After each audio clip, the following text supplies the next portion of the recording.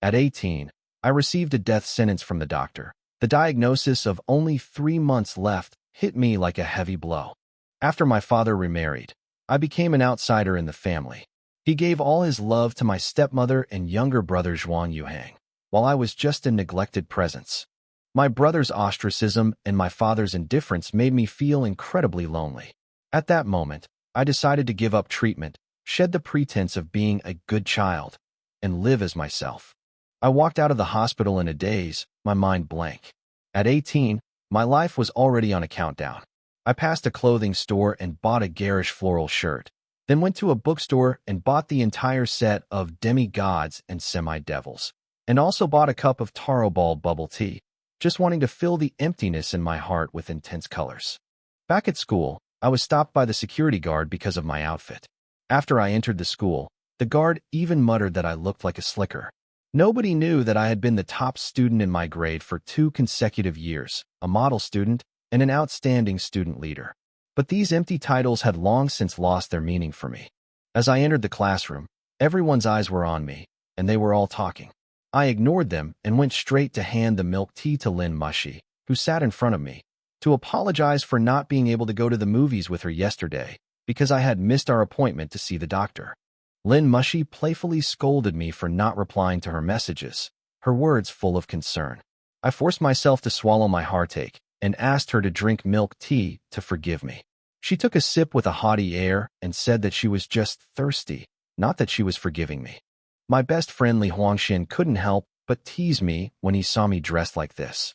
I gave him a copy of Demigods and Semi-Devils and lied that I was preparing it as a birthday gift for him 8 months in advance. Looking at my dear friend beside me, I felt reluctant to part with him. I didn't dare tell my divorced parents about my illness. I felt like an outsider at home. I could only call my grandparents, and when I heard their aged voices, tears welled up instantly. I lied and said I would go back to see them over the weekend, but I didn't dare tell them the truth. I quickly hung up the phone, afraid that I would lose control and cry, making the 2 elderly people worry about me. The bell rang for class. During math class, Li Huangxian was caught secretly reading the novel I had given him. The teacher made me come to the front and demonstrate how to solve the problem. A problem that I used to solve with ease, I couldn't write a single word on. My mind was filled with that diagnosis report. The numbers and symbols that were once familiar now seemed utterly foreign. I choked back tears and said I didn't know how, tears streaming down my face, my shoulders trembling uncontrollably. The whole class was stunned and started whispering among themselves. Lin Mushi looked at my back with unease. She had never seen me like this before. When the teacher saw that I was having an emotional breakdown, she quickly told me to go to the restroom to calm down. As I walked out of the classroom, I leaned against the corridor wall and could no longer hold back my tears. My heart was filled with longing for this world and reluctance to part with my teachers and classmates. In just 3 short months, we would be separated by death. Sunlight shone on the leaves and grass, and the air was filled with the fresh scent of earth. The more beautiful and bright the world was, the heavier the sorrow in my heart became. Afraid that someone would see my disheveled appearance, I quickly ran out of the corridor and sprinted towards the playground. The ginkgo tree in the northwest corner of the basketball court was particularly lush. Sunlight filtered through the branches and leaves, casting a verdant glow. I hid in this secluded corner, letting out my long-suppressed sorrow. Large tears fell onto the soil, and my throat quickly became hoarse from crying. I simply couldn't understand why fate was so unfair to me, when I had never done anything wrong. Death, which had always seemed so distant, had suddenly descended upon me, instantly shattering all my will. As I wept, a strange melody drifted into my ears. The melody was ethereal and melodious, one I had never heard before, yet it flowed through my heart like a stream, gradually soothing the deep-seated grief within me. Through my teary eyes, I looked around, when suddenly a clear voice came from above, questioning whether a grown man like me was ashamed to cry. I was startled and looked up to see a girl sitting on a ginkgo branch. I instantly blushed crimson. She must have seen my earlier embarrassment. She was extremely beautiful, with an oval face and almond-shaped eyes. An asymmetrical braid draped over her left shoulder. She wore a white shirt with a blue pleated skirt, one foot in a clean white canvas shoe, the other bear. A blooming peach blossom was tucked behind her ear. Compared to Lin Mushi, the girl before me possessed a more ethereal and otherworldly charm. I couldn't help but stare, mesmerized. I whispered my name and class to her. She introduced herself as Su Yudi, from class 23, and asked me to call her Little Butterfly. I knew there were only 22 classes in the whole grade, and I knew she didn't want to reveal her real information. But she asked me to help her pick up the shoes that had fallen from the tree. I picked up the shoes, tiptoed, and handed them to her. My gaze inadvertently swept over her slender, fair legs, and a few inappropriate thoughts popped into my mind. But I managed to restrain myself and did not do anything impolite. I just watched her try to put on her shoes herself. Su Yudi struggled for a long time, but couldn't put them on. She simply let her little feet dangle down and threw the shoes to me, asking me to help her put them on. She made such a request on our first meeting. Although I hesitated, I still reached out and held her soft, delicate ankles, my heart pounding with nervousness. I clumsily helped her put on her shoes and tie the bow, and she laughed and teased me for being clumsy. I retorted that she was wearing a skirt and climbing so high. After I put on her shoes, she looked at the ground and said she was scared.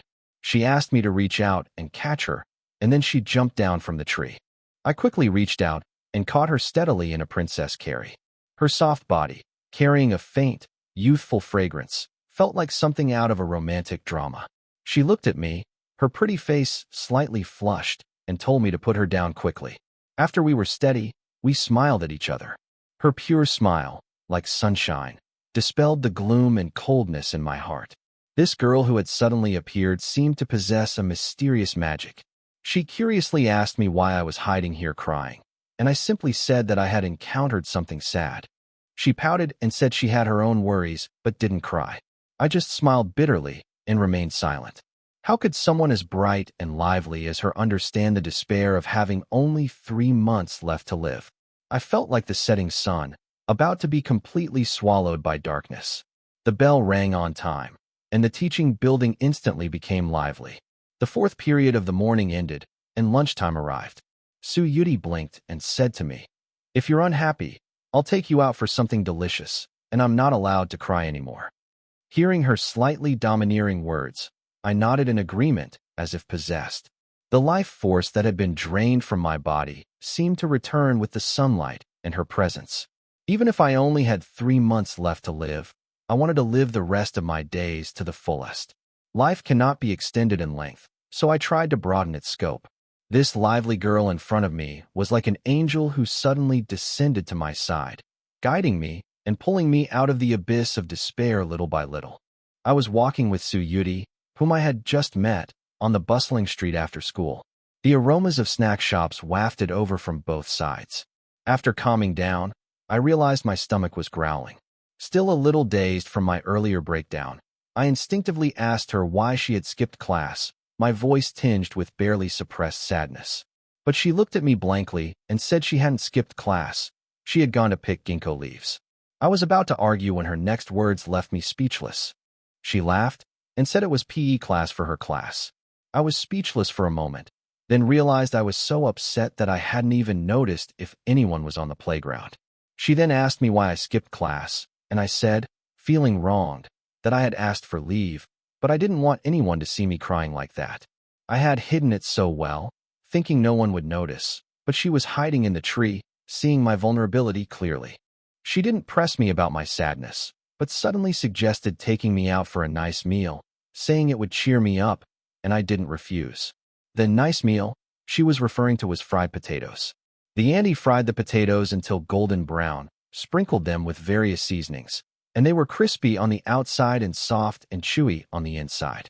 She considered herself a gourmet and told the auntie to add extra chili, then ran off to buy Coca-Cola, asking if I wanted Coca-Cola or Pepsi. I chose the more fizzy Coca-Cola. We sat on the steps eating potatoes. The auntie put in way too much chili, my tongue was numb, and my forehead was covered in sweat. She wasn't much better off. Her little face was bright red from the spiciness, and she was gulping down ice-cold cola, looking both cute and funny. Suddenly, she blinked her big eyes and said, "Let me tell you what's bothering me so she can cheer me up." I retorted irritably, "Are you trying to rub salt into my wounds?" She bit her straw and said that talking about sad things makes them feel less painful. Looking at her innocent and harmless appearance, I inexplicably felt the urge to confide in her. I told her about when I was 12 years old. My dad said the whole family was going on a trip to the beach, and I was so excited that I couldn't sleep all night and packed my bags. She said with longing, "My dad is so nice." But I changed the subject and said that when I woke up the next day, none of the three of them had taken me with them. The atmosphere instantly became awkward. Not knowing how to comfort me, she picked up a piece of potato and held it to my lips, saying I should try hers. I asked in surprise, "Aren't they all the same?" She said they weren't, that she was feeding me this. I took a bite, and a sweet feeling welled up inside me. I then mentioned how I got first place in the entire grade when I was 14, and how the teacher asked my parents to come up on stage to share their experience at the parent-teacher conference, but they both declined and didn't come. Recalling the embarrassment and loneliness of that time, my eyes unconsciously reddened. That feeling of being ignored and unappreciated is still unforgettable. I even thought about how I had a terminal illness and didn't know whether to tell my father or mother. I had never told anyone about this grievance. Suddenly, she exclaimed that I had a nosebleed and hurriedly took out tissues to help stop the bleeding, gently supporting the back of my head with her hand. Her movements were very gentle. The warmth from her fingertips gradually dissipated my pent-up frustration. I told her that I'd been getting frequent nosebleeds for the past 6 months, and it had nothing to do with potatoes. She took out the money she had, kept some for transportation, and gave me the rest, saying that eating something good would make me feel much better when I was feeling down. I smiled and said I'd treat her, but she stubbornly pouted and said she'd treat me today, and I could treat her next time she was feeling down. I readily agreed, and then we strolled around eating our way through the streets, from lamb skewers to spicy hot pot. When she ran out of money, I bought her a strawberry milk tea. She exaggeratedly praised how delicious it was, holding it out for me to try. I hesitated, looking at the teeth marks on the straw, but she pulled out a new straw. I took a sip, and the ordinary strawberry milk tea tasted better than any I'd ever had before, warming my heart. I couldn't help but wonder, we'd only known each other for an hour. Was she doing this on purpose or just naturally naive? Then she asked me seriously, "Shouldn't we be considered friends?" I smiled and said, "Of course, she's the first friend I've made here." Suyuti spoke very earnestly, but I didn't understand. What did she mean by first friend? The sky was clear and the white clouds drifted lazily by. My new friend, Suyuti, and I ate a bunch of snacks for lunch and sat on a bench in the mall, basking in the afternoon sun. Her light blue pleated skirt billowed in the wind, revealing her calves, and her feet dangled restlessly as she turned to ask if I was going back to school that afternoon. I simply said no, my rebellious spirit finally unleashed. After being a good kid for over a decade, I finally wanted to let loose. Being with her was far more fun than going to class. It was the first time in my life I'd experienced such exhilarating and carefree joy. She leaned closer to me, her faint, youthful scent wafting over, and before we knew it, we'd gone from strangers to inseparable companions. I thought for a moment and asked her if she liked fishing. She frowned and shook her head, saying she'd never caught a single fish. I immediately boasted that I was a fishing expert and would take her to the river to try it out. In reality, my skills were terrible, and I caught very few fish. She laughed and agreed, insisting that I catch a big, fathead fish. I immediately decided to take her to the river at the foot of the school. I went to a fishing tackle shop and spent a little over 100 yuan on a cheap fishing rod. In the past, I would have felt the pinch, but now I just felt that if I didn't spend the money now, it would be too late. Passing by a convenience store, she tugged at my sleeve and pleaded, saying she wanted to buy some more snacks to take to the riverbank, looking utterly pitiful.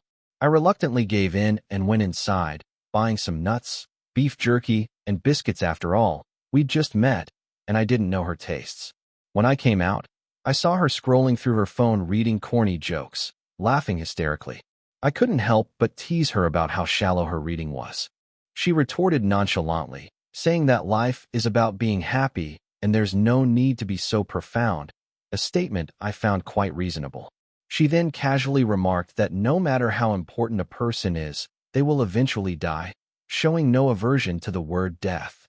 I paused, then murmured to myself that I was also nearing death, feeling a mix of emotions but not wanting her to notice. The school was built on a hillside, and a river flowed through the town at its foot. The river water was crystal clear, and sunlight shimmered on its surface. I baited my hook and cast my line with a flourish, then sat cross-legged on a pebble, pretending to be a composed fishing expert. But her silvery laughter instantly shattered the silence.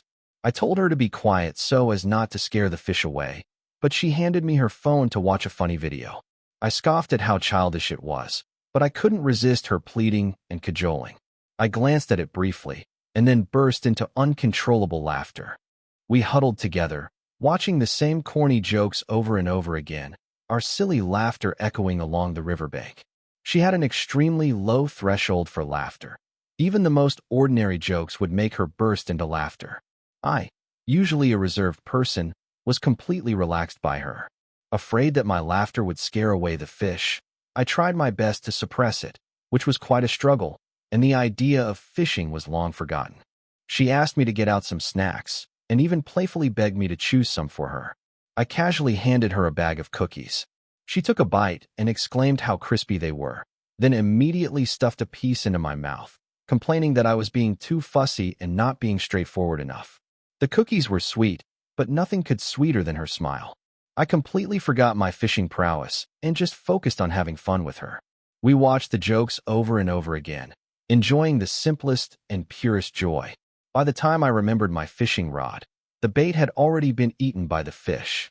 On ordinary days, afternoons in class always felt long and unbearable, but today, from noon to sunset, time flew by, as if in the blink of an eye. The setting sun bathed us in its golden light, creating a gentle and beautiful atmosphere. She stood up and stretched, saying she was taking the 6:10 bus home, while I grumbled about not catching a single fish. She laughed and teased me, saying I looked like a silly, fat fish, which made me both annoyed and amused. We walked back down the stone steps to the food street, and she stopped again in front of a dessert shop, staring blankly at the cakes in the window. I thought she was hungry again, but she earnestly suggested that I buy a cake for my family, saying that sweets can improve one's mood. If anyone else had suggested this, I would have refused. More than 10 years of estrangement from my family couldn't be resolved with just a cake. But looking into her sincere eyes, I couldn't bear to refuse. She genuinely wanted to help me mend my relationship with my family. In the end, I listened to her and bought a strawberry cake. It wasn't cheap, and I felt a little guilty when I paid. We walked to the bus stop at the school gate, and the number 19 bus just happened to arrive. She waved goodbye to me, turned around, and jumped onto the bus. I waved gently, silently saying goodbye in my heart, thinking she was an exceptionally interesting and warm girl. Only after the car drove away did I suddenly realize that we had chatted all afternoon and completely forgotten to exchange contact information. The bus drove further and further away, eventually disappearing into the traffic. Night fell, the city lights came on, and neon lights illuminated the dark night sky. I carried the strawberry cake towards my mother's rented apartment complex, gazing at the myriad lights, but felt no warmth in my heart. Not a single light was on for me. Standing downstairs, I felt like a homeless stranger, needing immense courage even to approach. As I reached the stairwell, I bumped into my mother, who was hurrying downstairs with a suitcase. She was in her early 40s and looked very tired from years of travel. She barely glanced at me. I softly asked if she was in a rush and offered to have a few bites of cake with me, but she glanced at her watch and refused outright, saying she simply didn't have time. I pleaded with her again, even just for a few more minutes, but she only said, "I'm 18 now. I'm an adult. I need to be sensible," before resolutely turning and leaving. Watching her departing figure, I felt a deep sense of loneliness and desolation. Even if I told her about my illness, what could I change? It would only add to her sorrow. My mother has divorced colleagues who are pursuing her, and I suddenly realized that if it weren't for me, this burden, she might be able to start over without any worries and live out the rest of her life in peace. I'm 18 now. Am I really mature enough? I stood there for a long time, and finally decided to go find my father, hoping to find someone to lean on before I broke down. I carried the cake across half the city. The night wind chilled me to the bone, but my heart was colder than the wind. I just hoped my father could give me some support. When I arrived home, I found the door ajar. Warm light shone from the living room, and I could hear the cheerful birthday song. It suddenly dawned on me that today was my younger brother's birthday. My brother and I are quite far apart in age, and our relationship has always been distant. In this family, I've always felt like an unwanted outsider, never truly valued. My younger brother's voice came from inside the house, wishing for the three of us to be happy forever. It turns out that in their hearts, this family has always only consisted of the three of them. My stepmother asked if she wanted me to come back, but my father nonchalantly said no, assuming I was either with my mother or would come back whenever I wanted, and he didn't care about me at all. The laughter and chatter inside felt like sharp knives, stabbing deeply into my heart. At that moment, I felt utterly superfluous, as if I shouldn't have been there at all. I even thought that if I weren't there, they could continue to be happy like this, undisturbed by an outsider like me, undisturbed by my presence. I was about to slip away quietly when my stepmother pushed open the door and saw me standing there, completely flustered. I instantly felt like a thief caught red-handed, trying to steal a glimpse of happiness. I lowered my head and went inside, timidly calling out Dad. He only gave a lukewarm response. Every time I stepped into this house, I felt like I was walking on thin ice, completely uncomfortable. A magnificent birthday cake sat on the table, making my strawberry cake seem cheap and insignificant in comparison, utterly unworthy of being presented. My father asked me to wash my hands and eat the cake with him, but the previously warm atmosphere froze completely upon my arrival, the air so oppressive I felt like I was suffocating. I made an excuse to go back to my room to get something and hurriedly fled into my room. Only when I closed the door did I dare to breathe heavily and relieve the pressure in my heart. To cover up the lie, I took out a bamboo flute from the drawer. It was a prize I won in a competition when I was a child. I hadn't touched it for many years and had long since become rusty. Not long after, my younger brother knocked on the door, saying that Mom and Dad had asked him to bring me a cake. I opened the door and wished him a happy birthday, but he stared at my cake with a look of disgust. He's been spoiled since childhood and isn't close to me to begin with. He even said that I shouldn't have come back, that I ruined the happiness of his family of three, and he was full of hostility. I didn't say anything more, and with the cake and bamboo flute in hand, I prepared to leave. My stepmother feigned concern and asked where I was going so late, but I ignored her. I stopped, looked at my father, and whispered that I was busy with my studies and it would be more convenient for me to stay with my mother. I asked him to come and pick me up in 3 months. My father looked surprised, probably thinking my tone was strange today. I added that it was okay if he didn't come to pick me up, and then rushed out of the house. The moment the elevator doors closed, tears welled up in my eyes. I really envied my younger brother. I clearly have parents, but I live like an orphan. The intense emotional turmoil triggered my internal ailments, causing drops of blood to fall from my nose, their color as bright red as the tassels of a bamboo flute. 3 months later, I'll probably be gone from this world. Whether I go home or not is irrelevant, and what happens to this body in the end is also unimportant. Life is so bitter, there probably won't be a next life. I walked through the streets late at night, clutching my bamboo flute. I used up a lot of tissues, but the nosebleed still wouldn't stop. I suddenly remembered that I had a nosebleed when I was with Sue Yudi at noon. She gently held the back of my head, her fingertips warm, and easily stopped the bleeding. The thought of her smiling face finally brought a faint but genuine warmth to my lonely and cold heart. A dessert shop on the street was playing the old song, Olive Tree, its lyrics piercing my heart. At that moment, I felt like a homeless wanderer. My parents' place was just a place to stay, but I never truly had a home. I didn't want to go back to my mother's cold, empty house. Luckily, I still had friends to rely on, so at least I wouldn't have to face the dark night alone tonight. I dialed Li Huangshuan's number, jokingly calling him my son, and told him I had run away from home, asking if he could take me in for the night. He agreed without hesitation. I chuckled softly after hanging up the phone. I hadn't wasted my time making this friend. If I were ever gone, he would probably be genuinely sad for me. When he saw me, he immediately noticed the blood on my face and asked me with concern what had happened. I simply said I was feeling a bit feverish lately and didn't want to explain further. He still managed to tease me, telling me to take good care of myself and that he'd wait for me to take care of him in his old age and see him off when he died. This was our usual way of interacting. My heart was filled with sorrow, and I had no heart to respond to his jokes. I followed him home. I'd been here many times before, and I'd always envied the warmth of his home.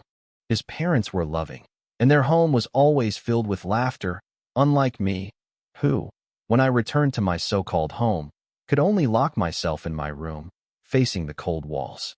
As soon as he entered, he told his mother that I hadn't eaten yet, and his aunt immediately and gently said she would cook noodles for me. Her tone made my nose tingle, and I was filled with envy. When my uncle saw the blood on my face, he panicked and immediately asked his son to get ice. He carefully tried to apply ice to stop the bleeding, showing great concern. While applying ice to my forehead, he used a towel to wipe away the blood and tenderly told me not to try to tough it out if I was feeling unwell. That one sentence completely shattered my composure. I felt the care I never received from my own parents, yet I felt it from a stranger. Before, I could still pretend to be calm at my father's house, but now I couldn't hold back anymore. Tears streamed down my face, and my body trembled uncontrollably. My uncle gently hugged me and softly comforted me. I nestled in his warm embrace, desperately telling myself not to cry, but I just couldn't stop. My aunt brought over steaming noodles with 2 poached eggs on top. They both knew about my family situation and tacitly refrained from asking why, simply chatting with me. They kept praising me, saying it was a blessing to have a son like me. I couldn't help but look up and ask my aunt seriously if she really wished she had a son like me. My aunt nodded without hesitation, saying that a child like me was a parent's pride. My uncle quickly coughed lightly to remind her, and she realized she had misspoke. I'm so wonderful, yet my own parents keep passing me around like an unwanted burden. The resentment in my heart surged to its peak at that moment. After finishing our noodles, we returned to the bedroom. Li Huangxian had already set his sights on the strawberry cake in my hand, and he cut it open himself, giving me half. I felt a little guilty. This wasn't originally for him, but I was too embarrassed to say it.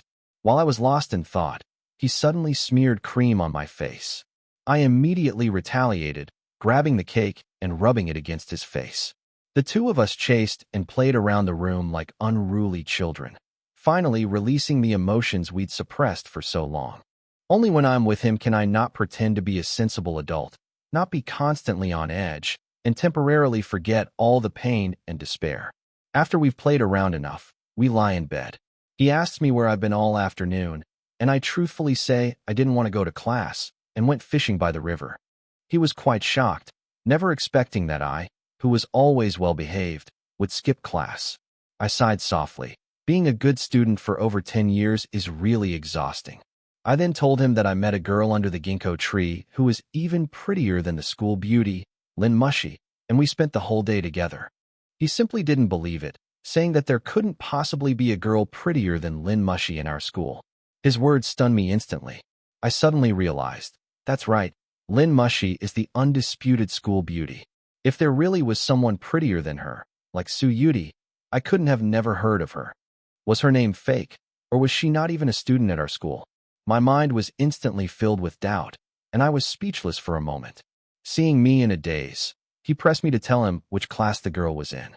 I casually made up a name like Class 23, but he immediately saw through my lie and assumed I was just making it up.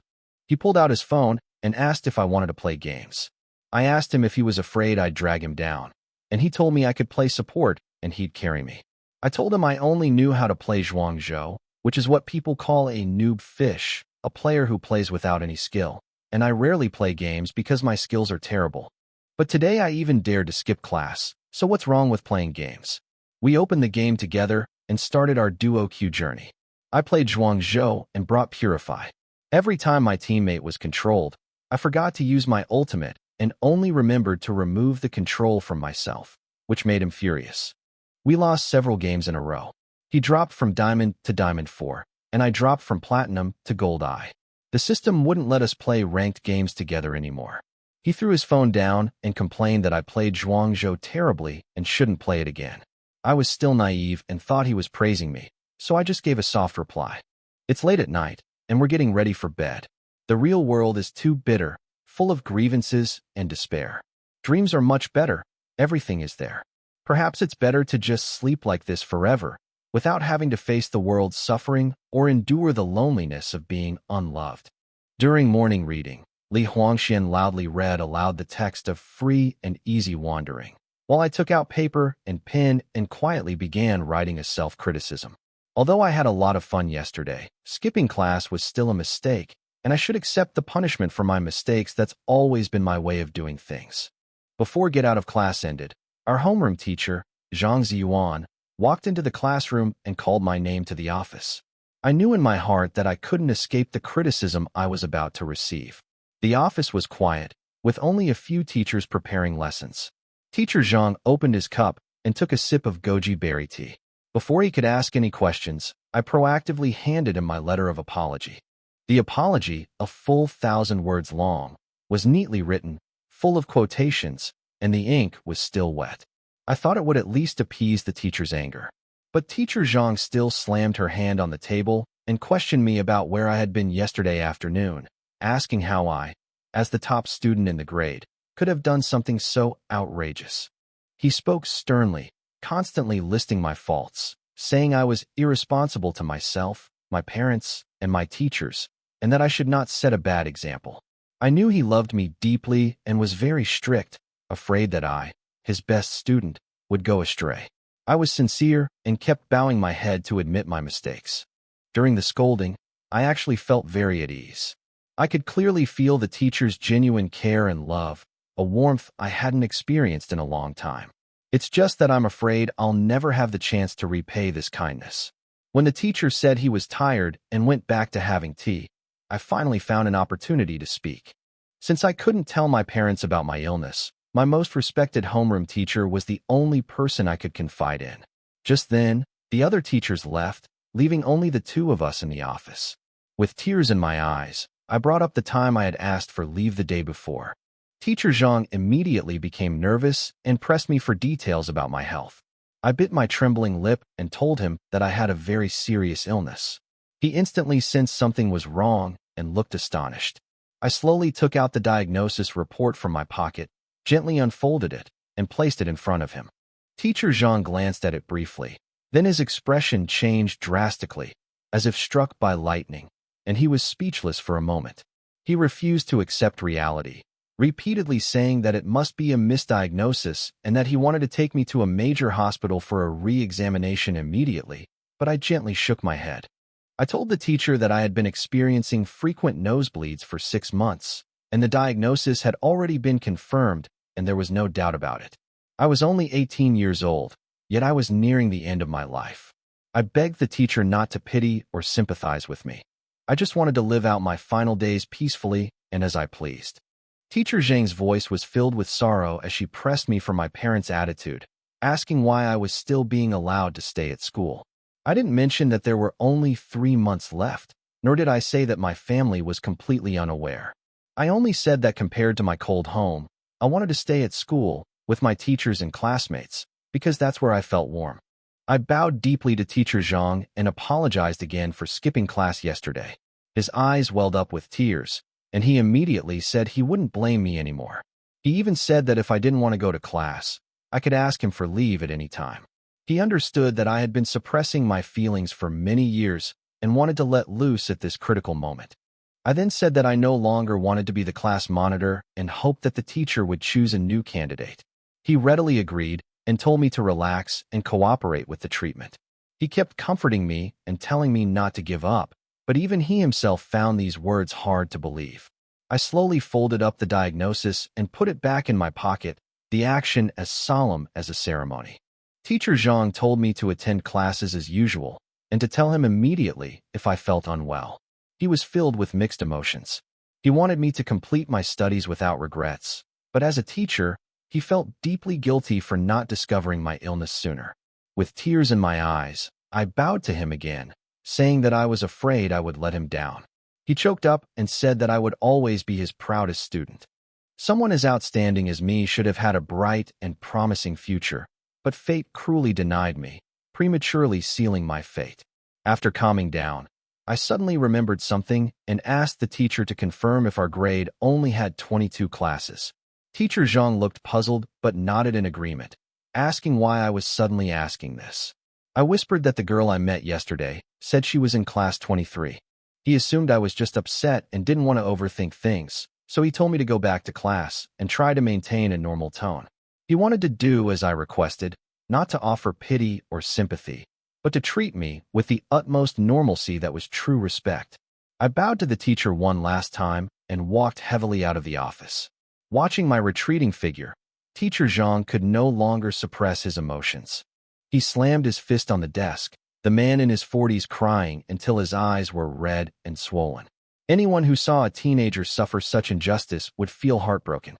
I didn't go straight back to the classroom, but instead climbed the stairs to the 5th floor to confirm with my own eyes that the highest classroom in the building was only classroom 22.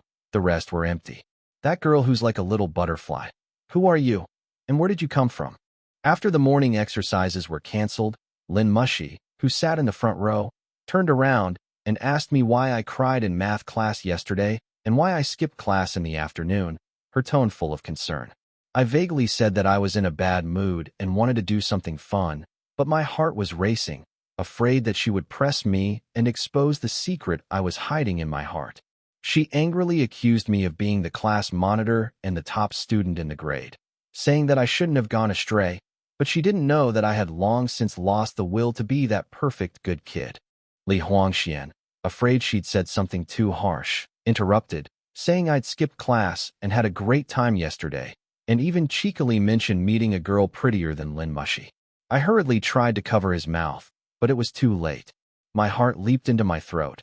Terrified Lin Mushi would misunderstand and think I was dating or neglecting my studies. Sure enough, Lin Mushi's eyes widened as she questioned me about whether I'd gone astray and was dating. I vehemently denied it, my cheeks burning, and I thought of Su Yudi again. Lin Mushi, always proud, visibly displeased upon hearing that a girl was prettier than her. Li Huangxian, adding fuel to the fire, deliberately provoked her. The two started bickering, teasing each other. In a fit of pique, Lin Mushi even pinched Li Huangxian. Watching their antics, I felt a deep sadness. Such vibrant and lovely friends, yet in 3 months, I would never see them again. This 18-year-old friendship would be frozen in time. I advised Li Huangxian to be more considerate of Lin Mushi and even apologized on his behalf. Li Huangxian looked puzzled, thinking I was acting strangely today. Lin Mushi also noticed my odd behavior and pressed me to tell her if I really knew girls prettier than her. I gave vague answers, not daring to be too certain. Li Huangxian then added insult to injury, saying that my girlfriend must be the prettiest, which made Lin Mushi look indignant, thinking we were playing hard to get. I couldn't help but tease her, telling her to keep a low profile, that there are always people better than you. She retorted by asking if I had a crush on her, and even accused us of putting on an act. I joked along, saying I also had many girls who had crushes on me. No sooner had I finished speaking than Xia Wenyong's sarcastic voice rang out. Xia Wenyong was the vice class monitor, always one of my superiors, and he also had a crush on Lin Mushi. He was always picking on me. I used to tolerate it, but now I didn't want it anymore. I retorted that the class monitor election was based on looks, so I was the official monitor and he was the deputy. Lin Mushi and Li Huangxian burst out laughing. Xia Wenyong was unconvinced, saying I only relied on my good grades and that I was currying favor with the teacher. I told him directly that I could quit being the class monitor. He didn't believe me at all, thinking I was joking. I brought up the story of Hui Zi and Xiang Liang, telling him that the position of class monitor was insignificant in my eyes. Lin Mushi stood up for me against Xia Wenyong, and Li Huangxian teased Lin Mushi for being afraid I'd be snatched away. Xia Wenyong was still mocking us for lying. Just then, a classmate called me, saying a girl was looking for me outside. I looked out the window, my breath caught in my throat, and my whole body froze. The girl outside was wearing a white shirt and a blue pleated skirt, with a peach blossom in her hair.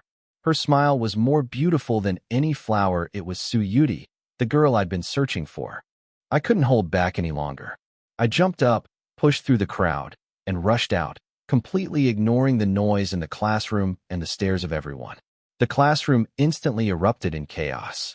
Everyone was talking about Su Yudi's looks, saying she was even prettier than Lin Mushi, a real slap in the face to Xia Wenyong. Lin Mushi watched my retreating figure, her little expression extremely aggrieved. Men are all big pigs. I rushed into the corridor and asked Su Yuti why she was at school, feeling both surprised and delighted, completely unprepared for her sudden appearance. She took out a vial of hemostatic medicine from behind her back and handed it to me, saying the doctor said it could cure nosebleeds, her eyes full of genuine concern. I knew this medicine couldn't cure my terminal illness, but I still smiled and thanked her, unwilling to expose this rare warmth. She invited me to sit by the flower bed next door, saying there was still time before class.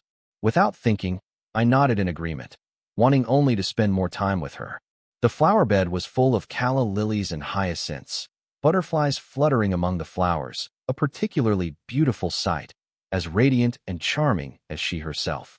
After she sat down, she asked me if my family liked the strawberry cake from yesterday. My heart skipped a beat. I didn't know how to answer. I didn't want her to know how awkward and lonely I felt after coming home, and I didn't want to shatter the beautiful image she had of me, so I made up a heartwarming lie. I told her that my younger brother loved the cake, my father was very happy, and my stepmother had cooked a huge feast. Every word was a scene I had always dreamed of. I forced a smile as I told these lies, but my heart was aching terribly. I've never been good at pretending, and I'm even less used to deceiving friends. She suddenly called me a big idiot, and I froze, completely bewildered and not understanding why she was scolding me. She gently said I had lied to her, that friends should tell each other the truth. I was speechless for a moment and could only apologize to her softly. The truth was too cruel. I just wanted to keep my sadness to myself and didn't want to bring my negative emotions to this innocent and beautiful girl. She asked me softly if I was still very sad. I didn't know whether to nod or shake my head. My heart was filled with mixed feelings that I couldn't describe. She asked me to go out for a nice meal after school and told me to wait for her where I was. I hesitated for a moment, then agreed. Class was about to start, and she waved goodbye to me, skipping away, the peach blossoms at her temples swaying beautifully. I returned to the classroom with the vial of medicine in my hand, and Li Huangxian immediately came up to me, asking who the girl was, his tone full of curiosity. I told him that this was the girl I met under the ginkgo tree yesterday. He hadn't believed me before, but now he was finally convinced.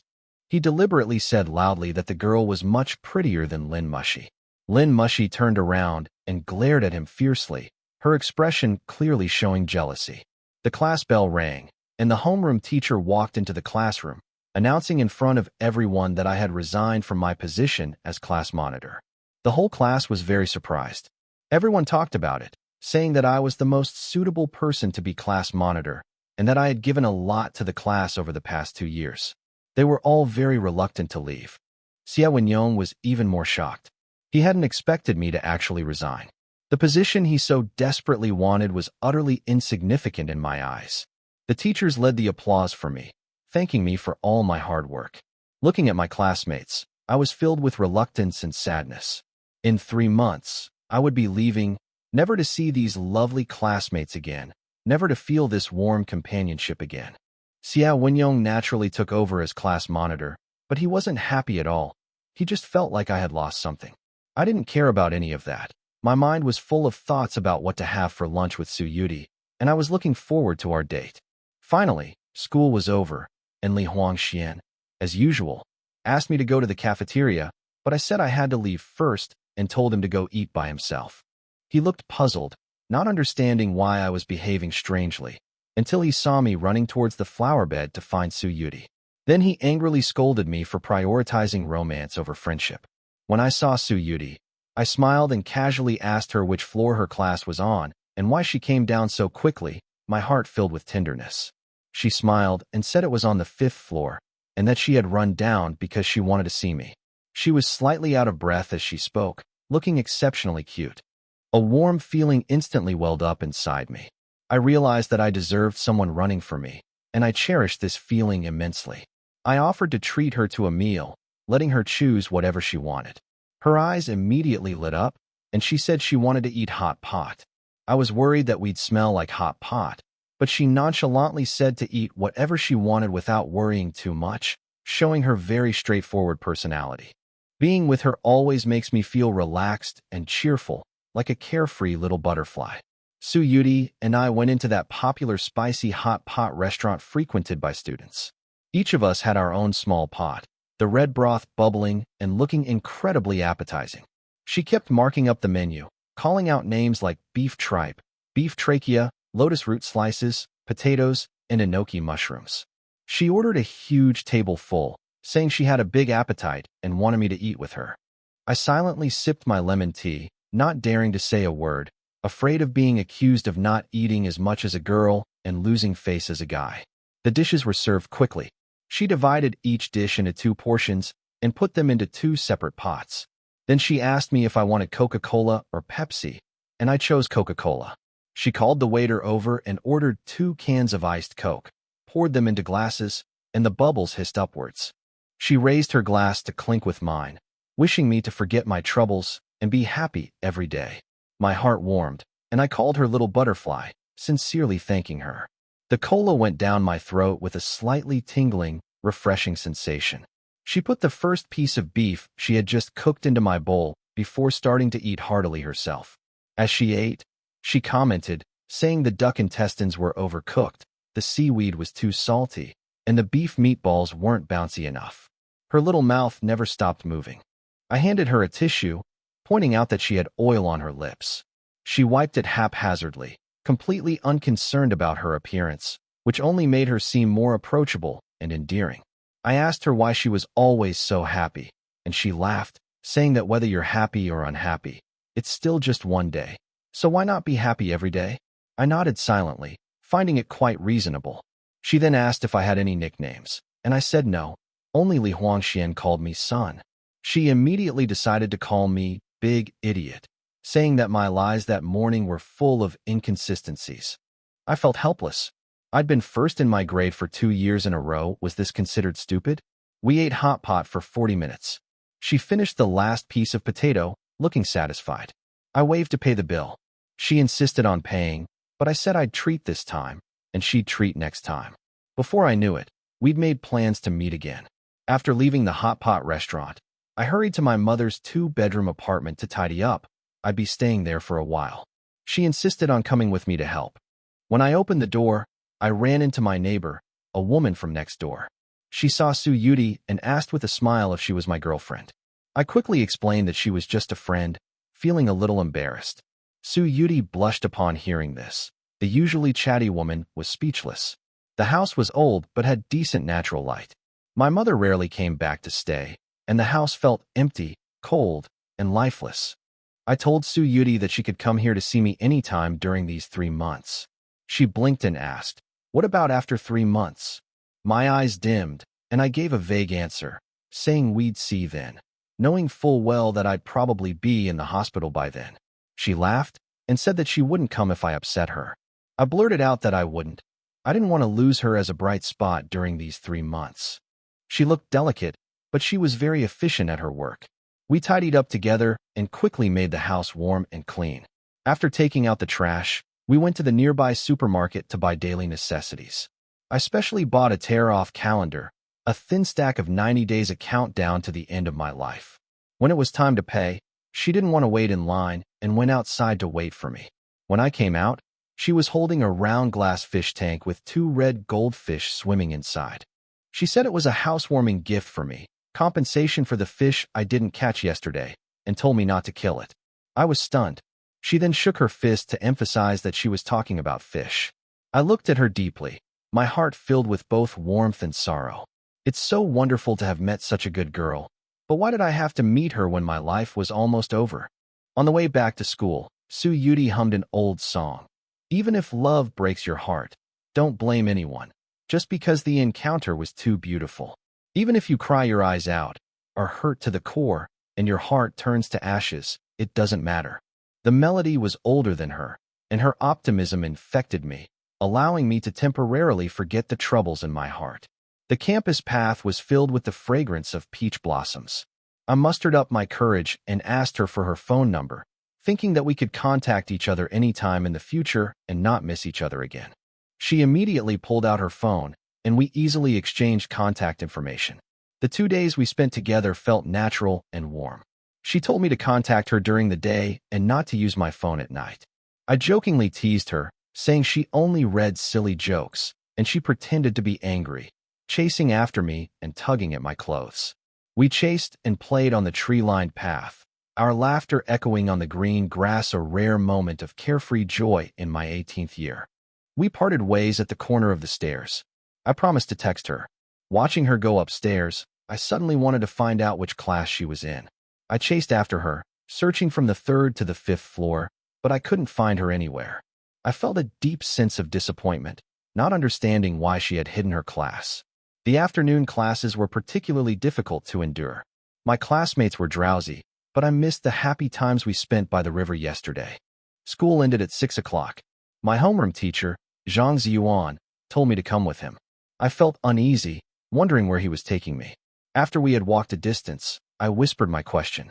He said seriously that he was going to the hospital to see my attending physician and to personally understand my condition. My instinct was to refuse. I didn't want to step into that place filled with the smell of disinfectant again. It held too much despair and separation. But my teacher was determined to give me one last glimmer of hope and pulled me into his old Buick. As we passed the bus stop near the school gate, I strained to see her, the girl with the peach blossom in her hair, but the car was moving fast, and there were too many people, so I couldn't spot her. At the hospital, I led my teacher to Dr. Chun. The two shook hands and talked, and the atmosphere instantly became heavy.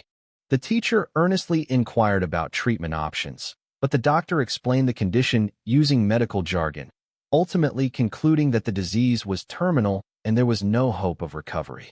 The last glimmer of hope in the teacher's eyes was extinguished, and grief enveloped him. He couldn't believe that I, at 18, would face such an end.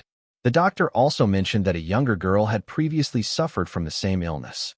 I sat beside him, calmly listening as if to someone else's story. I've accepted reality, and even secretly rejoiced that I'll forever remain 18, spared the humiliation of aging. Leaving the hospital, my teacher remained silent, his heart heavy. I tried to comfort him, mimicking Su Yudi's tone, hoping to cheer him up. He asked what I wanted to eat, but I refused his sympathy, only asking him to take me to the school gate so I could go home and be with my family. I walked home alone, bought a plate of fried rice from a food stall, but when I opened it, I saw dog food written on the container and instantly lost my appetite. I took a handful of pills as prescribed by the vet, but I doubted their purpose. They just equated 3 months with 90 days. I picked up some fish food to feed the goldfish, envying their 7-second memory, their ability to forget all sadness, and their freedom to swim. Beside the fish tank sat the bamboo flute I'd brought from home, its red tassel vibrant. I tried to play it, but couldn't even manage a simple tune. Suddenly, a strange melody from when I met Su Yudi flashed into my mind, pleasant yet eerie. I tried again and again, but still couldn't make a sound. As night fell, I had to put down the flute, afraid that continuing to play would disturb the neighbors and shatter this brief moment of peace. I held my phone, repeatedly typing a message in the chat box labeled Little Butterfly, finally settling on asking what she wanted to eat tomorrow morning, offering to bring it to her. After sending the message, I received no reply, so I grabbed a basin and started mopping the floor to kill time. Even though the house was already quite clean, I didn't want to wait in vain. 10 minutes later, I picked up my phone again, still no reply. I couldn't help but wonder what she was busy with so late at night. I hesitated for a moment before dialing the number, only to hear an out-of-service area message. I listened to the entire English announcement, filled with confusion. I opened the window, letting the night breeze blow in, gazing at the crescent moon in the sky. I had finally become the person I wanted to be, no longer having to depend on anyone else. Even though my life was nearing its end, it felt like I was truly coming back to life. Even if I only had 3 months left, I would live it to the fullest. I raised my glass to my reflection in the glass window, drinking cola and congratulating myself on breaking free from constraints. That night, I slept exceptionally well, even dreaming of transforming into a butterfly and flying freely. The morning sunlight streamed into the room, and my phone's notification woke me. Seeing Su Yudi's reply, I was instantly wide awake. She asked if I wanted some of her homemade chingtuan, green glutinous rice dumplings. I immediately replied, asking if she wanted milk or soy milk. She replied instantly, saying she wanted soy milk and would wait for me at the bus stop. I quickly got up, took a shower, and changed into the light blue jacket I'd bought yesterday. Before leaving, I tore a page from the calendar, personally wiping away the countdown to my life. Downstairs, I ran into my neighbor, a woman doing her morning exercise. She laughed and teased me, telling me to bring Su Yudi back to play more often, completely unaware that my days were numbered. I bought 2 kinds of soy milk at the breakfast shop, red date and black sesame. I thought I'd let her choose first, and I'd just drink what was left. After waiting at the bus stop for nearly 10 minutes, the number 19 bus slowly pulled up, and I immediately spotted Su Yudi walking at the back. She was still wearing a white shirt and blue pleated skirt, with a peach blossom tucked behind her ear. Her clothes and shoes were spotless. She hadn't changed her appearance in 3 days. I called out to her, and she quickly apologized for keeping me waiting. I smiled and said I had just arrived, and the soy milk in my hand was at the perfect temperature for drinking. We walked together to the school's flower bed, where dewdrops still clung to the flowers and grass. She took out some handmade chingtuan, sweet green rice dumplings, from her bag, their delicate fragrance wafting towards us. I took a bite of the red bean paste-filled chingtuan. It was sweet but not cloying, and I couldn't help but praise her skillful hands. She replied that she had made them especially for me, to help relieve my nosebleeds. My heart warmed, yet also filled with a bittersweet feeling. These chingtuan couldn't cure my ailment, but they made me feel this kind of heartfelt warmth for the first time. I told her not to worry about me anymore, but she stubbornly insisted that friends should care for each other. I ate my glutinous rice ball, my heart filled with mixed emotions. She apologized for not replying to my messages promptly last night, and I softly said it was okay, knowing she would reply was enough. The class bell was about to ring. She thanked me for the soy milk, turned and ran briskly up the stairs, disappearing around the corner in the blink of an eye. I stood by the flower bed, watching the direction she went. The sunlight gradually dispelled the shadows, warmly enveloping me. I walked into the classroom and saw Lin Mushy eating pan-fried buns, completely unfazed by Xia Wenyong's attempts to curry favor. The new class monitor, Xia Wenyong, was fawning over her like a puppy, showering her with attention, but Lin Mushy clearly wasn't giving him a warm welcome. Looking at her again, I suddenly noticed her expression had turned somewhat awkward. When she saw me, she quickly explained, "Zhuangziang, I said I didn't want it, but Xia Wenyong insisted on buying it for me." I smiled and replied casually, "Why are you telling me this?" She paused for a moment, seemingly at a loss for words. The more she acts like this, the more uncomfortable I feel. Before, when I occasionally brought her breakfast, she always thought it tasted better than what others bought. Today, when she saw the soy milk in my hand, she actually thought I bought it for her, even though I drank it and there was still a cup left. Can she guess who that cup of soy milk was for? I sat back down in my seat, casually picked up a magazine from Li Huangshuan's desk, and flipped through it. Li Huangxian was always late for morning reading, and getting punished by the teacher by standing outside was practically a daily occurrence for him. "Musher, would you like your milk hot?" Xia Wenyong's voice kept bothering Lin Musher. She frowned and replied, "Xia Wenyong, don't buy me breakfast anymore. I'm afraid Zhuangziang will misunderstand." Hearing this, Xia Wenyong's smile instantly froze, and his expression became extremely pained. In Lin Mushy's heart, I've always been the best boy in the class. Xia Wenyong is no match for me. After seeing Su Yudi yesterday, Lin Mushy's mood began to change. She's never understood the definition of love, but seeing me close to other girls made her unhappy. Today, I returned to being a good student, and my teacher, Wu Qiufeng, specifically asked me a few questions. She knew I had cried a lot on the podium yesterday and wanted to check on me. "Thank you, Teacher Wu. I'm fine now," I said, feeling deeply moved. At noon, I went to the cafeteria with Li Huangxian. Although I really wanted to text Su Yudi to ask her to have lunch together, I thought we had just seen each other that morning, and it would seem a bit too clingy, so I didn't do it in the end. The cafeteria was noisy, so Li Huangxian and I found a quiet corner to sit down. "Son, why are you so distracted?" Li Huangxian was eating his braised pork with gusto, but his eyes were fixed on me. "Nothing. I'm eating," I said, while keeping an eye on my surroundings, my eyes scanning the crowd. Suddenly, I saw a pair of snow-white canvas shoes. The girl in front of me lowered her head slightly, her skirt swaying gently in the wind. "Excuse me, may I sit here?" Her voice was clear and melodious. I looked up abruptly and met Su Yudi's gaze. Li Huangxian quickly offered me a seat. "Please sit," Please sit. Su Yuti smiled and sat down, a faint, youthful fragrance wafting towards me. Hello, I'm Su Yuti, Zhuang Xiang's friend. She introduced herself with a smile. Li Huangxian stammered. I'm Li Huangxian. I'm Zhuang Xiang's father. No, his good friend. I couldn't help but think to myself. This guy becomes speechless when he sees a pretty girl. It's my treat. What would you like to drink? Su Yuti asked. Fanta. Li Huangxian answered without hesitation. Coke, I added. The doctor used to say I couldn't drink carbonated beverages, but now that taboo has been lifted, I can drink whatever I want. After buying the drinks, Su Yuti asked Li Huangxian, Is Zhuang Xiang usually very boring? Li Huangxian nodded. He's just a test-taking machine. He can't do anything but study. He can even make me cry when he plays games. Play games? Su Yuti seemed a little confused. He's terrible at games. He can only play one type of character. His skill level is terribly low. Li Huangxian couldn't help but complain. I couldn't help but retort. I'm clearly very powerful. My name is Canyon Piranha. Bullshit. You're just a clumsy fathead fish, Su Yuti said with a look of disdain. Little butterfly, if you don't believe me, I'll show you later. I seized the opportunity to provoke her. Butterfly is me. I am Butterfly. Su Yuti pointed to herself. Li Huangxuan's eyes widened in disbelief. You've only known each other for a few days, and you're already calling each other so intimately? After lunch, the three of us left the cafeteria together. It wasn't too late yet. I planned to go back and rest for a bit, so I asked Su Yuti, I'm going back to sleep. Want to come along? Huh.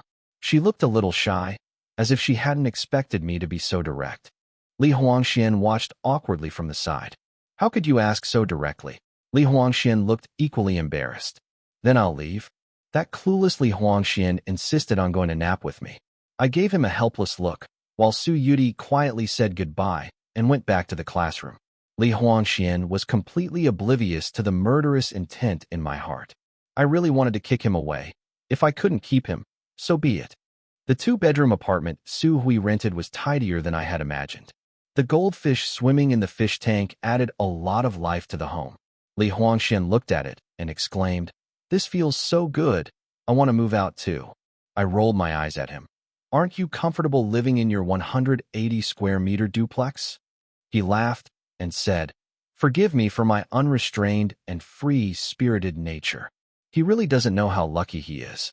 We took off our shoes and lay side by side on the bed, staring at the white ceiling. Li Huangxian suddenly asked, Su Yuti is so beautiful. Are you pursuing her? I immediately denied it. What nonsense. I've only known her for 3 days. Li Huangxian persisted. You like her so much. Why are you pretending? He could see through my ulterior motives. I fell silent, a sharp pain rising in my heart. I won't pursue her. I'm not worthy, I said softly. Li Huangxuan's eyes widened. You don't even pursue girls like that? Are you sick? I smiled faintly. Yes, I am sick. Li Huangxian didn't understand what I meant and thought I was joking. After a while, I suddenly asked, Son, if we never see each other again, will you miss me? Li Huangxian, while eating snacks, shouted, Miss you my foot. You're so perfect, handsome, and smart, making me look like a useless piece of trash. His words left me speechless, but my heart was filled with bittersweet emotions. At that moment, I knew that my friendship with Li Huangxian was the most precious treasure of my youth. Looking back on these days, Li Huangxian has always been my strongest support, helping me clarify rumors and taking the blame for all the trouble. Even when Lin Mushi and I were rumored to be dating, he always stood by my side, jokingly saying that Lin Mushi liked him. Whenever there was something delicious at home, he would invite me to come along, treating me like family. Suddenly, Li Huangxian yawned. His eyelids grew heavy, and he finally fell asleep. Listening to his even breathing, I turned to my side, tears silently sliding onto the pillow. Memories kept flooding my mind. I first met Li Huangxian on the first day of school, and that's when we forged a deep friendship. He never understood any scheming. He was always so innocent. I think he was the one who truly understood friendship. After a while, Li Huangxian started snoring, drool dripping down his neck. I couldn't help but kick him. You've dirted my new sheets. I'll break 3 of your legs. Li Huangxian was stunned for a moment, then rolled over and pounced on the bed, starting a fierce fight with me. You unfilial son, are you trying to kill your father? This was the simplest kind of joy among us boys, carefree and fearless. The next day on the way to school, Li Huangxian was still like a lively child, shooting hoops and kicking pebbles. I pointed to the ginkgo tree by the roadside and asked him, "Can you touch that leaf?" Li Huangxian asked confidently, "What do you say now that you've touched it?" I smiled and nodded. "You're amazing." These 4 words became the highest praise between us.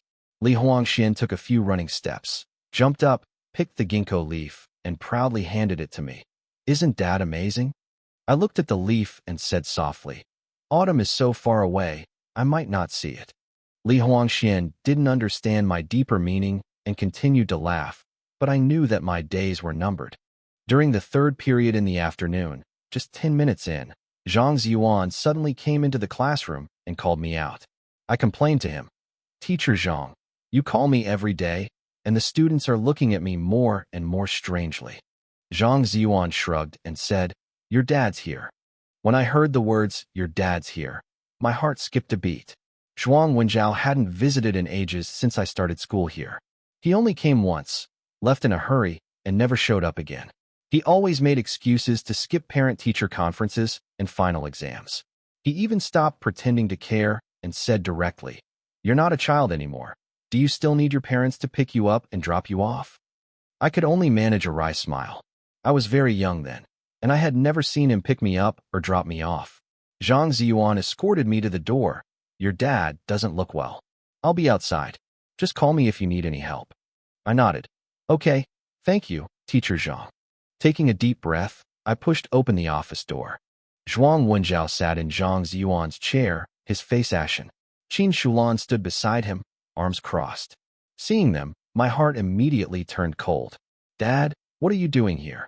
I asked expressionlessly, my voice devoid of any warmth. "Ziyang, stop acting like a child. I've come to take you home." Zhuang Wenjiao's tone remained serious and unyielding. "Dad, I'm fine. I don't want to go home," I replied calmly. To be honest, I had already decided that running away from home would be better, wouldn't it? That way, your family could be happier. Why force me to go back? Qin Shulan, standing to the side, interjected, "Zhang, I asked Yu Hang, and he admitted to saying things he shouldn't have to you. As his older brother, you should be more magnanimous and not hold it against him." She spoke as if she were apologizing, but in reality, she was siding with Yu Hang. She downplayed Yu Hang's mistake while demanding my forgiveness, which was truly infuriating. I've heard these words for over a decade. They're practically calloused. But she's not my biological mother, and she'll never understand me. She's just a woman Zhuang Wenjiao brought home. Why should she expect me to treat her like my own mother? Aunt Qin, if you have time, you could look after Yu Hang. I heard he's not doing well in school and has some personality issues. Qin Shulan's eyes turned noticeably cold, and her tone became somewhat displeased. I know that. She absolutely disliked hearing others criticize her son. She felt that I, an outsider, had no right to say anything. Zhuang Wenjiao added from the side, "Mind your own business first. You don't need to worry about the aerospace industry." After he finished speaking, he questioned me even more sternly. "You shouldn't have spoken to Aunt Qin like that. Apologize to her immediately. You don't even know how to respect your elders? What did you learn in school?" Zhuang Wenjiao's words almost made my heart clench, filling me with rage. I couldn't help but retort, "Who is she? Shouldn't it be a problem if I don't respect her?" The moment the words left my mouth, the atmosphere tensed instantly, and all the conflicts erupted like a volcano. Zhuang Wenjiao frowned at me, his eyes filled with deep dissatisfaction. "You have to go home today. Grandpa heard that you plan not to go back for 3 months, and he got so angry that his old ailment flared up. He practically shouted it." I sneered. "Grandpa sent you to pick me up because he was afraid I wouldn't come back? Looks like you've already forgotten where my school is." My tone was resolute. "One word. Are you going back or not?" "No," I answered without hesitation. I had already escaped that home. How could I be foolish enough to go back? There, I was never part of the family. Qin Shulan and Zhuang Yuhang, they never welcomed me. To me, that home had long lost its warmth. Zhuang Wenjiao's face grew increasingly grim. He began to look around, as if searching for something to vent his anger on. "You're lawless. Do you think I can't do anything to you?" he cursed angrily. I remained fearless. Dad, let's go? This is very undignified of you. I remember it clearly. When I was 5, he had just divorced Su Hui and was in a terrible mood. He drank heavily every day, coming home drunk, dragging me out of bed, and hitting me for any excuse. He cursed me for being like his mother and for spending too much money on food. Later, when he got together with Qin Shulan, he hid the fact that he had a son from me and sent me to the countryside to be cared for by my grandparents. That's when I realized I was never an important person in this family. Qin Shulan, though she didn't say anything outwardly, her occasional disdainful glances were enough for me to understand her resentment towards me. With Zhuang Yuhang's birth, my position in the family became even more awkward. Although Zhuang Wenjiao had toned down his temper and stopped hitting people, the bond between father and son had long since faded. Today, I refused to hold back any longer. Seeing Zhuang Wenjiao's increasingly serious expression, I also stopped backing down. Dad, if you're just here to argue, please leave now. This is a school, not a place where you can put on airs. Zhuang Wenjiao was instantly enraged and was about to explode when Zhang Ziyuan suddenly rushed in. Stop. Zhuang Wenjiao glared angrily at Zhang Ziyuan. How does your school educate its students? How did you raise my son like this? He asked relentlessly. Zhang Ziyuan didn't back down. You didn't even come to the parent-teacher conference. How can the school know what kind of child he is? He turned around, took a stack of report cards from his drawer, and slammed them down in front of Zhuang Wenjiao. A cloud of dust rose from the documents. Look for yourself, Zhang Ziyuan said sternly. Zhuang Wenjiao picked up the first report card and saw the prominent name, Zhuang Ziyang, with exceptionally outstanding grades. Every report card bore his name firmly at the top, first in the grade, first in the class, unchallenged. Look, Zhang Ziyuan said coldly. This is the child you raised. Zhuang Wenjiao's expression changed. He flipped through the report cards one by one, his eyes gradually filled with doubt. Such high grades, and it's him? Qin Shulan also finished reading and whispered, Is it really that hard to get first place in the grade at your school? Zhang Ziyuan looked at her with a, Are you stupid? Look, there are 22 classes and more than 1,000 students in the whole grade. Is it difficult? He looked at me with more admiration in his eyes. Zhuang Ziyang, you are really great. Even in this kind of environment, you can still be so excellent. Growing up in this oppressive family, I always wanted to escape, but being able to do so is the most unfair thing. Out of over 1,000 students in the school, our class ranked first for 2 consecutive years, a remarkable achievement. But I know my father, Zhuang Wenjiao, doesn't care about such things. He never attended a parent-teacher conference and never cared about me. Even though I was among the top students in my class of over 40 in elementary school, I never received a single word of praise from him. Even when I stood on the podium to receive awards time and time again, he still never gave me a hug. One day, my dad's homeroom teacher, Zhang Ziyuan, called him to school and said that many parents in the class wanted to meet him and ask him for advice on how to raise such an outstanding child as me. My dad was surprised and asked, Why? Teacher Zhang smiled wryly and said, They want to ask you how to raise such an outstanding child. Zhang Ziyuan then showed me photos of my awards from various competitions over the past 2 years. These photos captured moments when I brought honor to my class and school. But every time I received an award, I was alone, my eyes filled with longing and disappointment for my family. Other children would receive congratulations from their parents when they won awards, while I stood there, only able to watch other parents embrace, feeling an indescribable loneliness. Teacher Zhang looked at me and sighed.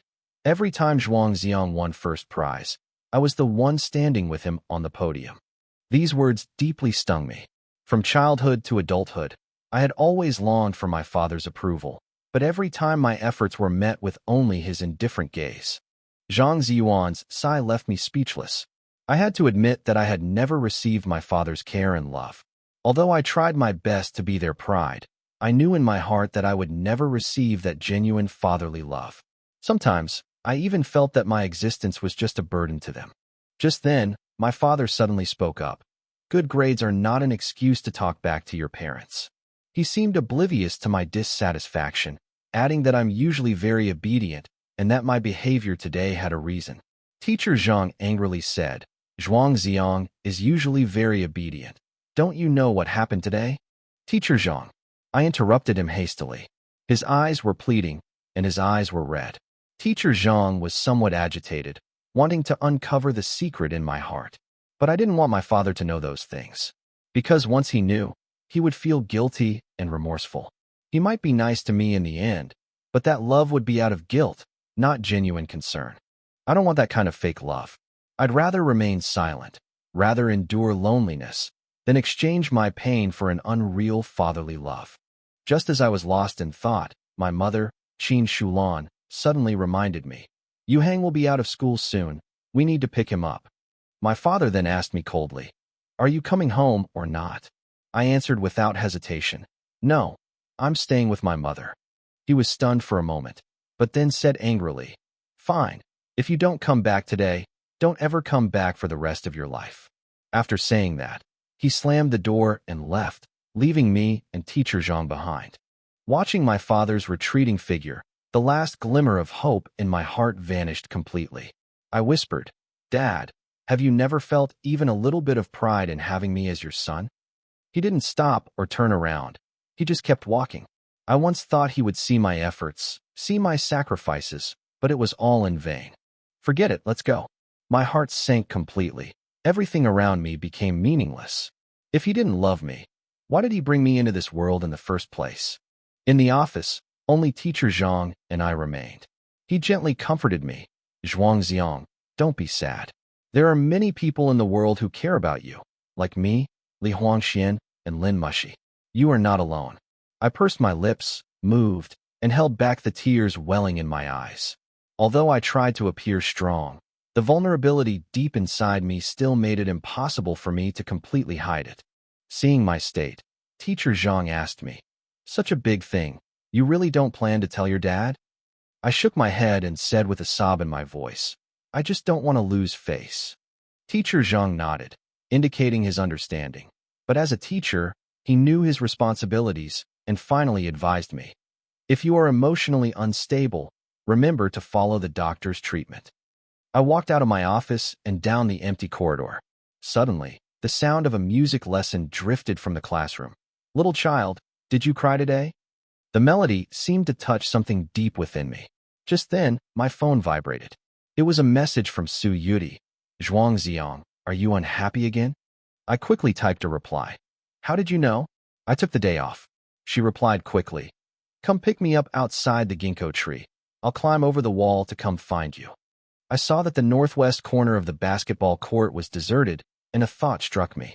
I grabbed my leaf slip, walked out of the school gate, and circled around to the outside of the wall.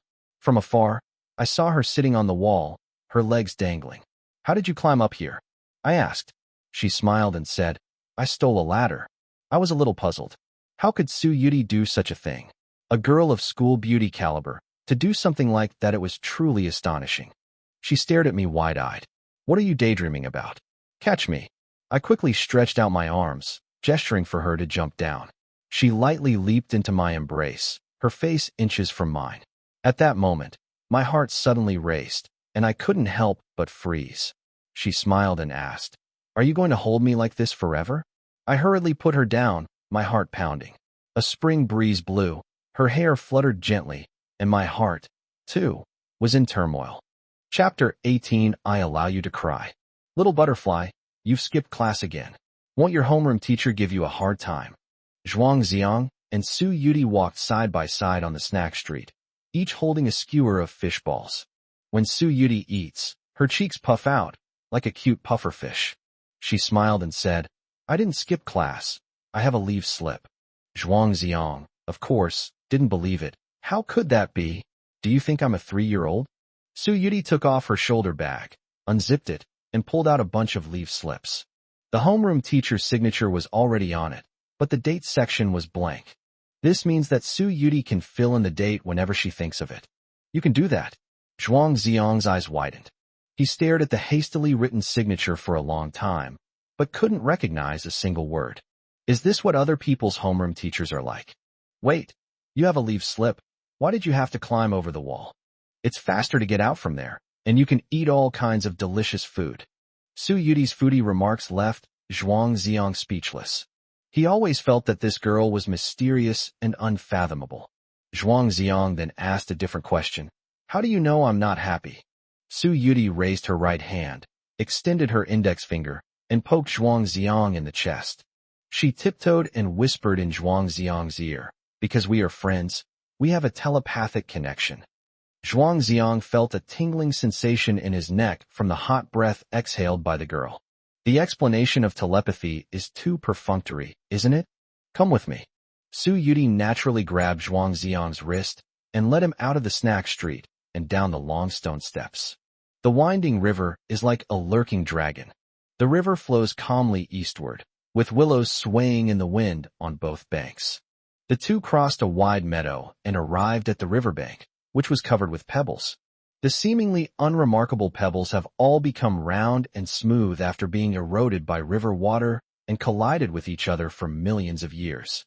Human life is only a short 100 years, which is insignificant compared to this. As the ancient sages said, life between heaven and earth is like a white horse flashing past a crack, gone in an instant. In the long course of history, 3 months and 100 years are not so different. Both pass in the blink of an eye. Only when the two got close could they hear the sound of the river lapping against the bank.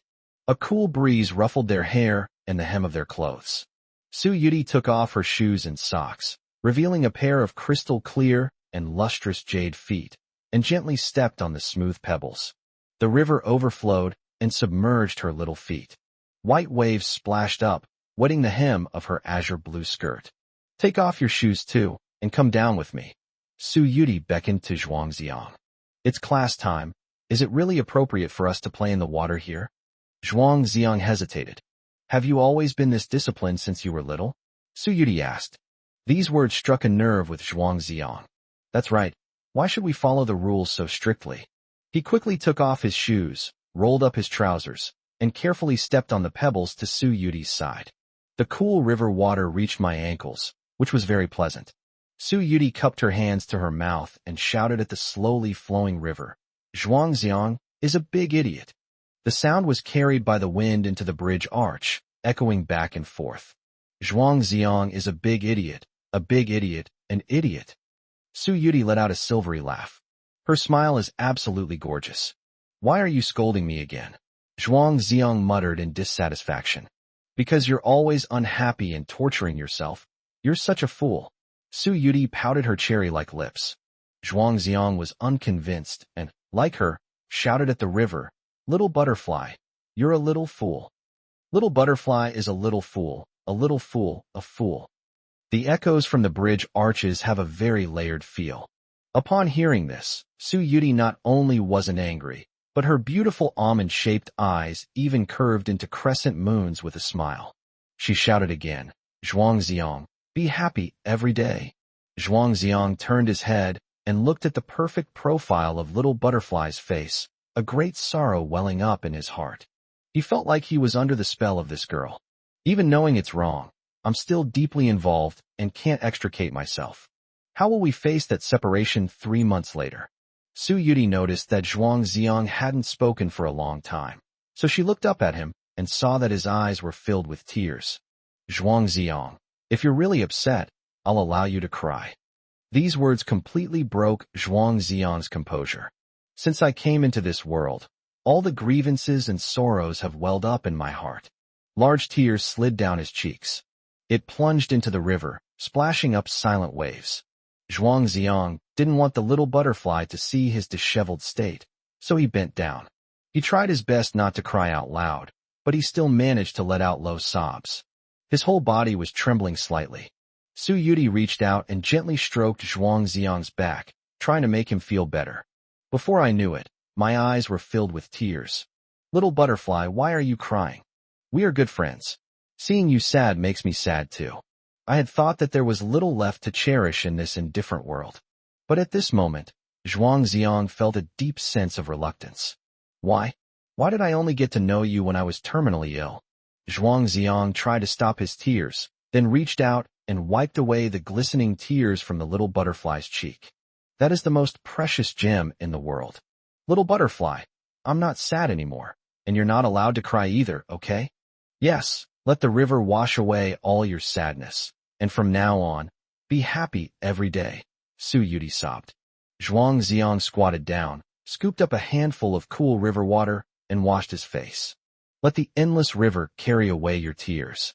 A large wave crashed in, and the river water rose even higher, reaching Su Yudi's calves.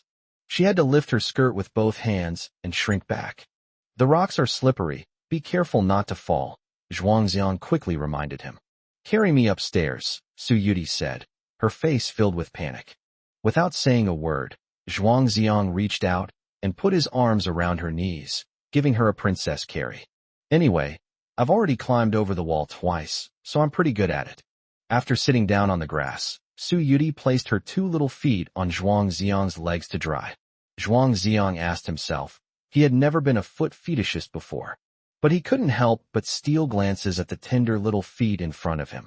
Zhuang Xiang, why are you staring at my feet? Su Yudi asked, blushing. No, I was looking at the grass, Zhuang Xiang denied. You've watched it 7 times already. Nonsense, my gaze must have a place to rest. Zhuang Xiang, having been exposed, had no choice but to turn his head and look at the floating clouds on the horizon. My cheeks felt slightly hot. Okay, I'm not blaming you. Help me put my shoes on. You can wear it yourself, it's not like you don't have hands. Humph, you stingy person. Chapter 19. A promise made is a promise kept.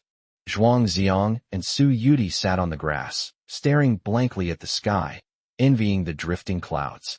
Occasionally, a few butterflies would fly by in my line of sight. I wish I were a butterfly, so I could fly to the other side of the river and see the scenery there, Su Yudi sighed. We can fly a kite and let it help us see, Zhuang Xiang suggested with a smile. Great idea. You're so smart, Su Yudi exclaimed in delight. You just called me stupid, Zhuang Xiang asked. Shall I go buy a kite now? Su Yudi glanced at the position of the sun, shook her head, and said, It's too late today, I need to take the bus home in a bit. Can't we go back a little later? Zhuang Xiang asked, somewhat disappointed. No, I have to catch that train. Judging from Su Yudi's tone, her family seems to have very strict discipline. That makes sense. It's not safe for girls to go home too late. Little butterfly, tomorrow is Saturday, no school. Let's fly kites here, Zhuang Xiang said, settling for second best. Okay, let's meet at Shishan Park tomorrow morning, Su Yudi readily agreed. The sun in the sky grew redder and redder, hanging above the western mountains. The sudden ringing of a cell phone broke the quiet atmosphere. Zhuang Xiang picked it up and saw the word Mom displayed on the screen. He stared at it for more than 10 seconds before swiping to answer the call. Mom, you should be at work right now, but you still have time to call me. Su Hui's voice came through. I heard you had a fight with your dad? Zhuang Xiang hesitated for a moment and said, I don't want to go back to that home. I'll stay at your place and wait for you to come back. Su Hui sighed and earnestly offered her advice. Xiang, my divorce from your father has caused you too much harm. Try to be more understanding of your dad. Get along well with your aunt and brother, and don't put your dad in a difficult position. I'm a terrible mother. I don't even have time to spend with you. Zhuang Xiang suddenly interjected. Mom, how are things going with your male colleague? Su Hui was taken aback. Why are you asking this all of a sudden? You're just a kid. Zhuang Xiang choked up for a moment, then said, Find someone to take good care of you. Don't work so hard. Su Hui smiled and said, When you grow up, you can take care of me. Zhuang Xiang was overcome with sorrow, realizing that he would never grow up. Su Hui had no idea of the deeper meaning in her son's words. After offering a few more words of comfort, she hurriedly hung up the phone. Little butterfly, your mother treats you very well, doesn't she? Zhuang Xiang asked the girl beside him. She's so happy every day. She must live in a very happy family. Mom and Dad cherish her like a precious treasure. Su Yudi nodded. Yes, my mom is so good to me. I miss her every day and want to run into her arms. These words sound warm and comforting, but upon closer inspection, they seem a bit awkward. Zhuang Xiang and Su Yudi sat on the grass until nearly 6 o'clock before getting up and climbing the stone steps one by one. Time is a wondrous thing. Zhuang Xiang found a 45-minute math class particularly unbearable. You can sit with the little butterfly and do nothing, and 2 hours will pass in the blink of an eye. When I arrived at the bus stop, there were already students waiting for their buses after school. As soon as Su Yudi appeared, she immediately attracted the attention of all the boys. This girl is so beautiful. It was as if the air around her had become sweet. Zhuang Xiang felt a little uncomfortable and really wanted to take a big mask and cover her face. The number 19 bus slowly pulled up from the street corner, signifying that parting was imminent. Even though we'll see each other again tomorrow, I still feel a little reluctant to part. Zhuang Xiang said, I'll be waiting for you in the park tomorrow. You must come. Of course I'll come. Let's pinky swear. Su Yudi extended her right little finger. Zhuang Xiang frowned. He was already 18 years old. Wasn't making a pinky promise a bit childish? So many people are watching. Hurry up. Su Yudi couldn't wait any longer and grabbed his hand. Their little fingers were hooked together. Pinky promise, 100 years from now. Su Yudi muttered something to herself, and even made sure to press her thumb on the mark again, showing a great sense of ritual. Pinky promises represent the noblest spirit of contract among children. In the adult world, countless laws and moral frameworks are used to constrain people to keep their promises, yet it is still full of betrayal and inconsistency. Children, once they've made a pinky promise, will never go back on it. The bus pulled into the station, and the students boarded one after another. Su Yudi deliberately waited until the last one so that she could sit with Zhuang Xiang a little longer. Goodbye, little butterfly. Zhuang Xiang watched the bus drive away until its red taillights disappeared before turning his gaze away. He stared at the bus stop information for Route 19, trying to guess which stop little butterfly would get off at. I got bored and turned to leave when I could barely recognize the words anymore. After walking a few steps, a black sedan stopped beside me. The car window rolled down, revealing Lin Mushy's face. As a recognized campus beauty, her looks are naturally impeccable. Zhuang Xiang's opinion that Su Yudi was more beautiful was mostly influenced by his subjective bias. Li Huangxian praised Su Yudi's beauty, but it was also a deliberate attempt to provoke Lin Mushy and suppress her arrogant attitude. Zhuang Xiang, tomorrow is Saturday. You're not allowed to stand me up again, Lin Mushy warned. Zhuang Xiang then remembered that he still owed her a movie. But I've already made plans with Su Yudi for tomorrow, and we even made a pinky promise. As we all know, once you've made a pinky promise, you can't go back on it. Sure, I have other things to do tomorrow. Can we postpone it just a little bit? Zhuang Xiang pinched his little finger with his thumb. It describes just a tiny bit, very precisely. Lin Mushy asked suspiciously, You went out fooling around with that girl again? Zhuang Xiang coughed twice. What do you mean by fooling around? Be more careful with your wording. Lin Mushy pouted. Zhuang Xiang, you've been going too far lately, skipping classes every other day. You'll become corrupt if you keep going like this. Faced with his friend's reproach, Zhuang Xiang didn't know how to explain. But I can't just tell her the bad news directly. After a moment's thought, I decided that resorting to thuggish tactics would be the best way to resolve the situation. Sure, are you jealous? Lin Mushy immediately became so angry that her eyebrows shot up. Zhuang Xiang, who wants to be jealous of you? Get the hell out of here. If one day I go far away and never come back, will you miss me? Zhuang Xiang asked Li Huangxian a similar question. This time it was Lin Mushy's turn, and she also received a look of disgust. Why should I think about you? You should just disappear right now. Boys are lining up to take me to the movies. Do you really think I care about you? You have no sense of right or wrong. You can mess around with whoever you want. I can't be bothered with you anymore. Lin Mushy rolled up the car window and told the driver to start the car. He left Zhuang Xiang alone, bewildered on the curb. The wind was so strong in the evening, carrying sand that it made me want to cry. Chapter 20 Falling in Love. Zhuang Xiang returned to his rented room and found Li Huangxian standing at the door.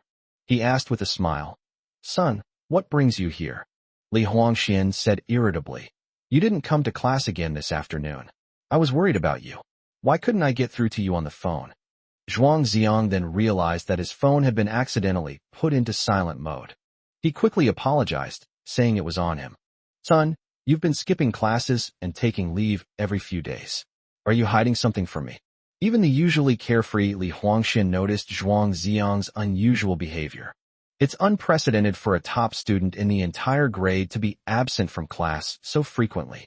Zhuang Ziong decided to temporarily conceal his illness from his best friend. Let him know later, and the sadness will come later too. If someone as carefree as Li Huangxian were to shed tears, it wouldn't be cool at all. My dad came to the school and vented his anger, so I was in a bad mood and asked teacher Zhang for leave. Zhuang Ziong was telling the truth, but he was holding back. Your dad usually ignores you, and now he dares to take it out on you? If you're afraid of being accused of disobedience, I'll beat him up for you, Li Huangxian said indignantly. Forget it. I'm afraid you can't beat him. A warm feeling rose in Zhuang Ziong's heart. Having one true friend in life is enough. These words were spoken by Mr. Lu Sun. They are truly a famous quote from Lu Sun. Zhuang Ziong had intended to have a simple dinner, but Li Huangxian insisted on taking him to his home for dinner, saying it was a rare weekend. On the way, he called his mother, Fan Ling, and asked her to cook 2 more of Zhuang Ziong's favorite dishes. Zhuang Ziong liked Li Huangxian's parents very much. They were sincere, kind, and refined. He never experienced that kind of happy family atmosphere in his own home. Ziong is here. Please have a seat. Dinner will be ready soon. As soon as Zhuang Ziong followed Li Huangxian into the house, he heard Fan Ling's warm greeting.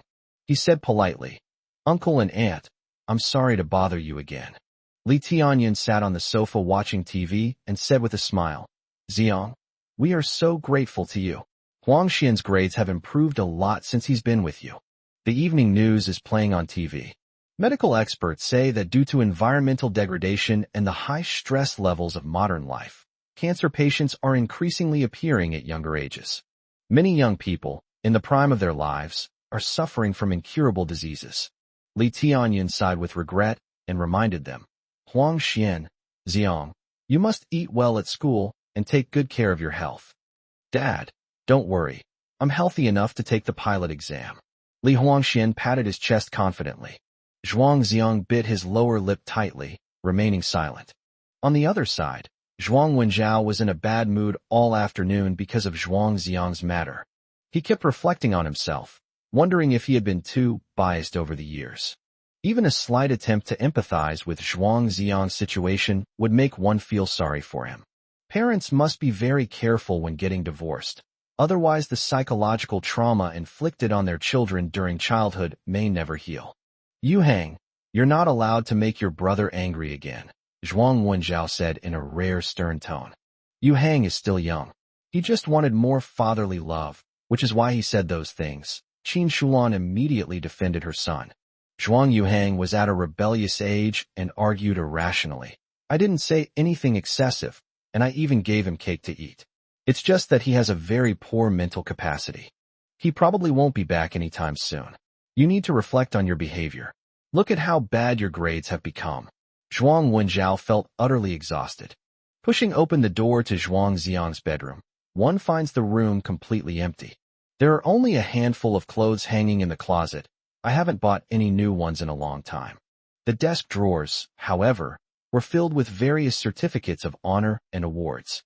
Just then, Zhuang Wenjiao's cell phone rang again. He picked it up and saw that it was an old man from the countryside calling. He quickly answered and coaxed him gently. "He's just a child who throws tantrums. He stays away from home for a few days and then comes back on his own. I am his father. It is my duty to discipline him. Sick and hospitalized? He's so young. What could possibly happen to him?" After calming the old man down, Zhuang Wenjiao collapsed onto the sofa. Scenes from the classroom and office in the afternoon flashed through my mind. Was Zhuang Ziong really that outstanding? How come I, as a father, never knew this? Qin Shulan complained from the side. Zhuang Ziong is such a good student, but he doesn't know how to properly tutor Yu Hang, which makes him the worst student in the class. He has no sense of responsibility as an older brother at all. In the end, he still treats us like outsiders. What's the use of being a good student if you don't care about family ties? A nameless anger rose in Zhuang Wenjiao's heart, and he slammed his hand on the coffee table. "He's my son.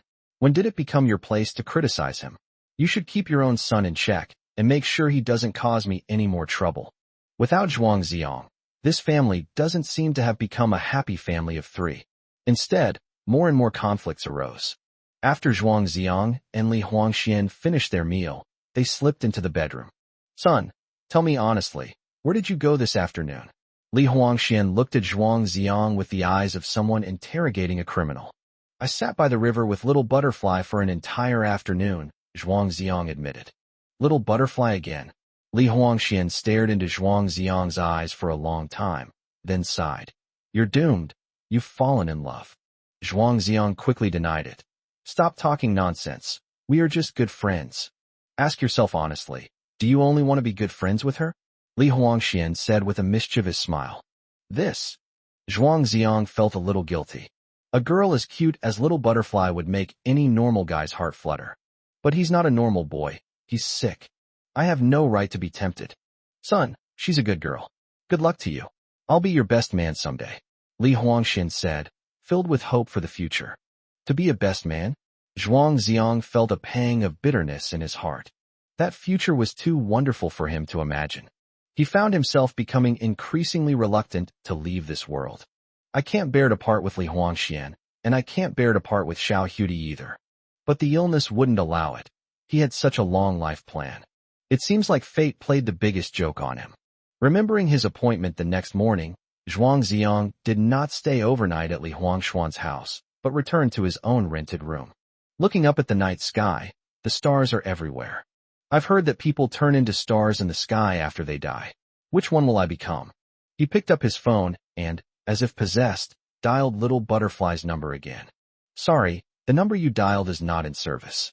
Please try again later. Sorry, the subscriber you dialed cannot be connected for the moment.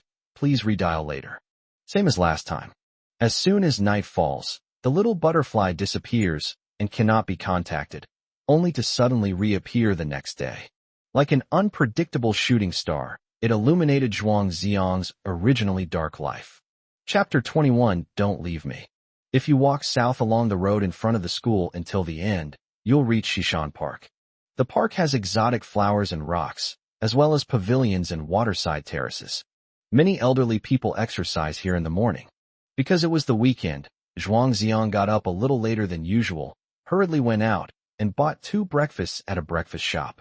The park is full of trees, and the air is exceptionally fresh.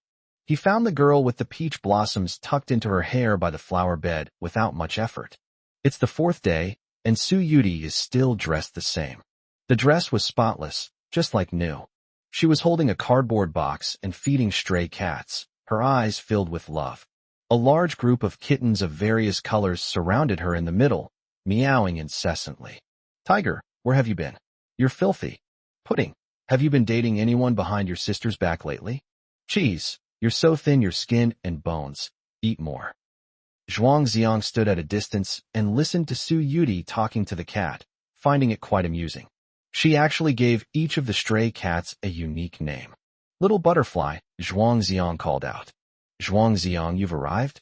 Su Yuti turned around and smiled. In an instant, all the flowers lost their color. Zhuang Ziang breathed a sigh of relief. Thankfully, she hadn't called him a big idiot. He waved the breakfast in his hand. You feed the kitten, and I'll feed you. Su Yuti, a foodie, had no resistance to delicious food. She immediately took the bag from Zhuang Ziang and sat down by the flower bed to enjoy her meal. While eating, she didn't forget to share some with the kittens. Zhuang Ziang stared at her, a faint smile playing on his lips. Such a beautiful girl.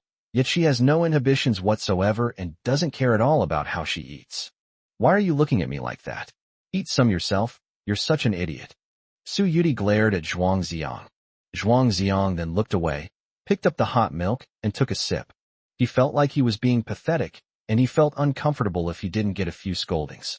While eating, Su Yuti kept glancing around, as if searching for something. After Zhuang Ziang noticed, he asked, What are you looking at? Su Yuti frowned slightly. Tom didn't come. Tom? Zhuang Ziang asked, puzzled. It's a gray kitten, usually a bit silly, just like the one in the cartoon, Su Yuti explained. In Zhuang Ziang's mind, an image immediately appeared of a clumsy cat that could never catch a mouse. That cat brought joy to countless children's childhoods.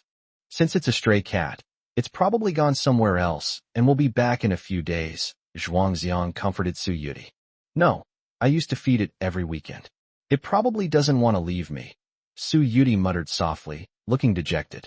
There's a sanitation worker over there. Why don't we ask her? Zhuang Xiang pointed to the cleaning truck in the distance. Su Yudi nodded. The two then got up and walked towards the woman. For some reason, Zhuang Xiang had a bad feeling. Auntie, have you seen a gray kitten? It's about this long, small, and has a white spot on its ear. Su Yudi patiently described Tom's characteristics to her aunt. That cat is dead, the auntie replied. What? The milk in Su Yudi's hand fell to the ground. The little girl's face was filled with terror. It was hit by a car while crossing the road and was later buried by the roadside. Perhaps afraid that Su Yudi would be frightened, the aunt tried to keep the story brief. In fact, many stray cats are hit by cars and die on the road, which is a very tragic sight. Moreover, there's no guarantee that anyone will collect their remains. They'll simply be crushed into flat specimens by car wheels. How could this happen? How could this happen? How could this happen? Su Yudi repeated it several times, tears streaming down her face. Zhuang Xiang stood beside her and could clearly feel her sadness. The aunt exclaimed, "What a kind girl, crying like this for a stray cat. Little butterfly, don't cry. Cats have 9 lives." Zhuang Xiang gently comforted her. Su Yudi leaned on his shoulder and sobbed softly. "I love Tom the most, he's so cute." Zhuang Xiang's hand froze in midair, and he mustered up his courage to touch the girl's hair. "Little butterfly, don't be sad. Every cat dies, just like every person." He paused for a long time before saying sadly, "They will die too." Su Yudi raised her head, her eyes brimming with tears, seemingly not understanding what Zhuang Xiang meant. Zhuang Xiang gazed into her eyes. "People always have to part ways, just like you and me. There will come a day when we will never see each other again." "Why? Don't you want to be friends with me anymore?" Su Yudi asked, her voice trembling with tears. "No, little butterfly. I want to be your best friend for life." "Then don't leave me." Zhuang Xiang tried to phrase his words tactfully, but it was all in vain. Even he himself didn't know if he would have the courage to face that separation 3 months later. Dwelling on this unsolvable topic will only make you feel more sad. Zhuang Xiang forced a smile. "Don't cry anymore. We promised to be happy every day. We're going to fly kites again." "Okay, let me cry a little longer. It'll be over soon," Su Yudi pleaded. "Okay, it's still early. It's okay to cry for a while." Zhuang Xiang's eyes were full of pity. "Will you cry for me when I leave? If I don't cry, it seems like I'm not being a good friend. If you cry for too long, it will break my heart. So it's okay to cry for a little while." The rising sun gradually illuminated the meadows and flowers. After the stray cats finished eating, they dispersed. Zhuang Xiang took out a tissue and wiped away the tears from Su Yudi's eyes. "Okay, let's go fly a kite, and then I'll take you out for a nice lunch. You said that when you're sad, you want to eat lots of delicious food." Su Yudi rubbed her eyes, took a few deep breaths, and calmed herself down. Then she slung her shoulder bag over her shoulder. "Let's go. To your little home." "What are you going there for?" Zhuang Xiang asked, bewildered. "Make a kite. What else would we fly?" Su Yudi retorted. Zhuang Xiang suddenly realized that he thought Su Yudi was going to buy a kite from a store, but Su Yudi wanted to make it herself. Clearly, the latter makes much more sense. Making a kite by hand and watching it soar high in the sky is a very fulfilling experience. The two left the park and walked towards the residential area. As soon as I got downstairs, I ran into my neighbor. She smiled warmly as soon as she saw the little butterfly. "Little sister, you're here again." "Hello, sister." Su Yudi greeted her politely. "You should come visit often. Xiao Zhuang seems much happier with you than when he's alone," the neighbor said meaningfully. "I will come often, because we are good friends," Su Yudi replied. Her smile was pure and innocent, without a trace of evil. Even Zhuang Xiang wondered if she had understood what her neighbor had said. To outsiders, a young man and a young woman being together isn't just about being good friends. Chapter 22: Butterflies and Paper Kites. Aged hard bamboo, bound together to form a new yellow-beaked swallow. In ancient times, kites were called paper kites, which has a unique and evocative meaning. Upon arriving at the rented room, Su Yudi took out materials and tools such as bamboo strips, shin paper, cotton thread, glue, candles, cutting knife, and paintbrush from her bag. The level of professionalism left Zhuang Xiang speechless. "You really want to make a kite yourself?" "Of course. Do I look like I'm joking?" Su Yudi said seriously. When Zhuangziang was a child, he flew kites a few times, and he always bought them with money. I've never tried making my own kite before. There's nothing wrong with it. I'm just clumsy. Kites have a history of 2,000 years, but of course, they were not originally made of paper.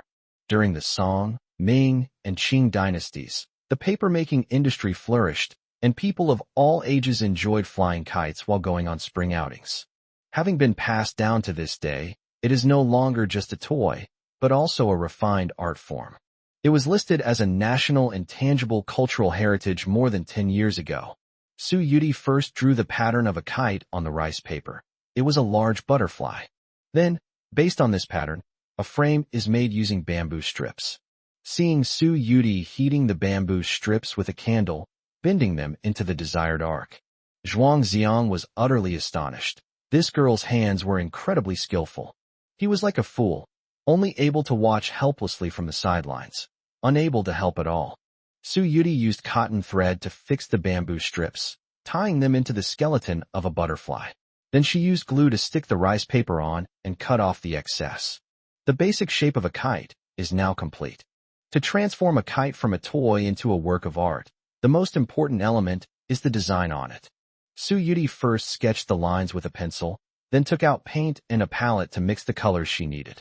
Next, he took his paintbrush and quietly began to paint. Spring breeze enters the house, and fallen flowers fall silently. Zhuangziang stood to one side, quietly admiring the little butterfly's perfect profile, not daring to make a sound. At this moment, he seemed to see a young lady from a prominent family who was drawing kites 1,000 years ago. Gentle and dignified, charming and lovely. He never imagined that the process of making a kite could become so beautiful. With great patience, Su Yuti meticulously painted intricate patterns on the butterfly's wings, stroke by stroke. Ordinary bamboo and paper have been transformed into handicrafts. Okay, isn't it pretty? After painting for more than half an hour, Su Yuti finally put down her paintbrush and let out a long sigh of relief. A lifelike butterfly appeared before Zhuangziang's eyes. "Little butterfly, you're amazing," Zhuangziang exclaimed in admiration. "My grandma taught me this. I made it every year when I was little." Su Yuti was very satisfied with her masterpiece. Then she picked up her pen and wrote a line of small characters in the blank space she had deliberately left. Zhuangziang is a big idiot. In ancient times, many people did write words on paper kites, usually auspicious and celebratory phrases. But nobody writes swear words. It's one thing for you to scold me normally, but why write it on a kite? Zhuangziang muttered in dissatisfaction. Let the kite carry away your stupidity. Maybe you'll become a little smarter in the future, Su Yuti said with a sly smile, resorting to sophistry. Not to be outdone, Zhuangziang picked up a pen and wrote a line of words on the side as well. Little butterfly, little fool. Su Yuti's handwriting is delicate and graceful, while Zhuangziang's handwriting is elegant and free-flowing, but the content of their writing is somewhat childish. As a result, the 12 characters were crowded together, looking like a dark mass, which made the overall color of the kite somewhat unbalanced. It's not pretty. Su Yuti pouted. Zhuangziang picked up his paintbrush again, dipped it in red paint, and drew a heart between the two lines of text. This touch of red is like the finishing touch on a painting. The colors suddenly gained a sense of depth. Su Yuti looked at the heart between the two names, her face flushed, and her eyes filled with shyness. After letting the glue and ink dry, the two went outside to the grassy area by the river. The sky was clear and blue, and a gentle breeze was blowing. Perfect weather for flying kites. Su Yuti held a kite, which was then released by Zhuangziang. He ran back and forth on the grass a few times, and the butterfly-shaped kite was lifted up by the breeze and flew higher and higher. In fact, many traditional kites bought online are merely for show. They can only be admired but cannot actually be flown. Su Yuti's kite-making skills are truly admirable. Watching the kite fly in the air, getting smaller and smaller, it resembled a real butterfly. As a witness to the birth of the kite and one of the few participants, Zhuangziang felt a great sense of accomplishment. This kind of joy is incomparable to any kite you buy. He smiled and said, "A favorable wind has helped me soar to the clouds." Su Yuti kept looking up, clapping and cheering, and letting out a clear, bell-like laugh. His eyes revealed a hint of envy.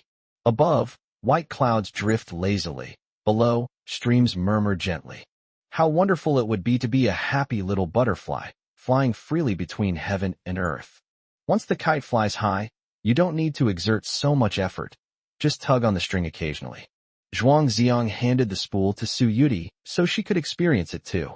Su Yuti eagerly took it and jumped and ran back and forth on the grass.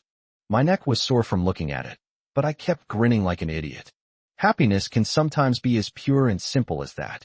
Zhuang Xiang sat on the grass, quietly watching the girl.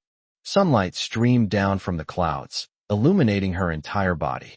Every single strand of hair was clearly visible, swaying slightly with her steps.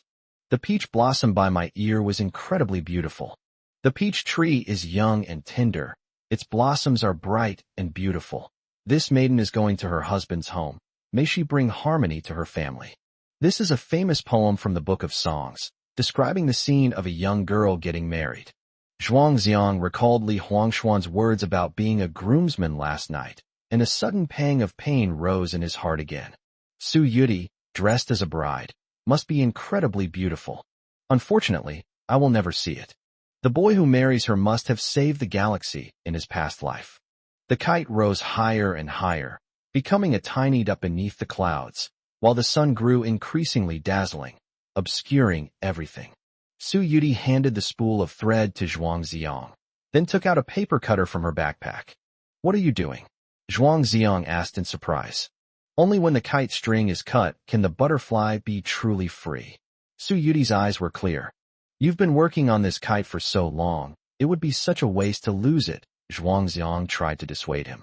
"I've already enjoyed the process of making the kite, and that's enough. Now I want it to fly to farther places," Su Yuti replied firmly. In her mind, she did not regard kites as toys. It was as if it were a living butterfly.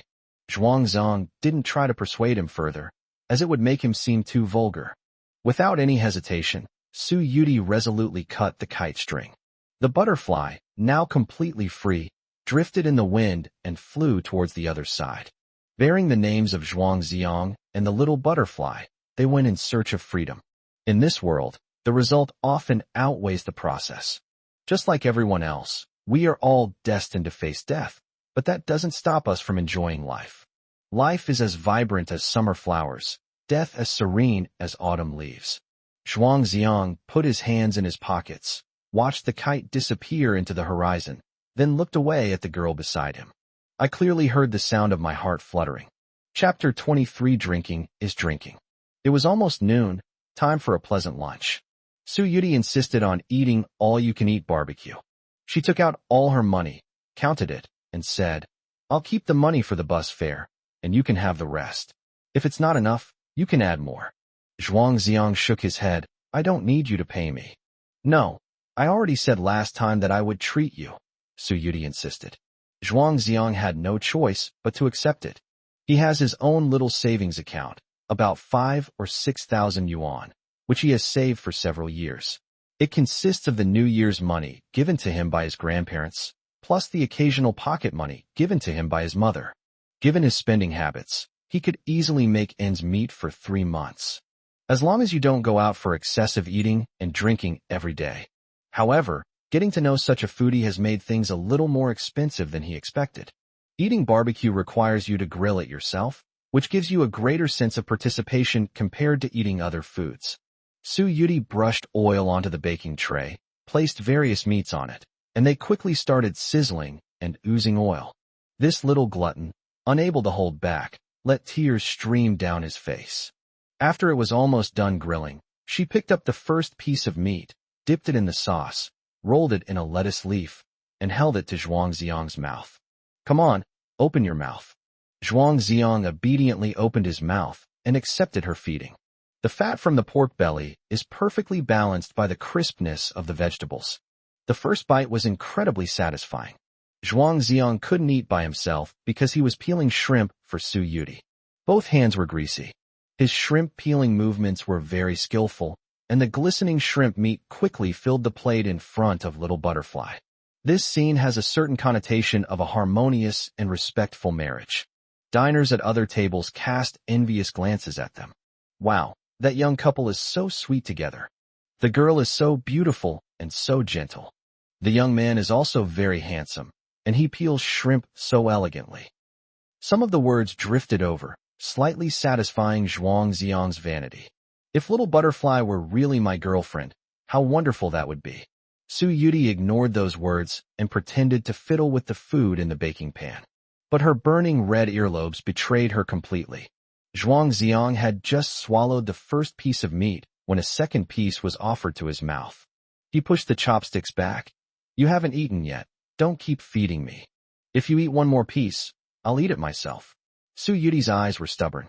Helpless, Zhuang Xiang had no choice but to open his mouth again. The meat fed by the little butterflies tastes exceptionally delicious. She's clearly a foodie, but she managed to resist the urge to eat and give herself the food first. What a cute girl. Zhuang Xiang and Lin Mushi had been to this barbecue restaurant once before. Lin Mushi was a wealthy young lady who never lifted a finger and was afraid of getting oil splashed on her hands and face, so she kept her distance. At that time, he not only had to grill meat, but also peel shrimp and pour drinks. Lin University's campus belle doesn't have to do anything. She just needs to open her mouth to eat and drink. Little Butterfly is different. She's clearly a skillful girl who can cook. She always manages to get the food in the baking pan cooked to the perfect temperature. After peeling the shrimp, Zhuang Xiang washed his hands. When he came back, he found that Little Butterfly had given him half of the shrimp again. What would you like to drink? Cola again, Zhuang Xiang asked with a smile. Su Yuti gently beckoned. Come a little closer. Zhuang Xiang leaned down. Why are you being so secretive about drinking a beverage? Su Yuti whispered a bold idea into his ear. Zhuang Xiang's pupils contracted instantly. What? Drink alcohol. Su Yuti blinked curiously. I heard people say that the wine is very delicious, and that you feel like you're floating on air after drinking it. Zhuang Xiang was a good kid from childhood to adulthood and rarely drank alcohol. I just heard from adults that drinking alcohol can lead to promiscuity. The two locked eyes, teetering on the edge of danger. Finally, Zhuang Xiang steeled his resolve and decided to drink. In the last 3 months of his life, he wanted to break all taboos and not be a good boy anymore. If you die without ever knowing what it's like to be drunk, then you've lived a wasted life. Anyway, Dr. Chun said that we can eat whatever we want and drink whatever we want.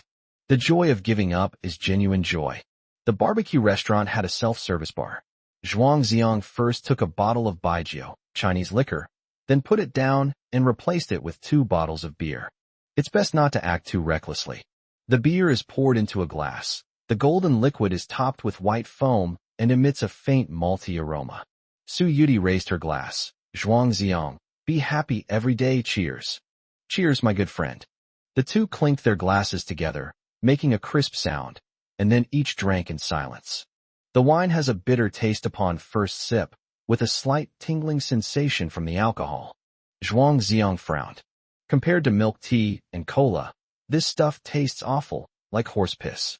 Stealing a glance at Su Yuti, I saw that her eyebrows were also furrowed, and she looked uncomfortable. Their eyes met, but neither was willing to give in. They suppressed their discomfort and finished their drinks. The little butterfly's face visibly turned rosy. They've become even cuter. Zhuang Xiang, is the wine good? Su Yuti asked tentatively. Of course it tastes good. I drink it at home all the time, Zhuang Xiang said, trying to save face. Yeah, I think it tastes good too. I'd like another cup. I'll get 2 more bottles later. Su Yuti was determined to win him over and filled both cups to the brim. Zhuang Xiang swallowed hard, a wave of regret washing over him. Sigh, being too proud leads to suffering. After eating 2 shrimp, the two clinked glasses again, producing a crisp sound in the air. They gulped down the wine in their glasses. They even kept an eye on each other out of the corner of their eyes, afraid that the other would cheat. The little butterfly's face turned even redder, her emotions became even more excited, and she started talking more. She chattered on, sharing jokes she had treasured for many years with Zhuang Xiang. He always starts laughing so hard, he's doubled over halfway through his story. The beer wasn't very strong, but Zhuang Xiang was a novice. After a few drinks, his head was spinning, his cheeks were flushed, and the little butterfly in front of him seemed to have multiplied into 2. The jokes were nonsensical, but I still laughed along like an idiot. Eating with little butterfly is something to be happy about. Before they knew it, the two of them had each drunk 2 bottles of beer. Despite his drunkenness, Zhuang Ziong staggered to pay the bill. When I got back, I found little butterfly lying on the table, her head resting on her arm, looking drowsy and adorable. Little butterfly, I'll take you home to sleep. Zhuang Ziong gave her a push. Zhuang Ziong, hold me. Su Yudi's words were indistinct. When he was conscious, Zhuang Ziong could easily carry her, but now he was unsteady on his feet and his strength was insufficient. The two could only support each other as they stumbled out of the barbecue restaurant. Fortunately, it wasn't far from home. It took Zhuang Ziong a lot of effort to finally get Su Yudi onto the bed. He helped the girl take off her canvas shoes and pulled her skirt down to cover her long, shapely legs. You sleep here, I'll go to the sofa outside, Zhuang Ziong whispered in Su Yudi's ear. Suddenly, Su Yudi grabbed Zhuang Ziong's neck and pressed his head down. Caught off guard, Zhuang Ziong was not on his feet. He leaned down and pressed his lips to her cherry-red lips. Chapter 24. The girl's breath tastes like beer. The little butterfly's lips are soft and moist to the touch. Zhuang Ziong's mind went blank with a buzz. His blood rushed through his body, and his heart felt like it was about to jump out of his chest. 3 short seconds are enough to leave an unforgettable impression. She stole my first kiss. Su Yudi, however, was completely unaware and released her grip on Zhuang Ziong's neck. Zhuang Ziong raised his head, his cheeks burning. Looking at the girl's delicate face, it felt like a dream. He covered Su Yudi with the blanket and hurriedly fled the room. Even though she took the initiative, she ended up feeling like she had done something wrong. Lying on the sofa, Zhuang Ziong tossed and turned, unable to fall asleep for a long time. What keeps replaying in my mind is that brief 3-second sensation. He simply took out his Bluetooth earphones and started listening to music, trying to calm himself down. I fear you will fly far away. I fear you will leave me. I'm even more afraid that you'll stay here forever. Every tear is directed toward you. It flows backwards into the seabed of the sky.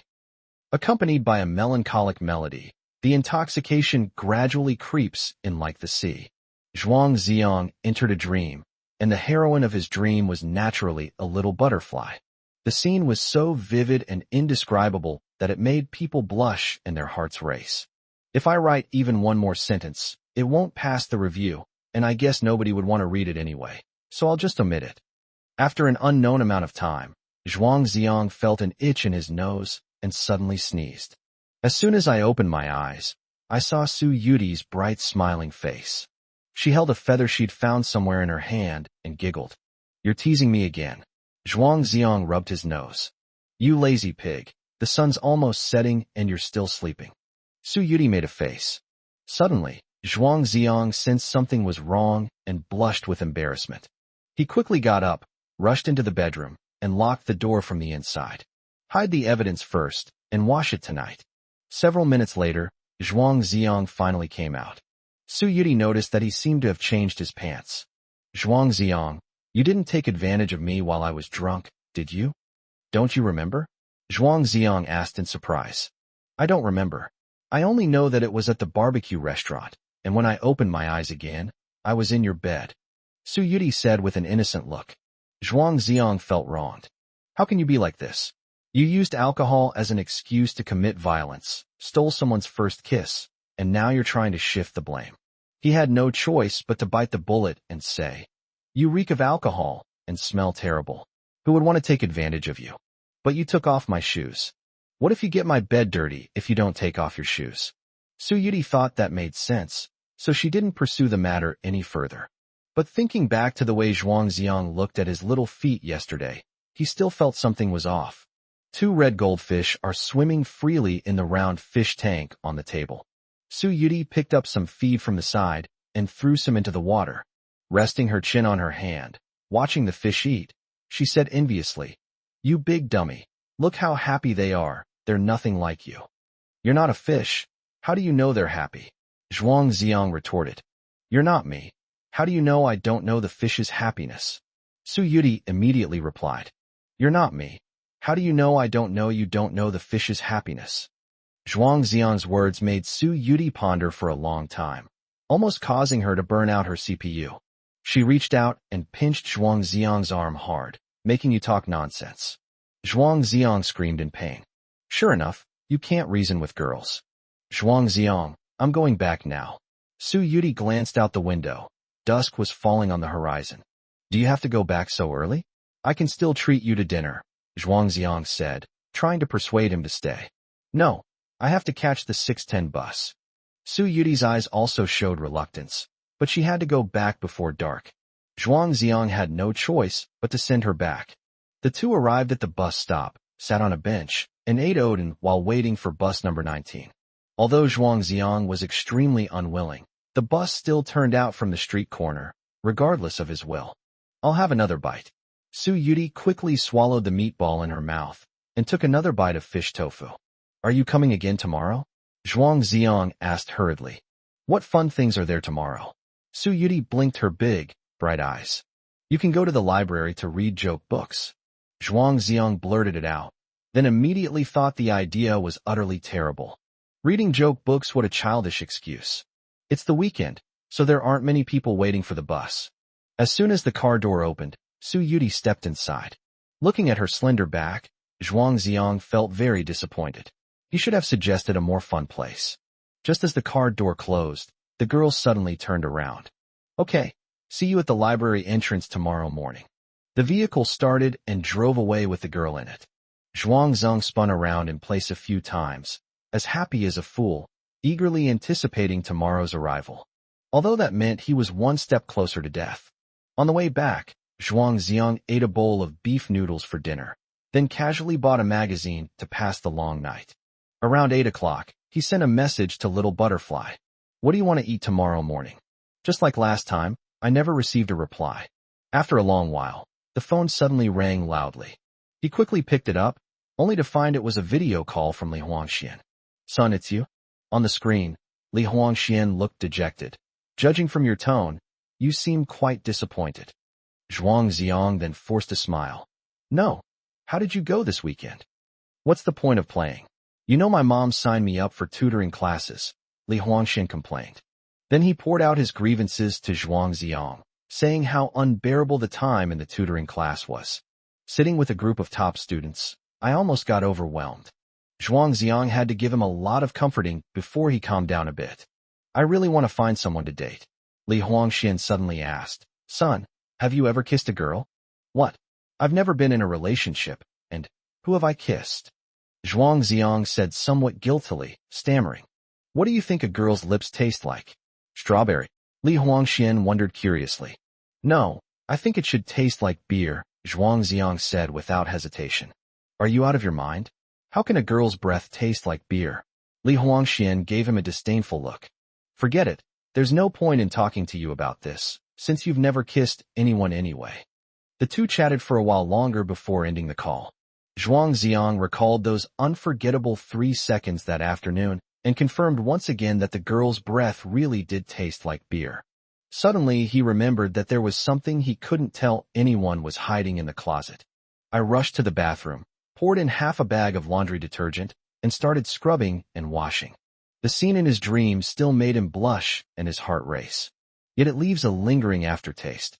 Chapter 25: The Library Horror Incident. After washing his clothes and brushing his teeth, Zhuang Xiang lay on the bed playing on his phone. I opened the class group chat and found that the new class monitor, Xia Wenyong, had sent a message tagging everyone. The gist of it is that next Tuesday and Wednesday are the same monthly exams for the whole grade, so everyone should prepare in advance. It was just a simple notice. It was enough for the whole class to know. But he insisted on showing off his official power, demanding that everyone reply to the message. Many people were too lazy to pay attention to him, and only a few classmates honestly replied with received. Xia Wenyong was very dissatisfied and sent another message. Why are there only a few people? Are the others asleep? Li Huangxian couldn't stand it and immediately retorted without hesitation. Don't make a big deal out of nothing. When Zhuang Xiang was the class monitor, you didn't cause so much trouble. Now I'm the class monitor, and I'm in charge of setting the rules, Xia Wenyong replied immediately. A new broom sweeps clean, but if it fails to establish authority and make a splash, future work will likely be difficult. He secretly held his breath, wanting to tell Lin Mushi and all the teachers and classmates that he was better than Zhuang Ziang. Unfortunately, things didn't go as planned, and the students didn't buy it at all. Xie Wenyong didn't see the unanimous received he had imagined. Instead, he was met with a barrage of sarcastic remarks. He's just a lousy class monitor. Zhuang Ziang didn't want him, so he gave him the position. Exactly, they really think too highly of themselves. In my heart, I only recognize Zhuang Ziang as the squad leader. First in the entire grade for 2 consecutive years. Who can break this record? Xie Wenyong gritted his teeth, the flames of jealousy burning fiercely in his heart. At this moment, Zhuang Ziang sent 2 light words, received. School beauty Lin Mushi immediately replied, received. Li Huangxian, received. Zhang Ziyu, received. Deng Zhuoran, received. Seeing this scene, Xie Wenyong finally realized the truth. Zhuang Ziang's position in the hearts of his classmates was one that was simply unshakable. The more this happened, the more resentful he became. They are even more eager to prove themselves. Zhuang Ziang, on the other hand, didn't have so many petty schemes. His reply of received was actually out of kindness, to cooperate with Xie Wenyong's work, and to help him maintain order. After posting, I put down my phone, read a magazine for a while, and then went to sleep, eagerly anticipating my library date with Little Butterfly tomorrow. The next morning, a ding-like sound pulled Zhuang Ziang back to reality from his sleep. I took my phone from the bedside table and, sure enough, saw a reply from Little Butterfly. Lazybones, wake up. I bought you breakfast. Zhuang Ziang immediately got up, all sleepiness gone. Can she only use her phone during the day? And yesterday's kiss, does she really not remember any of it? Zhuang Ziang took a bath, changed into clean clothes, and felt refreshed. I scanned a shared bike when I went out and rode it to the library. Under the poplar trees in front of the museum, a girl wearing a white shirt and blue skirt was playing hopscotch on the red paving stones. Light steps, flowers blooming underfoot. The morning sunlight filtered through the leaves, casting dappled shadows on her. She was as beautiful as a fairy who had fallen to earth. Little Butterfly. Zhuang Ziang was mesmerized. You're so slow. The breakfast I bought is almost cold, Su Yuti complained, pouting. I'm sorry, I'll be faster next time, Zhuang Ziang quickly apologized. He always looked forward to the next time, the time after that, and the time after that, whenever he met the little butterfly. Ideally, we should be together every day. Food wasn't allowed in the library, so the two sat on the steps nearby and shared their breakfast. Su Yuti bought some steamed buns and shumai to eat with hot milk. When it comes to eating, what matters is not what you eat, but who you eat with. When you're with someone you love, even simple meals taste like delicacies. Wow, Zhuang Ziang, this shumai is delicious, you should try some. No way, you've already taken a bite. It's okay, it wasn't bitten here. Oh well. Anyone who saw them would think they were a loving young couple. The tragedy of being single. After finishing their meal, the two entered the library. It was the weekend, and there were many people coming to read. Zhuang Ziang told Su Yuti to find a seat first, while he went to find a book. To take his childishness to the extreme, he found several joke books and fairy tales. It's a children's book for toddlers, and it even includes pinyin. After picking up the books and arriving at the reading area, Zhuang Ziang searched for quite a while before finally finding Su Yuti in a corner. Why did we choose such a remote location? Zhuang Ziang thought it was a bit far. Let me tell you, I just encountered something terrifying, Su Yuti said mysteriously. Zhuang Ziang was taken aback. With so many people in the library, what terrifying thing could happen? Seeing that he didn't believe her, Su Yuti quickly said, I clearly saw many empty seats, but when I went to sit down, someone next to me told me that the seats were taken. That's it. Zhuang Ziang suppressed a laugh. Isn't it scary? I can see that the seats are empty, but they can see that there are people in them, Su Yuti said seriously. Zhuang Ziang couldn't tell whether she was deliberately trying to amuse him or was genuinely that silly. He handed over the joke book. All right, read it.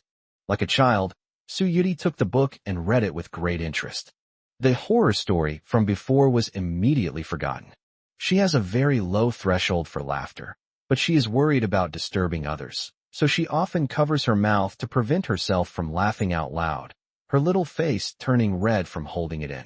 Zhuangzong would occasionally glance at her, afraid that she might suddenly burst out laughing and produce a snot bubble. The children's books with phonetic annotations don't contain much content. Su Yudi quickly finished reading the 2 books and got up to exchange them. Zhuangziong was immersed in the beautiful fairy tale world and didn't pay much attention to her.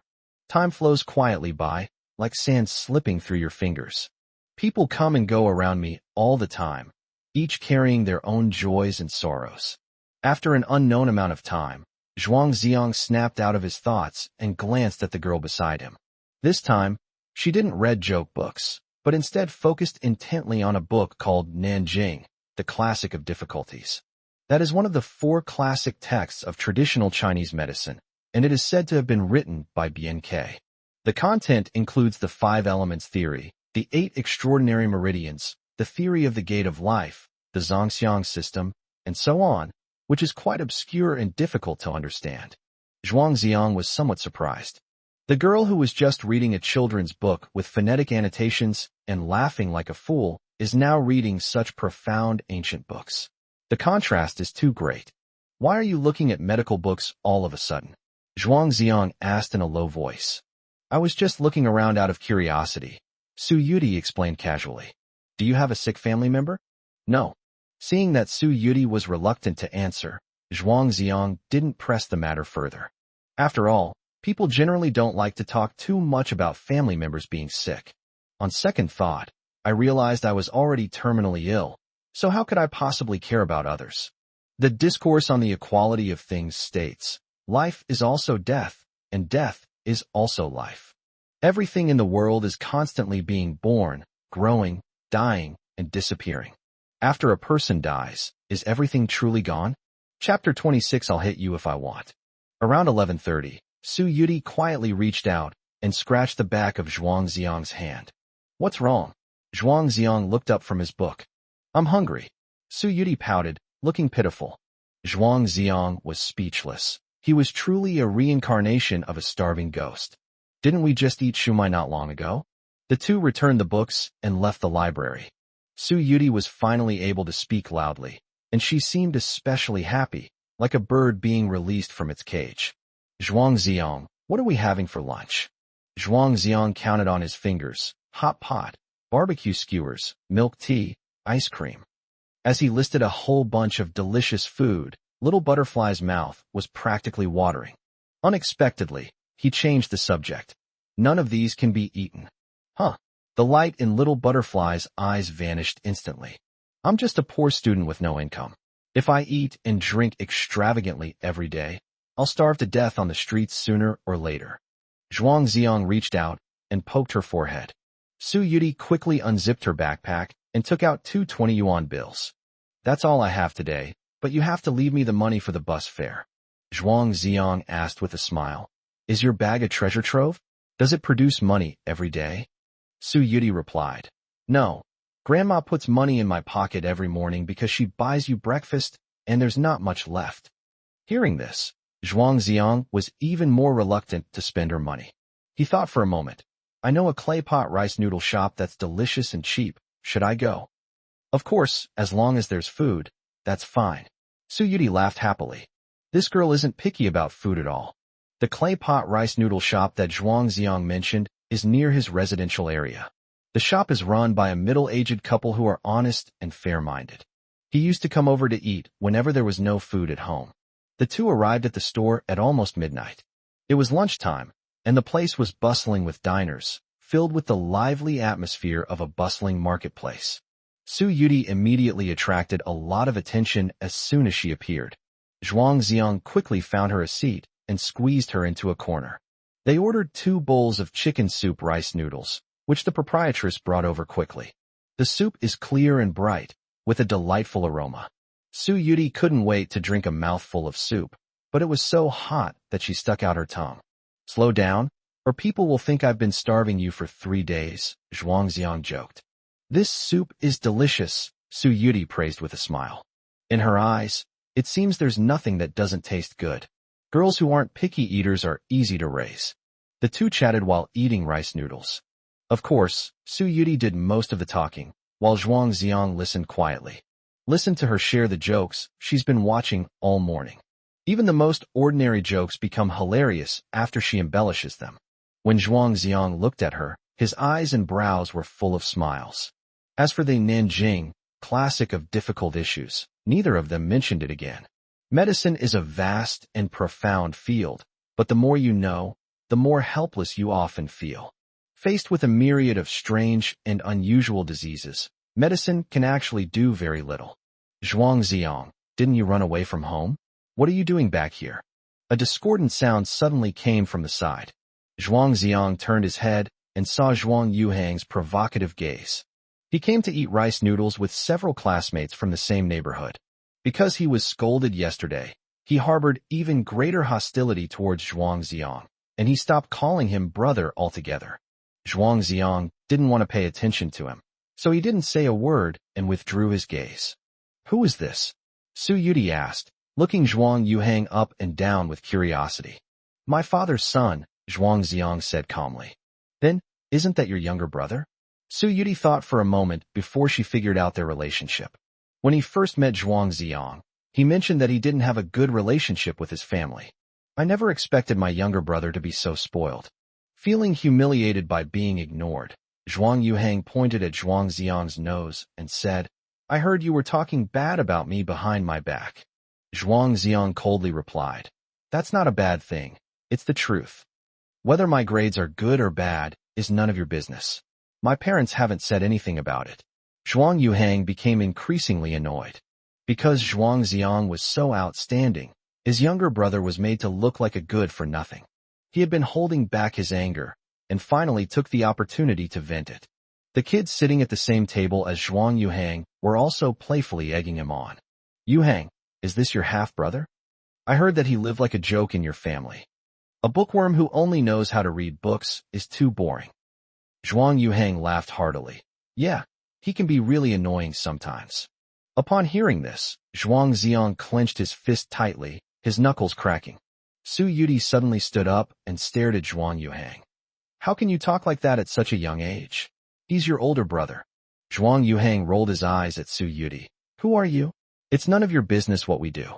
Su Yuti found it hard to believe that the spoiled and willful child in front of her could come from the same family as Zhuang Xiang.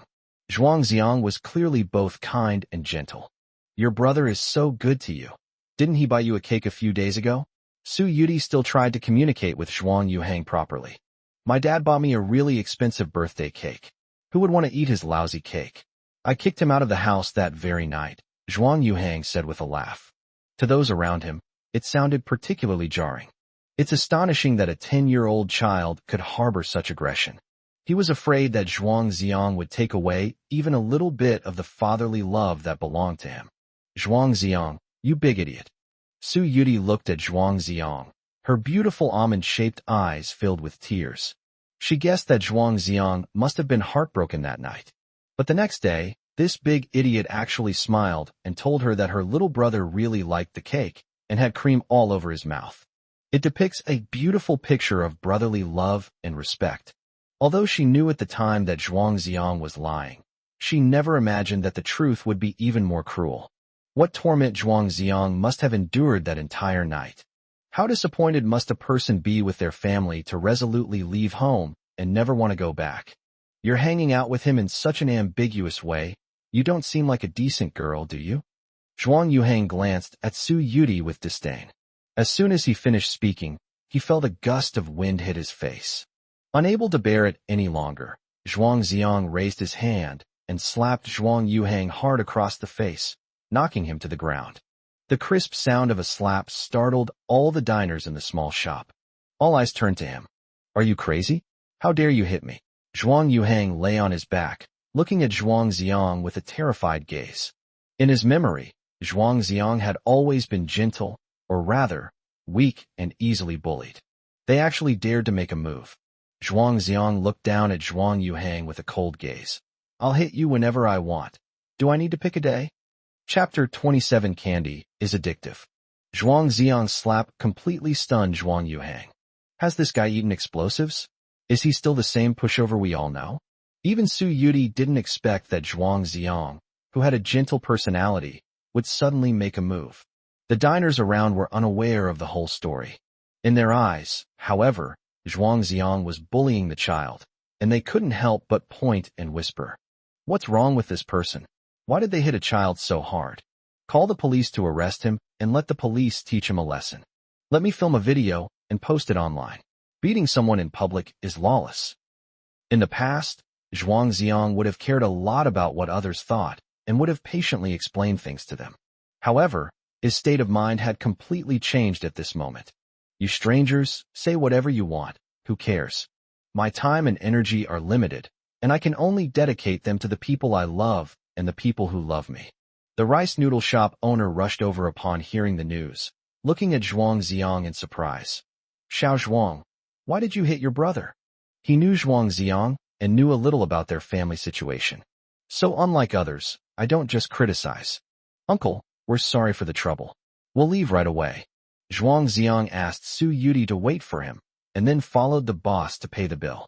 Zhuang Yuhang scrambled to his feet, glaring at Zhuang Xiang with resentment. But he was only 10 years old, and no match for Zhuang Xiang in terms of size. He could only suppress his anger for the time being and planned to go home and complain to his parents. Zhuang Xiang was gone for quite a while before he came back and grabbed Su Yuti's wrist. Let's go. Su Yuti didn't say much and obediently followed him away. As they reached the door, Zhuang Yuhang, assuming Zhuang Xiang wouldn't come back to beat him up, shouted in a show of bravado but with a hint of fear, Zhuang Xiang, you're in trouble. My parents won't let you get away with this.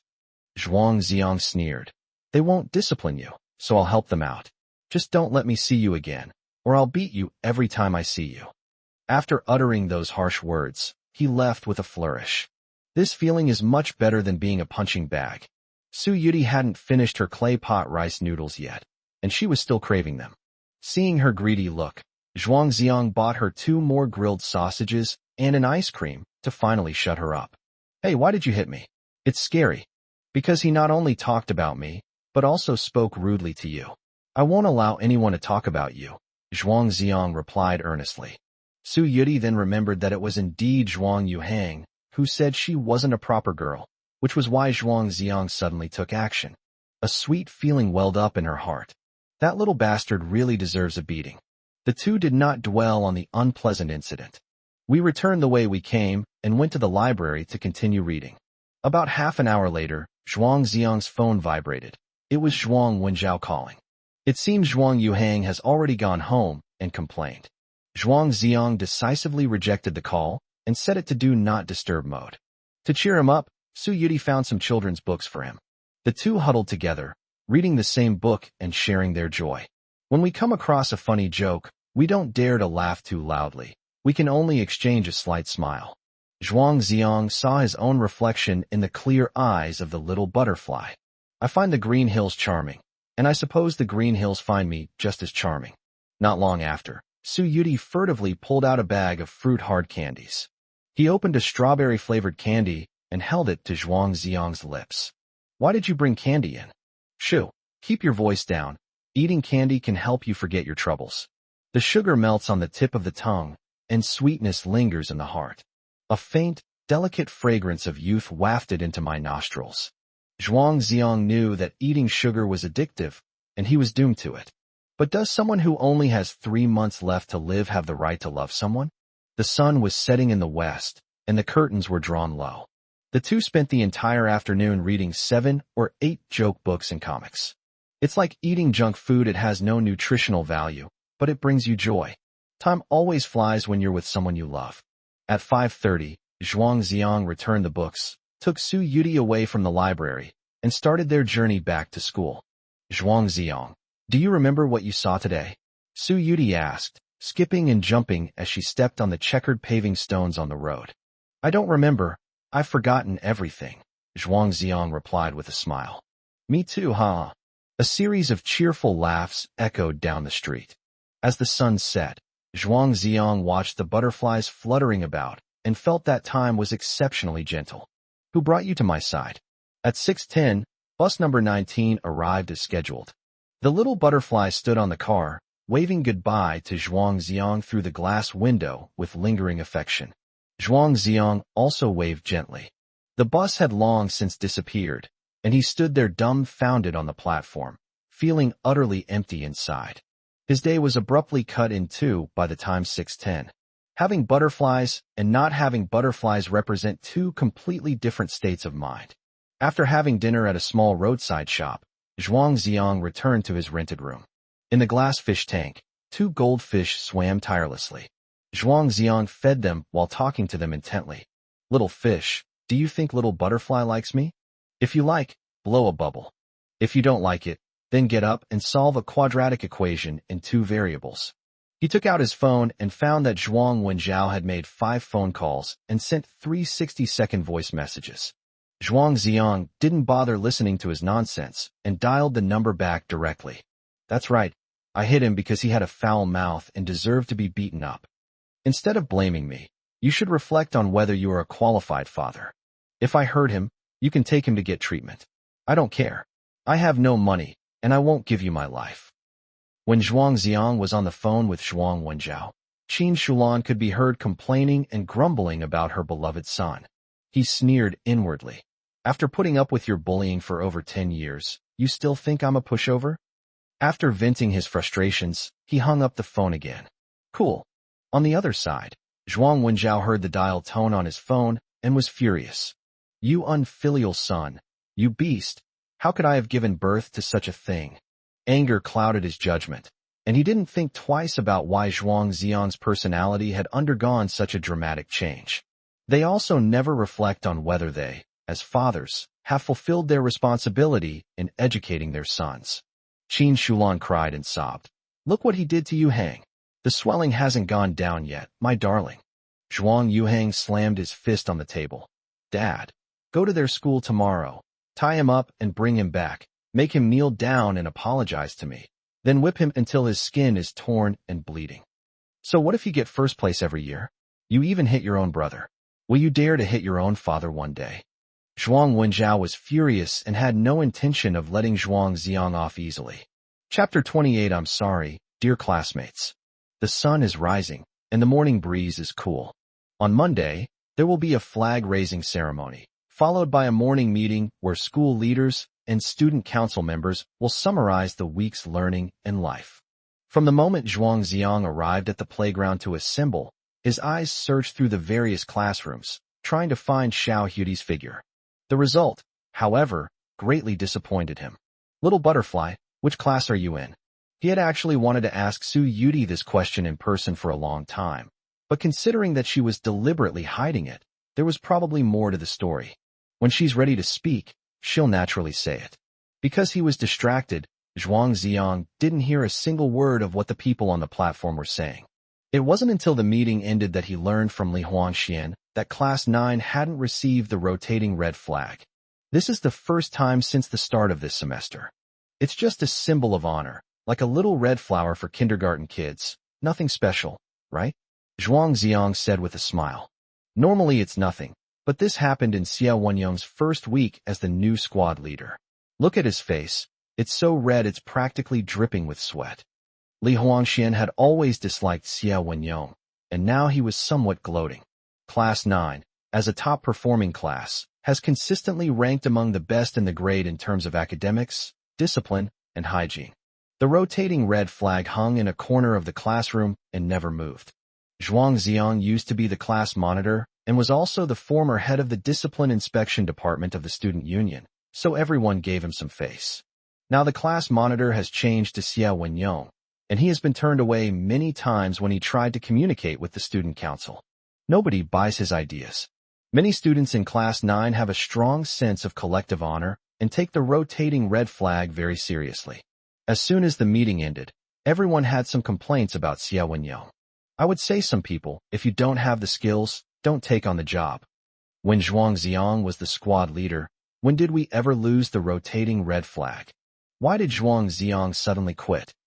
Xia Wenyong felt as uncomfortable as if he had swallowed a fly when he heard these words. Why is it that in everyone's eyes, he is not even worthy of carrying Zhuang Ziong's shoes? The fourth period in the morning is a class meeting. Tomorrow is the monthly exam, and there are many things I need to prepare.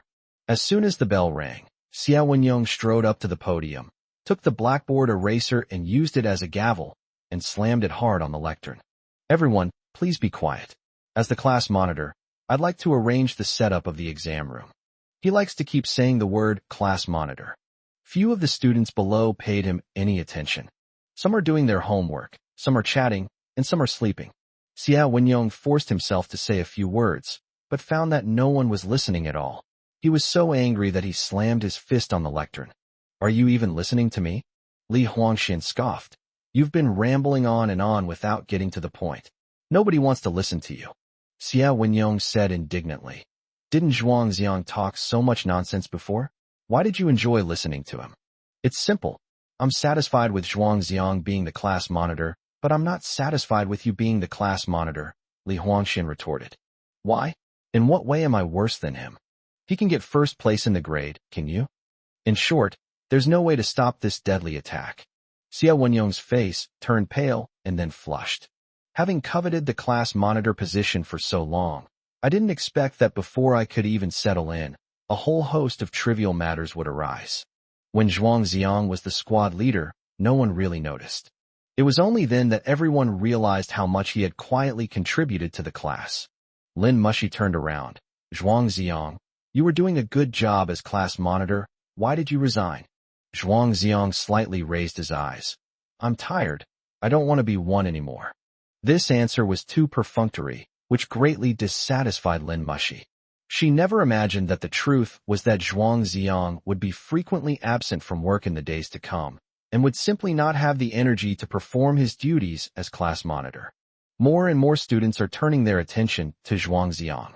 Zhuang Xiang, you are the most suitable to be the class monitor. We all admire you.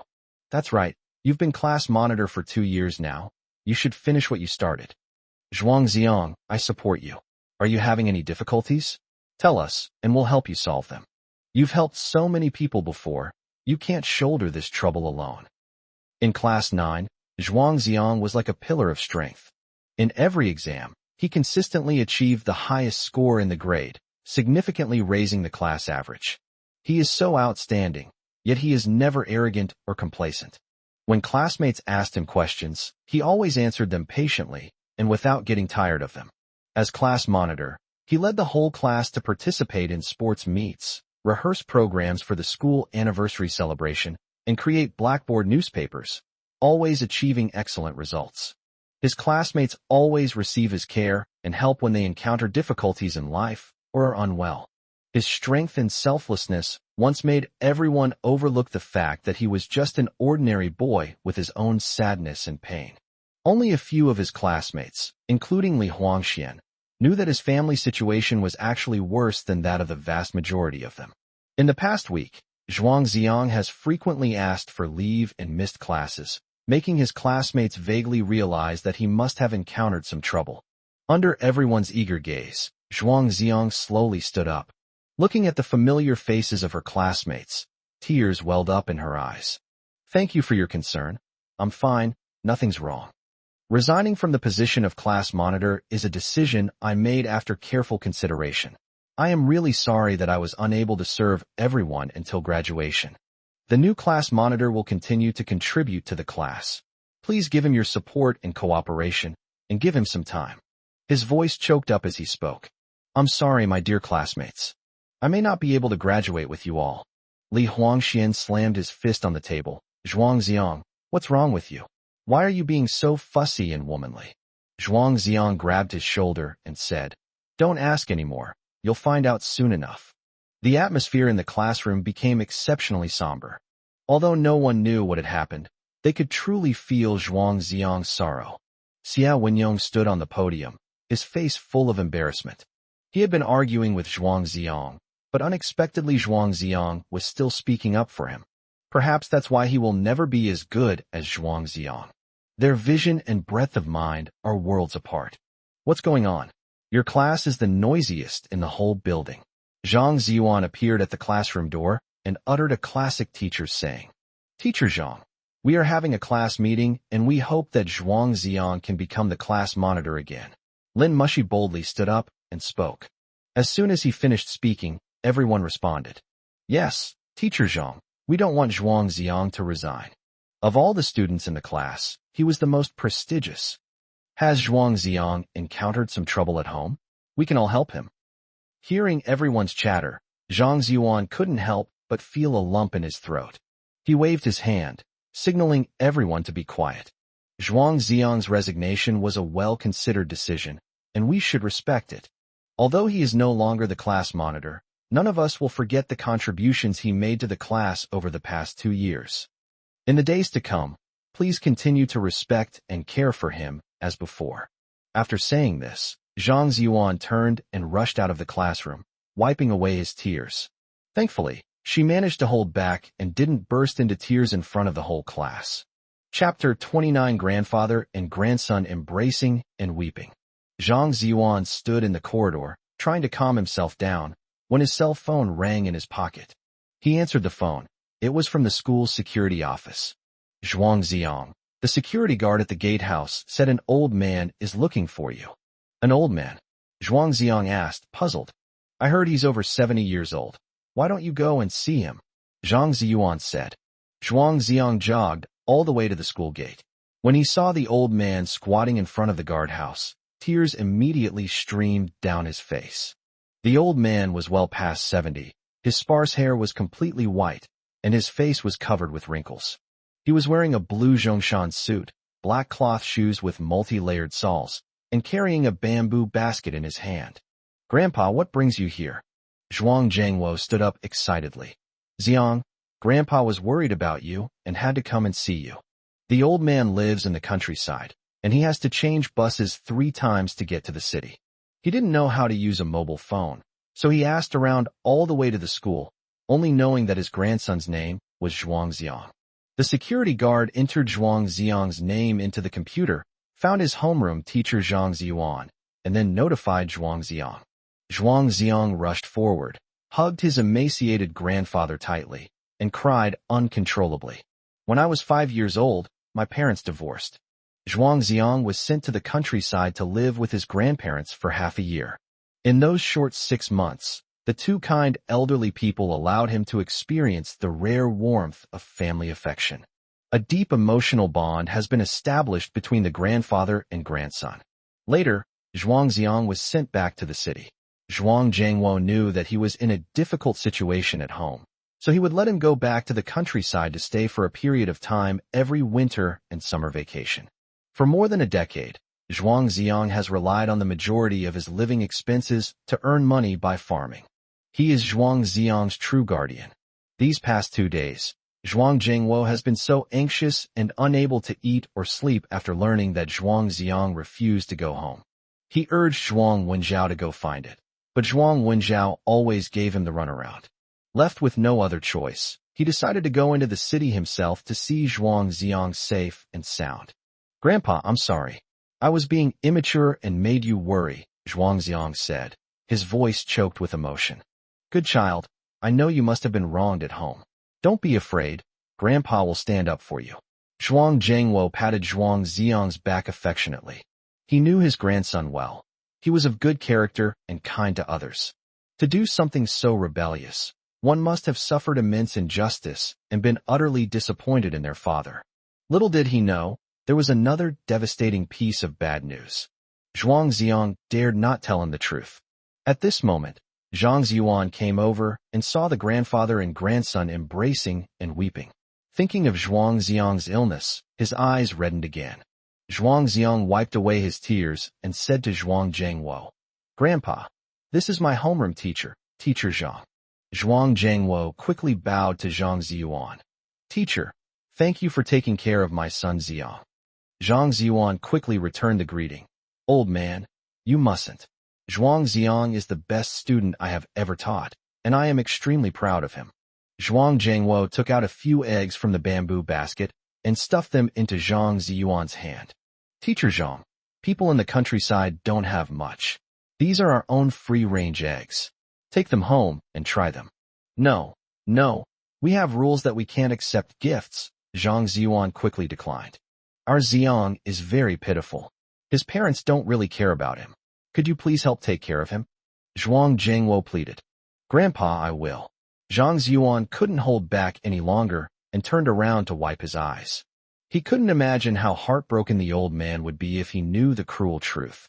The security guard at the gatehouse was deeply moved when he saw the sincere and simple old man. After calming down, Zhuang Xiang said to Zhang Ziyuan, "Teacher Zhang, I'm taking my grandfather to lunch. If we're delayed this afternoon, it's all right, go ahead," Zhang Ziyuan said kindly.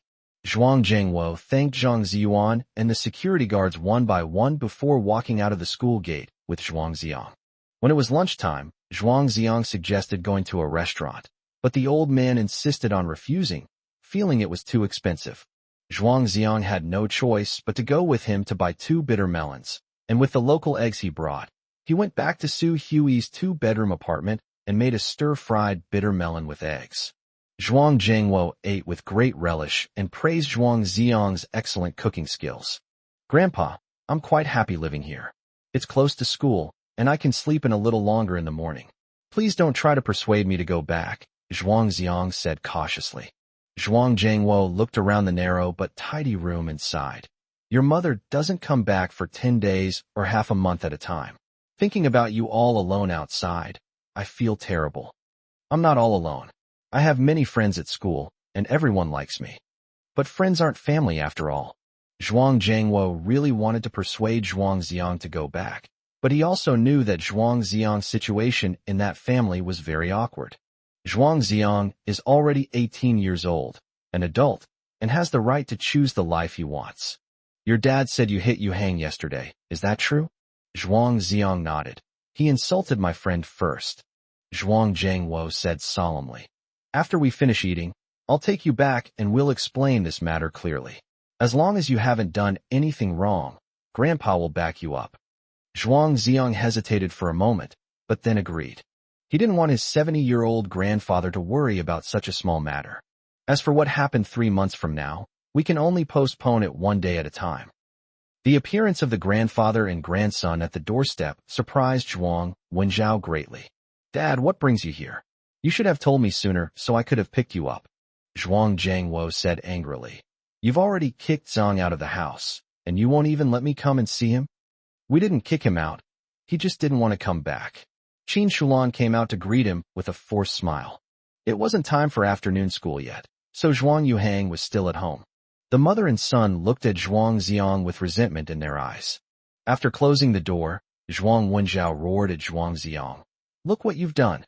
Your grandfather is so old. What if something happens to him on the way? Can you take responsibility? Who gave you the right to yell at my grandson? I'm happy to come see him." Zhuang Zhengwo slammed his hand on the coffee table.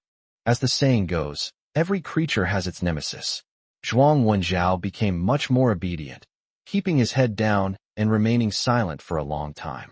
Zhuang Zhengwo, still furious, questioned again, "They are all your own flesh and blood. You, as their father, shouldn't be so biased." Zhuang Wenjiao defended himself, saying, "I am his father, and I am disciplining him. Look at you. You don't act like a father at all. What right do you have to discipline him?" Zhuang Zhengwo was determined to stand up for Zhuang Xiang. Zhuang Wenjiao fell silent again. Qin Shulan chimed in. "Dad, you need to be fair. Yu Hang is your grandson too. He got slapped by Zhuang Xiang. What do you say about that?" Zhuang Yuhang said, "That's right, my face still hurts. I don't know what kind of epilepsy he had." "Shut up. He's your brother." Zhuang Zhengwo roared in anger. He couldn't understand how this couple could spoil their child so much. The younger brother showed no basic respect for his older brother. Chapter 30, What's the Use of an Apology? Regarding yesterday's incident at the rice noodle shop, Zhuang Wenjiao only heard Zhuang Yuhang's side of the story. Zhuang Yuhang would never admit that he started the trouble. Instead, he slandered Zhuang Xiang in every way. In his words, Zhuang Xiang was utterly vicious and his crimes were unforgivable. "Dad, no matter what, Zhuang Xiang hit Yuhang. That's a fact. He has to apologize to Yuhang. You can't just blindly protect your own," Zhuang Wenjiao said to Zhuang Zhengwo. Zhuang Zhengwo frowned, staring at his son with great displeasure. In his words, Zhuang Xiang is Zhuang Xiang, but Zhuang Yuhang is Yuhang. This subtle difference alone reveals just how oppressive Zhuang Xiang's life was in that household.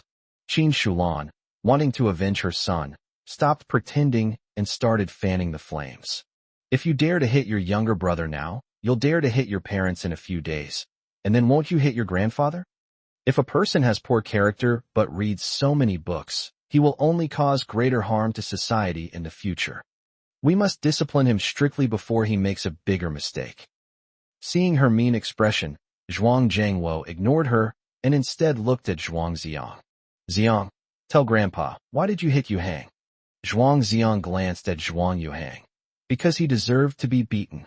What nonsense are you spouting? Zhuang Yuhang shouted.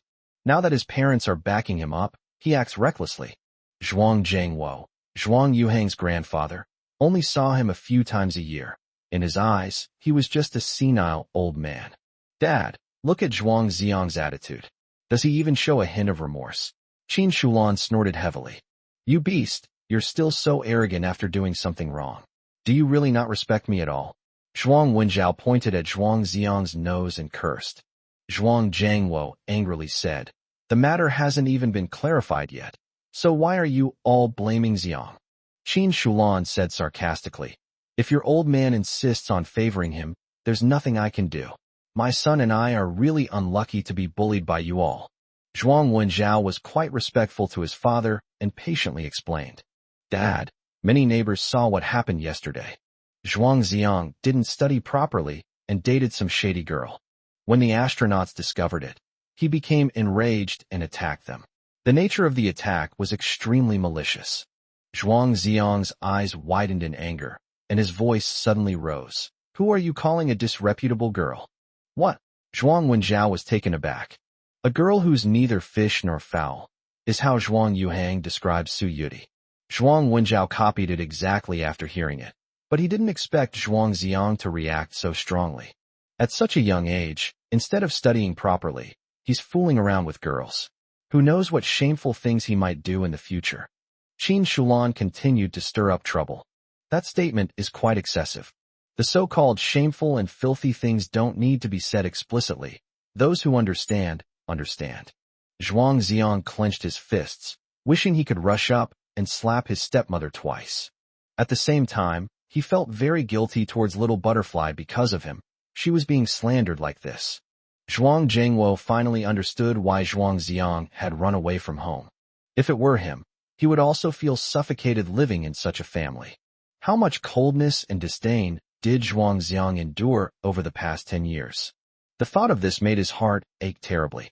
Zhuang Xiang glanced at Zhuang Wenjiao and asked, Dad, have you really looked into what happened yesterday? Zhuang Wenjiao said confidently, Of course, so many people saw it. You slapped Yuhang in public. No, you haven't understood. Zhuang Xiang shook his head sadly. Deep in your heart, you've already decided that Zhuang Yuhang is your precious son, and that whatever I do is wrong. Nonsense, I've always treated you two equally, Zhuang Wenjiao retorted stubbornly. Hands on your hand, and ask yourself if you believe what you're saying. Zhuang Xiang sneered. Meeting Zhuang Xiang's icy gaze, Zhuang Wenjiao felt guilty. No matter how he tries to argue or use clever words, he cannot hide the fact that he treats his two sons differently. If you really want to know the truth, you should know that the rice noodle shop has surveillance cameras installed. Zhuang Xiang's tone suddenly became calm.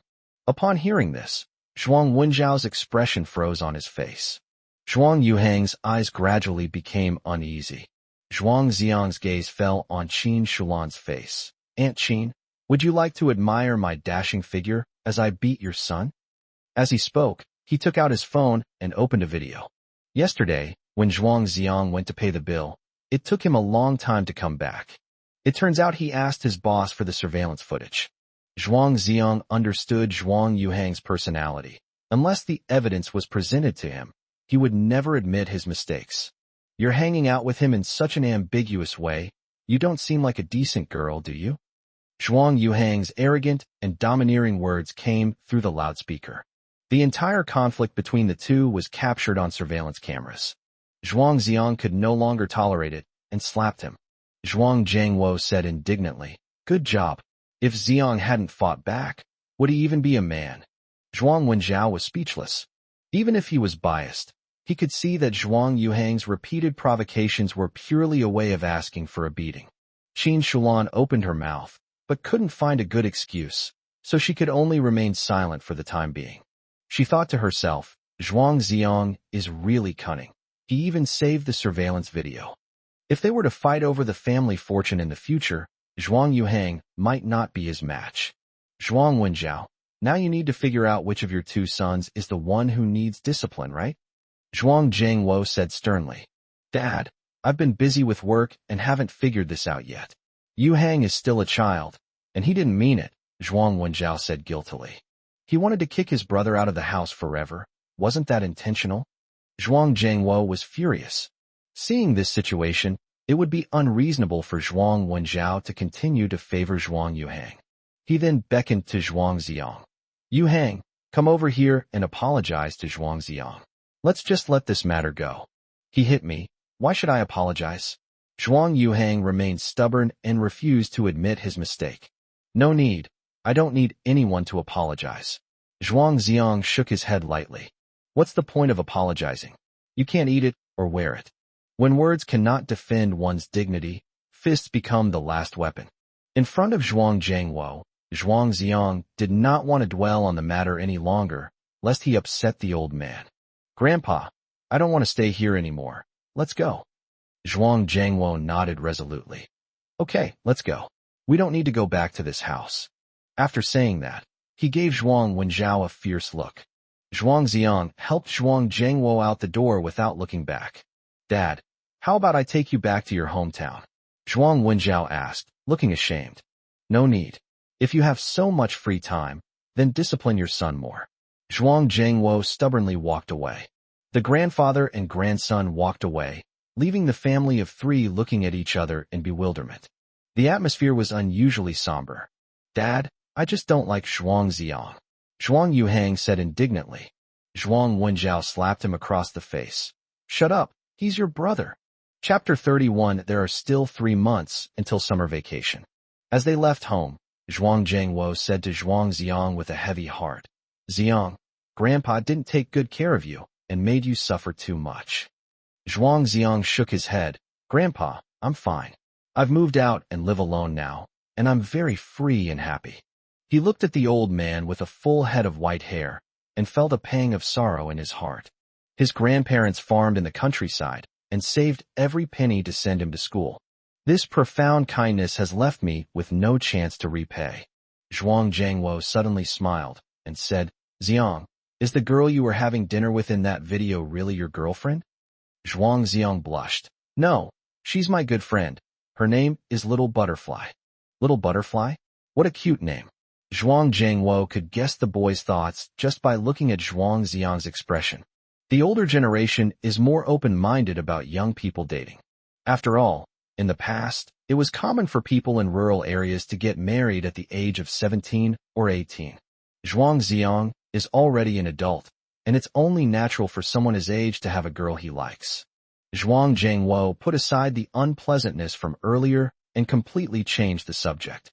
If you like that girl, ask her out more often. When I was young, I wanted to date your grandma, but her dad chased me all over the village with a carrying pole every day. With that thick skin, he still managed to win the heart of the beauty in the end. Zhuang Ziong listened quietly, but his heart was filled with sorrow. With only 3 months left to live, he no longer had the right to pursue the girl he loved. Passing by a mobile phone store, Zhuang Ziong pulled Zhuang Zhangwo aside and said, Grandpa, let me buy you a mobile phone so it will be easier for us to keep in touch. Zhuang Zhangwo thought for a moment, then nodded. Okay.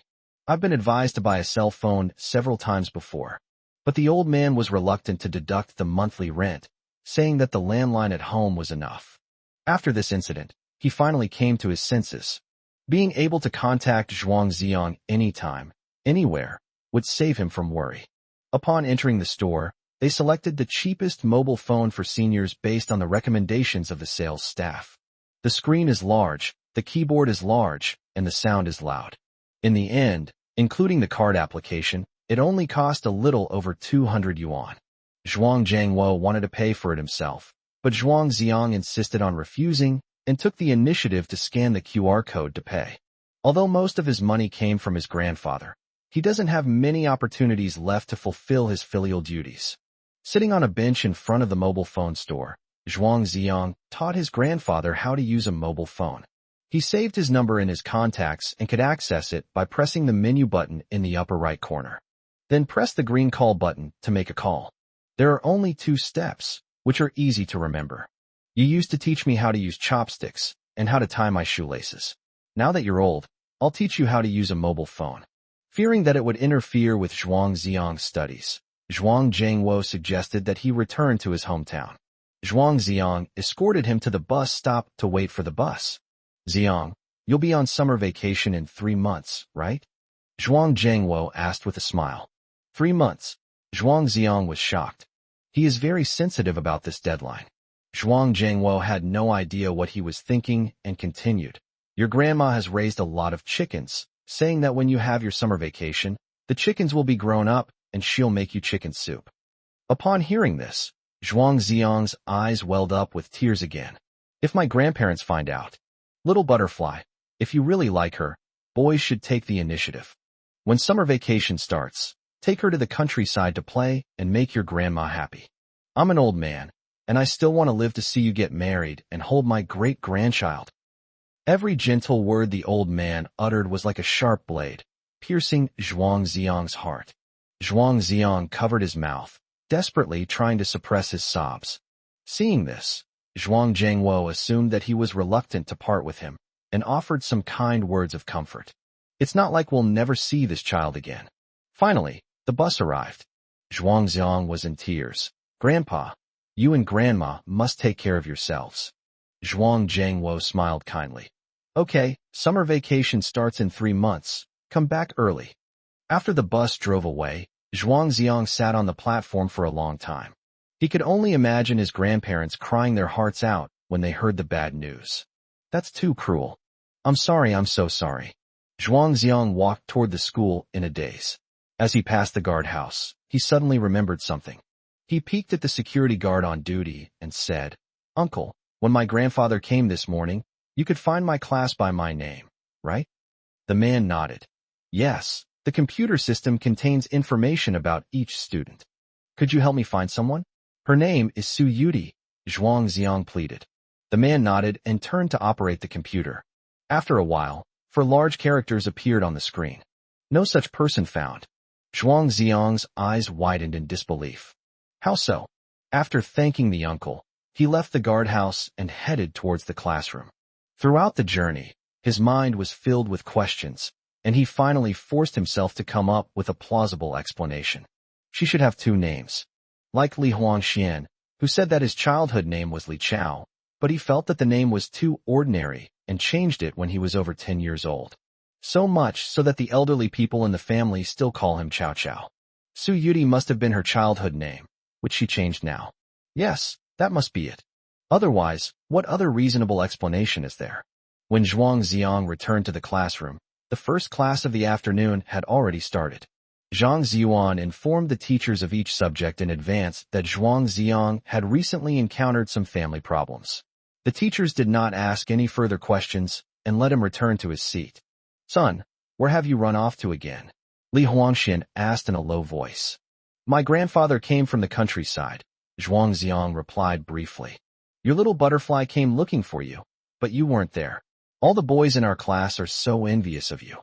Not to mention the other boys, even Li Huangxian, who was speaking, was filled with envy. It must be a wonderful thing to be remembered by such a beautiful girl. Zhuang Ziyang took out his phone and typed under his desk. What do you want? Why didn't you call? My phone vibrated soon after. I received a new message from Little Butterfly. Nothing special. I just wanted to see you. Zhuang Ziyang replied instantly. See you at the flower bed after class? Little Butterfly, okay. As soon as the bell rang, Zhuang Ziyang rushed out of the classroom. The teacher was dumbfounded. I hadn't even said get out of class was over yet, and I was planning to extend the class by 2 minutes. Beside the flower bed filled with hyacinths and wisteria sat that perpetually spotless girl. The peach blossoms by her temples resembled pink clouds. When Su Yudi saw Zhuang Ziyang, she immediately stood up and handed him an ice cream. Zhuang Ziyang was even more puzzled. Class 9's classroom is on the 2nd floor, but but Su Yuti said her classroom is on the 5th floor. She came out as soon as her phone rang. How could she have had time to buy ice cream? Zhuang Ziong, eat quickly, it'll melt in a bit. Little butterfly, is there something you can't tell me that you're having trouble telling me? Chapter 32. Everyone here is trash. Su Yuti did not answer Zhuang Ziong's question directly. She stared into Zhuang Ziong's eyes with her beautiful almond-shaped eyes wide open. Tell me honestly, do you also have secrets you're hiding from me? Zhuang Ziong was startled and quickly avoided her gaze. That's right. He had something extremely important to tell Little Butterfly, but he dared not tell her. He has no future. Zhuang Ziong's guilty behavior amused Su Yuti, who giggled. What are you afraid of? I didn't force you to tell me. Everyone has secrets. If you don't want to talk about them, you just don't have to. Zhuang Ziong raised his eyes, smiled with relief, and felt grateful to the Little Butterfly. That's right. Everyone has secrets, and they don't necessarily have to be told. If she doesn't want to talk, don't make things difficult for her.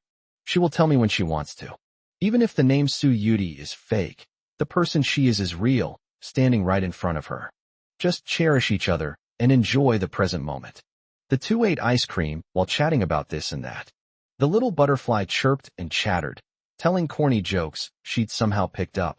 As always, he was laughing so hard he couldn't catch his breath halfway through his story.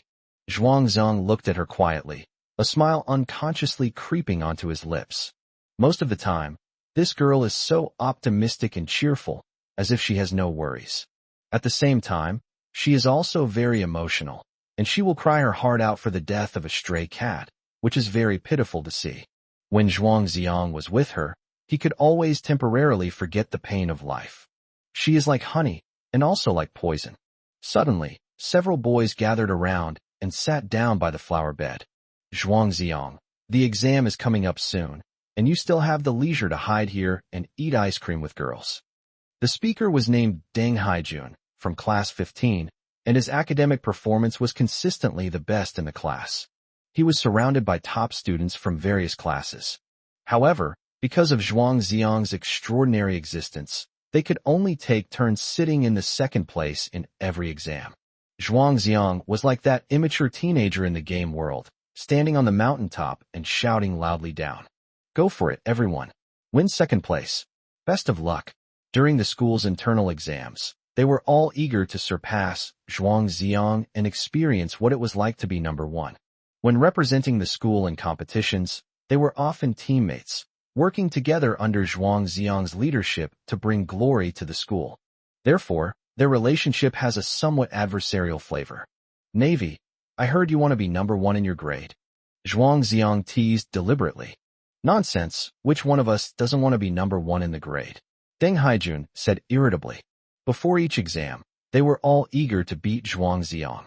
But when the results were announced, they all looked like defeated roosters. This guy is just too incredible. Zhuang Ziong thought for a moment, then smiled and said, We have a good relationship. So how about I grant your request this time, and I'll skip the exam tomorrow? Abandon the exam? You can bear to do that? Deng Haijun asked in surprise. I've been a bit playful lately, and don't want to take the exam anymore, Zhuang Ziong teased deliberately. The top students looked at each other, their expressions complicated. You're talking to us like you're giving us charity. I'm going to defeat you fair and square, not let you run away in the face of battle. Actually, I never believed that you were invincible. I was sure I would beat you once before graduation. There is a mutual respect and appreciation among these top students. They had also recently heard that Zhuang Ziong seemed to have run into some trouble and was frequently missing classes. So I made a special trip to see him, to encourage him to cheer up and compete fairly. Su Yuti, who was standing nearby, roughly understood what he meant and interjected.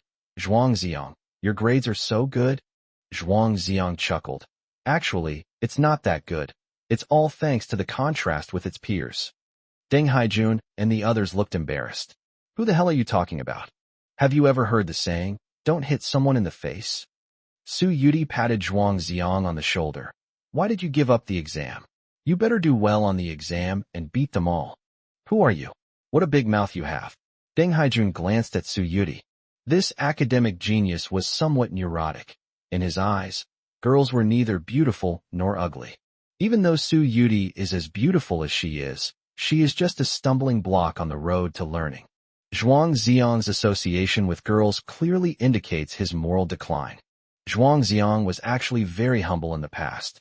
Every time I got first place, I told them it was just luck and encouraged them to keep trying. Now it's different. It's time to unleash our true nature. He looked at Su Yuti. You really want me to get first place? Su Yuti nodded. Of course. If I get first place in the exam, can you promise me one thing? If it's not too outrageous, we can consider it. Upon hearing this, Zhuang Xiang's eyes gradually sharpened. A smile appeared on her lips. He stood up and glanced at Deng Haijun and the others sitting on the flower bed. Excuse my bluntness, but in my opinion, everyone here is trash. His words were firm and resounding, displaying boundless arrogance. The little butterfly couldn't help but burst into laughter. Deng Haijun and the others blushed, wishing they could tear Zhuang Xiang apart. Damn, you're really looking down on me. I won't be satisfied until I beat you to a pulp. I have a 40-meter-long sword. I'm going to chop him up alive. Seeing the indignant expressions on their faces, Zhuang Xiang also laughed out loud. He patted Deng Haijun on the shoulder. Don't you want to compete fairly? I won't go easy on you. Deng Haijun punched him lightly. Don't laugh too soon. I've been studying late into the night every day this month. The school bell rang at that moment. Zhuang Xiang and Su Yuti went upstairs together and parted ways at the corner on the second floor. You big idiot, keep it up. The same to you. Deng Haijun and the others followed behind, and upon hearing Su Yuti's address to Zhuang Xiang, they fell silent once more. If he's a complete idiot, then what are we? After the last class in the afternoon, we left school a little later than usual because we had to set up the exam room. Zhuang Xiang glanced at the time and saw that it was already past 6:10. He couldn't help but text Little Butterfly. Have you gotten on the bus yet? The Little Butterfly quickly replied. Okay, see you tomorrow. Since Zhuang Xiang had nothing else to do, he decided to familiarize himself with the examination venue first. Each classroom has 30 seats, and the examinee's name and student ID number are affixed to the upper right corner of the desk. The school arranged the examination rooms according to the number of strokes in the students' surnames.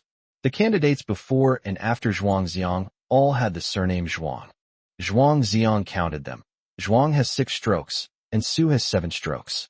Su Yuti's exam room should be not far from his. He then searched through the classrooms at the back and quickly found the examination room of the student surnamed Su. I checked it over and over again from beginning to end. There is no student named Su Yuti at all. Zhuang Xiang stood in the examination room, stunned for several minutes. Ever since I met Su Yuti, scenes from one moment have been playing in my mind. The number of unreasonable aspects is increasing. Little Butterfly, what are you hiding from me? Chapter 33 Light Bulb. After leaving the school, Zhuang Xiang went to the snack street to find something to eat and saw a small stall selling fried potatoes in the distance. This was the first thing he ate on the first day he met Su Yuti. Auntie, give me a serving of potatoes with extra chili peppers. Zhuang Xiang stepped forward. The aunt was busy with her work, but she smiled and nodded, casually asking, What about that girl who was with you last time? Zhuang Xiang asked in surprise. Auntie, do you know Little Butterfly? The aunt thought for a moment and said, She used to come here often to buy potatoes. She was always chattering away and was a very cute girl. I have a deep impression of her. When was the first time you met her? About 3 months ago. Zhuang Xiang stopped there and did not ask any further questions. Otherwise, the aunt might misunderstand and think that he is a pervert with ulterior motives. While eating insanely spicy fried potatoes and holding a glass of iced cola, Zhuang Xiang bumped into 2 acquaintances, Lin Mushi and Xie Wenyong. Zhuang Xiang, I'm a little nervous about my exam tomorrow, so I asked Xie Wenyong to come with me for barbecue. There's nothing between us, Lin Mushi said first. Zhuang Xiang looked bewildered. You guys eat your food. What are you explaining to me? Lin Mushi frowned. I have no idea what you've been busy with lately. You haven't even had dinner with me. Xie Wenyong happens to be free. You don't mind, do you? I don't mind at all. It's normal for classmates to eat together, Zhuang Xiang said with a smile. Lin Mushi clenched her teeth in anger, her face turning bright red. You, Zhuang Xiang, are now fooling around with other girls every day. We clearly agreed to go to the movies together, but you completely forgot about it. Zhuang Ziong, how about we grab something to eat together? Xia Wenyong asked tentatively. After all, Zhuang Ziong had spoken up for him during yesterday's class meeting, so he felt embarrassed to push him any further. Upon careful reflection, I realized that I had made many mistakes in the past. Sure, I don't have anything to do when I get back anyway, Zhuang Ziong readily agreed. Xia Wenyong, I was just being polite, but you really don't consider yourself an outsider. He wanted to slap himself twice for asking such a stupid question. It took a lot of effort to get Lin Mushi to agree to a date, and now this third wheel is causing extra trouble and costing even more money. It's like she's just asking for trouble. The barbecue restaurant they came to was the same one Zhuang Ziong and Su Yudi had visited last time. Zhuang Ziong smiled slightly when he saw the beer in the display case. The barbecue was self-service, and Xia Wenyong started working diligently as soon as he sat down, brushing oil, grilling meat, and making dipping sauces. As a high-ranking princess, Lin Mushi is completely incapable of doing any work. She can simply wait to enjoy delicious food. Zhuang Ziong was too lazy to do anything, so he just skewered the potatoes with bamboo sticks like an old man. Can you please stop eating potatoes? Isn't this a waste of my money? Xia Wenyong glared at him. The all-you-can-eat barbecue was charged per person, and Zhuang Ziong filled his stomach with potatoes, which was not worth it. Zhuang Ziong didn't care about any of that, and continued to eat with relish. Lin Mushi's gaze remained fixed on Zhuang Ziong. I always felt that behind his seemingly nonchalant demeanor lay a shadow. He's been missing classes way too often lately. Once the first plate of food was baked, Xia Wenyong began peeling shrimp for Lin Mushi. Zhuang Ziong laughed and said, "Your shrimp peeling skills are pretty good. Can you peel a couple for me too?" "Can't you peel it yourself?" Xia Wenyong muttered. "I'm too lazy to wash my hands, so just be a good person and peel them all at once," Zhuang Ziong said casually. Xia Wenyong was so brave, he could barely breathe. "You're the good person. Your whole family are good people." Lin Mushi chuckled. It was quite amusing to see Xia Wenyong get his comeuppance in front of Zhuang Ziong. "Zhuang Ziong, was the girl who looked for you outside the classroom that day your girlfriend?" Lin Mushi hesitated for a long time before asking the question. Zhuang Ziong shook his head. "No, I just met her last week." Lin Mushi immediately pressed. "Which class is she in?" Zhuang Ziong said frankly. "To be honest, I don't know either. She said she was in class 23. As everyone knows, there are only 22 classes in the entire grade. So this must be a lie. That doesn't make sense. If there were such a pretty girl in our grade, how come no one would recognize her?" Xia Wenyong joined the conversation. Lin Mushi said with a hint of sourness, "So beautiful, how beautiful." Xia Wenyong quickly admitted defeat. "Of course, you are still slightly inferior to Musher." Zhuang Ziong had been pondering their doubts for several days. There's always been a layer of mystery surrounding the little butterfly. During the meal, Lin Mushi spent most of the time chatting with Zhuang Ziong. Zhuang Ziong was also very generous and shared some test-taking tips with them. As for Xia Wenyong, he acted like a waiter the whole time, focusing only on grilling the meat and barely eating any himself. After much deliberation, he finally humbled himself and asked Zhuang Ziong for advice. "What's your secret to being class monitor? Why does everyone respect you, but not me? He who takes a man's money is bound to him. He who eats a man's food is bound to him." Since the two had no major grudges, Zhuang Ziong smiled faintly and revealed his secret. The class monitor is there to serve all the students, not to put on airs. As long as you are genuinely dedicated to the class, your teachers and classmates will feel it. Keep it up, you'll be a great class monitor. After listening, Xia Wenyong looked ashamed and seemed to be deep in thought. Zhuang Ziong's breadth of vision and strategic thinking far surpassed his. There's no way to argue with that now. I'm full. I can't eat too much tonight, or I'll gain weight. Lin Mushi put down her chopsticks. I'm almost done too. After all, I ate some potatoes, Zhuang Ziong said. What? You're all not eating? I've only just started. Xia Wenyong exclaimed anxiously. Lin Mushi said kindly. Then you can stay here and eat for a while longer. Zhuang Ziong, and I will go first. Zhuang Ziong suppressed a laugh. Thank you for the treat, Xia Wenyong. I'll be leaving now. The two got up together and walked out of the barbecue restaurant side by side. Xia Wenyong stood there stunned, the chicken wing in his mouth suddenly losing its appeal. Snowflakes fluttered down, the north wind howled, and the world was shrouded in a vast expanse of white. Monsieur, you should take a taxi. Zhuang Ziong stood by the roadside, trying to help Lin Monsieur hail a taxi. Wait, Zhuang Ziong, I have something to tell you. Lin Mushi bit her red lips. Zhuang Ziong turned around and quietly looked at the school beauty in front of him. Lin Mushi is very pretty. Apart from being a bit spoiled, she is also a very cute girl. However, due to her family background, she always carried a noble and elegant temperament, which made Zhuang Ziong unconsciously feel a sense of distance.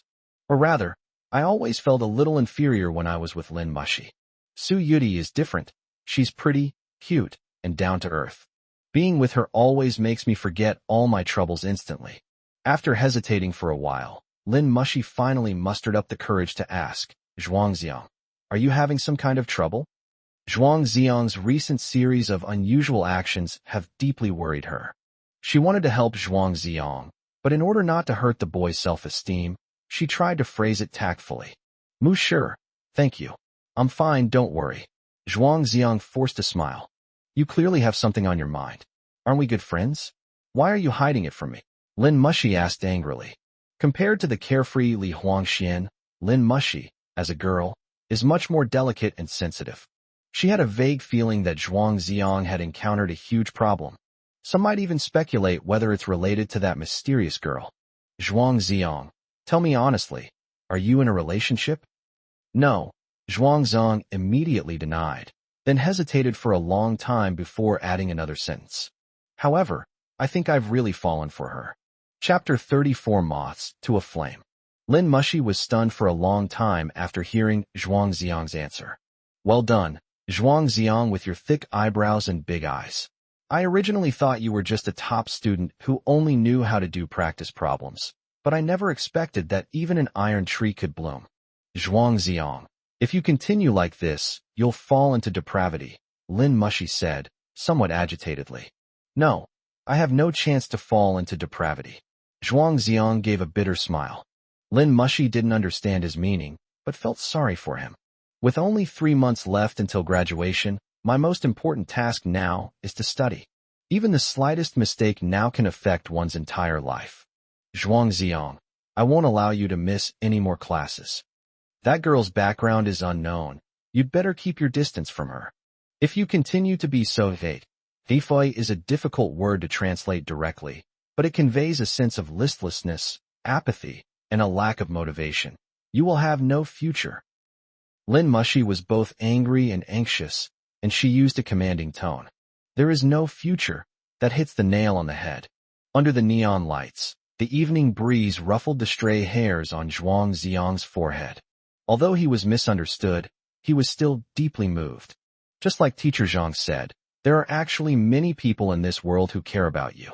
He didn't want to avoid his inner thoughts and wanted to reveal his truest feelings. Monsieur, I'm 18 years old. It's normal to have a girl I like. Perhaps God took pity on me and sent someone to keep me company. It wasn't until I met her that I knew what it truly felt like to like someone. Being with the little butterflies was a wonderful feeling that Zhuang Ziong had never experienced before. You can forget sadness, forget time, forget the whole world. It felt as if the whole world consisted only of the two of us. Lin Mushi said incredulously. Impossible. You only met her last week. Zhuang Ziong smiled. True affection is not measured by the length of time it takes. You don't even know which class she's in? Aren't you afraid she'll lie to you? Lin Mushi shouted. Let them lie. It's like a moth that knows it will be burned, but it will still rush towards it without hesitation. Zhuang Ziong thought to himself, what is there for someone whose life is about to end to be worth deceiving? In his final days, he cared about nothing but following his truest feelings and living out his short life. Zhuang Ziong reached out and flagged down a taxi, then gentlemanly opened the car door for Lin Mushi. Monsieur, when you meet someone like that, you might understand how I feel. Sitting in the taxi, Lin Mushi was filled with worry. Zhuang Ziong must be hiding a huge secret. And that girl, is she really that good? Back home, Zhuang Ziong changed the water in the fish tank and fed the fish some fish food. He estimated that he would have to return the 2 fish to Little Butterfly in 2 months. At that time, it might have been very difficult for them to even take care of themselves. The phone rang. It was Dr. Chundishio, the attending physician. Nothing special, just asking about his health. Dr. Chun, is there really no other way? I'm sorry, Xiaozhuang. Okay, thank you, doctor. Chundishio didn't know how to comfort him, so he told him to go to the hospital in a couple of days for another checkup, even though I knew it was unnecessary. After hanging up the phone, Zhuang Xiang opened the medicine packet, stuffed a handful of the foul-smelling pills into his mouth, and swallowed them with water. The bitter taste rose up, causing him to gag several times. Now he's less inclined to die. Even living one more day, seeing her one more time, would be good enough. Nothing was said that night.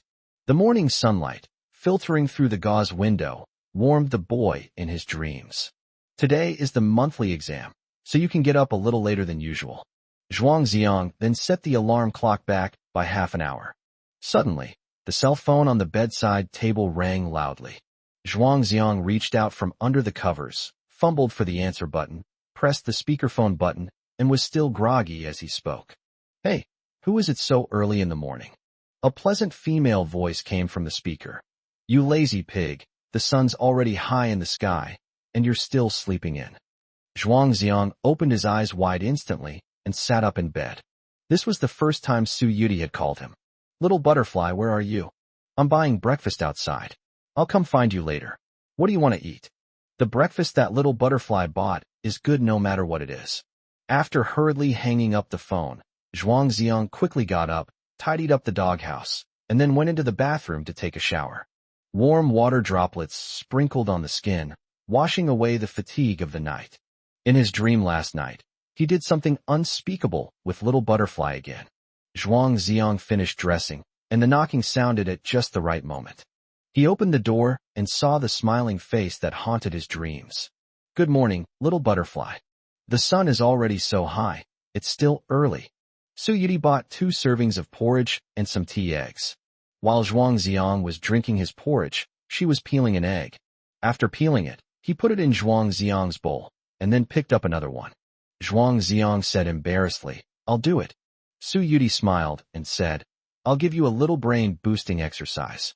Do your best on the exam today and beat all those people from yesterday. Don't just brag about it and then fail to deliver.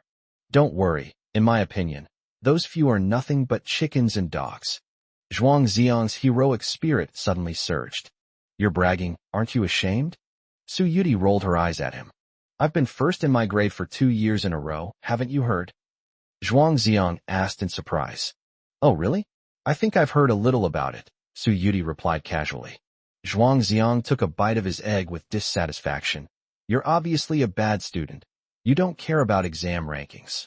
He suddenly remembered that he had gone to check out the exam venue yesterday afternoon. Among the candidates with the surname Su, there was no name Su Yuti. After hesitating several times, I ultimately didn't ask. If she has something she can't talk about, constantly pressing her for answers will put her in a difficult position. After finishing breakfast, Su Yuti took out a red string from her pocket and tied it around Zhuang Xiang's wrist. Zhuang Xiang frowned. What is this? Would it look a bit effeminate for a guy like me to wear this? Su Yuti said, I heard that wearing this during exams will bring good luck. Superstition? I didn't wear it before, and I still got first place in my exams, Zhuang Xiang muttered. If you don't like it, then take it off and throw it away. Then I'll wear it. Zhuang Xiang raised his wrist and saw that the red rope was brightly colored and carried a faint peach blossom fragrance. Okay, let's hope the god of exams blesses us.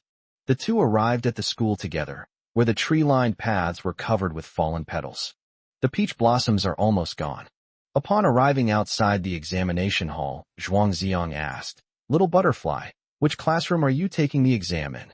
Su Yuti smiled and said, I don't take exams. No exam. Zhuang Xiang was a little confused. Su Yuti took out the leave slip from her bag again and waved it at Zhuang Xiang. The homeroom teacher's signature on it was like scribbles. I couldn't recognize a single character. Zhuang Xiang wanted to ask something more, but the exam bell had already rung. Study hard on your exam, and I'll buy you a Coke when we get out. Su Yuti shoved Zhuang Xiang into the classroom. Zhuang Xiang sat in his seat, smelling the faint peach blossom fragrance of the red string on his wrist, completely puzzled. Which homeroom teacher would sign so many leave slips for a student, and even allow her to skip the monthly exam? Little butterfly, are you like me?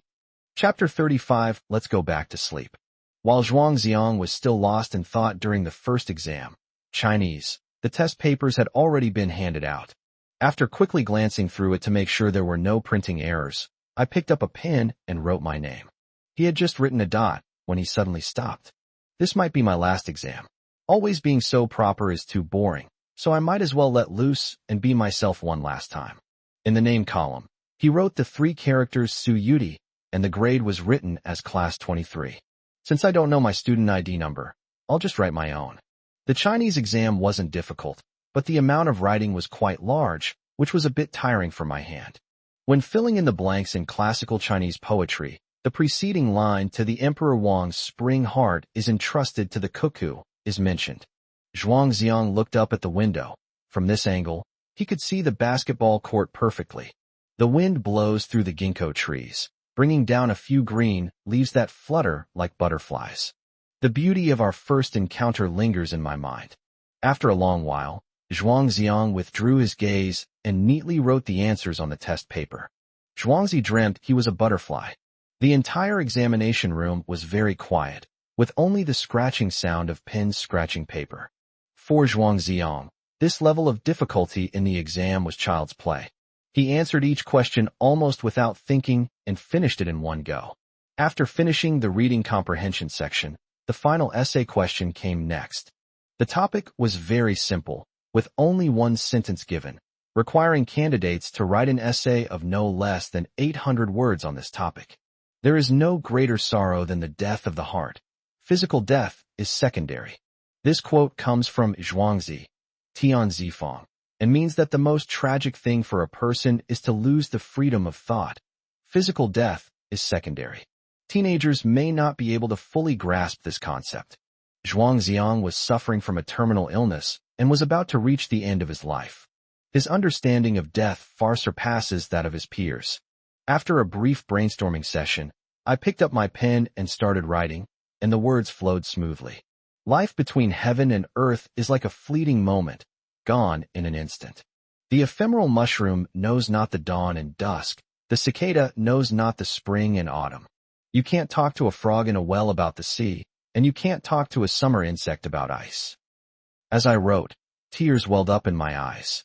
He was not an ancient sage, after all, and did not have such a magnanimous view of life and death. The thought of never seeing my grandparents, teachers, classmates, or cute little butterflies again breaks my heart. After finishing his essay, Zhuang Xiang quickly checked it again and found nothing missing. The other candidates in the examination room were still writing furiously at their desks. After sitting there for a long time, the announcement came over the loudspeaker that there were 15 minutes left until the end of the exam. Zhuang Xiang decisively grabbed the exam paper, handed it to the invigilator in advance, and then walked out of the examination room with a flourish. The proctor frowned when he saw the name on the exam paper. I don't know what the child's parents were thinking, giving a boy such a name. However, this candidate's calligraphy is quite pleasing to the eye. Zhuang Xiang took out his phone and dialed Su Yuti's number. Little butterfly, where are you? I've handed in my paper early. Oh, wait for me at the flower bed. Zhuang Xiang put down his phone and walked towards the flower bed filled with hyacinths and wisteria. This place has become their usual dating spot. Zhuang Xiang was sitting by the flower bed when suddenly everything went black. A pair of warm hands covered his eyes. A deep, resonant voice rang in my ears. Guess who I am? Aren't you childish? Zhuang Xiang pulled Little Butterfly's hand away. TCH, this isn't fun. You're not even cooperating. Su Yuti pouted. She took out the Coke she had bought in advance and handed one can to Zhuang Xiang. Pull the ring open. It makes a hissing sound. The two touched the cans together. Zhuang Xiang, I wish you a resounding victory and that you win first place. Su Yuti shouted as she stood up. You promised me that if you got first place, you would do me one thing. Zhuang Xiang raised an eyebrow. Su Yuti deliberately crossed her arms exaggeratedly, protecting her chest. You are not allowed to have any improper intentions towards me. Zhuang Xiang laughed loudly. I don't care about your little bit of capital. Zhuang Ziong, you're asking for death. No, no, no. I was wrong. The cola spilled. The hyacinths and wisteria in the flower beds bear witness to their joy. But this joy carries a tragic undertone. Although Zhuang Ziong wrote Su Yudi's name on the test paper, this monthly exam was just an internal school exam and not very formal. Even if he doesn't write his student ID number, the teachers can easily identify him by his handwriting. Being first in the grade is still a sure thing. When it was lunchtime, the two of them ate lunch together in the cafeteria. It was economical and the food was pretty good. Little butterfly, I'm going back to take a nap. Do you want to come with me? Zhuang Ziong asked nervously. Where's your good buddy? Su Yudi suddenly remembered Li Huangxian. Good buddy? What good buddy? I'm not actually that familiar with him, Zhuang Ziong said immediately. Anyway, Li Huangxian can't hear it, so it should be fine to say that. It's in a man's nature to prioritize romantic relationships over friendships. Su Yudi smiled slightly and agreed to go back for a nap together. Little butterfly, I've noticed you always seem to be alone. Don't you have any friends? Walking along the road, Zhuang Ziong voiced the question that had been lingering in his mind. Aren't you my friend? Su Yudi retorted. Except for me, Zhuang Ziong said. Maybe it's because nobody likes me. Su Yudi shook her head. Zhuang Ziong, of course, didn't believe it. How could such a pretty and lovely girl not have any fans? If she wants to make friends, I'm afraid all the boys in the school would have to line up. Su Yudi suddenly stopped, tilted her head, and stared straight into Zhuang Ziong's eyes. Do you like me? Zhuang Ziong's heart was suddenly struck, and then began to pound wildly. His cheeks felt involuntarily hot. After hesitating for a long time, I finally mustered up the courage to answer. I like it. Su Yudi immediately smiled and said, Me too. What? Zhuang Ziong's heart pounded even faster. Do you like me too? Are we confessing our feelings to each other? I said I like myself very much too. Su Yudi's eyes crinkled into crescent moons as she smiled. Zhuang Ziong's heart, which had been fluctuating wildly, instantly became a straight line. You got excited for nothing. You can't play like that. When I got to the bottom of the building, I ran into my neighbor. She greeted Su Yudi warmly. Little butterfly, you've come to play with Xiao Zhuang again? Su Yudi greeted politely. Hello, sister. Zhuang Ziong said. Sister, let's go back and take a nap. It's broad daylight, so keep it down and don't disturb the neighbors, the neighbor said in a low voice. It's not what you think. Zhuang Ziong blushed. Su Yudi looked up at the sky, pretending not to understand. But her translucent earlobes slowly turned red, which was incredibly cute.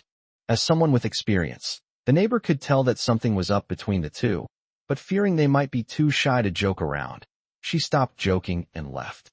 Upon opening the door, Zhuang Ziong said, You sleep on the bed, I'll sleep on the sofa. Su Yudi said, But I want to talk to you. Zhuang Ziong had a sudden inspiration and laid out a mat next to the bed, making a makeshift bed on the floor. This way, the two of them can sleep in the same room and chat. Su Yudi took off her shoes, climbed onto the bed, looked at the hard floor below, blinked her beautiful almond-shaped eyes, and looked at Zhuang Ziong. Your penis is so hard. Do you want to come on top? Chapter 36 No Turning Back. This statement is extremely ambiguous. Zhuang Ziong was stunned for several seconds, his eyes wide open, not knowing how to respond. Su Yudi then realized what she meant and said with a blush, I said your floor mat is too hard. Zhuang Ziong coughed twice. I know, it's all right. The atmosphere in the small bedroom became somewhat awkward for a moment. The young man and woman, each lost in their own thoughts, remained silent for a long time. We agreed to chat together, but now I don't know how to start the conversation.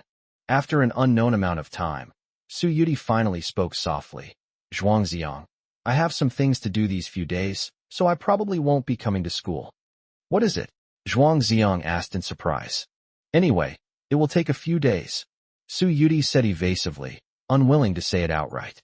What about the weekend? Aren't you going to come see me? Zhuang Ziong felt a little flustered. Okay, go feed the stray cats for me this weekend, and tell them I'll come again next time. Su Yudi lay flat on her back, her eyes fixed on the snow-white ceiling. She dared not look Zhuang Ziong in the eye. Because you don't even need to look to know that he must be very disappointed. Can I call or text you? Zhuangziang asked cautiously, his voice trembling slightly. Calling might not work, but if you send a message, I'll definitely reply when I see it. A layer of sorrow also clouded Su Yuti's eyes. She finally mustered her courage, turned around, and looked at Zhuangziang on the floor. I then noticed that his eyes were red, as if he was trying hard to suppress his sadness. Su Yuti lowered her arms and took Zhuangziang's hand. It'll only take a few days. I'll come to see you as soon as I get back. Zhuangziang held that soft, boneless little hand tightly, greedily savoring this moment of tenderness. He cried out in his heart, "Silly girl, do you know that even a second, let alone a few days, is incredibly precious to me? I don't have any more time." Thinking of the handful of leaf slips in the little butterfly bag, a strong sense of unease spread endlessly through my heart. You must come back soon. I'm destined not to be able to fall asleep this afternoon. The two held hands tightly and never let go. The little butterfly remained optimistic, chirping and telling nonsensical, lame jokes. Zhuangziang listened quietly, then laughed in response. Unbeknownst to me, tears slipped from the corners of my eyes and fell silently onto the pillow. Fortunately, from this angle, the little butterfly can't be seen. Time always flies when you're with the one you love. Before the afternoon exam started, Zhuangziang and Su Yuti parted ways by the flower bed. You must do well on the exam and get first place, but you can't make me do anything too outrageous. Su Yuti reminded them of their agreement and encouraged Zhuangziang to take the exam seriously. I will. You must come back soon, Zhuangziang said reluctantly. By the time I come back, the peach blossoms will probably have withered, Su Yuti said sadly. The peach blossom by her temple remained vibrant and never withered. It was as if they were absorbing nourishment from her cloud-like hair. Zhuangziang sighed inwardly. For once he had seen the peach blossoms this season, he would never see them again. The exams are about to begin, and the campus is unusually quiet as there are no students to be seen. Only the wind rustling through the leaves and flowers made a soft, whispering sound. Let's hurry up, don't be late, Su Yuti urged. Zhuangziang nodded silently and slowly turned around. Suddenly, a warm body leaned up to him and pressed tightly against his back. A pair of jade-like arms wrapped around his waist. Little butterfly, don't say anything, just let me hug you. At that moment, the wind seemed to stop. Apart from his own violently beating heartbeat, Zhuangziang could hear no other sound. How I wish time could stand still at this moment. If love has even a tiny bit of sweetness, I'd rather be buried in that very spot. The exam bell rang, and it was time to say goodbye. Su Yuti let go of his hand. Zhuangziang, don't look back. Keep walking forward. Zhuangziang resisted the urge to turn back and took a step forward. The girl's delicate fragrance in the air faded into the distance. When he climbed the stairs to the second floor and looked at the flower bed again, the beautiful woman was nowhere to be seen. Only the pink and white hyacinths remained, swaying in the wind. The math exam in the afternoon was the most grueling subject. Although Zhuangziang disliked mathematics, he was able to get almost full marks every time thanks to his intelligence. Because he frequently works on competition problems, these ordinary exam questions are like child's play to him. After calming myself down and finishing the exam, I had a full half-hour left before the exam ended. Inside the sealed line, he still wrote Su Yuti, Class 23. As Zhuangziang handed in his paper early and walked down the stairs, he ran into Deng Haijun. He greeted him. Navy, you might really be going to get first place this time. Deng Haijun asked with a smile. What do you mean? Did you get stuck on a math problem? How could that be? The questions weren't too easy this time. I just forgot to write my name, Zhuangziang replied. Deng Haijun was taken aback, his eyes filled with suspicion. How could someone ranked first in the grade be so muddle-headed? Besides, you handed in your paper early. How could you forget to write your name? Navy, come for a walk with me. What's wrong with you, kid?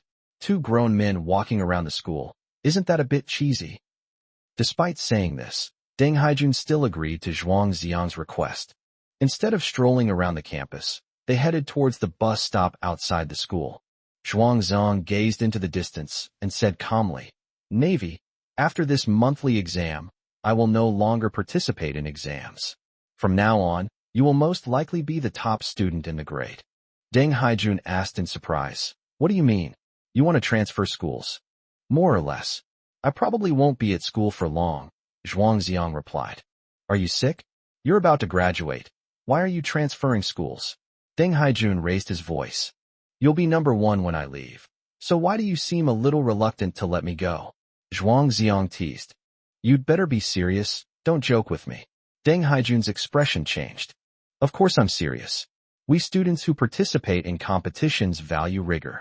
Zhuangziang's joking expression disappeared, and he became serious. They had participated in many competitions together and were comrades in arms who fought side by side. We've shared the glory of victory and the bitterness of defeat together. It's time to say a proper goodbye. Zhuangziang, you bastard, deserting your post in the face of battle. What kind of man are you? I want to beat you, but I want to compete fairly and squarely, not by relying on your charity. If I hadn't wanted to surpass you, I wouldn't have achieved what I have today. What does it mean that you're leaving now? Deng Haijun's sudden outburst left Zhuangziang at a loss. He never expected that this guy, who had always considered him his rival, would be so reluctant to let him go. Navy, you will encounter many more and stronger opponents in the future, so never forget me, who was once your stumbling block. Zhuangziang, do you really have to leave? Deng Haijun asked in a deep voice. I have no choice but to leave. Zhuangziang smiled sadly. This matter is not up to him. Chapter 37, The Worst Luck. Deng Haijun had a strong rivalry with Zhuangziang, but he also deeply regretted losing such an excellent opponent. The two sat at the bus stop, watching the traffic flow in front of them, and talked for a long time. From our first encounter at the start of the semester to our first collaboration in a competition, memories flood back, evoking a flood of emotions. Youth slips away quietly amidst tears and sweat. Suddenly, bus number 19 turned around the street corner. Zhuangziang, however, would never reach the age of 19. He picked up his phone and saw it was exactly 6:10. The little butterfly has disappeared without a trace. Navy, do you know where bus number 19 goes? Zhuangziang asked. Xiaoyao Palace, isn't that written on the sign? Deng Haijun pointed to the bus stop sign behind him. If you're free, why don't you ride the bus with me for a bit? I'll treat you to the fare, Zhuangziang said with a smile. 2 yuan for the fare? You're really generous, Deng Haijun said sarcastically. Zhuangziang frowned. Yes, it only costs 2 yuan to take a bus. The fact that little butterfly always leaves 4 yuan when she goes home indicates that she will transfer buses once more. It's really not easy to find out where she lives. The two boarded the bus, but there were no seats left, so they had to hold onto the handrails. The car door closed, the driver stepped on the gas, and the scenery on both sides gradually receded. Uncle, there's a girl who often takes the bus. She wears a white shirt and a blue skirt, and has a peach blossom in her hair. Do you know which stop she gets off at? Generally, passengers are not allowed to talk to the driver, so as not to interfere with the driver's driving. Therefore, Zhuangziang spoke very quickly and asked brief questions. The little butterfly is so beautiful that it attracts attention wherever it goes, and he thought the driver should remember it. The driver waved his hand. I don't know. I can't disclose passenger privacy. With a single sentence, Zhuangziang was rebuffed. He could only give the uncle a thumbs up, praising his professional ethics. So, after all this time, you've brought me here to chase girls. Deng Haijun pouted in dissatisfaction. It's that girl you met yesterday. I'm a little worried about her, Zhuangziang said frankly. Zhuangziang, listen to my advice. A wise man does not fall in love. You have gone astray. Deng Haijun advised expressionlessly. You have absolutely no interest in girls. Zhuangziang asked. Women will only slow down my speed in drawing my sword. Deng Haijun pushed up his glasses with his middle finger. In his view, Zhuangziang had clearly fallen into depravity. An outstanding student should not be troubled by romantic relationships. If you don't believe me, look at Newton, Leibniz, Descartes, Tesla, Pascal. Which of them had a wife? The two of them swayed along the bus for a while, not knowing where to get off, so they simply rode all the way to the final stop, Xiaoyao Palace. This is the most famous Taoist temple in the area, with incense burning brightly all year round. The word carefree represents a rare state of being in life. Zhuangziang and Deng Haijun entered the mountain gate and toured the area at their leisure. The strong scent of sandalwood brought me peace of mind. In the Northern Ocean there is a fish. Its name is kuan. Kuan is so big that no one knows how many thousands of miles it is. Deng Haijun couldn't help but recite, free and easy wandering. Navy, do you know what the kuan sounds like? Zhuang Xiang asked with a smile. Hee. Deng Haijun asked tentatively, even mimicking flapping his wings with both hands. Zhuang Xiang couldn't help but burst into laughter. It turns out that this serious and stern academic genius is also quite humorous. Young man, loud noises are prohibited inside the temple, a voice called out. Zhuang Xiang quickly stopped laughing and looked in the direction of the sound. He saw a Taoist priest dressed in a Taoist robe. I'm sorry, Taoist priest. On the table in front of the Taoist priest was a container for divination sticks, and on the wall behind him hung the divination slips. It's obvious that he specializes in interpreting fortune slips for tourists. Navy, do you want me to ask about your marriage prospects? Zhuang Xiang teased. No need, my fate is in my own hands, not in the heavens. Deng Haijun didn't believe in such things. Zhuang Xiang didn't actually believe it either. After all, they were all good students of dialectical materialism. So-called fortune-telling and divination are nothing more than seeking a little psychological comfort. The Taoist priest stared at the red string on Zhuang Xiang's wrist. This belongs to our Taoist temple. Zhuang Xiang raised his wrist, and a faint fragrance of peach blossoms wafted out. Really? A girl gave it to me. It can protect you and keep you safe, the Taoist priest said. Zhuang Xiang was somewhat excited. It seemed that little butterfly had been here. Her home is probably nearby. Then I'll draw a fortune stick. Zhuang Xiang said respectfully. Boring. Deng Haijun muttered, pursing his lips. Upon arriving at the hall, Zhuang Xiang shook the divination tube, and it took more than 20 seconds to shake out a divination stick. He picked it up and looked at it, and his pupils suddenly contracted. A very bad omen. Zhuang Xiang handed the divination slip to the Taoist priest, who quickly found the corresponding slip. That was a short poem. A poem, a cup of wine. The peach blossom spring is hard to find. Its fragrant shadow lingers. Zhuangzi dreamt of transforming into a butterfly again, but could not find true freedom in the world. It truly deserves to be called the worst possible fortune. The words difficult, dream, and emptiness are hardly auspicious. Young man, what do you want to ask? The Taoist priest asked solemnly. Zhuang Xiang was stumped by the question. He himself didn't know what to ask. After all, there are no good days left to live, and everything is in vain. After thinking for a long time, he finally replied, I'm looking for someone. Can you tell me where she went? The Taoist priest frowned deeply. Don't look for her. She will naturally come back. But what? Zhuang Xiang quickly pressed. Desires and desires can be fulfilled in a day or two, so it's better not to act on them, and instead plan for them on the spot. The Taoist priest spoke in riddles with a profound and unfathomable expression. Then came a long, rambling monologue, filled with classical Chinese phrases. It seems like I said a lot, but it also seems like I said nothing at all. Zhuang Xiang was completely confused, but in the end he obediently handed over 10 yuan for the fortune-telling fee. The Taoist priest accepted the gift with a smile, then pointed outside the mountain gate. There's an old woman over there selling snacks. She's all alone and destitute. If you're hungry, you can go and take care of her. You got scammed out of 10 yuan, didn't you? Only after they had walked a distance did Deng Haijun begin to mock Zhuang Xiang. Zhuang Xiang smiled and said, It's nothing. Just consider it an offering of incense. Although a cloud of doubt lingered in my mind. But Little Butterfly said that she would only be gone for a few days and would be back next week. It should be fine. As the two walked out of the mountain gate, they indeed saw an old woman selling snacks. His temples were gray, and his face was full of hardship. She had a carrying pole in front of her, selling tofu pudding. Navy, you've accompanied me for so long. Let me treat you to a bowl of tofu pudding. Zhuangzi raised his heart with compassion. You do have a conscience, Deng Haijun readily accepted. The two arrived at the stall, and Zhuang Xiang said, Grandma, 2 bowls of tofu pudding. The old lady quickly stood up, looked up at Zhuang Xiang. Her eyes were very cloudy. Zhuang Xiang was kind-hearted, and seeing such a lonely old man brought tears to his eyes. I always felt a sense of warmth and kindness in the old man's eyes and brows. Young man, do you want it salty or sweet? The old lady's voice was a little hoarse. I want it sweet, with lots of sugar, Deng Haijun said immediately.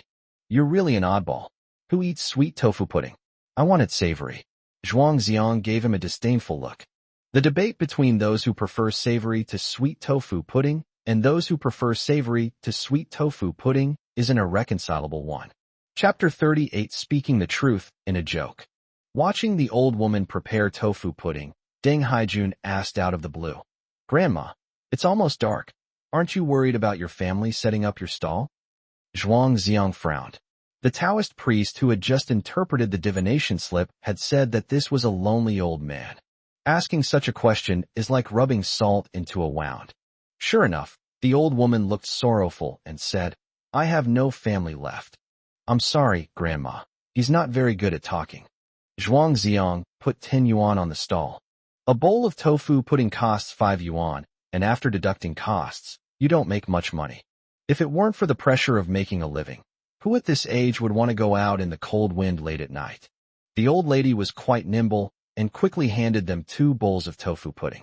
Zhuang Xiang ordered savory tofu pudding, which contained soy sauce, chili oil, chopped green onions, diced pickled mustard greens, and other seasonings. He scooped up a piece with a spoon and put it in his mouth. The tofu pudding is incredibly smooth and melts in your mouth.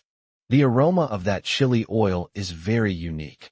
Once you've tasted it, you'll never forget it. It's delicious. Goodbye, Grandma. Zhuang Xiang smiled and nodded. Thank you. The old lady carefully put the money away. Her gaze lingered for a moment on the red string on Zhuang Xiang's wrist. His already cloudy eyes became even dimmer. Navy, you're really too outspoken. Why bring up someone's painful past? After walking a distance, Zhuang Xiang complained about Deng Haijun's rude behavior. Deng Haijun said awkwardly, I thought she was in cahoots with that Taoist priest, deliberately making up stories to rip off tourists, but it doesn't seem like it.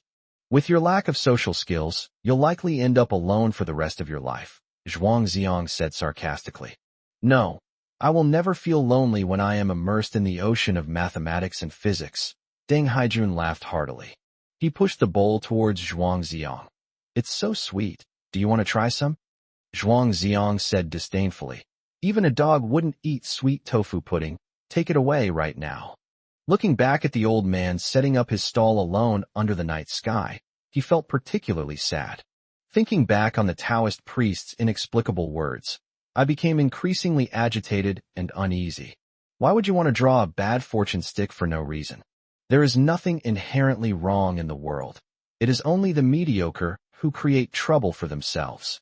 Night has completely fallen, and the city's neon lights illuminate the night sky. Deng Haijun took a taxi home. Before parting, he said with great ambition, Zhuang Xiang, if you continue to indulge in the pleasures of love, even if you don't run away at the last minute, you will soon be no match for me. Zhuang Xiang scoffed. TCH, as long as I'm in school, you can't possibly be number 1. Very good. You are a worthy opponent.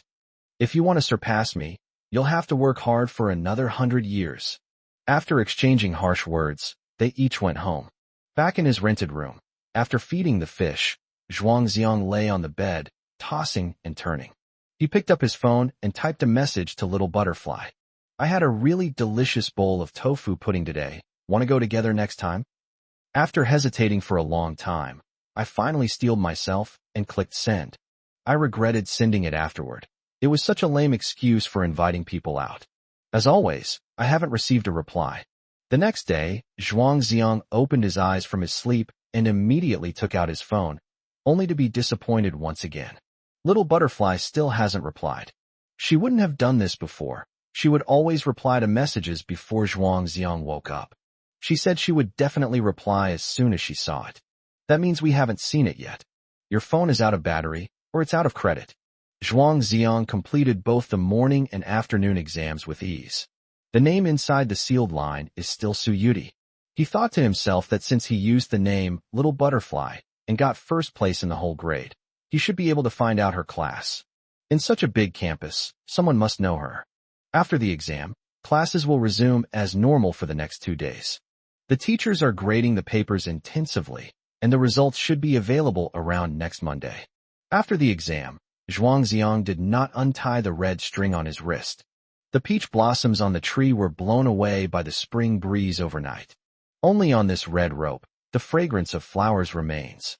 Over the past 2 days, Zhuangziang read that message hundreds of times, but still received no reply from Little Butterfly. She vanished from her world as if she had evaporated into thin air. On Friday morning during math class, Zhuangziang suddenly had another nosebleed. Large drops of blood fell, staining the title page of the math book red. Li Huangxian was shocked and quickly helped him to the bathroom to deal with the situation, and then wanted to take him to the infirmary. "Son, what's wrong with you? Don't scare your dad." Zhuangziang forced a smile. "It's nothing. The food has been too good these past few days. I'm a little feverish." Li Huangxian gently punched him in the chest. "We're father and son, so don't keep trouble to yourself. I'll shoulder any burden with you, no matter how big." With so much blood coming from my nose, am I going to die?" Zhuangziang continued to laugh. "Then you should die sooner. I, an old man, will bury my young one. Do you prefer a flip-top or sliding coffin?" Li Huangxian laughed. He never would have imagined it. The truth is often told in the form of a joke. "By the way, where has your little butterfly been these past few days?" Li Huangxian suddenly remembered that he hadn't seen that pretty girl for several days. "She seems to have something to do and has taken leave," Zhuangziang said with a dejected expression. "You two are truly a match made in heaven, taking leave every other day," Li Huangxian joked. Zhuangziang plugged his nostrils with a tissue, which finally stopped the bleeding. "There are still 20 minutes left before get out of class ends. I finally managed to escape Abbas Miju's math class, and I don't want to go back too soon." Li Huangxian raised an eyebrow. "Want to play around?" Zhuangziang laughed and said, "Come on then, don't hold Zhuangzhou back." Li Huangxian had only said it casually, because given Zhuangziang's personality, he would definitely refuse and then obediently go back to class. "I never imagined that a model student with thick eyebrows and big eyes like you would stoop to this level." The two logged into the game and started playing duo. Time is a magical thing. A 45-minute math class can be incredibly agonizing. But that amount of time might not even be enough to play 2 ranked matches. 2 teenagers hid in a corner of the bathroom and started playing a game. Zhuangziang's cooking was so bad it made him want to pick his feet, and Li Huangxian criticized it as utterly worthless. "Why are your butterflies flying around randomly? You used your first skill backwards. What are you doing here when I'm attacking the red buff? Your second skill automatically stole it. Hey, I got hit by a bird. I need to use my ultimate." Zhuangziang stared intently at the screen, carefully controlling Zhuangzhou, who was riding a fish. It was a bit of a rip-off, but also a lot of fun. There are really not many opportunities left to play games with Li Huangxian. We're about to engage in a team fight. Listen to my orders. Use your ultimate skill when I tell you to. Li Huangxian looked tense, as if facing a formidable enemy. Seeing the enemy Giguzi initiate a team fight, he immediately shouted, "Ultimate." No sooner had he finished speaking than there was a loud bang beside him. The toilet door was pushed open forcefully, revealing Zhang Yuan's angry face. Li Huangxian leaned against the wall, trembling. Teacher Zhang, have you been squatting in the toilet the whole time?" Zhang Yuan snatched the phone away. "Playing games during class, your phone is confiscated. Go back and write a self-criticism." After saying that, he lifted himself up by the waist and left. "Weren't we playing the game together? Why didn't he confiscate your phone?" Li Huangxian said indignantly. Zhuangziang shook his head blankly. On the screen, Zhuangzhou, who was not being controlled, was quickly killed and uttered his death line. Time to wake up. Chapter 39, Think More Positively. Early Saturday morning, Zhuangziang bought some ham sausages and chopped them into small pieces. Following Little Butterfly's instructions, I went to Shishan Park to feed the stray cats. When Zhuangziang took out the food, a large group of kittens of various colors quickly surrounded him. He carefully recalled the names the little butterflies had given them: tiger, cheese, pudding, and so on. But that little cat named Tom will never appear again. The sight of the little butterfly shedding tears for it is truly unforgettable. "Young man, why didn't that girl come with you?" A friendly voice sounded from behind. Zhuang Xiang turned around and saw the sanitation worker from last time. He replied dejectedly, "She's been busy lately, and I haven't seen her for several days." "That's such a kind-hearted girl. She's been coming to feed the cats every weekend for the past 3 months, the auntie said with a smile. 3 months ago? Zhuang Xiang murmured to himself. I remember the auntie who sells fried potatoes also said that she met Little Butterfly 3 months ago. That time must have been before the Lunar New Year. Zhuang Xiang picked up his phone and filmed a video of the kittens. I wanted to send it to Little Butterfly, but then I remembered her cell phone, which probably wouldn't be able to receive it. We'll just have to wait for her to come back so she can see it for herself. The sun rose high in the sky, shining on the flowers, trees, and shrubs in the park, making the air exceptionally fresh. Zhuang Xiang took a few greedy breaths, then left. He made an appointment with Chun Dushio today to go to the hospital for another checkup. Although it was destined to be in vain, the hospital corridor was filled with the pungent smell of disinfectant. Faint sobs could be heard coming from the ward. Whenever Zhuang Xiang walked here, he felt a chill run down his spine.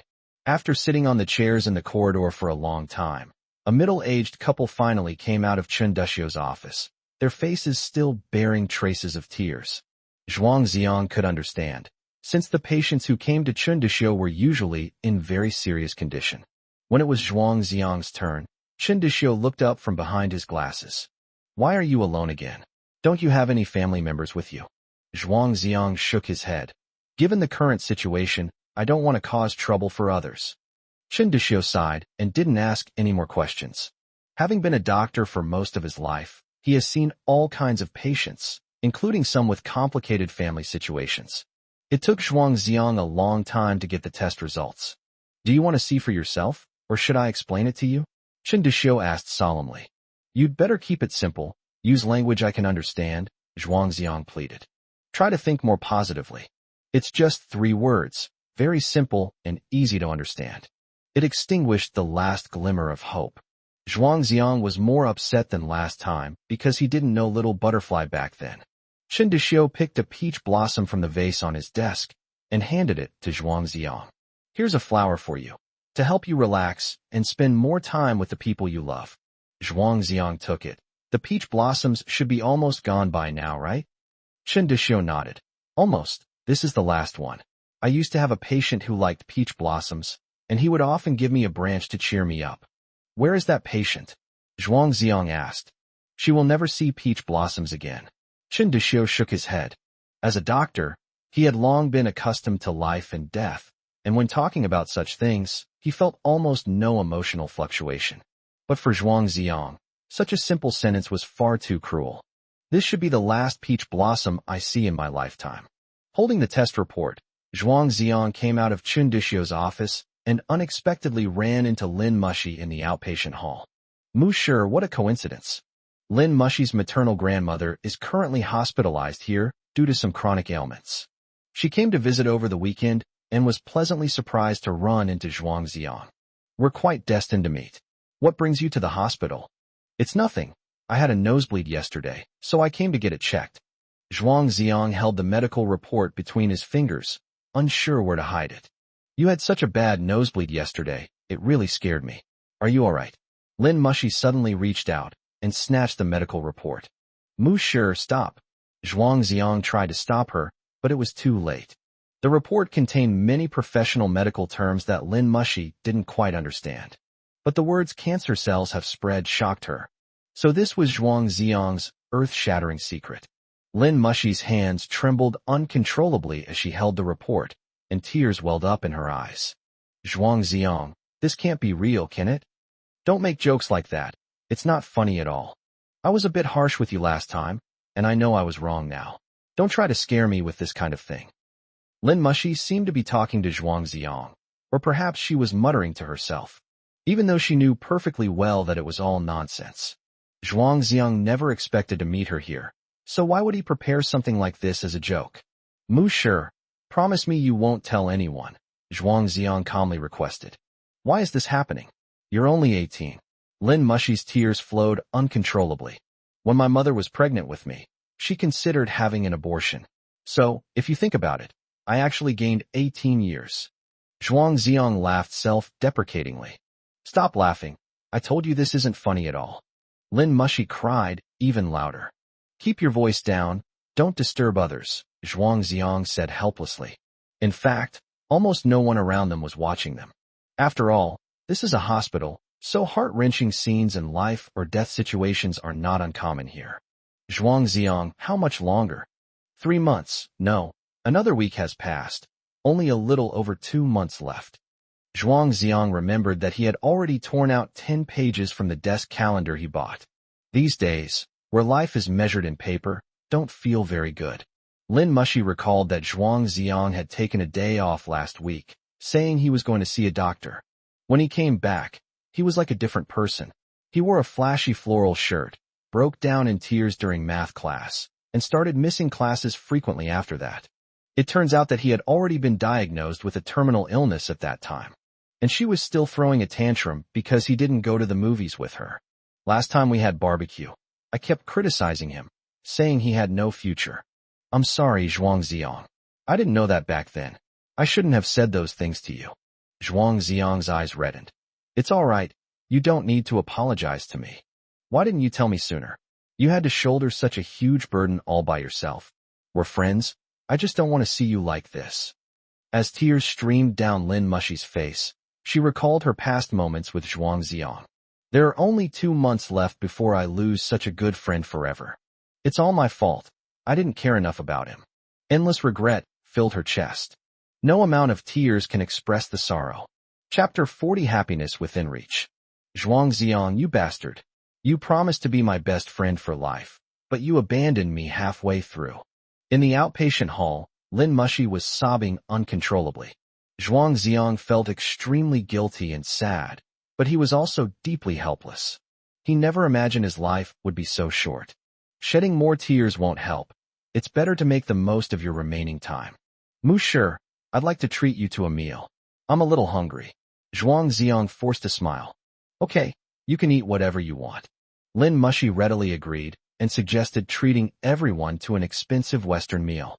Zhuang Ziong refused, saying he would just eat fast food outside the hospital. 15 yuan per person, large portions, and all you can eat. The two of them carried their trays and found a quiet corner. Zhuang Ziong ate with relish, but Lin Mushi found the food rather unappetizing. Learning that your best friend has a terminal illness has a huge impact on your mental health. Moreover, because of the little butterfly, she felt a little jealous, and perhaps her feelings for Zhuang Ziong were not just simple friendship. No matter what, it's already too late. I can no longer tell whether you are a friend or a missed love. Musher, from now on, treat me like a normal person. Otherwise, I'll feel like you're pitying me. I want to live with some dignity in my last few days. You must keep this a secret for me. If my classmates find out, they will treat me the same way you are now.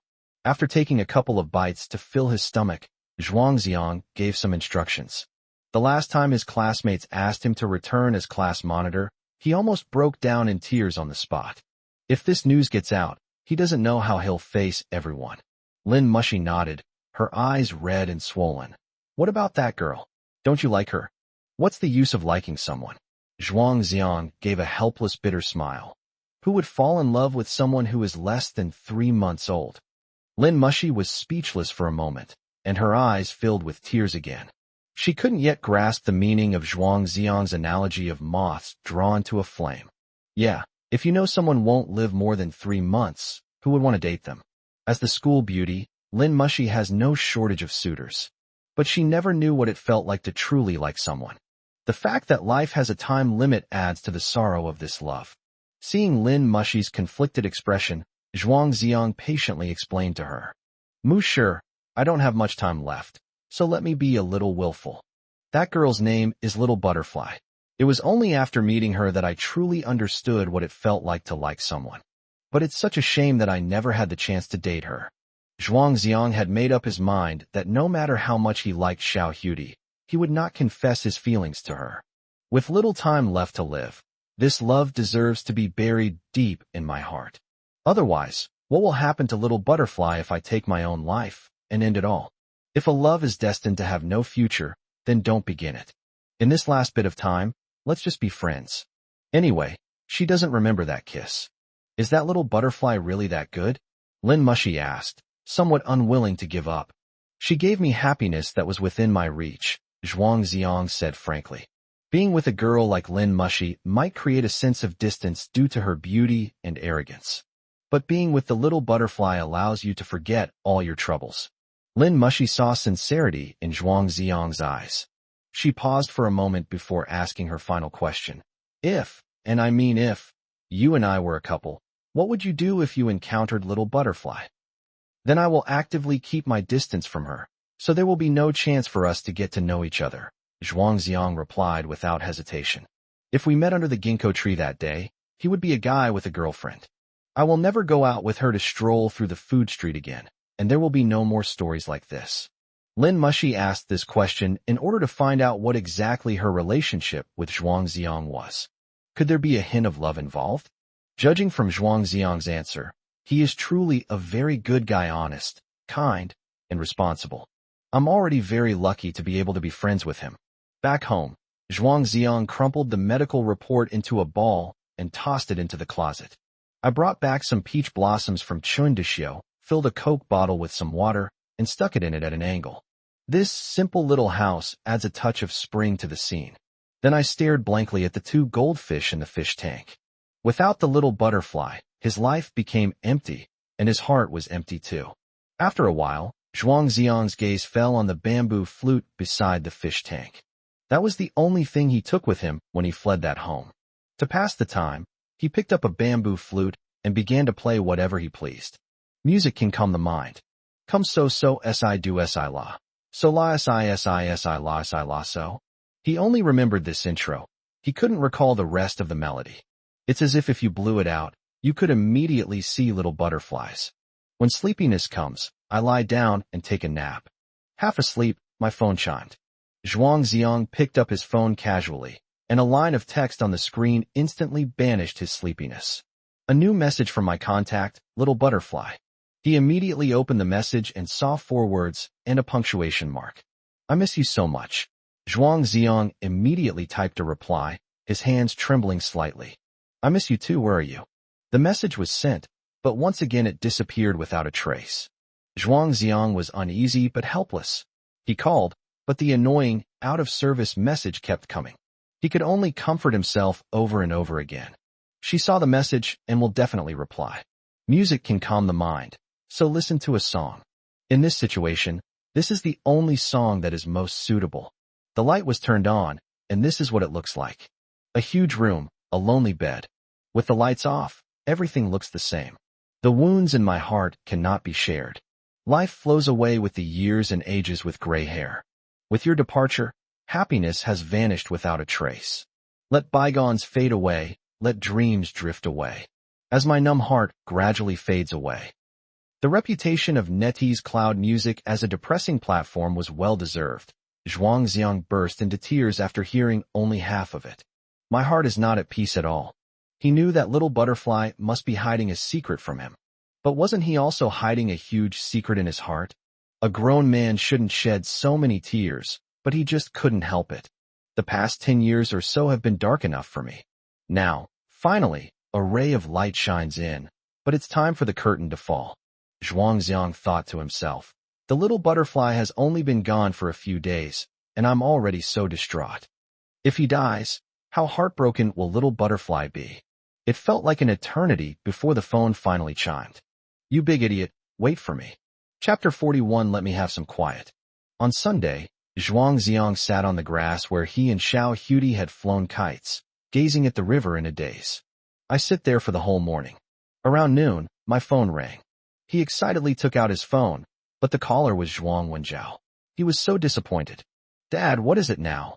Zhuang Xiang asked coldly. Come back for lunch. Your Aunt Qin has prepared a table full of delicious food. Zhuang Wenjiao used a rare, gentle tone. After what happened last time, he reflected on it for a long time and felt that he had been too indifferent to Zhuang Xiang before. So he took the initiative to set aside his pride and hoped to mend his relationship with his son. Can you let me have some peace and quiet for a while and not bother me for the time being? Zhuang Xiang pleaded. You are still my son. After so long, your anger should have subsided. Do you really intend to never come home again? Zhuang Wenjiao raised his voice. No, I'll definitely be home in 3 months at most, Zhuang Xiang said with absolute certainty. In the past, Zhuang Xiang always tried his best to please his father, hoping to gain some of his father's love. Over the years, he did a lot of housework in that home. She mopped the floor, wiped the windows, washed the dishes, did the laundry, and even learned to fix the water pipes and clean the range hood, living a humble life like a nanny. To his disappointment, he still rarely received a smile from his father. Now that his life is hanging by a thread, he has come to terms with it. Because when Zhuang Wenjiao learned the truth, the care and concern he showed him were no longer true fatherly love. It's just a performance burdened by moral constraints. Zhuang Wenjiao took a deep breath and patiently tried to persuade him. Xiang, Dad admits that I failed in my duty before and didn't care enough about you. There was also a problem with his education of astronauts. He didn't respect you enough, and I've already made him correct it. For your grandfather's sake, you should move back in, so the old man won't have to worry. Upon hearing the name of his grandfather, Zhuang Xiang's eyes immediately welled up with tears. He calmed himself down and said, Dad, I've already spoken to Grandpa, and he agreed to let me stay at Mom's place for a while. Please give me some peace and quiet. After a long silence, Zhuang Wenjiao finally agreed. All right, come back whenever you've figured things out. After hanging up the phone, Zhuang Zong gazed at the flowing water at his feet and pondered for a long time. There wasn't a huge rift between me and my father. It was just that the indifference between us couldn't be improved overnight. Even if the stepmother and younger brother didn't say anything, they must have felt uncomfortable inside. It's best not to go back and bother them. Zhuang Xiang dialed Su Hui's number again. Mom, when are you coming back? Shall I cook you a meal? Su Hui's voice was hurried. I'll be busy for a few more days. You know how my work is. It's good that you have this filial piety. I'm not feeling well, Zhuang Xiang said, fighting back tears. Then go to the hospital and get some medicine. I'll transfer some money to you in a bit. I'll hang up now. Su Hui hurriedly ended the call. A short while later, 500 yuan was transferred to him. Zhuang Xiang stared at his phone screen, his fingers trembling slightly. My mother is so busy with work, I shouldn't add to her burden. Strictly speaking, I was assigned to my father's family, so it's already very kind of her to care about me like this. I hope she finds the right person soon so she can have someone to take care of her for the rest of her life. I'm not a good son. I can't be there to fulfill my filial duties at his bedside. Zhuang Xiang sat by the river for a while longer when Li Huangxian called, asking if he wanted to come over for dinner. He politely declined with a casual excuse. He was afraid that seeing Li Huangshuan's happy family would make him jealous and cause him psychological distortion. What other children have from birth, he strives for with all his might, but in the end, it is only a defective product. However, from another perspective, Zhuang Xiang felt that he was quite lucky. If I really had a happy family like Li Huangshuan's, being diagnosed with a terminal illness would be an even greater tragedy. On Monday, the bright red flag slowly rose on the playground. At the morning meeting, the school leaders summarized last week's monthly exams and inevitably went on for a few more minutes. Zhuang Xiang had some insomnia last night and kept yawning while standing in the line. Lin Mushi's gaze remained fixed on him, never leaving him for a moment. She was terrified when Zhuang Xiang suddenly collapsed and never woke up again. When the student council officers spoke, Class 9 once again missed out on the rotating red flag, and complaints arose. I knew it. Xia Wenyong is no good at all. Under his brilliant leadership, our class's discipline and hygiene were a complete mess last week. Without comparison, there is no harm. Now I understand just how outstanding Zhuang Xiang was. Hearing these words, Xia Wenyong felt as if his heart was being torn apart. He had clearly given it his all, yet he was still only fit to carry Zhuang Xiang's shoes. Now he can only face reality. Compared to Zhuang Xiang, there is indeed a considerable gap between them. During the fourth period of class meeting in the morning, Xia Wenyong inevitably faced another round of criticism. He stood on the podium, trying his best to explain and refute, but his efforts seemed weak and ineffective. Finally, he lost his temper and threw the blackboard eraser away. Can I resign too? Whoever wants to be the class monitor can take the position. This was originally a strategy of retreating to advance, and he thought everyone would try to persuade him to stay. Unexpectedly, the vast majority of people's eyes immediately focused on Zhuang Ziong, filled with anticipation. Zhuang Ziong stood up helplessly and said, "Everyone is responsible that our class didn't get the rotating red flag. We can't blame Xie Wenyong alone. Let's not be too harsh on him." He knew the real reason perfectly well. That is because Xie Wenyong lacked prestige and was unable to convince the masses. So many people deliberately contradicted him and tripped him up, which caused the class's various data to decline. Zhuang Ziong then looked at Xie Wenyong. "Now that you've become the class monitor, don't give up easily. Remember what I said last time. Do your best for the class and let everyone feel your sincerity. They will definitely support you." Zhuang Ziong, "Then why did you quit?" Xie Wenyong immediately retorted. "I have my reasons." Zhuang Ziong sighed helplessly. "Stop lecturing me all the time. Come up with some practical and effective solutions." Xie Wenyong said in a moment of anxiety, his tone a little harsh. "Enough, Xie Wenyong." Lin Mushi stood up and said angrily, "I won't allow you to speak to Zhuang Ziong like that." Xie Wenyong was immediately dumbfounded. The melody of a spray of plum blossoms echoed in my mind again. Why is our school beauty always protecting Zhuang Ziong? That's so enviable. Zhuang Ziong did so much for us. You only need to learn half of what he did. Lin Mushi glared at Xie Wenyong resentfully. Her beautiful almond-shaped eyes were brimming with tears.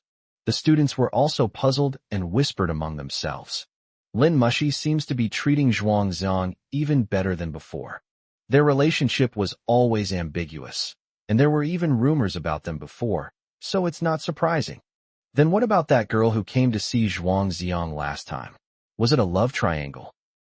Zhuang Ziong repeatedly winked at Lin Mushi. Please don't let your impulse lead you to say that. Chapter 42, I am her homeroom teacher. Zhang Ziyuan appeared at the right time, breaking the awkward silence in the classroom. He overheard a few words in the corridor, roughly understood their meaning, and came out to help Zhuang Zong out of the predicament. Zhuang Ziong, come with me. The rest of you can continue with the class meeting. Li Huangxian asked in bewilderment. Teacher Zhang, why have you been looking for Zhuang Ziong so often lately? Zhang Ziyuan said in a deep voice. Take care of yourself first. Why haven't you submitted your self-criticism yet? Li Huangxian immediately shut up. My phone was confiscated, and this weekend has been utterly unpleasant. On the way to the office, Zhang Ziyuan asked Zhuang Ziong. I saw Lin Mushi with tears in her eyes. Did you tell her? Zhuang Ziong said. I happened to run into her at the hospital, and she saw my test results. What did the doctor say? Try to think more positively. After this conversation, there was a long silence. Zhang Ziyuan didn't know how to comfort him, so he walked away with his head down. Zhuang Ziong stood with his hands in his pockets, adopting a nonchalant attitude. When I arrived at the office, several of the teachers were already there. Zhang Ziyuan sat in his office chair, habitually took a sip of goji berry tea, and glanced at Zhuang Ziong. Do you know why I asked you to come here? Zhuang Ziong pondered for a moment. The monthly exam papers are out? Zhang Ziyuan slammed his hand on the table. What kind of trouble are you causing me? Who is Su Yuti from class 23? Teacher Zhang, do you believe me if I say I was confused for a moment and wrote the wrong name? Zhuang Ziong shrugged.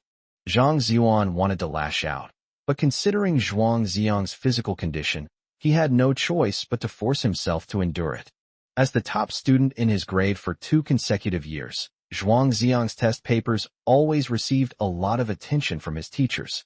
This time, after the exam papers were graded and the seal was removed, his exam paper was not found immediately. However, it didn't take much effort for the teachers to easily identify him. Apart from the name and class, the student ID, handwriting, score, and other details all confirm that it is Zhuang Ziyang's exam paper. This little joke caused quite a bit of trouble for the school. The head of the teaching department specifically called a meeting with the teachers. The main focus of the meeting was whether Zhuang Ziyang's results were valid. The affirmative side argues that Zhuang Ziyang was merely making a harmless joke, and that he was serious about answering the questions, still ranking first in the grade overall, so the argument should be valid. The opposing view is that this disregard for rules should not be encouraged. If someone can't even write their name properly, their score is worthless, no matter how high it is. They must be severely punished and their score invalidated. The two sides argued for a long time without reaching a conclusion. Zhang Ziyuan summoned Zhuang Ziang to hear his explanation. Seeing his nonchalant attitude, it was clear that he had no remorse whatsoever. Teacher Zhang, could you tell me if this student, Su Yudi, is first in the grade? Zhuang Ziang asked with a smile. You're lucky, kid. Deng Haijun is only 2 points behind you. Zhang Ziyuan rolled his eyes at him, which was tantamount to a tacit reply. All right, I'm a pragmatic person and don't care about empty fame. So let's just let the results go to waste. Zhuang Ziang was very magnanimous. Just get the de facto first place, and you can make requests to the little butterfly. As for the ranking on the report card, it doesn't matter anymore. Deng Haijun had been eyeing that throne for 2 years, so let's grant him that wish this once. Zhang Ziyuan sighed and adopted a gentler tone. All right, I'll explain to the director that you've been under too much pressure these past few years and want to relax a bit, which I understand. But you're not allowed to do anything too outrageous. Then give Li Huangshuan's phone back, and I promise I'll never do it again. Zhuang Ziang took advantage of the situation. Take it. This thing is quite expensive. If it gets lost, I can't afford to pay for it. Zhang Ziyuan opened the drawer and threw the phone on the table. Thank you, Teacher Zhang. I wish you a long and healthy life. Zhuang Ziang picked it up with a smile. Hearing the blessing of living to a ripe old age, Zhang Ziyuan felt very sad. Upon learning of Zhuang Ziang's illness, he simply couldn't bring himself to be strict with him. He only hoped that his good student could feel more warmth in the few days he had left. If there's nothing else, I'll go back to class. Zhuang Ziang raised an eyebrow. Wait a minute. A teacher wants to talk to you alone and is on his way, Zhang Ziyuan called out to him. Which teacher? He's coming from the West Campus, so it might take him a while. Zhuang Ziang was puzzled. He didn't know any of the teachers from the West Campus. The learning tasks and schedules differ for each grade. To prevent students from influencing each other, the school has separated each grade into its own campus. Zhuang Ziang is currently in the East Campus. When they first enrolled, they also spent a year on the West Campus. Currently, the students in the West Campus are 2 grades below them, and they have almost no interaction with each other on weekdays. The 2 campuses are connected by only a narrow staircase. Not long after, there was a knock on the door. A male teacher in his 30s stood at the door, dressed appropriately and with a refined demeanor. Zhang Ziyuan quickly stood up and warmly shook hands with him. Shaoli, it's been a while. The other person smiled and greeted them. Then Zhang Ziyuan introduced him to Zhuang Ziang. This is Teacher Li Junan. Zhuang Ziang lowered his voice. I don't know him. Why is he looking for me? Zhang Ziyuan shook his head slightly, indicating that he was also unaware of the matter. Li Junan glanced at Zhuang Ziang and gave him a warm smile. Zhuang Ziang, would you like to go for a walk with me? Zhuang Ziang immediately replied, of course. This teacher, Ms. Li, makes a very good first impression. His smile, in particular, is like a gentle breeze. After leaving the office, Li Junan led Zhuang Ziang up the stairs to the rooftop. Standing here, you can see almost the entire campus. The tall ginkgo trees swayed in the wind. The warm sunlight felt wonderful on my face. Li Junan took a deep breath before saying to Zhuang Ziang, I heard that you wrote Su Yudi's name on your monthly exam paper. Zhuang Ziang was startled. Teacher, you know her? Li Junan nodded slightly. I am her homeroom teacher. Upon hearing this, Zhuang Ziang suddenly understood, and his previous doubts were cleared up. No wonder Su Yudi's name couldn't be found in the guardhouse's computer system or among the students with the surname Su in the examination room. It turned out she was a student from the West Campus, meaning she was my junior. I thought she was the same age as me. There are 25 classes in the West Campus. She said she was from class 23, which was not a lie. There is a certain difference in elevation between the 2 campuses. The teaching building has a unique design. A connecting corridor has been built on the roof, leading to the staircase leading to the West Campus. Zhuang Ziang thought to himself, so, every time Little Butterfly said goodbye to me at the corner of the stairs, she was actually going upstairs back to the West Campus. The 2 campuses have different schedules, so she can buy ice cream for him before get out of class ends. Everything became reasonable. Why did you write her name on the test paper? Li Junan asked. I miss her so much that I wrote it without even realizing it, Zhuang Ziong answered honestly. She was indeed a very lovely girl, and I miss her very much. Li Junin's eyes reddened slightly. Chapter 43, A Tragic Background. Zhuang Ziong writing Su Yuti's name on the exam paper was somewhat of a prank.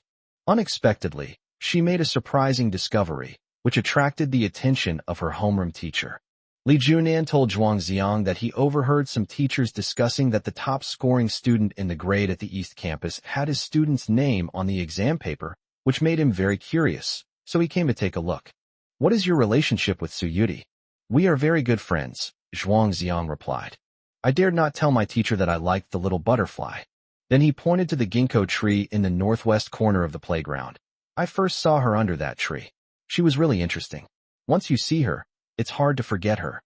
As for the story of skipping class by climbing over the wall, it was naturally edited out artistically. They dared not utter a single word about their intimate and ambiguous actions. Li Junan said with a smile, "She does indeed often run around on campus, just like a butterfly." "Teacher, why did you give her a whole bunch of leave slips?" Zhuang Ziong asked, voicing his doubts. "You and she are good friends, didn't you know?" Li Junan asked rhetorically. "As a friend, it's not convenient for me to ask if she doesn't bring it up herself," Zhuang Ziong replied sincerely. Li Junan said sadly, "She's not in good health, so I made a special exception for her. If she doesn't want to go to class, she can come out and have fun." Upon hearing this, Zhuang Ziong's heart sank. The phrase, "not feeling well," is clearly a euphemism. The fact that the homeroom teacher was so lenient suggests that the illness must have become quite serious. Just like Zhang Ziyuan today, who almost always grants Zhuang Ziong's requests. Zhuang Ziong had vaguely guessed the answer before. This has now been confirmed by Li Junan himself. It turns out that little butterfly also had an illness, but she lived such an optimistic and positive life. Zhuang Ziong felt ashamed, realizing he was far inferior to the little butterfly. As for what specific illness the little butterfly had, Zhuang Ziong did not delve into the details. On the one hand, it's their privacy. On the other hand, judging from Li Junan's expression, he probably doesn't want to reveal anything. That was a tragic child. She lost her parents at a young age and lived with her grandmother. Who could have imagined? Li Junan choked up halfway through his sentence and was unable to speak. Zhuang Ziong felt as if he had been struck by lightning. His head was buzzing. The little butterfly's life story is so tragic. Compared to her, I'm actually doing all right. A tear silently slid down from the corner of her eye. Li Junan handed her a tissue. "She's very lucky to have a friend like you." "Teacher, do you know where she went?" Zhuang Ziong wiped away tears from the corners of his eyes. Li Junan looked up at the sky. "I don't know. It should be where she wants it to be." Zhuang Ziong couldn't help but ask about the little butterfly situation. Li Junan didn't actually know much, but he told him everything. When Su Yuti was very young, her parents died in an accident. Her grandmother received a settlement and raised her alone. Around the age of 14 or 15, Su Yuti was diagnosed with an illness that required her to go to the hospital regularly for treatment. The compensation money from many years ago was already running low, and it gradually filled the hospital's bottomless pit. But she remains optimistic, cheerful, positive, and imaginative, often bringing joy to those around her. "That's about all I know. Didn't she tell you anything?" Li Junan asked. Zhuang Ziong shook his head sadly. "No, we were just having a good time eating, drinking, and having fun." Li Junan smiled wryly. "That's just how she is. She shares her happiness with others, but bears her sadness alone."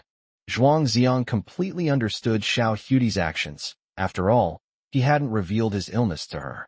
The sun rose to its zenith, its light becoming intense and dazzling. The school bell rang, signaling the end of the school term, echoing across the campus. Li Junan patted Zhuang Ziong on the shoulder. "Don't be sad. I came to see you for no other reason than to satisfy my curiosity and see her friends." Zhuang Ziong respectfully said, "Thank you, teacher, for telling me so much about her." The two came down from the rooftop and passed by the teacher's office. Zhuang Ziong pleaded, "Teacher, could you please sign your name for me?" Li Junan was somewhat surprised, but he didn't ask any further questions and nodded in agreement. Zhuang Ziong took paper and pen from Zhang Ziyuan's desk, and Li Junan took them and wrote them down in one go. This signature is exactly the same as the one on Little Butterfly's leave slip. It looked like scribbles. I couldn't recognize a single character. Teacher, why do you write your name so hard to read? It's all Su Yuti's fault. She always imitates my handwriting to sign leave slips for my classmates, which made me spend tens of yuan to design such a complicated artistic signature.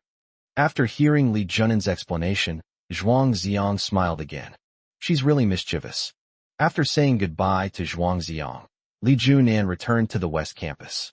His appearance answered most of Zhuang Ziang's doubts, but he also felt that it wasn't that simple. There are still some parts that seem unreasonable. In addition, I learned that Little Butterfly was also ill. It was like a stone pressing on his heart, making it hard for him to breathe. Fate seemed to be playing tricks on these two unfortunate people. Son, I've been looking for you for ages. Let's have dinner together. Li Huangshuan's appearance interrupted Zhuang Ziang's thoughts. He composed himself, took his phone out of his pocket, and handed it over. Li Huangxian was overjoyed. How did you get it? Zhuang Ziang held up a finger. Shoo, keep your voice down. I'm helping you steal it from Teacher Zhang's drawer. Li Huangxian quickly stuffed his phone into his pocket and led Zhuang Ziang furtively toward the cafeteria. Son, you're so generous. I'll treat you to lunch today.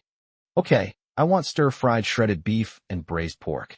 While the two were eating in the cafeteria, Xia Wenyong and Lin Mushi suddenly took their trays and sat down opposite each other. Zhuang Ziang remained calm and continued eating in silence. Li Huangxian frowned. With so many empty seats, what are you all doing here? Lin Mushi placed a chicken leg on Zhuang Ziang's plate. Zhuang Ziang, eat more. I bought this especially for you. Xia Wenyong asked in surprise. Mu Shi, why are you so good to him? The flames of jealousy burned fiercely in my eyes. Oh no, the goddess has someone else in her heart. Zhuang Ziang said helplessly. Thank you for your kindness, but I can't eat anymore. Lin Mushi insisted. Zhuang Ziang, you must eat and get more nutrition. Zhuang Ziang gave a wry smile, knowing that given his current physical condition, nothing he ate would help. Li Huangxian reached out, snatched the chicken leg, and began to devour it. He won't eat it, but I will. It's delicious. Zhuang Ziang kept giving Lin Mushi meaningful glances, hoping she would see him as a normal person. But Lin Mushi was too soft-hearted and could not do it no matter what. The thought of never seeing Zhuang Ziang again was like a knife to her heart. In these final days, what can we do to make him feel better? Chapter 44, A glance that lasts a lifetime. On Wednesday, the monthly exam results were printed out. For the first time ever, Zhuang Ziang lost his top spot. Not only that, but he received a score of 0 in all subjects and ranked last in his grade. Zhang Ziyuan pleaded with the head of the teaching department for a long time before he was spared the punishment of having to write a self-criticism. The whole class was incredulous upon seeing the result. What happened? Didn't Zhuang Ziang take the exam? He's the backbone of our class. This will probably drag down our average score quite a bit, right? Something unusual must be going on. Zhuang Zong must be in trouble. Various rumors and gossip spread in the class. The one who felt most indignant about Zhuangzi's situation was, of course, his good friend Li Huangxian. Impossible, absolutely impossible. They must not have admitted you with your score. I'll get an explanation from old Zhang for you. Zhuang Ziang grabbed him and said, No, it's my own illness that's acting up. What's wrong with you? Li Huangxian asked, utterly bewildered. Did you submit a blank paper? Zhuang Ziang smiled, but remained silent. The next class was Chinese class, and the class representative, along with 2 or 3 students, began distributing the test papers. Li Huangshuan's test paper came out first, and he got 111 points. He looked worried. Am I destined to be a bachelor? Zhuang Ziang glanced at his wrong answers and said with great distress, You can't even recite the brocade zither. Li Huangxian blushed, but stubbornly retorted, What right do you have to criticize me when you hand in a blank exam paper? As soon as he finished speaking, an exam paper floated over. The class representative said to Zhuang Ziang, Teacher Zhang specifically instructed that this test paper is yours. I must say, your pen name is really effeminate. Li Huangxian, Lin Mushi, and the others were all puzzled when they heard this. What pen name? Who writes a pseudonym during an exam? They all leaned over and saw that Zhuang Xiang's test paper had a score of 137. To get this score in Chinese is already quite extraordinary. Then how come you got 0 points? Lin Mushi asked in surprise. When she finally saw the name inside the seal, Su Yuti, a wave of jealousy immediately rose in her heart. How deeply poisoned must one be to write someone else's name during an exam? Slap. Li Huangxian slapped Zhuang Xiang on the back. I know you've been really into that little butterfly lately, but there's no need to show it off like this. You've made me, an old bachelor with 111 points, feel utterly ashamed. The case is solved. No wonder Zhuang Xiang got 0 points. Inside the classroom, the discussions were quite heated. Who was that Su Yuti? The pretty girl who was looking for Zhuang Xiang outside the classroom last time. Dating has a huge impact on studies. It can cause someone to drop from first place to last place. If I had such a beautiful girlfriend, I would give her anything, not just a single exam, but even the stars in the sky. In the following classes, the test papers for each subject were handed out one after another. Zhuang Xiang's scores were all ridiculously high, leaving everyone speechless. But the 3 characters Su Yuti at the beginning of the book are particularly eye-catching, making people grit their teeth. You're showering us with so much lovey-dovey stuff. It's like the sky is falling. For someone like this, having their grades invalidated is far too lenient a punishment. He should be made to write a 30,000-word self-criticism. During the break, a student shouted, Zhuang Xiang, someone is looking for you outside. Zhuang Xiang suddenly stood up, rushed out of the classroom, and saw the meticulous Deng Haijun. Don't let your disappointed look be too obvious. Deng Haijun handed Zhuang Xiang the report card from class 15. His class ranking and grade ranking were both clearly marked as 1. Navy, congratulations. You've finally achieved your goal, Zhuang Xiang said with a smile. I checked the overall ranking of the grade on the teacher's computer. If you were ranked 2nd or 3rd, I might be happy, but you're ranked 1075th. Deng Haijun said angrily.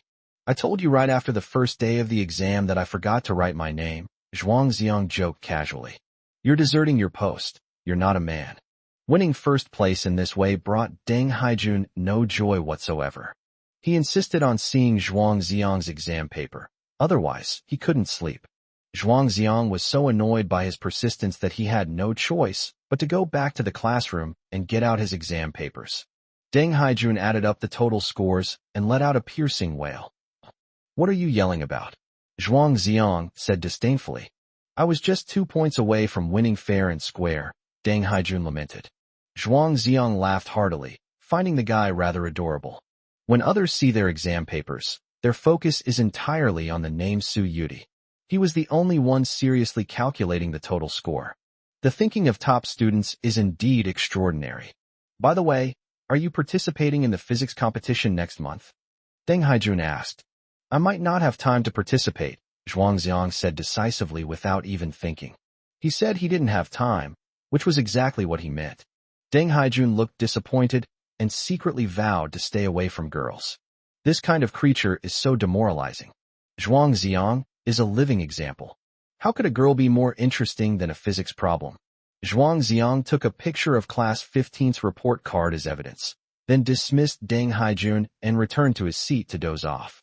Zhuang Xiang, someone is looking for you outside. Another voice came.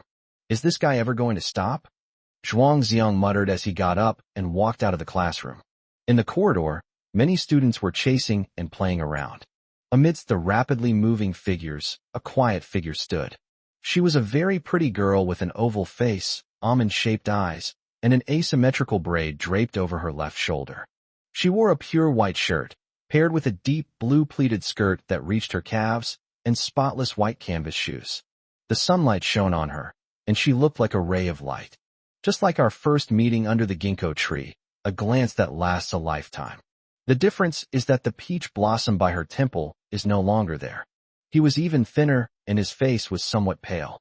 Little butterfly, Zhuang Xiang called out in a daze, his mind going completely blank for a moment.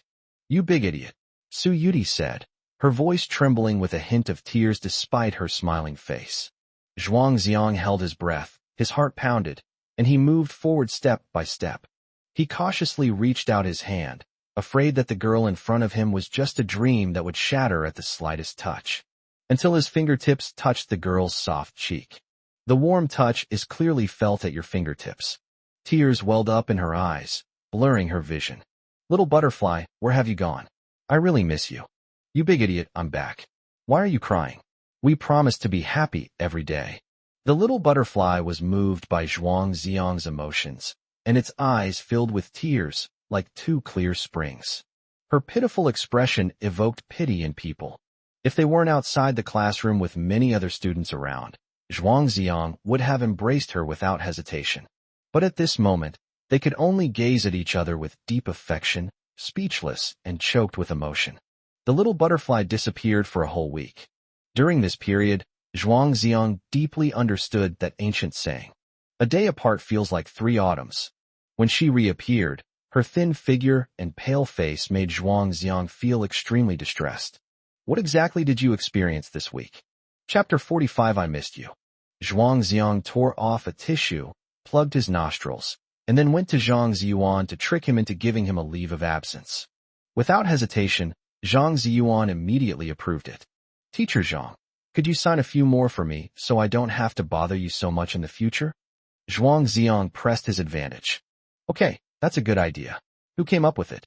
Zhang Ziyuan quickly signed 3 forms. His handwriting was much neater than Li Junan's. Since the little butterfly has the ability to imitate handwriting, we should try to trouble our dear teacher as little as possible in the future. Zhuang Xiang, I want to eat all the delicious food, from one end of the street to the other. Standing at the entrance of the food street, Su Yudi made a bold statement. Zhuang Xiang nodded with a smile. Let alone eating together, I'd be willing to brave any danger with you. At his first stop, Zhuang Xiang bought a large bunch of lamb skewers and asked the vendor to sprinkle them with plenty of chili and cumin. The little butterfly then asked her classic line, Coca-Cola or Pepsi? This time, Zhuang Xiang ordered Pepsi. After a week of hardship, he wanted something sweeter. The two sat on the marble steps, tearing at the lamb skewers with abandon, completely unconcerned about their table manners. Spicy foods often have one characteristic: you can't stop eating them. Once you stop eating, the spiciness will quickly rise up. The little butterfly's cheeks turned bright red from the spiciness, sweat beaded on her forehead, and she hissed as she blew air. I downed half a can of ice-cold cola in one gulp, let out a burp, and only then did I feel a little better. Zhuang Xiang watched her with a smile. A beautiful girl who is also down to earth is sure to be a killer for boys. Su Yudi looked up at the azure sky, then suddenly raised her arms and shouted, Wow! The world is so beautiful. In the past, Zhuang Xiang would have laughed along with her. But now, it felt as if a huge boulder was pressing down on his heart. It's hard to imagine that this is a girl who lost both parents at a young age, lived with her grandmother, and was also ill. She is always so positive and optimistic, bringing joy to those around her. Little butterfly, where have you been this past week? Zhuang Xiang's question seems to be one that he already knew the answer to. After talking with teacher Li Junan on the rooftop, he could easily guess that little butterfly probably needed treatment. This week, she spent most of her time in her hospital bed and with her medication. I'm going to play, Su Yudi said excitedly. What are you playing? Zhuang Xiang didn't expose her. He didn't plan to tell little butterfly that he had met her homeroom teacher and knew about her situation. It's better to keep sad things in your heart and be happy every day. I went to a really fun place and made a lot of new friends. I can lie down and look at the sky every day without doing anything, and I sleep very soundly at night. I almost didn't want to come back because I was so engrossed in having fun. The little butterflies chirped and chattered, their laughter ringing out like bells. Hearing her describe it so vividly, Zhuang Xiang almost believed her. His eyes reddened, and he asked, following her words, Then why did you come back? I missed you. Su Yudi reached out and poked his head. Was there a garden and butterflies in the place you went to? Of course there are. The butterflies there are so beautiful, with all sorts of patterns on their wings. Did you lose the peach blossom ornament in your hair? The peach blossoms have faded, you idiot. The two chatted casually. The little butterfly's eyes were as bright as the stars in the night sky. Zhuang Xiang tried to forget his sadness and accompanied her in seeking happiness without a care in the world. After a short rest, the two began to raid the food stalls again. Fried potatoes, stinky tofu, egg pancakes, candied hawthorn skewers, iced milk tea, watermelon juice. A true reincarnation of a starving ghost. Having eaten their fill, the two were finally satisfied and went to the river to sunbathe. Zhuang Xiang lay on the grass, with Little Butterfly's head resting on his stomach, listening to the gurgling sounds inside. Her braids were jet black and smooth, and smelled of shampoo. Zhuang Xiang couldn't resist grabbing it and fiddling with it casually. The warm sunshine shone on the earth, and a gentle breeze caressed the weeping willows on the bank. The air is filled with the fragrance of grass and soil. This moment felt like a scene from a dream. Zhuang Xiang took out his phone, found the video of him feeding cats in the park over the weekend, and showed it to Xiao Huti. Tiger is still as domineering as ever. He's really good at snatching food, cheese, and pudding are no match for him. Little Butterfly watched with great interest. I heard from the sanitation worker that you've been feeding them for 3 months, Zhuang Xiang said. Yes, 3 months. That's quite short, Little Butterfly said casually. Yes, 3 months, it's quite short, Zhuang Xiang repeated, his voice filled with barely suppressed sorrow. The Little Butterfly's departure this week made Zhuang Xiang deeply understand a truth. If two people love each other, and one of them has to face death, the one who survives is actually the one who suffers the most. The one who dies has lost everything.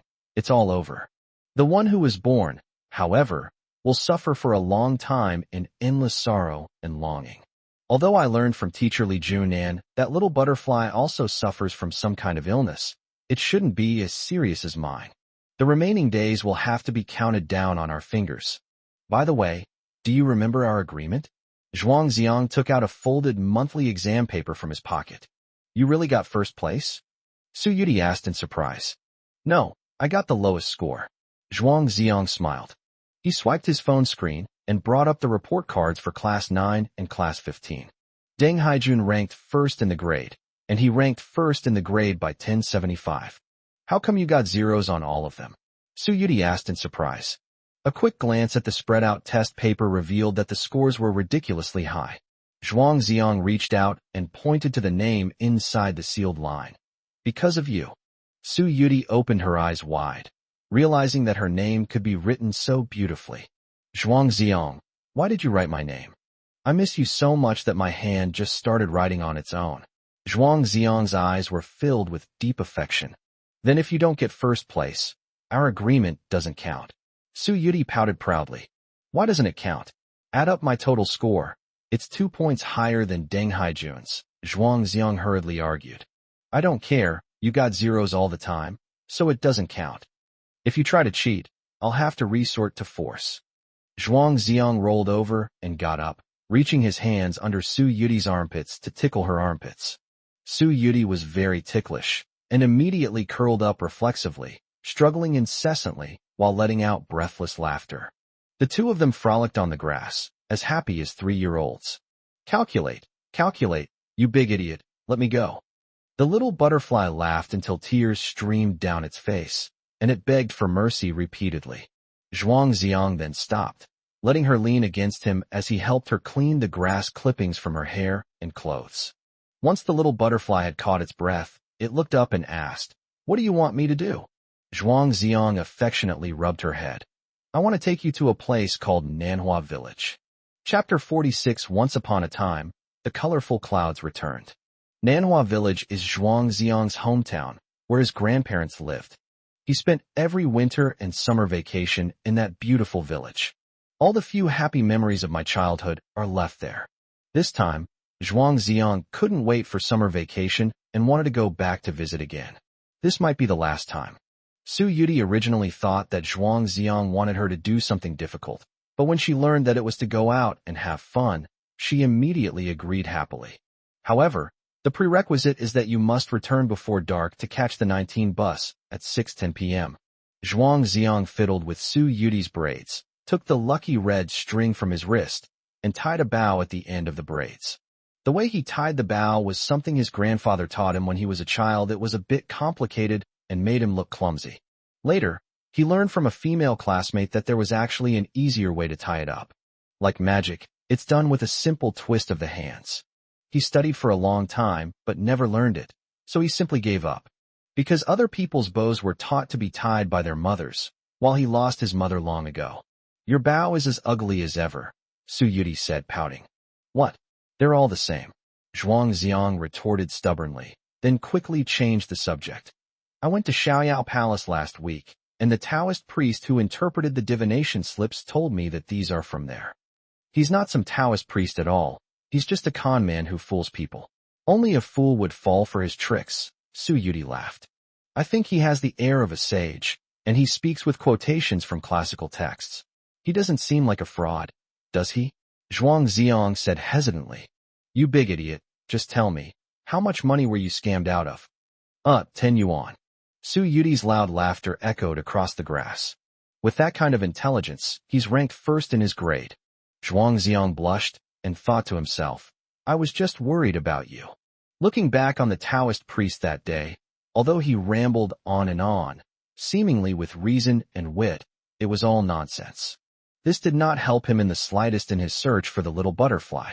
Fortune-telling and interpreting divination slips are inherently metaphysical, and the language used is ambiguous and deliberately made to sound profound.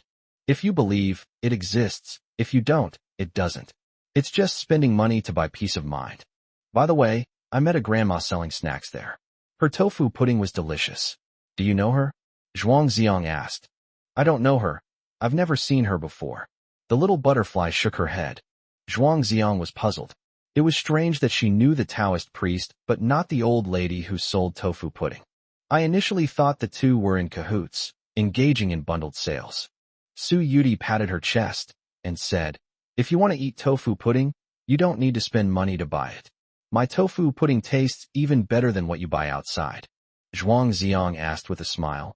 You can also make tofu pudding? Of course, it's very simple. Soak the soybeans overnight, grind them into soy milk with a stone mill, filter out the foam, put them in a pot, and cook while stirring. After boiling, let it cool slightly, add brine, and let it sit and wait for it to solidify. Su Yuti explained it very logically, and at the end, she didn't forget to ask, Isn't it very simple? Zhuang Xiang was stunned and murmured, Yes, it is quite simple. He had seen villagers make tofu when he was in his hometown. Tofu pudding is a semi-finished product of tofu, with slightly fewer steps, but it still felt incredibly tedious to him. Wouldn't it be better to just buy a bowl of this instead of wasting time? However, recalling the scene of Su Yuti making a kite, he understood the girl again. She must have really enjoyed the process. Transforming ordinary soybeans into tender, white tofu pudding is a magical experience. Suddenly I really want to eat her tofu, braying. The setting sun casts its rays across the ground, while the flowing water remains silent. Time is quietly blown away by the river breeze. It was almost 6 o'clock, and time to say goodbye again. Zhuang Xiang waited for the bus with Su Yuti at the platform. After hesitating for a while, he finally said, I'm free anyway. How about I take you home? The little butterfly shook her head. No, I'm not a child anymore.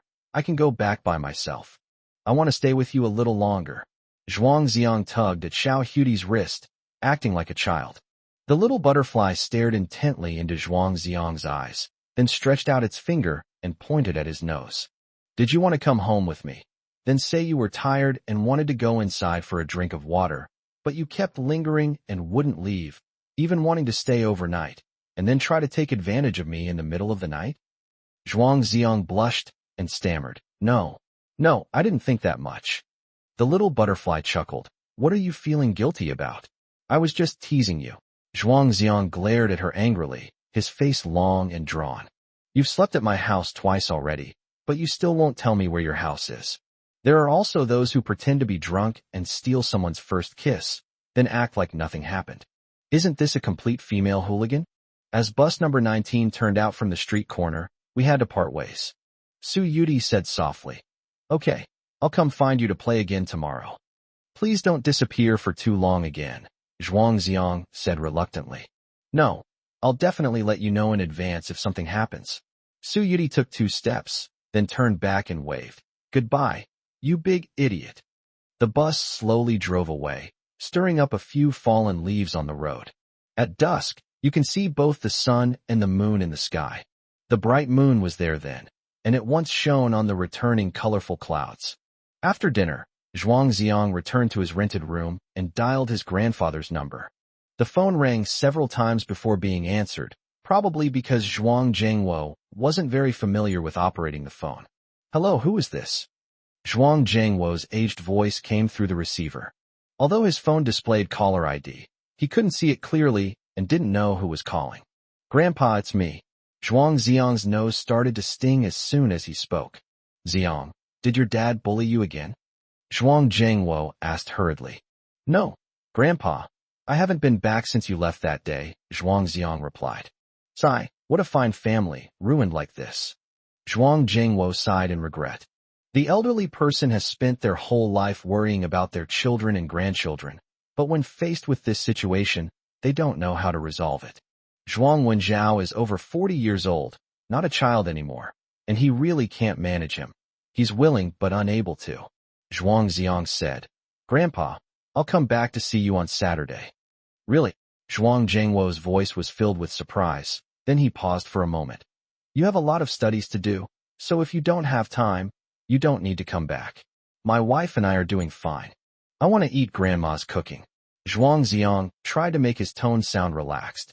"All right, I'll have the old lady prepare early." Zhuang Zhengwo was overjoyed, his face beaming with laughter. That's how old people are. They long for their children and grandchildren to come back and visit them. But they wouldn't say it out loud, telling them to just focus on their work and studies. "Oh, by the way, Grandpa, I have a friend who came back with me." "Who is it? Male or female?" "You'll find out when the time comes. Zhuang Ziang will keep you in suspense for now. The little butterfly is so cute, Grandpa and Grandma will definitely love it." Chapter 47 Time Travel. For the next 2 days, Zhuang Ziang behaved himself and did not ask for leave again. "I don't get to see little butterfly very often. We can only have lunch together and then take a nap." Of course, taking a nap is just the literal meaning. If you send a message, as long as it's during the day, little butterfly will reply very quickly. As soon as night falls, they vanish without a trace. Zhuang Ziang had grown accustomed to her unique style. It's perfectly normal for girls to have strict upbringing. Su Hui came back once, stayed one night, and then left in a hurry again. Seeing her travel-worn appearance, Zhuang Ziang couldn't bear to tell her the truth, so he could only delay it 1 day at a time. On Friday after school, Zhuang Ziang saw Xiao Huidi off onto the bus. It was still early, so he sat on the platform for a while, quietly watching the red sun on the horizon. The sunset is infinitely beautiful, but it's nearing dusk. I never realized that sunsets could be so beautiful. A familiar figure walked over. It was Deng Haijun, the bright but dim-witted academic genius. "Zhuang Ziang, are you free tonight?" Zhuang Ziang shook his head. Deng Haijun was overjoyed. "That's great. Come with me to the library to work on some competition problems. There are some issues I only want to discuss with you." In the eyes of ordinary students, physics competition problems are not something normal people can do. Only exceptionally gifted academic achievers like them can find common ground. Zhuang Ziang, having nothing better to do, nodded in agreement. However, Deng Haijun is completely clueless about social etiquette. "It's getting dark. Can't you treat them to something to eat before you go?" The library is filled with Zhuang Ziang's happy memories of the little butterfly. He even bought a bag of fruit hard candy while passing by a convenience store. "You're a grown man. Bringing a bag of candy into the library. Isn't that disgusting?" Deng Haijun said with disdain. "You'll understand later," Zhuang Ziang said meaningfully. When someone suddenly becomes silly, it's most likely because they've fallen in love. However, his love story was tinged with sadness. After finding a seat in the library, Deng Haijun took some reference books and started working on physics competition problems. At first, he was single-minded and ignored Zhuang Ziang. It wasn't until he encountered a problem and wanted to discuss it with Zhuang Ziang that he discovered that the genius student his teacher had mentioned was engrossed in reading a children's joke book with phonetic annotations. A smile as gentle as a spring breeze radiated from his face.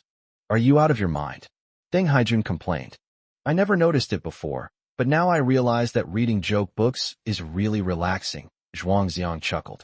The challenge Deng Haijun faced was a question about speed. It was indeed very difficult. Zhuang Ziong kept calculating on the draft paper and discussed it with Deng Haijun for a long time before finally solving it. Both of them felt a great sense of accomplishment. This is a unique kind of joy that belongs to top students. Looking at the densely packed formulas on the draft paper and then at the reference book beside him, Deng Haijun suddenly had a brilliant idea. Zhuang Ziong, do you think time travel is real?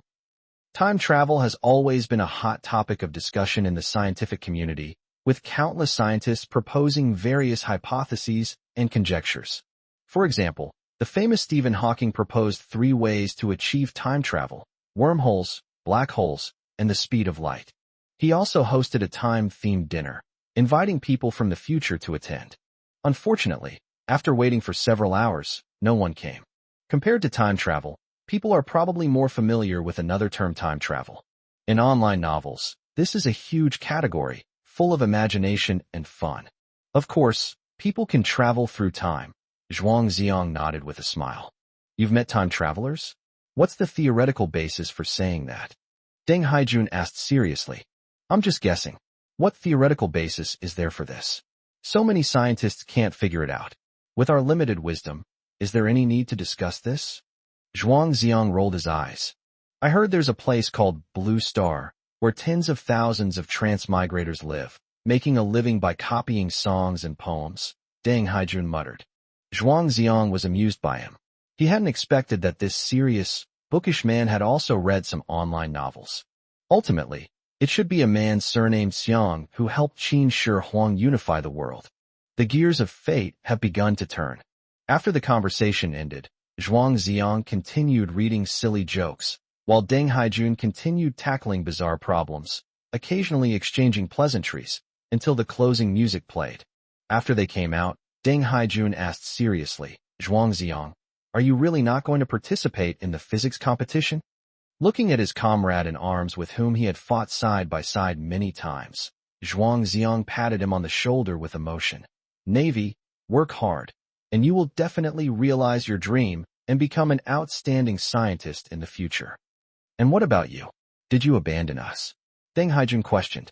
Even if I can't participate, I'll still cheer for you in my heart, Zhuang Ziong said with some sadness. Even if Deng Haijun was slow to react, he could sense that something was wrong with Zhuang Ziong. No matter how much he pressed him, Zhuang Ziong refused to tell him the reason. All right. I hope you can live happily according to your own wishes. Deng Haijun waved to Zhuang Ziong and turned to leave. Zhuang Ziong watched his retreating figure, feeling somewhat sad. Suddenly, he shouted, Navy, if you ever achieve time travel in the future, please go back 19 years and find my mother. Tell her not to marry my father and to choose a reliable and good man instead. Are you crazy to say something like that? Deng Haijun turned around and cursed. Yes, I'm quite ill, Zhuang Ziong said to himself, waving his hand with a smile. The library wasn't too far from the school, so Zhuang Ziong planned to walk back and enjoy the night breeze. Colorful lights twinkled on the distant bridge, reflecting on the water and creating a beautiful night view of the city. The streets were bustling with traffic, and bright lights shone from the shop windows. Although it was already night, the world was still bustling and noisy. Zhuang Ziong walked onto a pedestrian bridge, where many stalls were set up. There's a young man who specializes in applying screen protectors to mobile phones, an old lady who sells needlework, and a street singer who plays and sings with a guitar. Most eye-catching was a middle-aged man in a long robe, wearing reading glasses, holding a banner with the 3 large characters Zhang Banxian written on it. Below that are some smaller characters, such as fortune-telling, feng shui, and destiny prediction. On the yellow cloth spread out in front of them were some amulets, longevity locks, bagua mirrors, and the like. Young man, would you like your fortune told? Zhang Banxian called out to Zhuang Ziong. Zhuang Ziong stopped, and, upon recognizing the person, exclaimed in surprise, How come it's you? Zhang Banxian also recognized Zhuang Ziong and said with a smile, Young man, we seem to have a special connection. It turned out that this was none other than the Taoist priest who had interpreted Zhuang Ziong's fortune sticks at Xiaoyao Palace that day. That is, the old liar, that little butterfly mentioned. Zhuang Ziong asked curiously, Why aren't you at the free and unfettered palace? Why are you out here setting up a fortune-telling stall? Zhang the fortune teller said dejectedly, "The market is bad right now, and people are restless. If I don't take on another job, it'll be hard to support my family."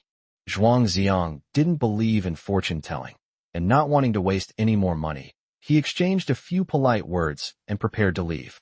Zhang Banxian grabbed him and said, "If you don't agree to pay up, do you believe I can tell you your last name?" "What's your surname?" Zhuang Ziang asked, intrigued. Looking south, a lone star rises, and the crescent moon appears, Zhang Banxian said, shaking his head. "Those who make a living in this field are destined not to speak politely." Zhuang Ziang frowned. "Are you playing a riddle with me?" Chapter 48, The Old Swindler. Looking south, a lone star and a crescent moon rise. This is indeed a word puzzle. Seeing that Zhuang Ziang was still pondering, Zhang Banxian couldn't wait to give him his interpretation. North is at the top, south at the bottom, west on the left, and east on the right. The bottom part of the character, Wang, meaning to look up, is Wang, meaning king. Guxing, meaning a lone star, is just a dot, and Mei Yue, meaning crescent moon, is just a stroke. If you piece it all together, it barely qualifies as a zhuang dong. "How is it, kid?" Zhang Banxian asked smugly. "Huh, you really know my surname?" Zhuang Ziang said, somewhat surprised. Suddenly he realized something and looked suspicious. "Last time at Xiaoyao Palace, didn't you hear my friend call my name?" Zhuang Ziang had a good relationship with Deng Haijun, and he always affectionately called him Haijun. Deng Haijun, on the other hand, is completely devoid of human warmth. He always calls him by his full name, which makes him seem extremely distant. "That old swindler must have overheard us last time." Ahem. Zhang Banxian coughed twice to cover his embarrassment, and then said, "These are all trivial skills, minor details. No need to delve too deeply. We are acquaintances. I'll charge you 10 yuan, and I'll read your palm." Zhuang Ziang immediately refused.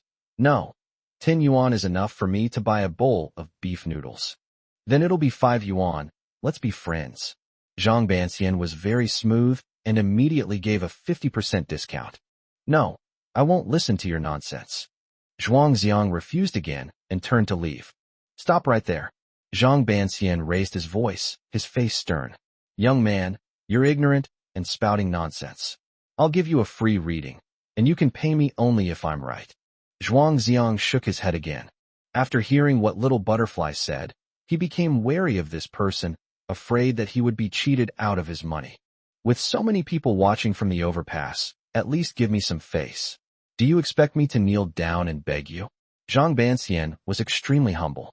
Seeing that he was almost 50 years old, and it must be quite difficult for him to set up a stall on the overpass so late at night, Zhuang Ziang couldn't help but feel sorry for him.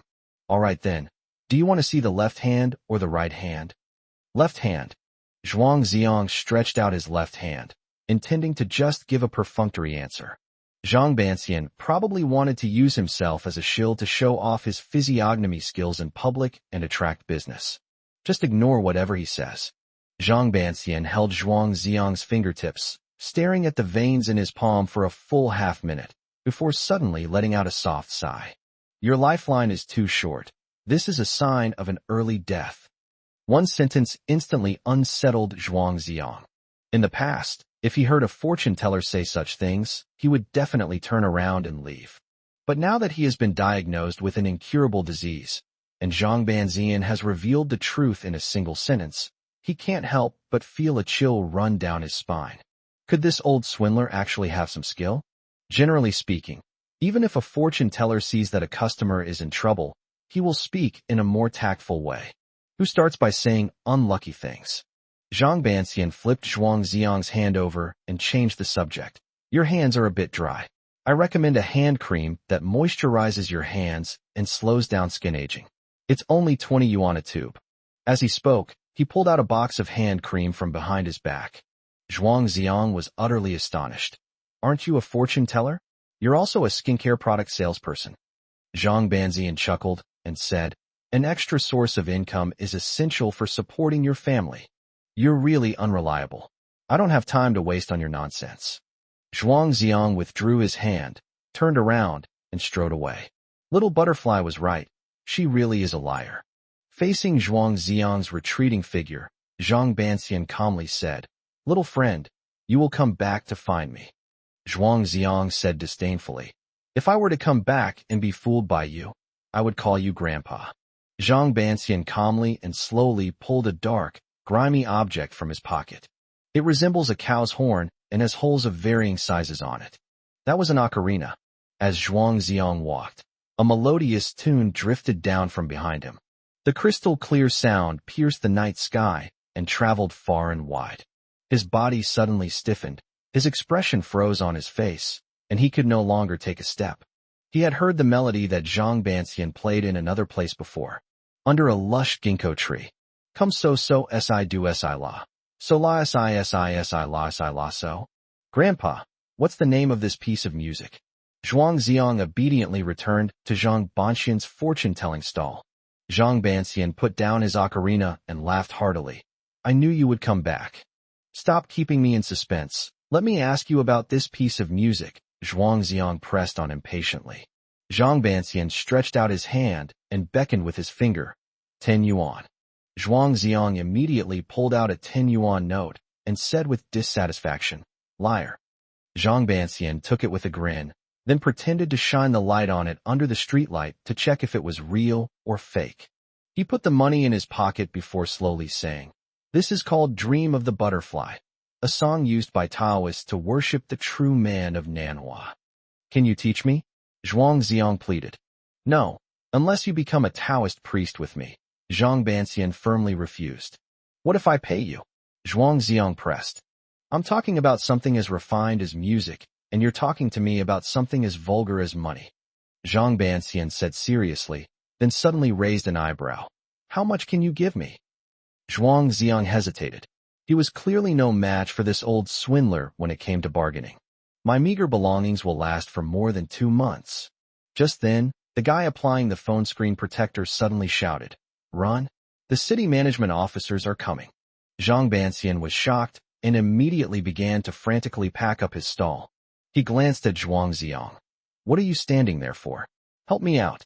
Oh, Zhuang Xiang replied, then wrapped the yellow cloth on the ground and packed up all the odds and ends.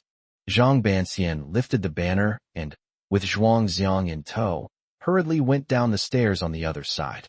To evade the urban management officers, the two quickly weaved through the crowd.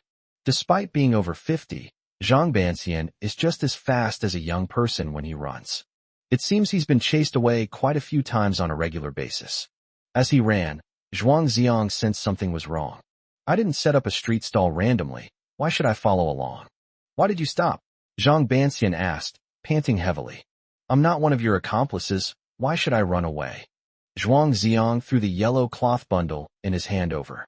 Zhang Banxian looked over the overpass and breathed a sigh of relief when he saw that the urban management officers were not chasing after him. He smiled and said to Zhuang Xiang, You're quite an interesting kid. Didn't you want to eat beef noodles? I know a really authentic noodle shop nearby. Zhuang Xiang hadn't eaten dinner, and running around had exhausted him, so his stomach was growling loudly with hunger. He also wanted to learn the song, Dream of the Butterfly. So he followed the old swindler through many twists and turns until they arrived at an old residential area, where they indeed saw a noodle shop. The shop's decor is old and looks quite dated. It was probably too late. There weren't many customers in the restaurant. Zhang Banxian swaggered to the table and ordered the owner 2 large bowls of beef noodles, plus 10 yuan more for beef. Zhuang Xiang arrived opposite Zhang Banxian, and as soon as his buttocks touched the chair, he heard Zhang slam his hand on the table. This store requires payment first. What are you sitting there for? Why should I pay? Zhuang Xiang was a little unhappy when he heard that he had added 10 yuan for beef. I'm so old. Don't you know how to respect the elderly and care for the young? Zhang Banxian said matter-of-factly. That old swindler is really something else. Chapter 49, The Unknown Truth. Among Taoist sects, the Chuanjin sect does not allow eating meat, while the Jingyi sect does not abstain from meat, but does not allow eating beef. Judging from the way Zhang Banxian was eating large chunks of beef, his mouth dripping with oil, he was definitely not a proper Taoist priest. Zhuang Xiang was starving, so he picked up some noodles and ate them in big mouthfuls. The chewy noodles, coated in broth, slid into my stomach, leaving me feeling warm and cozy. In that instant, he thought to himself, the noodles are really delicious. Fortunately, I didn't die yesterday. Zhuang Ziang felt that the taste of this soup base was very similar to his grandmother's cooking.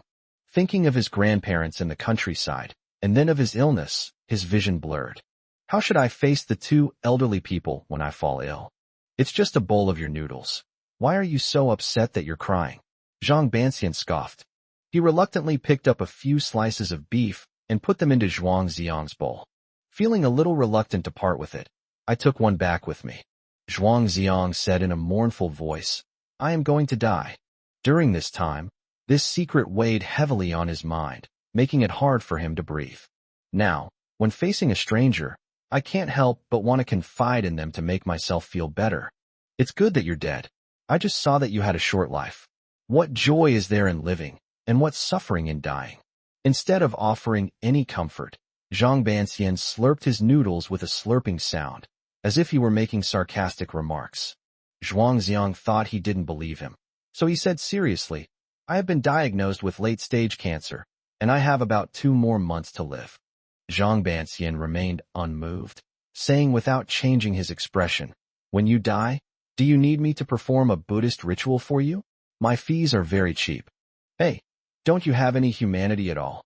Zhuang Ziang said angrily. Everyone has to die. It's not like you're the only one. So what are you so smug about? Zhang Banxian said indifferently. Zhuang Ziang was almost in tears just now, but in his words, it became showing off. This person must be mentally unstable.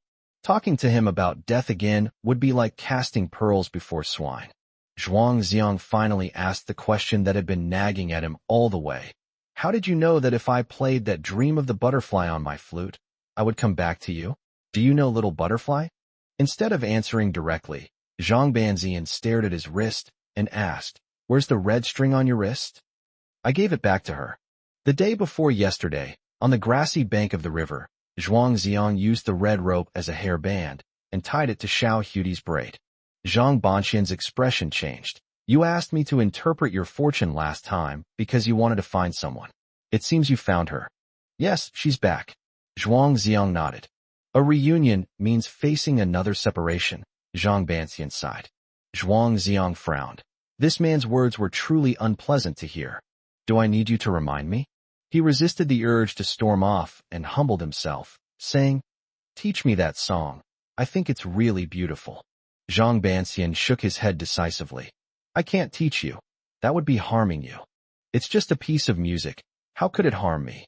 Zhuang Ziang exclaimed in surprise. From the first time you heard this piece, you were already in a dream, experiencing life and death, like Zhuangzi dreaming of being a butterfly, or a butterfly dreaming of being Zhuangzi. This old swindler's words are so confusing and incomprehensible. Does Zhuang Ziang not know whether he was dreaming or not? If you pinch your thigh hard, it will hurt a lot. Thank you for the noodles. I'm afraid you won't be able to handle it once you know the truth. If you still want to learn this piece then, come to Xiaoyao Palace to find me. But there will be a fee. Zhang Banxian pushed the bowl of noodles aside, shouldered his bundle, picked up the banner, and strode out of the noodle shop. Under the desolate night sky, his thin figure moved as swiftly as the wind. He recited a poem, which, carried by the night breeze, reached Zhuang Ziang's ears. The night beach rushes by as I wash my feet, and the north wind blows cool as my hair dries. I've traveled all over Wushan and Chuz, but I'm still missing Xiaoxiang. I bought a small boat and returned home. Heaven had entrusted this matter to me, and I sailed down the Canglong River in June. Beyond the dust of the world, the cicada sheds its skin. In the dreamland of water and clouds, the butterfly longs for home. The following sentences gradually became inaudible. The cicada sheds its skin beyond the dust. The butterfly dreams of a land of water and clouds. Zhuang Ziang repeated softly. A big question mark rose in my heart. What other truths are there that I don't know? What does Zhang Banxian mean by entering a dream? Zhuang Ziang took out his phone and searched the entire internet, but he couldn't find a Taoist sacrificial song called Dream of the Butterfly. That old swindler is spouting nonsense. He's definitely trying to fool people. But that song is really beautiful. Unfortunately, he turned around too early and didn't hear the whole thing. He wasn't some musical genius with an uncanny memory who could replicate something. Forget it, don't think too much about it. Why bother arguing with a liar? Back in my rented room, it was already late at night. Zhuangziang quickly washed up and went to bed early, looking forward to tomorrow. I had a good night's sleep. The next morning, the cell phone beside his pillow rang loudly, waking Zhuangziang from his dream. The caller was the very person he had been longing for. Hey, you lazybones, get up. Aren't we going out to play today? Little butterfly, where are you? It's at the door. Zhuangziang quickly got up, put on his clothes, scratched his messy hair, and went to open the door. The little butterfly in front of the door is like a spotless fairy, with a clean and pure smile. She was carrying a bag. It was breakfast she had bought for Zhuangziang. Wait for me a moment. I'm going to take a shower first, Zhuangziang said before slipping into the bathroom. I must look terrible when I first wake up. If the little butterfly sees this, will it affect her image of me? Boys tend to shower very quickly. Generally speaking, you just need to thoroughly wash the hairy areas of your body and leave the rest of your body unattended. As Zhuangziang emerged from the bathroom, drying his wet hair with a towel, the scent of shower gel lingering on his body, the little butterfly sat on the sofa, her little legs dangling. Upon seeing Zhuangziang, she smiled sweetly. You big dummy, come here and let me help you blow dry your hair. No need, my hair is short, it'll dry quickly, Zhuangziang said, a little embarrassed. You'll get sick if your hair is wet, the little butterfly insisted. Zhuangziang had no choice but to obediently sit on the sofa, even though he was no longer afraid of getting sick. Little butterfly plugged in the hairdryer, blew on her own palm first to test the temperature, and then started drying Zhuangziang's hair. A warm breeze blew across Zhuangziang's jet-black hair. His heart also became especially warm. In all his life, no one except a barber has ever blow-dried his hair. The little butterfly moved very gently, its fingertips weaving through Zhuangziang's hair, creating clear lines in the strands. One of them was sitting, and the other was standing. Zhuangziang's gaze was level with the little butterfly's chest. A delicate fragrance wafted into my nostrils. Through the shirt collar, a patch of snow-white skin could be faintly seen. How could an 18-year-old, full of youthful vigor, withstand this? A tickling sensation in my nostrils caused warm drops of liquid to fall. Oh no, you're having a nosebleed again? Little butterfly exclaimed in alarm. Zhuangziang quickly covered his nose and rushed to the tap to wash it. This time, the nosebleed felt different from every time before. It's probably not because of a physical illness. Instead, he was tempted by worldly desires. Chapter 50 Manhwa Village.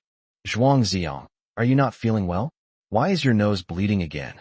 Su Yuti followed behind and asked innocently.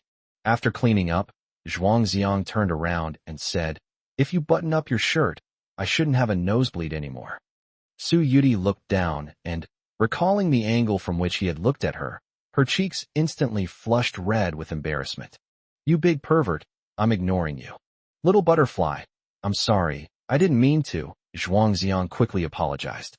Su Yuti certainly wouldn't be really angry, but if she didn't pretend, she would seem unreserved. She buttoned up her shirt tightly and sat on the sofa, becoming a silent, withdrawn person. Zhuangziang opened the bag on the table, and a fragrant aroma immediately wafted out. This little foodie has bought quite a lot of delicious food. He picked up a steamed bun with braised pork, took a bite, and then exclaimed in exaggerated praise, Wow, this bun is so delicious. Su Yuti glanced over, swallowed hard, snorted, and turned her head away. Zhuangziang picked up a steamed bun and held it to her mouth. If you don't eat it, I'll eat it all. You dare. Su Yuti turned around and took a bite of the steamed bun. If Zhuangziang hadn't pulled away quickly, she would have bitten his finger. Then he took out the lean meat porridge from the bag, scooped up a spoonful, blew on it, and fed it to little butterfly's mouth. Ah! Su Yuti obediently opened her little mouth and accepted his feeding. No foodie can resist the temptation of delicious food. Zhuangziang smiled and said, That's more like it. He thoroughly enjoyed the pleasure of feeding the little butterflies.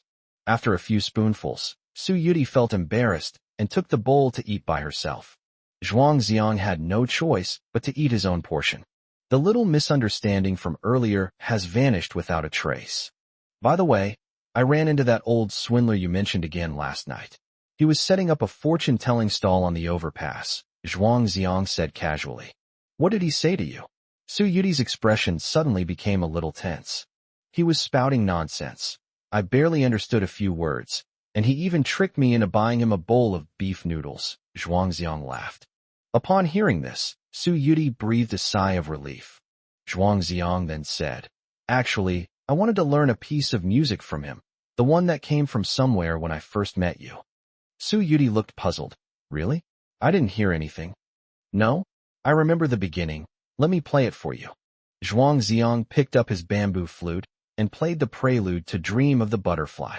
Because I hadn't practiced in a long time, I played a few wrong notes, and it didn't sound good. Su Yudi giggled and said, You played very well. Don't play it again next time. This is a famous internet meme, and it's practically an insult. Zhuang Xiang's flute playing is really not something to be praised. What? I thought this piece of music had something to do with you. Zhuang Xiang put down his bamboo flute in frustration. Su Yudi turned her head away and only turned back after a while. Her beautiful, bright eyes were slightly red. She warned, Stay away from that old swindler. Don't believe anything he says, or you might end up losing your underwear. Zhuang Xiang nodded vigorously. Yes, I'll listen to whatever you say. After breakfast, the two went out to take the bus. The morning sun shines warmly on the earth. The little butterfly's deep blue pleated skirt, like the sea, is exceptionally beautiful. It takes 3 transfers to get from the city to Manhwa village. Throughout the journey, Su Yudi kept cracking corny jokes at Zhuang Xiang. Some jokes are so embarrassing that the people sitting next to you can't help but scratch their toes when they hear them. When she got tired of talking, she rested her head on Zhuang Xiang's shoulder and took a nap. Zhuang Xiang inhaled the delicate fragrance from the girl's hair, and the corners of his mouth remained turned up. A gentle breeze lifted a few stray strands of hair, brushing against his face, sending a tingling sensation through him. It also stirred up the boy's heart. During their last transfer, they were in a small town. Zhuang Xiang bought a lot of nutritional supplements to give to his grandparents. Su Yudi then realized what was happening and asked, Aren't we going to have fun? Where are we going? Zhuang Xiang smiled and replied, Come to my house. The little butterfly looked shy. Meeting the parents is such an embarrassing thing. She felt a little relieved after learning that there were only 2 kind, elderly people in the house, and insisted on using her own money to buy them some small gifts. Manhwa village is a beautiful and peaceful little village. Most of the villagers are surnamed Zhuang. Perhaps the village is named in honor of the Manhwa Jinren, who lived more than 2,000 years ago. A small stream meanders through the village entrance, its waters gurgling and crystal clear. The mountains and fields are covered with bright red azaleas. A flock of butterflies danced gracefully among the flowers. From the mountains and forests came the distinctive calls of 4 cuckoos. This scene is just like the famous line from the poem, The Brocade Zither.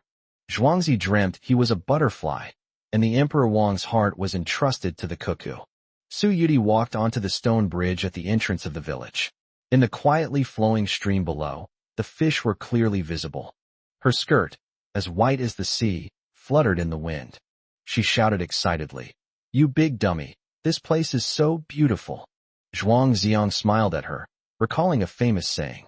I would become a stone bridge, enduring 500 years of wind, 500 years of rain, and 500 years of sun, just so that this young girl could walk across it. After crossing the stone bridge, you can see smoke rising from the houses in the village.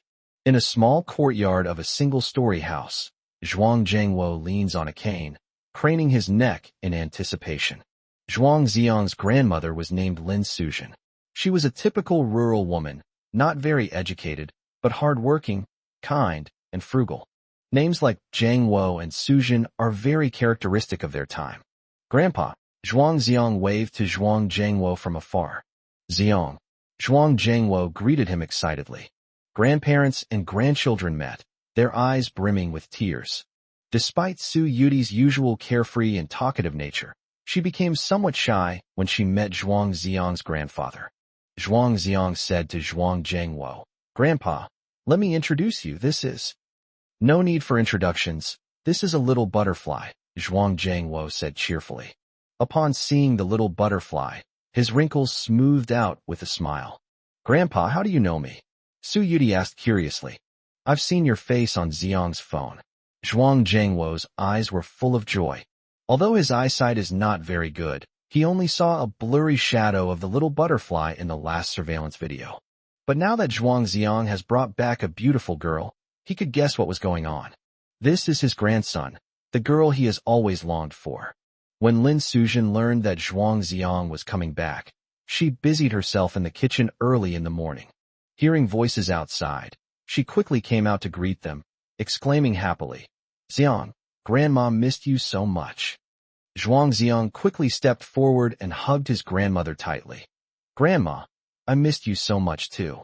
Lin Suzhen learned from Zhuang Zhangwo that Zhuang Xiang had suffered a lot of injustices, and she felt very sorry for him. She lovingly stroked her grandson's back, tears streaming down her face. Su Yuti then presented the gift in her hand to Zhuang Zhangwo. Zhuang Zhangwo said happily, It's good that you're back. You don't need to buy anything. The two elderly people never imagined that Zhuang Xiang's return this time was to say his final goodbye to them. 2 months later, they were separated forever. Large tears slid down Zhuang Xiang's cheeks and silently fell into Lin Suzhen's clothes. Chapter 51 Metamorphosis. Lin Suzhen is nearly 70 years old and has a full head of white hair. Because of overwork in his early years, he developed a hunchback and was much shorter than Zhuang Xiang. Her gaze as she looked up at her grandson was full of affection. Xiang, if your dad bullies you again, just tell Grandma, and Grandma will beat him up for you. Zhuang Xiang nodded with tears in his eyes. Yes, I understand. Thank you, Grandma. In fact, in Zhuang Wenjiao's eyes, his parents were already old and senile. They wouldn't listen to a single word of their advice. Little butterfly, welcome to our home. Lin Suzhen asked Su Yuti with a smile. Are you and our Xiang dating? Su Yuti blushed and said, No, Grandma, we're just good friends. Zhuang Zhangwo deliberately put on a stern face. You old woman, you're really confused. The children are still in school. Lin Suzhen quickly apologized. I'm sorry, I'm just an old woman from the countryside. I'm not very knowledgeable, and I don't know how to speak properly. It's all right, Grandma. Su Yuti's heart was pounding like a deer. She secretly glanced at Zhuang Xiang. Zhuang Xiang felt extremely heavy-hearted. He feared that the higher his grandparents' expectations, the greater their disappointment would be in the future. The two elderly people were overjoyed and already regarded the little butterfly as their granddaughter-in-law. The courtyard was small, but it was kept exceptionally clean. The houses are surrounded by the sounds of chickens and dogs, and the air is filled with the fragrance of fruits, creating a charming pastoral atmosphere. The two elderly people, unable to stay idle, welcomed Zhuang Xiang and Xiao Huti into the house, pouring tea and offering fruit. Little butterfly, don't be shy, make yourself at home here. Xiang, don't just stand there, peel some fruit for little butterfly. What dishes do you like to eat? Let the old lady cook them for you. It was just past 10 a.m., and there was still some time before lunch, so the four of them sat in the living room watching TV. Knowing his grandparents' hobbies, Zhuang Xiang specially tuned in a traditional opera channel for them. The Yu opera The Butterfly Lovers is being broadcast on television. As one of the 4 great folk love stories, Liang Shambua and Zhu Yingtai are well known to every household. Many opera genres have adapted this story, with Yu opera being the most famous, boasting a history of over half a century. Zhuang Xiang lowered his voice and said to Little Butterfly, Young people don't like watching this. You'll have to put up with them for a bit. The little butterfly replied earnestly, I think it's quite pretty. Zhuang Xiang smiled, taking it as a casual remark. After all, the traditional opera singing style is no longer compatible with the mainstream aesthetics of today's young people. Even among 100 young people, it would be difficult to find even one true opera enthusiast. When Zhuang Xiang was in music class before, his music teacher introduced the violin concerto, The Butterfly Lovers. He vaguely remembered the sections such as the Oath of Brotherhood at the Grass Bridge, the 18 Farewells, Yingtai's resistance to marriage, and the transformation into butterflies at the grave. The opera performance on television was nearing its end. Zhuang Xiang kept stealing glances at Su Yudi and noticed that she was watching very intently, occasionally tapping her feet to the beat of the music. It seems they weren't just going through the motions, but were genuinely watching attentively. When Su Yudi saw Liang Shambua and Zhu Yingtai, who were truly in love, transform into butterflies and flutter away, she was moved to tears. Zhuang Zhangwo and Lin Suzhen both looked surprised. Why is this little girl taking a play so seriously? Zhuang Xiang picked up a tissue and gently wiped away Su Yudi's tears. You big idiot, can people really turn into butterflies after they die? Su Yudi asked, her voice trembling with tears. Yes, I can be free and carefree, dancing among the flowers every day, Zhuang Xiang replied gently. If a person dies and becomes a cold corpse, buried in the ground to be eaten by insects and ants, eventually turning into a pile of bones. While true, it is also far too cruel and heartless. That's why the ancients used romantic and fantastical imagination to give Liang Shanhua and Zhu Yingtai the beautiful ending of transforming into butterflies. Looking into Su Yudi's tearful eyes, Zhuang Xiang thought to himself, in the near future, when I die and turn into a butterfly, perching on your hair, will you still recognize me? But butterflies don't live long, usually less than a month. As the saying goes, the ephemeral mushroom knows not the dawn and dusk, and the cicada knows not the spring and autumn. In the vastness of heaven and earth, humans are truly as insignificant as dust. 2 months later, all his loves and hates, his joys and sorrows, will return to nothingness. Little butterfly, by then, you'd better forget me. As noon approached, Lin Suzhen went to the kitchen to cook, but Su Yudi, unwilling to be idle, insisted on helping her start the fire. In the rural earthen stove, firewood was put in, and a roaring flame blazed up in the firebox, making her face glow red. Zhuang Zhangwo praised Xiao Yudi highly, saying she was such a well-behaved and sensible girl. Su Yudi composed herself and said enthusiastically, Grandpa and Grandma, if you like listening to opera, I can sing for you. You can sing opera? Lin Suzhen asked in surprise. I didn't know how to sing it before, but after listening to the opera just now, I can sing it now, Su Yudi said with a smile. Zhuang Xiang was also quite surprised. Are you some kind of musical prodigy, 1 in a million, with the ability to remember everything you hear? The little butterfly cleared her throat and began to sing. I call out to Brother Liang, but he does not answer. Yingtai is like an arrow piercing my heart.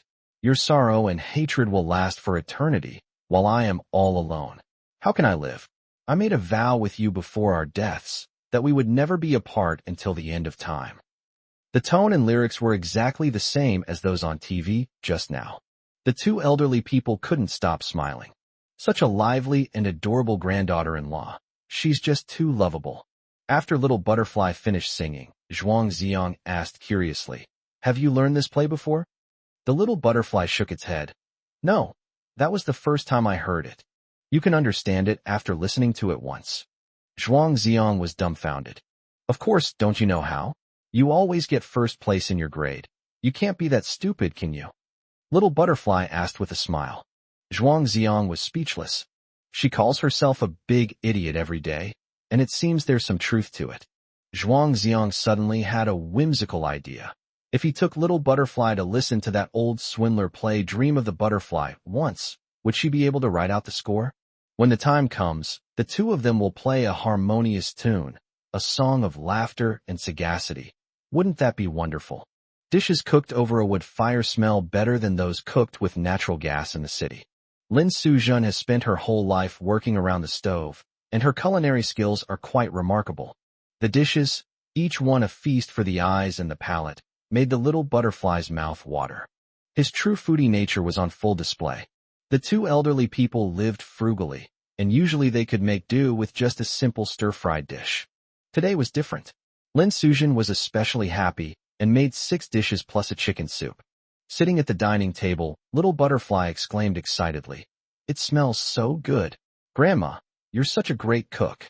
Lin Suzhen found 2 chicken drumsticks and gave one to each of the 2 children. Xiang, this chicken was bought from Grandma Su next door. Grandma's chickens will grow up in a few months. You must bring Little Butterfly back when you have summer vacation. Zhuangziang lowered his head deeply, biting his lower lip tightly, unsure how to answer. Grandpa, Grandma, I'm so sorry, I'm so sorry. I have no chance. Chapter 52, The Favoritistic Grandma. During the meal, Lin Sujin kept putting food on Su Yuti's plate, treating her even better than she treated Zhuangziang. Zhuang Zhangwo poured himself a glass of baijiu, sipped it slowly, and casually asked them about their situation at school. Su Yuti was quick-witted and eloquent, making the two elderly people laugh heartily. Little Butterfly, my grandfather used to be a blacksmith in the village. He had a special skill that he rarely used, but when he did, it was breathtaking, Zhuangziang said with a smile. What kind of amazing skill is it? The little butterfly asked curiously. To perform iron flower displays, Zhuangziang replied. A proud expression appeared on Zhuang Zhangwo's face. Iron flower shooting is a folk art performance that has been passed down for thousands of years. It involves heating molten iron to a high temperature of 1,600 degrees Celsius, turning it into liquid iron, and then using a special striking technique to shoot the liquid iron into the air at a height of more than 10 meters. Golden sparks bloomed in the night sky, streaking across the heavens like shooting stars, creating a spectacular and awe-inspiring scene. The visual impact of iron flower fireworks is even stronger than that of fireworks, representing the ultimate romance passed down for thousands of years. However, this kind of performance is too dangerous, and few young people learn it anymore. When Zhuang Zhangwo was young, he only performed during village ceremonies and prayers. Now that I'm older, I haven't touched it in a long time. Wow, just thinking about it is wonderful, Su Yuti said with longing. The molten iron at 1,600 degrees Celsius shone brilliantly in the night sky for a fleeting moment, like a dazzling golden rain. Once you've seen it, it's enough to stay with you for a lifetime. Little butterfly, if you want to see it, I'll call you tonight, Zhuang Zhangwo said enthusiastically. I'm sorry, Grandpa. I have to go back before dark, Little Butterfly said apologetically. Why are you in such a hurry? Stay one more night before going back, Lin Sujin urged. Su Yuti looked troubled, as if she wanted to say something but hesitated. She had reasons why she had to leave. Zhuangziang quickly came to the rescue. It's all right. We can look at it later, Zhuang Zhangwo also said. Then we'll come back to see it next time. There will be plenty of opportunities anyway. Su Yuti's eyes revealed a look of regret. Zhuangziang suppressed his grief. Is there really going to be a next time? Will there still be a chance for me to witness that ultimate romance from 1,000 years ago with you? You big idiot. Why are your eyes watering? Su Yuti noticed Zhuangziang's strange expression. No, oil splashed into my eyes, Zhuangziang said, making an excuse. Let me see. Let me wipe it for you. Su Yuti leaned closer with concern.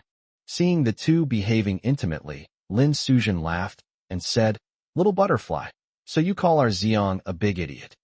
Su Yuti felt a little embarrassed upon hearing this. I was in a hurry just now and blurted it out. Calling someone's grandson a big idiot in front of an elderly person seems inappropriate, Zhuang Zhangwo said to Lin Sujin. Young people like to call me that. It's the same reason you call me an old codger. One sentence made everyone burst into laughter. The atmosphere at the dinner table became exceptionally joyful. Composing himself, Zhuangziang forced a smile and chatted and laughed with them. This was all he could do for his two most beloved family members. After dinner, Su Yuti helped Lin Sujin wash the dishes. Lin Sujin wouldn't allow it, telling her to just sit and play. She refused, instead running off to wipe the table, sweep the floor, and then go to the kitchen to help. Her obedient and virtuous appearance was something even Zhuangziang had never seen before. No elderly person dislikes a granddaughter-in-law like this. In the courtyard, Zhuang Zhangwo, his cheeks flushed from drinking, sat in a rocking chair smoking. Zhuangziang massaged his legs and advised, Grandpa, you're so old. You should smoke less. I'm happy today, so I'll smoke less in the future. Zhuang Zhangwo whispered, Xiang, she's really a good girl. You should seize the opportunity and not let her down. Zhuangziang blushed. Grandpa, we are just friends, Zhuang Zhangwo said with a smile. You've always been honest since you were little. Your thoughts are written all over your face. The way you look at Little Butterfly is exactly the same way I looked at the old lady back then. Grandpa, Zhuang Ziong was speechless. He certainly understood his own feelings, but there were reasons he couldn't explain. How wonderful it would be if I were a healthy, normal person. The little butterfly is willing to come here with you, and her heart is with you. You must not be a womanizer like your father. You must be devoted to other girls. I'm an old man, and I don't have many years left to live. My only hope is to see you get married. Zhuang Jingwo kept nagging and giving instructions, but every word was like a needle piercing Zhuang Ziong's heart. He bit his lower lip tightly until he tasted a slightly salty, metallic flavor, and then realized he had broken the skin. The three people in this small courtyard were his most cherished attachments. He couldn't understand what he had done wrong to be so fooled by fate. In the kitchen, Lin Sujin was also whispering to Su Yuti. When Xiang was 4 years old, he was chased all over the mountain by the dog from old lady Su's house. When he was 7 years old, he wanted to ride my big fat pig. He was losing his baby teeth at the time, and he fell off and lost 2 front teeth. When he was 9 years old, he poured a bunch of dung beetles into cow dung and brought them into his bed at night. His father was so angry that he almost beat him up. Su Yuti burst into laughter upon hearing this. I never imagined that Zhuang Ziong, a model student, was so mischievous as a child. She also told her grandmother about the silly things Zhuang Ziong sometimes did. Laughter never stopped in the small kitchen. On the rocking chair, Zhuang Zhengwo gradually fell asleep, fueled by the alcohol. Zhuang Ziong got up and went to the kitchen. Why are you all laughing so happily? What bad things are you saying about me? Zhuang Ziong, how do you feed a dung beetle? Su Yuti covered her mouth and chuckled. Grandma, why do you tell her everything? Zhuang Ziong's facial muscles twitched. Oh no, judging from their expressions, their dark past has probably been thoroughly exposed. On the way back, I'm sure I'll be mercilessly mocked by the little butterfly. The carefully cultivated image was destroyed in an instant. Lin Sujin laughed and said, Little butterfly, if Xiang bullies you at school, come back and tell me, and I'll spank him for you. Su Yuti feigned a pitiful look. Yes, Grandma, he often scolds me. Don't talk nonsense, I didn't insult you. Zhuang Ziong retorted defiantly. You call me a little fool, and you shouted it so loudly, and even wrote it on the kite. Now that she had someone backing her up, Su Yuti was very confident. You were the one who called me a big idiot first. Zhuang Ziong looked at Lin Sujin. Grandma, you be the judge. Lin Sujin put on a stern face. Little butterfly can scold you, but you are not allowed to scold her. Zhuang Ziong said with a bitter face, Grandma, you're so biased. I'm biased. I just like the little butterfly. What can you do about it? Lin Sujin said confidently. I wouldn't dare, whatever makes you happy. Zhuang Ziong could only admit defeat. The little butterfly, beaming with pride, made a face at Zhuang Ziong. Grandma, you're so kind. Come on, let me peel some fruit for you. Okay, little butterfly, you're so thoughtful. The two walked out of the kitchen, leaving behind a trail of laughter. Zhuang Ziong stood there, watching the two figures disappear into the distance, finally no longer needing to pretend. Tears silently streamed down her face. Chapter 53, I Miss You So Much. After finishing her work, Lin Sujin wanted to take a nap, so she asked Zhuang Ziong to take Su Yuti for a walk around the village. When Su Yuti saw the azaleas covering the mountains and fields, she could no longer contain her excitement. The two left the courtyard and walked towards the back mountain under the warm afternoon sun. When passing by people's homes, Zhuang Ziong would greet some of the elders he met. When everyone saw that he had brought back a pretty girl, they all started teasing him. Ziong is promising. He found a wife at such a young age. This girl is so beautiful, just like the people in the paintings. Have the wedding soon. Uncle is looking forward to drinking the wedding wine. Zhuang Ziong gave an awkward smile and tried his best to deal with it. Su Yuti stood at a distance, waiting for him to return before whispering, What are they saying? Zhuang Ziong said sternly, Adults should talk, children shouldn't pry. I'm not little at all, Su Yuti pouted. Why aren't you young? Junior schoolgirl. Zhuang Ziong glanced at Su Yuti's chest. You big idiot, you're asking for it. Who's your junior from elementary school? Su Yuti rushed forward, raised her small fists, and started punching Zhuang Ziong repeatedly. Zhuang Ziong laughed heartily and begged for mercy repeatedly. The elderly people in the village smiled knowingly when they saw it. What a flirtatious young couple. It's so good to be young. Upon reaching the foot of the mountain, there were no houses to be seen, and all was quiet. Between heaven and earth, only the two of us remain. The mountain road was steep and rugged, overgrown with weeds, and very difficult to walk on. After a long pause, Zhuangziang rubbed his right hand against his trousers several times before cautiously extending his hand. Su Yuti met his gaze. Her face flushed slightly, and she shyly offered her soft little hand. The two held hands gently, feeling the warmth of each other's palms, their hearts pounding wildly. This wasn't the first time they'd held hands, but they were still very nervous. Last time, it was in a rented room. After holding hands, the little butterfly disappeared for a whole week. Zhuangziang was terrified. This tenderness was fleeting. The azalea is said to be stained red by the blood of the cuckoo bird, adding a touch of legend to this flower. The spirit of Emperor Wang has endured for 1,000 years, and the spring mountains have witnessed countless winds. To whom do the cries of the white flowers go? Year after year, they bloom red. After climbing to the top of the mountain, little butterfly was panting. Her cheeks were slightly flushed, and fine beads of sweat appeared on her forehead. Zhuangziang brought tissues and helped her wipe her sweat. A mountain breeze suddenly blew, lifting her skirt like the sea, revealing her calves. Her figure was graceful and her skin was as white as jade. Zhuangziang tried his best, but he couldn't take his eyes off those legs. Is it pretty? Su Yuti asked. Of course it looks good, Zhuangziang replied, lost in thought. When he came to his senses, he realized that the little butterfly was staring intently at a large cluster of azaleas nearby. So, you were looking at the flowers, and I was looking at the legs. The azalea has a faint fragrance that is carried on the wind and is refreshing. Su Yuti, quite intrigued, climbed onto a large rock, put her hands to her mouth, and shouted into the deep valley. Hey, you big idiot, can you hear me? The sound echoed repeatedly in the valley. Zhuangziang covered his ears, looking disgusted. Are you sick? Why are you shouting so loudly? Su Yuti waved to him. You should shout a couple of times too, and say what's on your mind. It will make you feel really good.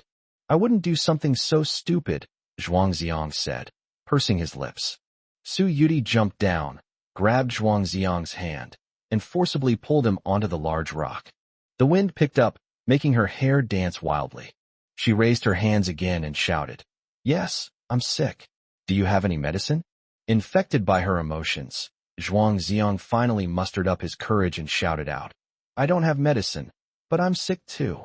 The two voices blended and collided in the valley, creating a wonderful duet effect.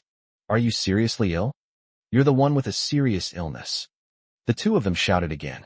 Having a serious illness is a popular internet meme. Zhuangziang jokingly revealed the secret buried deep in his heart, and suddenly felt a great sense of relief. When he said he had a serious illness, he meant it literally. The little butterfly looked at him with a smile, taking it as a joke. How is it? Does it feel good? Zhuangziang also let out a hearty laugh. If the people down the mountain heard this, they would think we are crazy. I don't care what others think, as long as I'm happy, Su Yuti said proudly. Zhuangziang was easily moved by these words. From childhood, he cared too much about what others thought, wanted to gain everyone's approval, and tried hard to create the persona of a good student and a well-behaved child, which greatly suppressed his true nature. But he wasn't happy at all. Until she met Little Butterfly, her unconventionality and free spirit became incredibly captivating. Although she herself was walking in darkness and mire, Zhuangziang speculated that perhaps the appearance of the little butterfly was the last ray of light that God had given him. Little butterfly, I miss you so much. This time, Zhuangziang used all his strength, shouting until he had used up his last breath before bending over and stopping. His echoes reverberated throughout the valley. I miss you so much. I miss you so much. Miss you. What an idiot. I'm right in front of you. Why are you thinking about me? Su Yuti asked in confusion. Even if we're face to face, I'll still miss you. Zhuangziang gazed into her clear, autumn water-like eyes. After a moment of eye contact, the little butterfly shyly lowered her head, averting her gaze first. Because of nervousness, her fingers unconsciously traced patterns on her skirt. Zhuang Xiang's heart was beating very fast. He knew that given his physical condition, he was no longer in a position to say, "I like you." Then let's take a step back and say, "I miss you." "You big idiot, I miss you so much too." The little butterfly's voice echoed through the valley, layer upon layer, never ceasing. This was her reply to Zhuang Xiang. The mountains covered in rhododendrons are proof of this. Zhuang Xiang looked at the girl quietly. She was as beautiful as a fairy who was free from all worldly dust. "I am not fortunate enough to be worthy of such a wonderful girl. After I leave, don't think about me for too long, just for 3 months, the same length of time as we've known each other. 3 months from now, please forget me completely and embrace a happy life. Never think of me again." Zhuang Xiang went to the cluster of azaleas that were in full bloom and picked the most beautiful flower. "Little butterfly, when I first met you, you were wearing a peach blossom. Would you mind changing it to a different one now?" Su Yuti skipped and hopped to him, obediently tilting her head slightly. Zhuang Xiang carefully placed the flower among her cloud-like hair. A colorful butterfly flew over and hovered above the flower. Su Yuti raised her head, her eyes sparkling, more beautiful than any flower. "You big idiot, come down a little bit." "What are you doing?" Zhuang Xiang lowered his head. Su Yuti tiptoed and gently kissed his cheek. In an instant, Zhuang Xiang felt as if he had been electrocuted, his blood rushing through his body. The sensation on my cheek was so clear. Is this a dream? Chapter 54 Farewell. The last time they ate barbecue and drank beer, Zhuang Xiang accidentally kissed Su Yuti when they returned to their rented apartment. But Su Yuti had no memory of it after waking up. This kiss on the cheek, which took place while she was fully awake, had a completely different meaning. That's just the kind of girl she is. She does whatever comes to mind, completely disregarding the consequences. Little did she know that this gentle kiss would unleash a tidal wave of emotions in the heart of a young man just beginning to experience love. They remained silent for a long time, sitting close together on the rock. See the sunlight shining on the treetops, see the mountain wind blowing through the wheat fields. Watching precious moments slip away quietly, little by little. "It's getting late. Let's go down the mountain," Su Yuti said, gazing at the clouds in the sky. "Just a little longer, just 5 more minutes," Zhuang Xiang said reluctantly. "This is the last time I'll ever see these azaleas covering the mountain. I wish we could be like my grandparents, living in harmony and growing old together." But such an ordinary dream is destined to remain just a pipe dream. After descending the mountain and returning to the courtyard, it was time to say goodbye.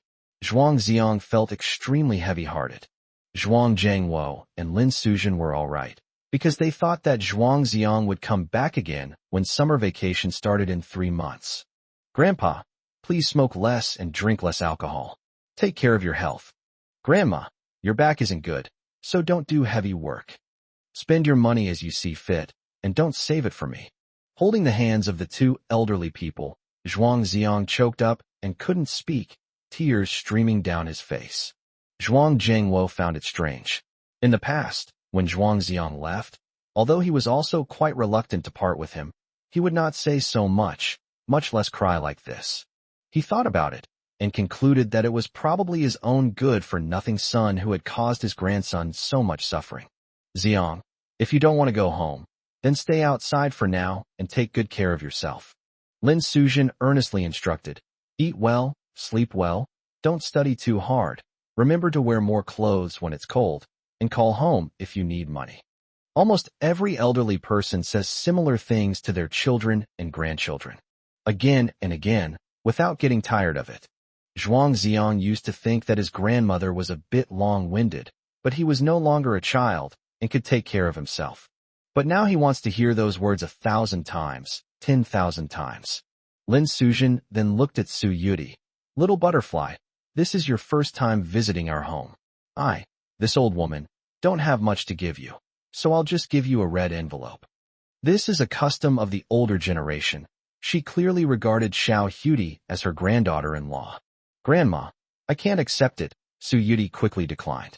Lin Suzhen insisted on giving it to her, which put her in a difficult position, so she asked Zhuang Xiang for help.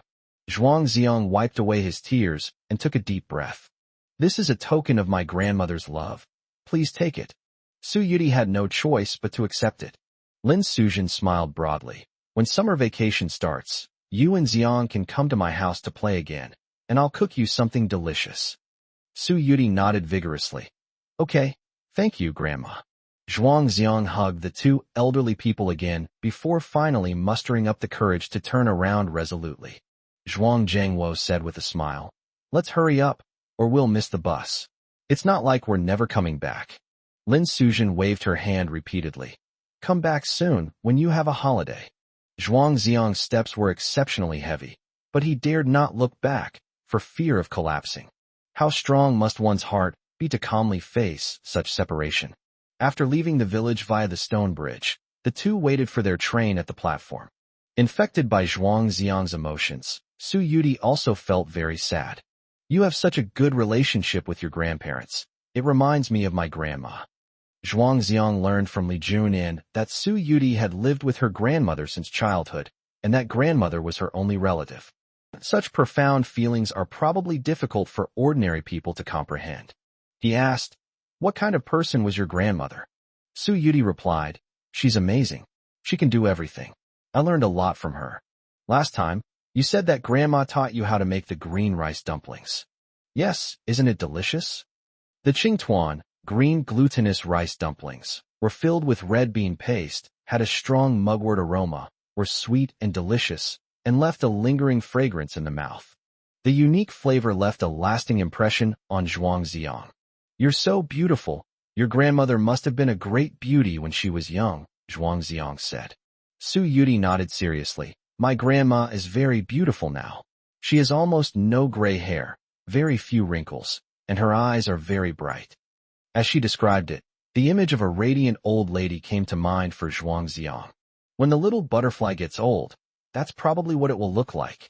Su Yuti had been thinking about the Iron Flower performance, so after getting on the bus, she asked Zhuang Xiang to take out his phone and search for videos online.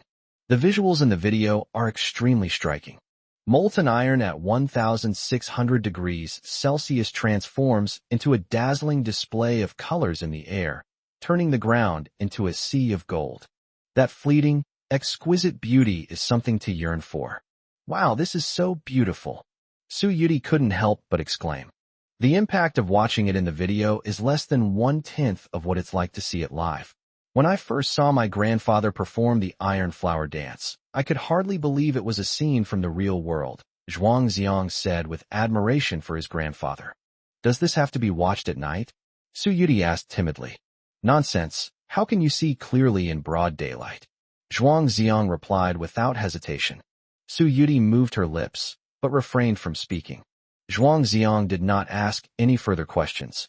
My conversation with Professor Li Junin on the rooftop of the teaching building last time cleared up some of his doubts. The little butterfly had to go back before dark, and there was a compelling reason for it. It seems there's no cell phone signal in that area. She's someone who loves freedom so much. She must be feeling really bad. The vehicle swayed and rocked, and the scenery outside the window rushed past. Su Yuti was a little tired and leaned on Zhuang Xiang's shoulder for a short rest. The setting sun cast its rays, gilding her long eyelashes with a golden edge. Her cherry-red lips, slightly parted, exuded a unique allure. Zhuang Xiang struggled to suppress the urge to kiss him. 3 transfers, a long and tiring journey. They finally arrived at the bus stop at the school gate before 6:10. The sunset today is exceptionally beautiful. Su Yuti took out the red envelope and handed it to Zhuang Xiang. It was given to you by your grandma. Here you go. Zhuang Xiang refused. This is for you, I don't want it. I feel something's off holding this, Su Yuti said, frowning. This thing can be a bit too hot to handle sometimes, Zhuang Xiang said with a smile. Judging from Little Butterfly's expression, she had no idea what the old man meant by giving her this red envelope. So cute and silly. How about this? Let's spend the money in there together, so you won't be in a difficult position, Zhuang Xiang suggested. How should we spend it? When it comes to eating, drinking, and having fun, you're probably more of an expert than I am, right? Upon hearing this, the little butterfly also revealed a relaxed smile. Eating, drinking, and having fun, just thinking about it makes me happy. Before getting on the bus, Su Yuti said, I'll come find you tomorrow morning and let you try my tofu pudding.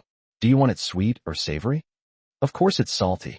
I'm not like that Deng Haijun guy, with his weird tastes, Zhuang Xiang said with a smile. Tomorrow, I really look forward to it. Chapter 55 Tofu Pudding with the Same Taste. The next morning, the sky was overcast and a light drizzle began to fall. Zhuang Xiang got up very early, listening to the spring rain pattering against the window, and was a little worried about the little butterfly. Although he really wanted to meet her, he still sent her a message. The weather isn't very good today, so maybe you shouldn't come. This time, little butterfly replied very quickly. No matter the wind or rain, I want to come and see you. Zhuang Xiang stared at the text on the screen, his heart feeling as if it had been violently struck. What a blessing it is for a girl to brave wind and rain and cross mountains and rivers to see him. Although the sun didn't come out today, as long as she's here, it will be sunny. Just after 9 o'clock, there was a knock on the door. Zhuang Xiang immediately went to open the door, only to see Su Yudi standing at the door. Because of the rain, the weather was a bit chilly, but she was still wearing that thin white shirt. To be precise, Zhuang Xiang had known her for more than half a month and had never seen her wear any other clothes. Perhaps she has many identical clothes. The little butterfly's bangs, wet with rain, added a touch of delicate charm. She was holding a floral umbrella in her hand, the tag still on, so she must have bought it after getting off the bus. Zhuang Xiang pulled her inside. Why are you dressed so lightly in this cold weather? Su Yudi muttered. It wasn't raining when I went out. Zhuang Xiang brought a dry towel and helped her wipe the rainwater off her hair. He then found one of his own coats and draped it over her shoulders. The coat was a bit too big, making her look even more petite and delicate and incredibly charming. Su Yudi carefully took out a thermos from her backpack and placed it in front of Zhuang Xiang. Inside was tofu pudding that she had carefully made. I've been making this for a long time. Even if it doesn't taste good, you have to say it's delicious. Open the lid, and a puff of hot steam comes out. The tofu pudding was white and tender, sprinkled with various condiments, and looked very appealing. Zhuang Xiang smelled the aroma, and his appetite was whetted. He picked up a spoon, scooped up a spoonful, blew on it, and brought it to the little butterfly's mouth. The first spoonful is for you. The little butterfly obediently opened its mouth, its eyes smiling into crescent moons. It's delicious. I'm such a little genius. Hearing her boasting, Zhuang Xiang couldn't wait to take a spoonful as well. The tofu pudding is smooth and has a familiar taste that slowly spreads on the tip of the tongue. He uttered a syllable in surprise. Huh? You can't get used to the food? Su Yudi asked dejectedly. No. Zhuang Xiang shook his head and said, Do you remember the last time I texted you saying I ate a really delicious tofu pudding? Su Yudi nodded. I remember. What's wrong? The tofu pudding you made tastes exactly the same as the one that old lady made, Zhuang Xiang said incredulously. Upon hearing this, Su Yudi's smile suddenly froze on her face, and she stared blankly at him. Her beautiful eyes gradually became empty and lifeless. Last time at Xiaoyao Palace, Zhuang Xiang was instructed by Zhang Banxian to take care of the old lady's business. The chili oil in the tofu pudding has a very unique aroma. Once you've tasted it, you'll never forget it. He originally wanted to take Little Butterfly to try it, but Little Butterfly knew how to make it herself. What's wrong with you? Zhuang Xiang waved his hand in front of Su Yudi's face. What does that old lady look like? Su Yudi's voice trembled. I heard she was an elderly woman living alone, with no relatives, a head of white hair, and a face full of wrinkles, Zhuang Xiang sighed. Her eyes were very cloudy, as if she had no hope for life. It was heartbreaking to see her like that. Before he could finish speaking, Su Yudi suddenly burst into tears. 2 lines of tears fell silently. Little Butterfly, what's wrong? Who is that old lady? Zhuang Xiang asked in a panic.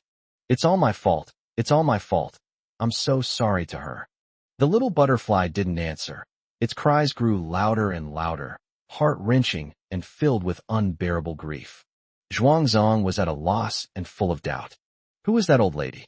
Seeing Little Butterfly crying so sadly, he could vaguely guess that it was her grandmother. But Little Butterfly just said yesterday that her grandmother has almost no gray hair, very few wrinkles, and her eyes are very bright. Could such drastically different appearances belong to the same person? Last time on the grassy riverbank, Little Butterfly also mentioned that she didn't know an old lady who sold tofu pudding. But now I've discovered that the tofu pudding they both made tastes exactly the same.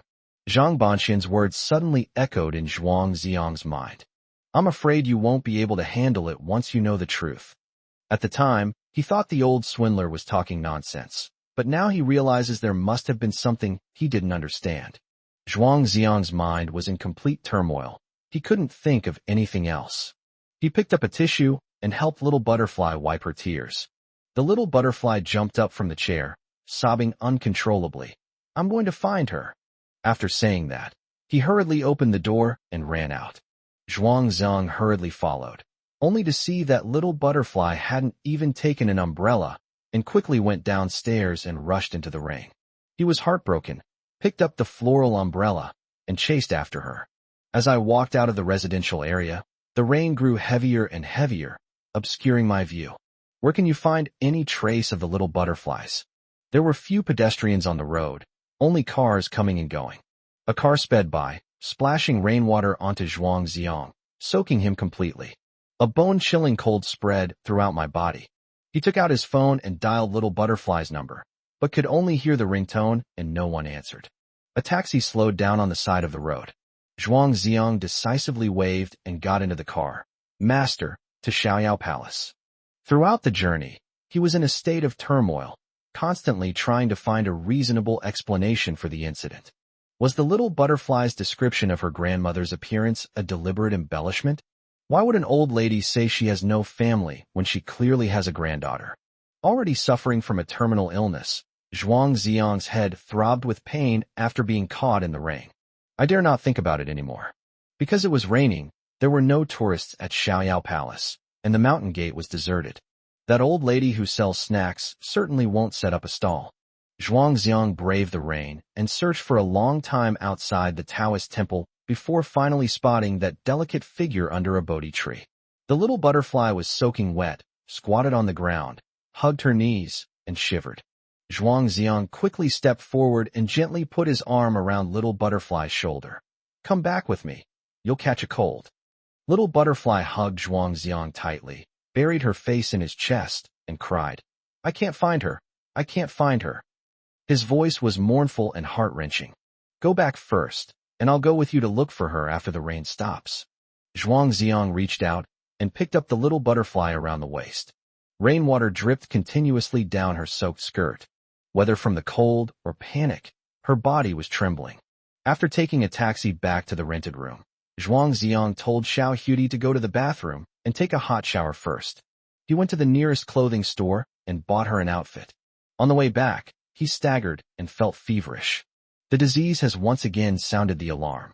Chapter 56, A Parting Kiss. Zhuang Xiang returned to his rented room and placed his clothes outside the bathroom, where he could hear the sound of water running. Little butterfly, here are your clothes. I'm a little sleepy. I'm going to bed for a nap. Hearing Su Yuti respond, he turned and went back to his bedroom.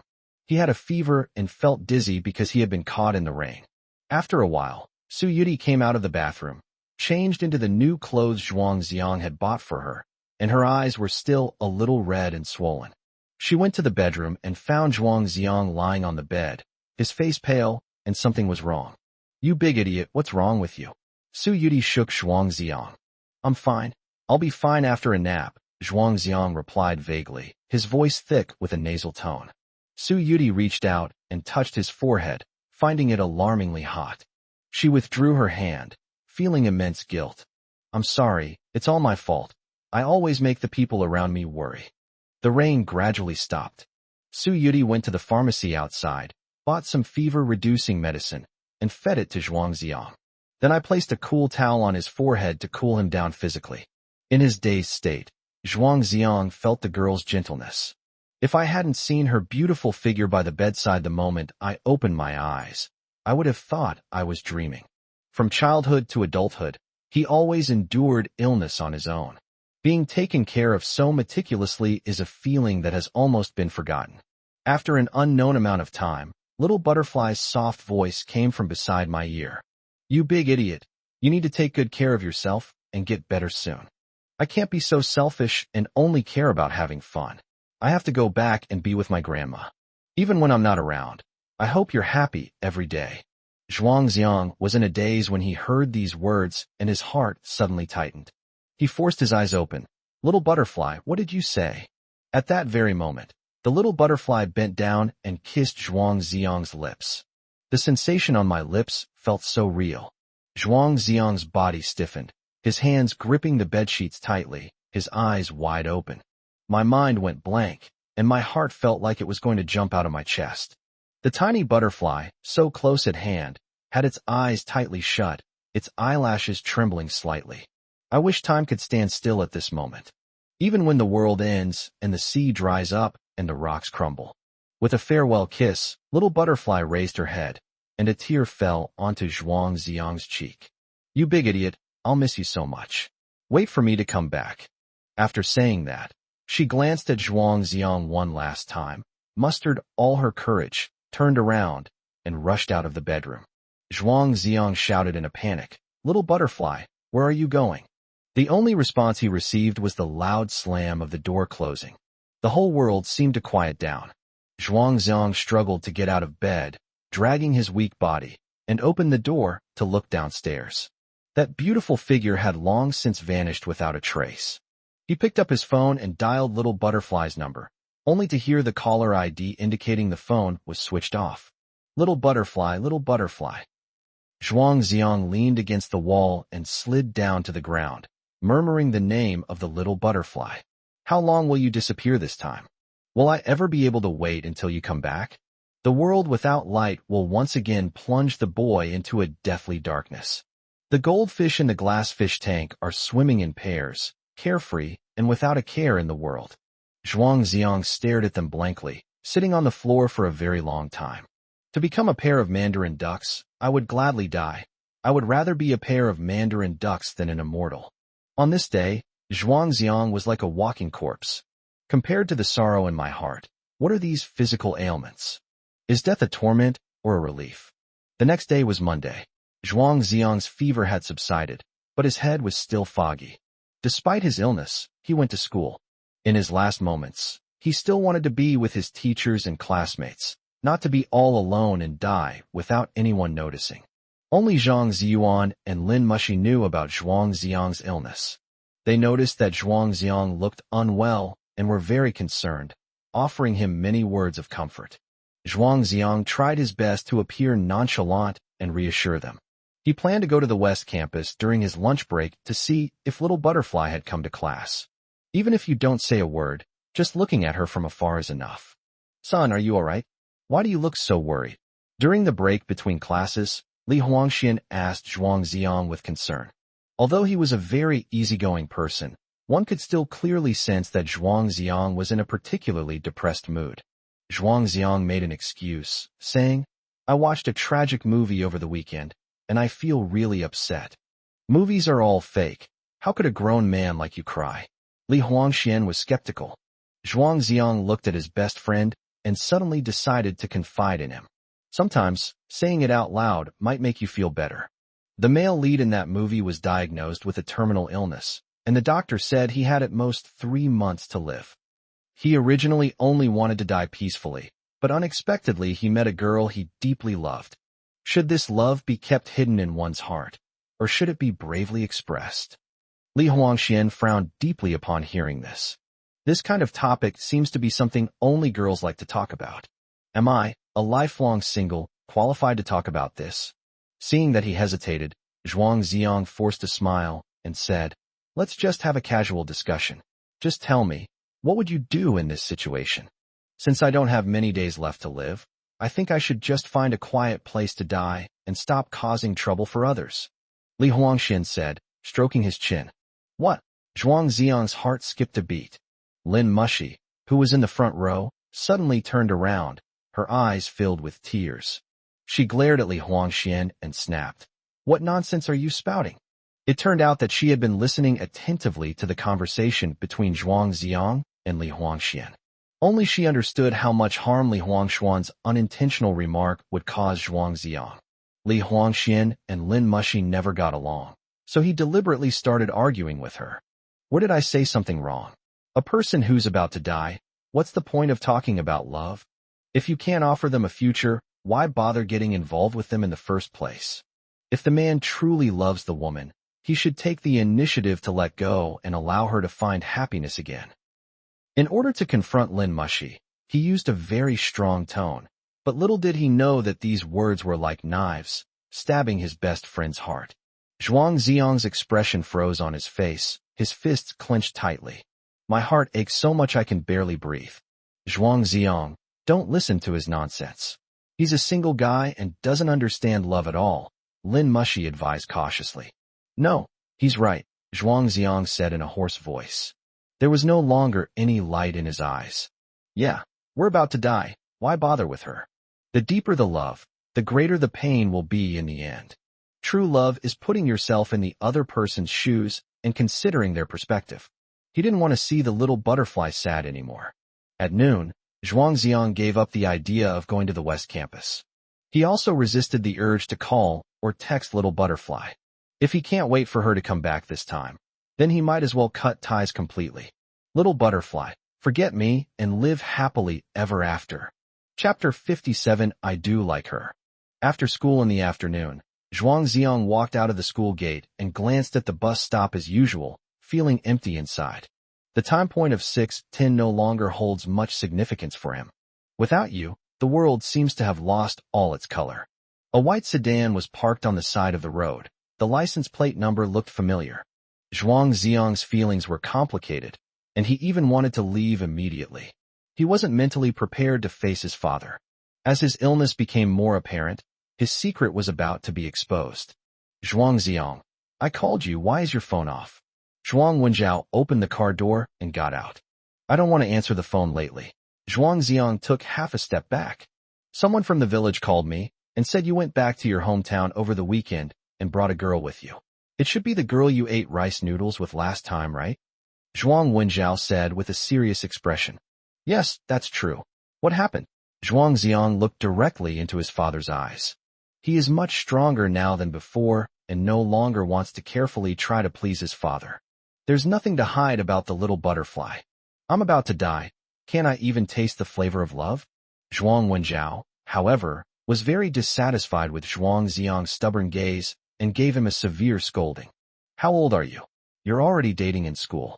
He even brought girls back to his hometown. Doesn't he feel ashamed? I'd like to ask your homeroom teacher, does being a good student mean spending all your time fooling around with girls? Zhuang Wenjiao has received several phone calls in the past few days, all from his hometown. His childhood friend joked with him that he would soon be a grandfather. When he found out what had happened, he was furious. Dating while still in school? Isn't that ridiculous? They even brought him back to their hometown to show off. It's a disgrace to the family. After Zhuang Wenjiao finished venting, Zhuang Xiang calmly said, I am 18 years old, an adult, and I know how to act appropriately. Even if you're 80 years old, I'm still your father. Can't I control you? Zhuang Wenjiao blurted out. You've barely listened to a few words my grandfather said to you, have you? Zhuang Xiang retorted. Zhuang Wenjiao was stumped by a single sentence and habitually rolled up his sleeves, as if he wanted to take action. The father and son argued at the school gate, attracting a crowd of students. Zhuang Xiang, who always gets first place in exams, speaks to his father with this kind of attitude. They keep talking about dating. Do top students also date early? If I had his grades, I'd ride on my dad's shoulders every day. In the past, Zhuang Xiang would have been very concerned about other people's gossip. But now, it doesn't matter anymore. I'm not dating anyone. I just brought a friend back to visit my grandparents. If you came all the way to the school for this, it means you're really quite free. You should spend more time educating Yuhang. Zhuang Xiang said firmly. You hang out with that girl every day? Tell me honestly, do you like her? Zhuang Wenjiao asked.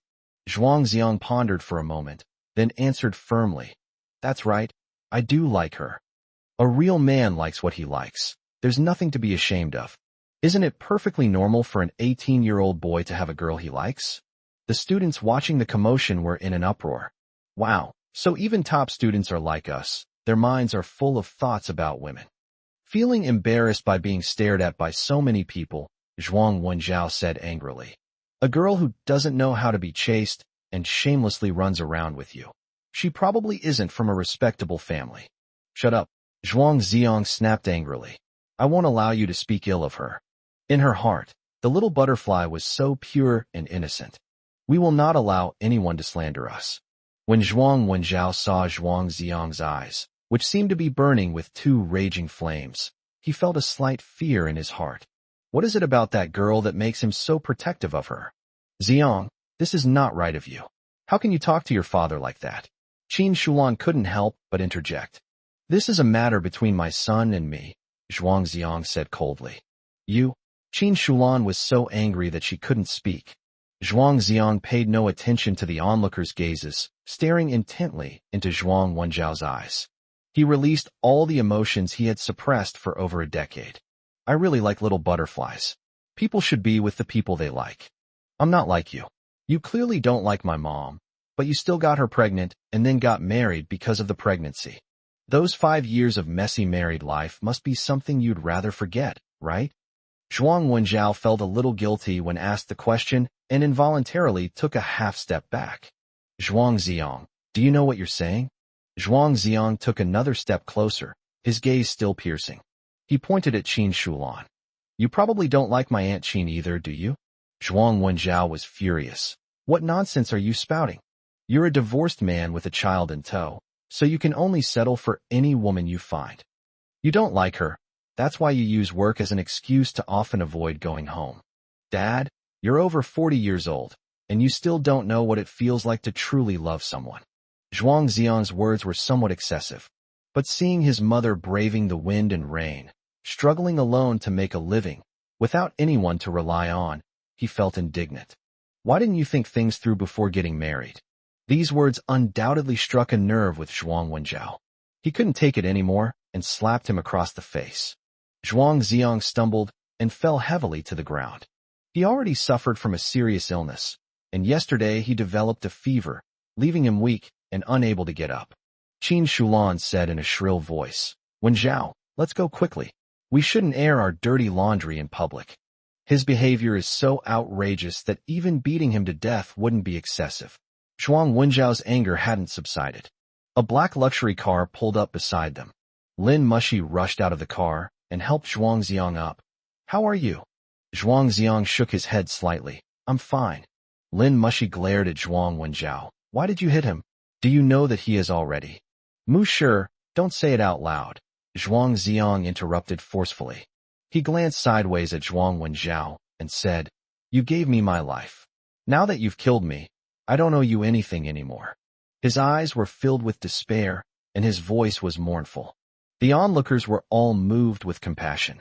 It turns out that Zhuang Ziong, the academic superstar they admired, had been living a life of misery. Zhuang Ziong felt a bone-cracking pain all over his body. His mind was a complete blank, and his eyelids were getting heavier and heavier. The faces of everyone in front of me became distorted and blurred. His legs went weak, and the world spun around him. Zhuang Ziong, how are you? Lin Mushi called out anxiously.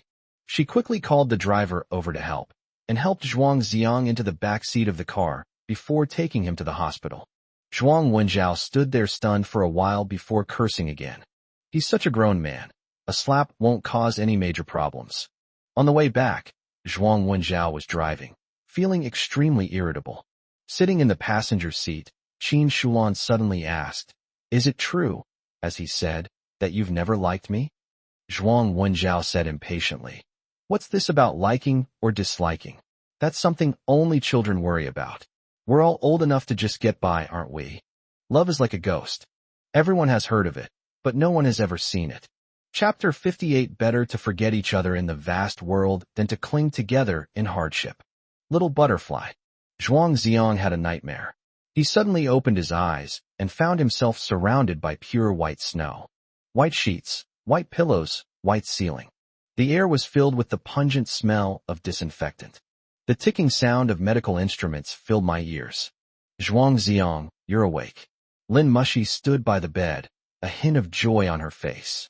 Zhuang Ziong recalled that he was kicked by Zhuang Wenjiao at the school gate and fell into a coma. It was Lin Mushi who brought him to the hospital. He said gratefully, Mu Shi, thank you. Lin Mushi shook her head and said sadly, It's okay, we're friends. Maybe this is the last thing I can do for you. The usually arrogant school beauty has become so gentle, making Zhuang Xiang a little embarrassed. Lin Mushi had already made up her mind to make sure that Zhuang Xiang had no regrets during his final days. She is a wealthy heiress who doesn't lack money and has already paid the medical expenses in advance. How long have I been asleep? Zhuang Xiang asked, noticing that it was completely dark outside the window. About 2 hours. Lin Mushi asked, are you hungry? I'll go out and buy you something to eat. Zhuang Xiang raised his hand and saw a needle inserted into the back of his hand, receiving in 4 drip. He asked, when will this be finished? I want to go home. Lin Mushi said worriedly. The doctor said you have to be hospitalized and observed for at least 3 days. What's the point of being hospitalized? It won't cure you anyway. Zhuang Xiang desperately wanted to pull out the 4 and leave immediately. He loves freedom and yearns for being unrestrained. Lin Mushi saw through his thoughts, offered a few words of comfort, and told him not to be stubborn and to cooperate with the treatment. Zhuang Xiang sighed and said, then do me a favor. Lin Mushi immediately nodded. No problem. Zhuang Xiang pointed to his pocket. This is my house key. There are 2 goldfish in there. Please take care of them for me until I'm discharged from the hospital. If I can't be discharged. He choked up as he said this. Lin Mushi's eyes were also glistening with tears as she said, what time is it? And you're still thinking about those 2 fish. That was given to me by little butterfly. I can't let it die. If I can't be discharged from the hospital, go to class 23 in the West Campus and return it to her for me. Zhuang Xiang's tone was heavy, as if he were entrusting his last words. Don't listen to Li Huangshuan's nonsense. You really don't plan to see her again? Lin Mushi asked, both sad and surprised. She would be heartbroken to see me like this. I only want her to be happy, not sad. Zhuang Xiang said this with a pained expression on his face. Li Huangshuan's words during the day deeply moved him. That was a love with no future. If it's destined to have no outcome, you shouldn't get more and more involved. Zhuang Xiang's health is still very weak. He gets tired if he talks for too long. Lin Mushi took the key out of his pocket, asked for the address, and left the ward while holding back her tears. She learned many new things from Zhuang Xiang. My previous understanding of love was too superficial. True love is about giving your whole heart to the other person, even if it means suffering and torment yourself. After Lin Mushi left, Zhuang Xiang stared blankly at the ceiling. Scenes from my acquaintance with Little Butterfly flashed through my mind like a movie. We've been through so much together and shared so much joy. Thank you for being there for me in the final moments of my life. But now, separating is the best choice for both of them. If we were also 2 fish, it would be just like that saying. It's better to forget each other in the vast world than to cling together in hardship. Forget me, you still have a long way to go. And for me, this is where it all ends. Lin Mushi arrived at Zhuang Xiang's small home. Although the room was small, it was clean and tidy. There was a Coca-Cola bottle on the windowsill, with a withered peach blossom stuck in it. 2 red goldfish were swimming happily in the fish tank on the table. She changed the water and added some feed. Considering that Zhuang Xiang might stay in the hospital for several days, she went to the bedroom and found a few changes of clothes in the closet. There was a crumpled piece of paper in the corner of the wardrobe. Upon opening it, I found it was the same medical report that Zhuang Xiang had been holding when I ran into him at the hospital last time. The words "cancer cells have spread" are extremely jarring. Lin Mushi smoothed out the report, folded it, and put it away, as she might need it later. On her way back to the hospital, she bought some more food. Musher, thank you so much. If there's a next life, let's be friends again. Zhuang Xiang was extremely grateful. You fool, don't say such things. I don't want to cry too badly. Lin Mushi's tears streamed down her face, her heart breaking. She knew that there was no feeling between her and Zhuang Xiang that went beyond friendship. But who says friendship isn't precious? I've hired a caregiver for you to take care of you tonight. I'll ask Teacher Zhang for leave for you tomorrow and come see you after school. Zhuang Xiang instructed, only Teacher Zhang knows about my illness. Don't tell anyone else, especially Li Huangshan. It's not cool for a grown man to cry like that. Since it's only a temporary hospitalization, he can hold on for a while longer. Wait until the very last moment to say a proper goodbye to your good brother. I was hoping he'd burn the final episode of Detective Conan for me. The caregiver Lin Mushi hired was a man in his 30s. In the evening, Zhuang Ziong chatted casually with his elder brother. The older brother was already dozing off while we were talking, but he still wasn't sleepy, because he was afraid that if he closed his eyes, he would never wake up again. The next morning, Chen Deshio came to check on the patients as usual. To cheer Zhuang Ziong up, he specially brought a flower. The peach blossoms had already faded. Instead, he carried a sprig of azalea. "Young man, how are you feeling?" Chen Deshio asked with a smile. "It's so suffocating. When can I be discharged?" Zhuang Ziong laughed as well. "What's the rush? Let's observe for another 2 days. Since it can't be cured anyway, isn't this just a waste of time?" Zhuang Ziong spoke in a teasing tone, as if he were talking about something very lighthearted. Judging from his condition, Chen Deshio felt that his worries were unnecessary. The young man was already in a good mood. "You remind me of the patient who gave me the peach blossoms. He's just as optimistic as you." Zhuang Ziong stretched and said, "A girl once told me, whether you're happy or unhappy, it's still a day, so why not be happy every day?" Chen Deshio gave a few instructions, left the azaleas by the bedside, and then went to the next ward. The bright red flowers brought a touch of life to the otherwise white hospital ward. Looking at the flowers, Zhuang Ziong naturally recalled his shouts from the mountaintop that day. "Little butterfly, I miss you so much. I miss you so much. I miss you so much. Yet it leaves no trace. I'm still standing on tiptoe, longing for you. I still let memories linger. I was still crying with my eyes closed. I pretended not to care. I miss you so much. I miss you so much." But they deceived themselves. Chapter 59, No Miracle Happened. In the evening, Lin Mushi came to visit Zhuang Ziong after school.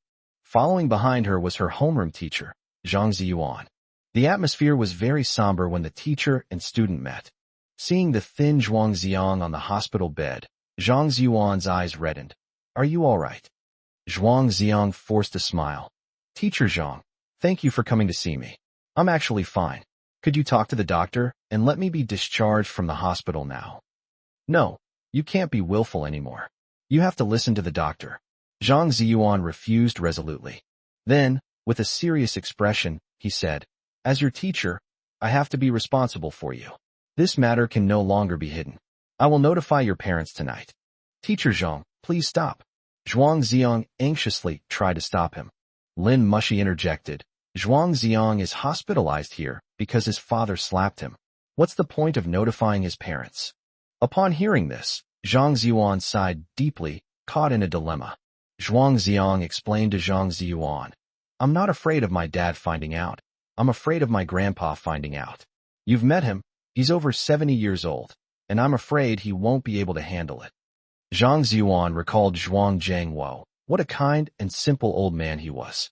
If he knew his grandson was on the verge of death, he would probably be devastated. "So how long are you planning to keep this a secret?" "Dr. Chun said that I still have a chance to be discharged from the hospital. When the final judgment comes, I will give a final explanation to everyone." The atmosphere in the ward was one of overwhelming sorrow. Zhang Ziyuan is 46 years old this year, yet he has to listen to an 18-year-old, vibrant young man entrust him with his final affairs. This excruciating pain is difficult for those who haven't experienced it to understand. Lin Mushi's face was already streaked with tears.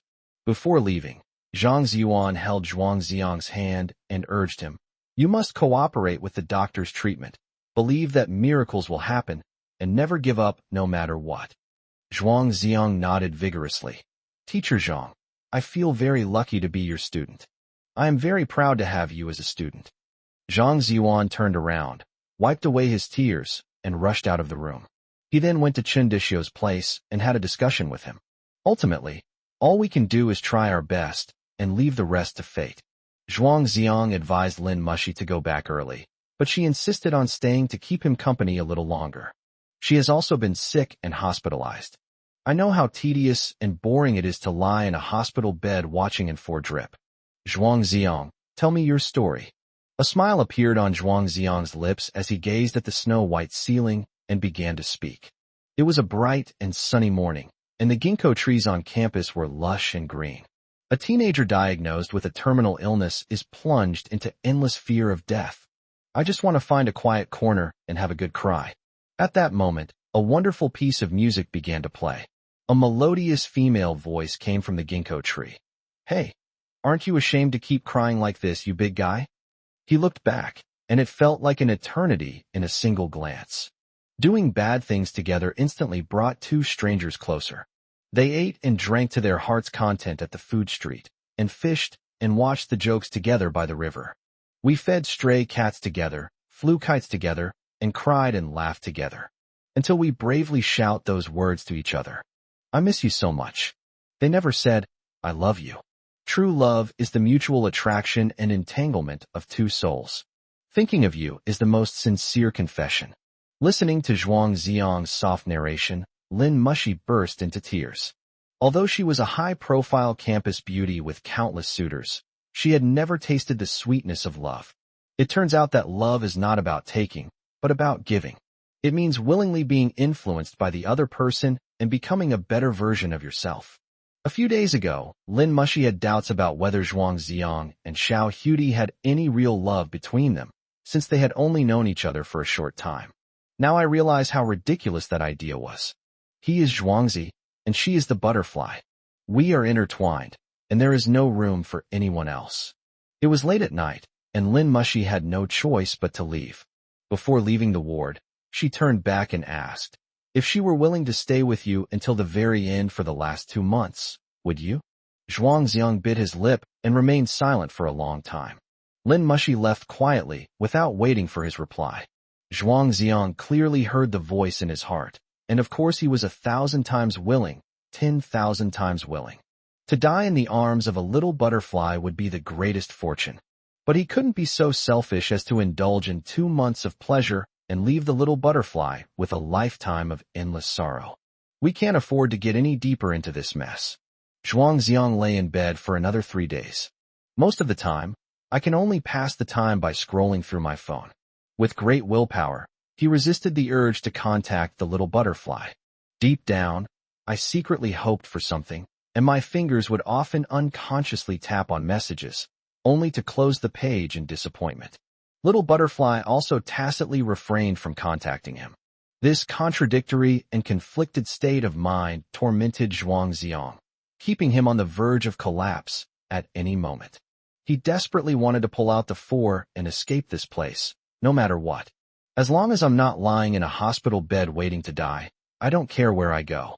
During his hospitalization, Li Huangxian did call Zhuang Xiang to ask why he hadn't gone to class. Zhuang Xiang made up an excuse, saying that he would be participating in a competition training camp for a week. This had happened before, so Li Huangxian didn't ask any further questions and told him to do his best. Before hanging up, Zhuang Xiang couldn't help but ask, "Has anyone come to my class looking for me these past few days?" "No, why?"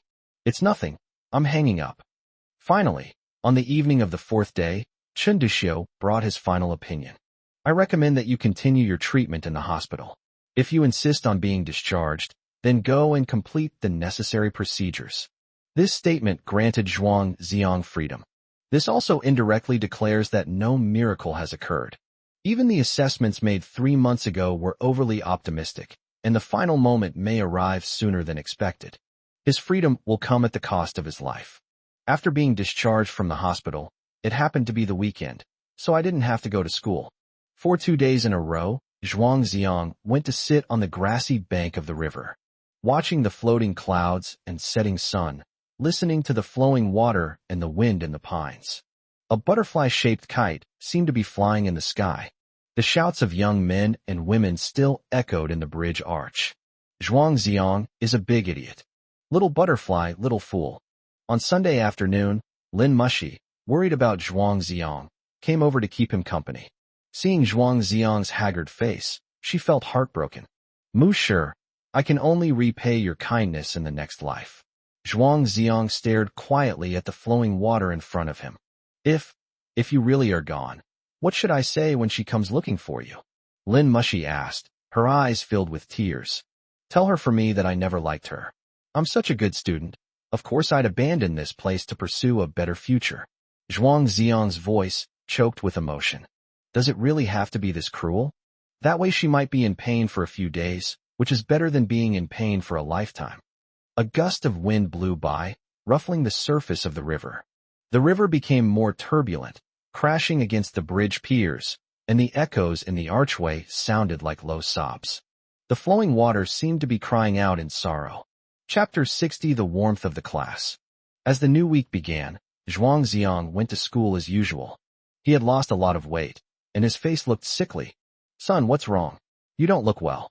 Upon meeting, Li Huangxian immediately noticed that something was wrong with Zhuang Ziang. "I'm fine. The food at the training camp was terrible. It made me so thin," Zhuang Ziang said, giving an excuse he had prepared beforehand. "Then I'll treat you to something delicious for lunch to make up for it." Li Huangxian put his arm around Zhuang Ziang's shoulder. Lin Mushi turned around from the front row. "I eat lunch with you guys." "No, I eat with Zhuang Ziang every day." Li Huangxian curled his lip. "Why are you meddling in our meal? My son has a little butterfly. Don't get any funny ideas." Zhuang Ziang said, "Let Musher come with us." Li Huangxian was taken aback. "You treat her better than you treat me?" Throughout the entire school, Lin Mushi and Zhang Ziyuan were the only two people who knew about Zhuang Ziang's illness. There are many things Zhuang Ziang can only say to Lin Mushi. As for Li Huangxian, Zhuang Ziang was really not mentally prepared to tell him the cruel truth. The final farewell will be a separation of life and death.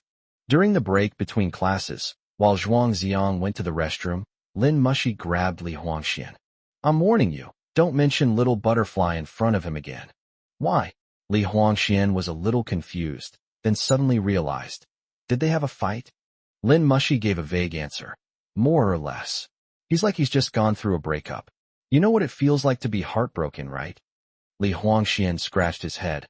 "I've never been in love. Where would I go to lose love? Even if my heart is breaking and my liver and intestines are torn apart, please don't add fuel to the fire," Lin Mushi instructed. "How do you know so much?"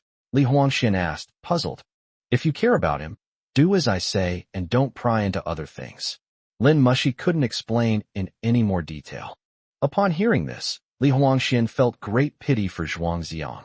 "Little butterfly is such a wonderful girl. Why don't you cherish her? If it were me, I'd slap myself across the face if I talked back to her." Back in the classroom, Zhuang Ziang discovered that the rotating red flag had been hung in the corner again. It seems that Xia Wenyong has done a very effective job over the past week. For the sake of collective honor, his classmates stopped making things difficult for him and began to support his work. Zhuang Ziang smiled with relief, realizing that the earth would continue to turn no matter who was gone. "Class 9 won't be much different without me." The fourth period in the morning was, as usual, the weekly class meeting, which was chaired by class monitor Xia Wenyong. He stepped onto the podium, full of vigor, and fluently summarized the events of the previous week. "Thanks to all the students for their hard work, which has made our class better and better. Finally, I would like to give special thanks to one person." At this point, Xia Wenyong's gaze fell on Zhuang Ziang. The whole class spontaneously started clapping. "Zhuang Ziang, thank you for teaching me that happiness comes from giving wholeheartedly. I used to always want to compete with you and win against you, which was really childish. There is still much I can learn from you, and I also ask you to supervise my work." Xia Wenyong's words came from the bottom of his heart and were full of genuine emotion. Zhuang Ziang was somewhat embarrassed. He asked Li Huangxian in a low voice, "Has this guy taken the wrong medicine? He's being so mushy today." Li Huangxian replied, "Last week, Teacher Zhang spent half a Chinese class summarizing the honors you won for the class, as well as many unknown contributions, which moved the whole class. It was like an awards ceremony." "I'm not even here. It sounds more like a memorial service," Zhuang Ziang joked. Pa, you jinx." Li Huangxian rolled his eyes at him. They completely failed to grasp the deeper meaning behind Zhuang Ziang's words. "Zhuang Ziang, it's so great to have you in our class. I feel very honored to be your classmate. Yeah, I always brag to people from other classes that the top student in the grade is my friend. If Teacher Zhang hadn't told us, we wouldn't have known how much you've done for the class behind the scenes." The student's words easily touched Zhuang Ziang's tender heart. With tears welling up in his eyes, he said, "Thank you. Thank you, everyone. Old Zhang is really dishonest. I'm not dead yet, and they're already pulling this stunt." Zhang Ziyuan walked into the classroom at this moment. trying his best to keep his expression calm. Zhuang Ziang asked, "Teacher Zhang, why are you getting all sentimental out of nowhere?" Zhang Ziyuan forced a smile. "I heard from your physics competition teacher that your competition is coming up soon, and you'll be studying hard during this time, so you might miss classes frequently. If you win the gold medal, you'll be directly admitted to university, which means you'll graduate early. Let's celebrate." In order to avoid arousing suspicion among his classmates, Zhang Ziyuan always had to come up with an excuse for Zhuang Ziang. He happens to be a student in a competition, so he can try to get a guaranteed admission spot. Everything then fell into place naturally. As a teacher, there wasn't much he could do for Zhuang Ziang, so let him feel the warmth of the class in the last days of his life. At noon, Lin Mushi indeed went to the cafeteria for lunch with Zhuang Ziang and Li Huangxian. She even insisted on using her own meal card to pay for 3 people's meals.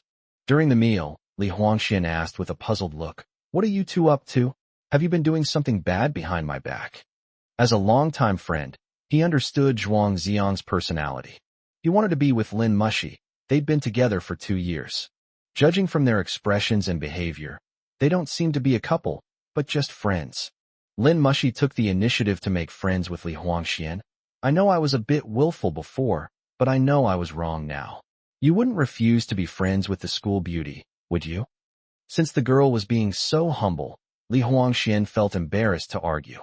He could only chuckle sheepishly and say, "I used to be a bit blunt, don't take it to heart." Seeing the two shake hands and make peace, Zhuang Ziang smiled with relief. For the next few days, life was peaceful and uneventful. Li Huangxian was carefree and oblivious, and didn't notice anything unusual. Only Lin Mushi knew the sorrow hidden beneath Zhuang Ziang's forced smile. He often stood in the classroom corridor, looking at the ginkgo tree in the northwest corner of the basketball court. After returning from the cafeteria, I would linger for a long time by the flower beds filled with hyacinths and wisteria. On 2 or 3 occasions, he walked to the steps leading to the West Campus, then turned back with a heavy heart, returning dejectedly. That person never disappeared from his heart. I thought this week would pass by peacefully like this. It wasn't until noon on Friday that Zhuang Ziang, Li Huangxian, and Lin Mushi walked out of the classroom and came down from the 2nd floor. Zhuang Ziang glanced at the hyacinth out of habit and was struck dumb, frozen in place. The girl he longed for sat on the flower bed. A spotless white shirt and a deep blue pleated skirt like the sea. She was like a fairy from Mount Gusha, pure and flawless. "You big idiot, I'm back." The reunion came unexpectedly. Chapter 61. I'll hate you for the rest of my life. In recent days, Zhuang Ziang had imagined hundreds and thousands of times what it would be like to see the little butterfly again. When his imagination became reality, he was completely at a loss. Being terminally ill, I no longer have the right to say, "I miss you so much." "Zhuang Ziang, come here." Su Yuti gazed at Zhuang Ziang with deep affection, her eyes brimming with tears. Zhuang Ziang stood still, motionless. He gritted his teeth, forced back tears, and suppressed the surging emotions in his chest. I reminded myself of this again and again. Getting close to her will only hurt her. Seeing that Zhuang Ziang remained unmoved, Su Yuti had no choice but to take the initiative and walk towards him step by step. Zhuang Ziang stared at her blankly, biting his lower lip until it bled. "How have you been these days? Why have you become so thin?" Little butterfly's tears slid down her cheeks. It fell to the ground, splashing up silent water droplets. Zhuang Ziang felt as if his own heart had fallen to the ground and shattered into pieces. His eyes gradually turned bloodshot, and he suddenly shouted hysterically, "Didn't you leave? Why are you back?" The little butterfly trembled in fright and stopped in her tracks. Tears fell like beads from a broken string. This was the first time he had spoken to her in this tone after knowing her for so long. However, Zhuang Ziang's outburst went far beyond that. "Do you know how long you've been gone this time?" "A full 12 days. You come and go as you please, but what do you really consider me? Since you like to disappear, then go all the way. I don't want to see you again." Not to mention little butterfly. Even Li Huangxian and Lin Mushi next to her were startled. In their minds, Zhuang Ziang was always gentle and refined. Now he acts like a madman. "Son, what nonsense are you spouting?" Li Huangxian shoved Zhuang Ziang hard. He quickly comforted Su Yuti, Little butterfly, he might have been a little excited to see you and spoke a bit loudly. He's been missing you a lot these past few days. Lin Mushi's eyes were red, and she didn't say anything. Only she knew what Zhuang Xiang was doing. Every word he said to the little butterfly was like a knife cutting into his own heart. Su Yuti stepped forward, gently took Zhuang Xiang's hand and shook it, her voice trembling with tears. You big idiot. I'm so sorry. I've missed you so much these past few days. I've wanted to come see you every day. Enough, Zhuang Xiang said ruthlessly, shaking off little butterfly's hand. Disappearing for so long, and now coming back to offer a hypocritical apology. Is that really meaningful?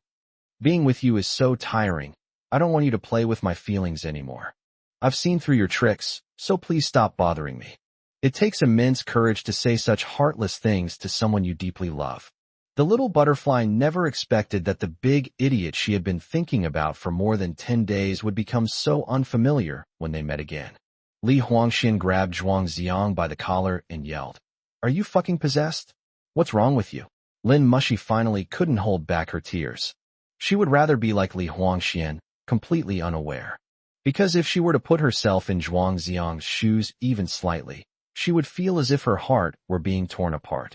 The little butterfly, with tears streaming down her face, took out a food storage container from her backpack. I know I was wrong. Please forgive me. I really miss you, but there are unavoidable reasons. I made you some qingtuan, a type of glutinous rice dumpling. Just take a small bite, okay? A pitiful expression, a sobbing tone. No one who saw her could bear to be angry with her. A surge of intense emotion welled up within Zhuang Xiang, a desire to embrace her and cherish her tenderly. But now that things have come to this, we can't afford to let all our efforts go to waste. He forcefully waved his hand, knocking over the food container. One by one, the delicate, emerald green rice dumplings rolled all over the ground, covered in dust. The little butterfly looked at her 4 hours of hard work being wasted like this, and her heart ached so much that she couldn't breathe. And this person was someone she had been missing for 12 whole days. To be honest, we're not really related. We've just eaten together a few times, so we're just friends. Please don't misunderstand and think that I have any other intentions towards you. As everyone knows, Mu Shi and I have always had a good relationship, and now we are together. As Zhuang Xiang spoke, he naturally took Lin Mushi's hand. We can't delay any longer. We have to use the most decisive method to drive the little butterfly away. Otherwise, he was afraid that he wouldn't be tough enough to keep up the act. Lin Mushi could only let Zhuang Xiang hold her hand and cooperate with his performance. Li Huangxian was utterly surprised. Wait, when did you two get together? The little butterfly cried her eyes out. She stared blankly at Lin Mushi. Really? Lin Mushi didn't dare to look her in the eye, so she could only look away and said hard. That's right. I don't want my boyfriend to be involved with other girls. As she said this, she hated Zhuang Xiang to the core. Why do you want me to be the villain? You big idiot. I'll hate you for the rest of my life, and I never want to see you again. The little butterfly looked at Zhuang Xiang one last time in despair, then resolutely turned around and staggered towards the school gate. The red string that was said to bring good luck was still tied to the braids behind her. A red ribbon fluttered in Zhuang Xiang's eyes. My vision became blurry. Until that figure completely disappeared, he suddenly felt as if all his strength had been drained, and he fell heavily to the ground. Li Huangxian and Lin Mushi were so frightened that they rushed to help him up. Zhuang Xiang pushed their hands away, laid down on the ground, and, overwhelmed by grief, burst into loud sobs. Little butterfly, little butterfly. He slowly crawled forward, carefully picking up the dusty green rice dumplings and putting them into a food storage container.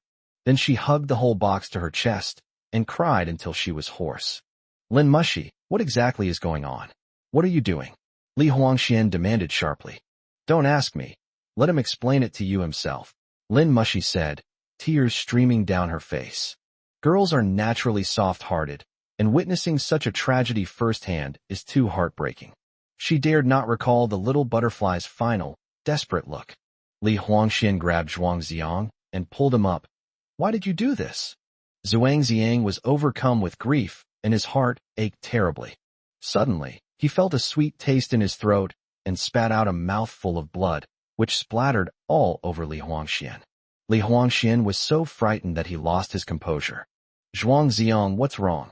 I'll take you to the infirmary. Lin Mushi quickly stepped forward to help support Zhuang Ziong and shouted to Li Huangxian. The infirmary won't do. Take him to the hospital, quick. Li Huangxian carried Zhuang Ziong on his back, rushed out of the school gate, and hailed a taxi. The driver stepped on the gas and sped them toward the hospital. Lin Mushi, even at a time like this, are you still going to hide it from me? In the taxi, Li Huangxian roared as if he had lost his mind. Lin Mushi said in a tearful voice, don't ask me. I promised him I wouldn't tell anyone. Son, don't make a fuss. I'm a little tired. I'll take a nap first, and I'll tell you everything when I wake up. Zhuang Ziong's weak voice rang out intermittently. Sorrow spreads like a river. Chapter 62, The Last Tenderness. When Zhuang Ziong opened his eyes again, it was already Saturday noon. He was unconscious for the entire night. The air smelled strongly of medicine, and several strange tubes were inserted into his body.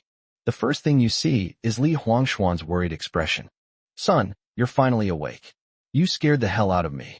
Son, don't worry, I haven't told you my last words yet. I won't die so soon. Zhuang Ziong forced a smile. Li Huangxuan's hair was messy, and his eyes were bloodshot. He stayed by the patient's bedside all night without closing his eyes for a moment. He had 1,000 words in his heart and wanted to ask Zhuang Ziong for an explanation. But at this moment, he felt like he had a fishbone stuck in his throat and couldn't ask the question, because he was afraid of hearing the answer he had guessed. At this moment, the ward door opened, and Lin Mushi walked in, carrying a thermos in her hand. She had arranged with Li Huangxian last night to come over and relieve him at noon. Zhuang Ziong, how are you? Fortunately, I won't die for now. Zhuang Ziong suddenly realized that his life wasn't so bad after all. Even at the end of life, at least there is friendship. Li Huangxian took a deep breath and then said, Son, go ahead and say it. I'm ready. I can take whatever you say. Zhuang Ziong said calmly. I am about to die. I should only have a little over a month left. Li Huangxuan's tears instantly flowed like a spring. Although he had already guessed the answer, he still held on to a sliver of hope that reality wouldn't be so cruel. Hearing Zhuang Ziong say it himself shattered his last illusions. You bastard, why did you keep this from me? Why did you only tell me now? Li Huangxian questioned, tears streaming down his face. I just don't want to see you like this. What kind of man is this, crying like this? Zhuang Ziong said with a wry smile.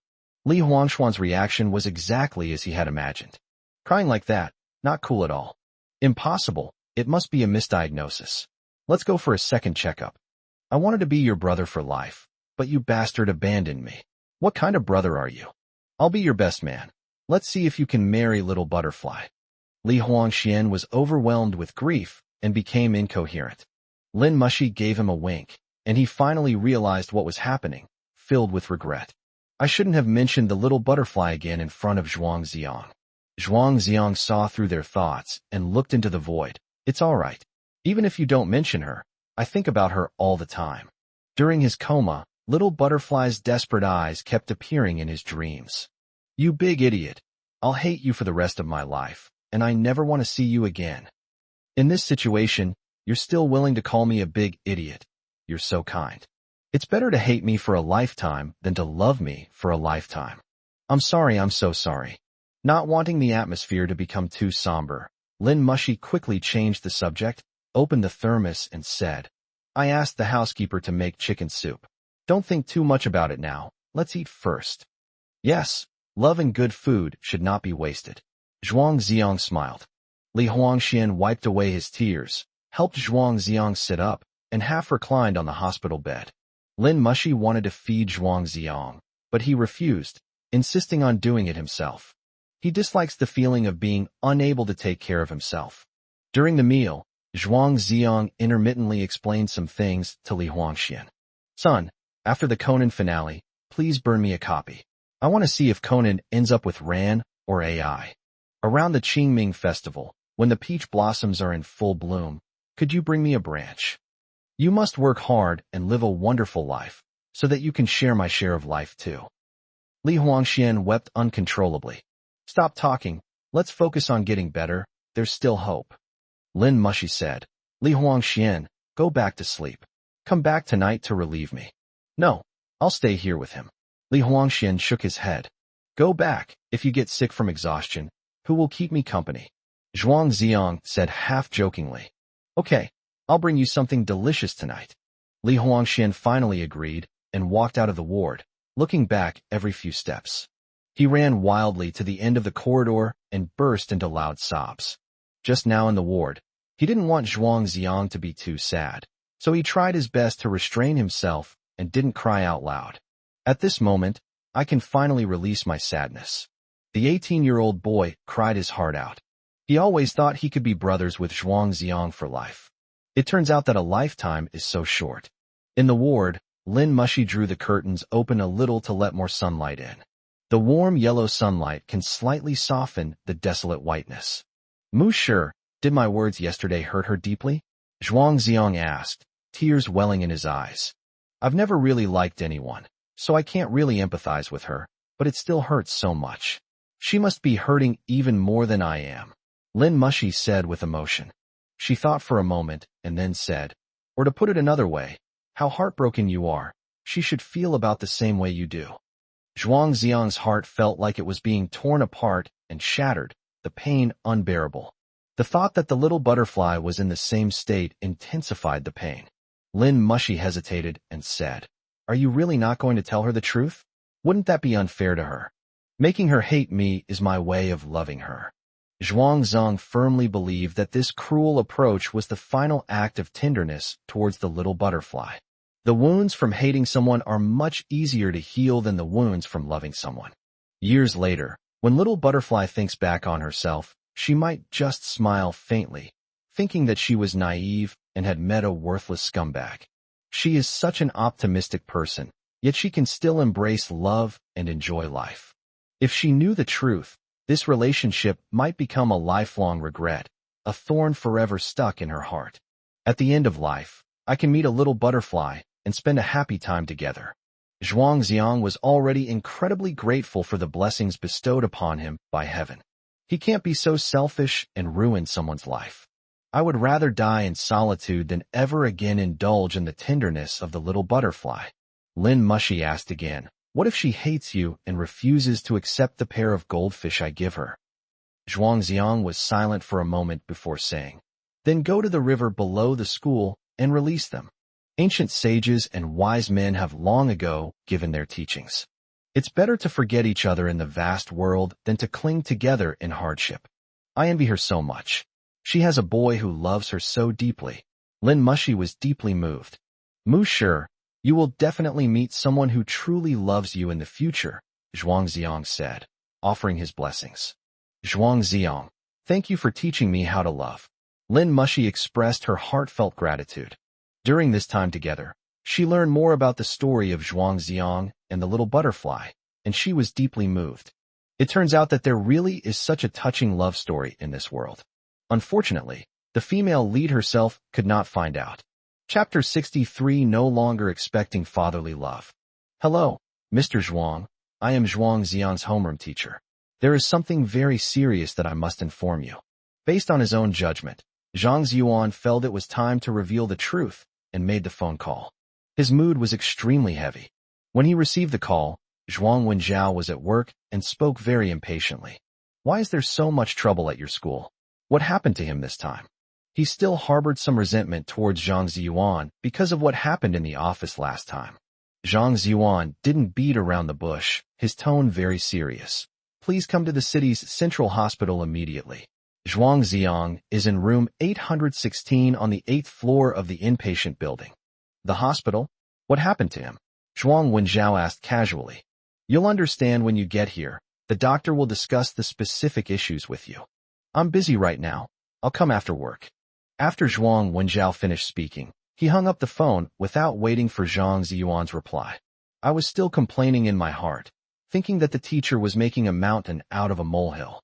He said that if there was a minor problem, it would be fine in a couple of days. If all else fails, just buy some medicine at a small pharmacy. Why go to the central hospital? Is medical treatment free? Zhang Ziyuan listened to the dial tone on his phone and sighed helplessly. Zhuang Ziong. May you be born into a happy family in your next life. As dusk fell, the setting sun slanted through the window. Let's sprinkle the last bit of warmth into this cold hospital room. Lin Mushi would often deliberately let out exaggerated laughter to cheer Zhuang Xiang up when he told corny jokes. Your jokes are so lame. Where did you hear them? When Little Butterfly told me about it, I also thought it was terrible, but I really laughed a lot at the time. The ward door was pushed open, and Zhuang Wenjiao and Zhang Ziyuan walked in.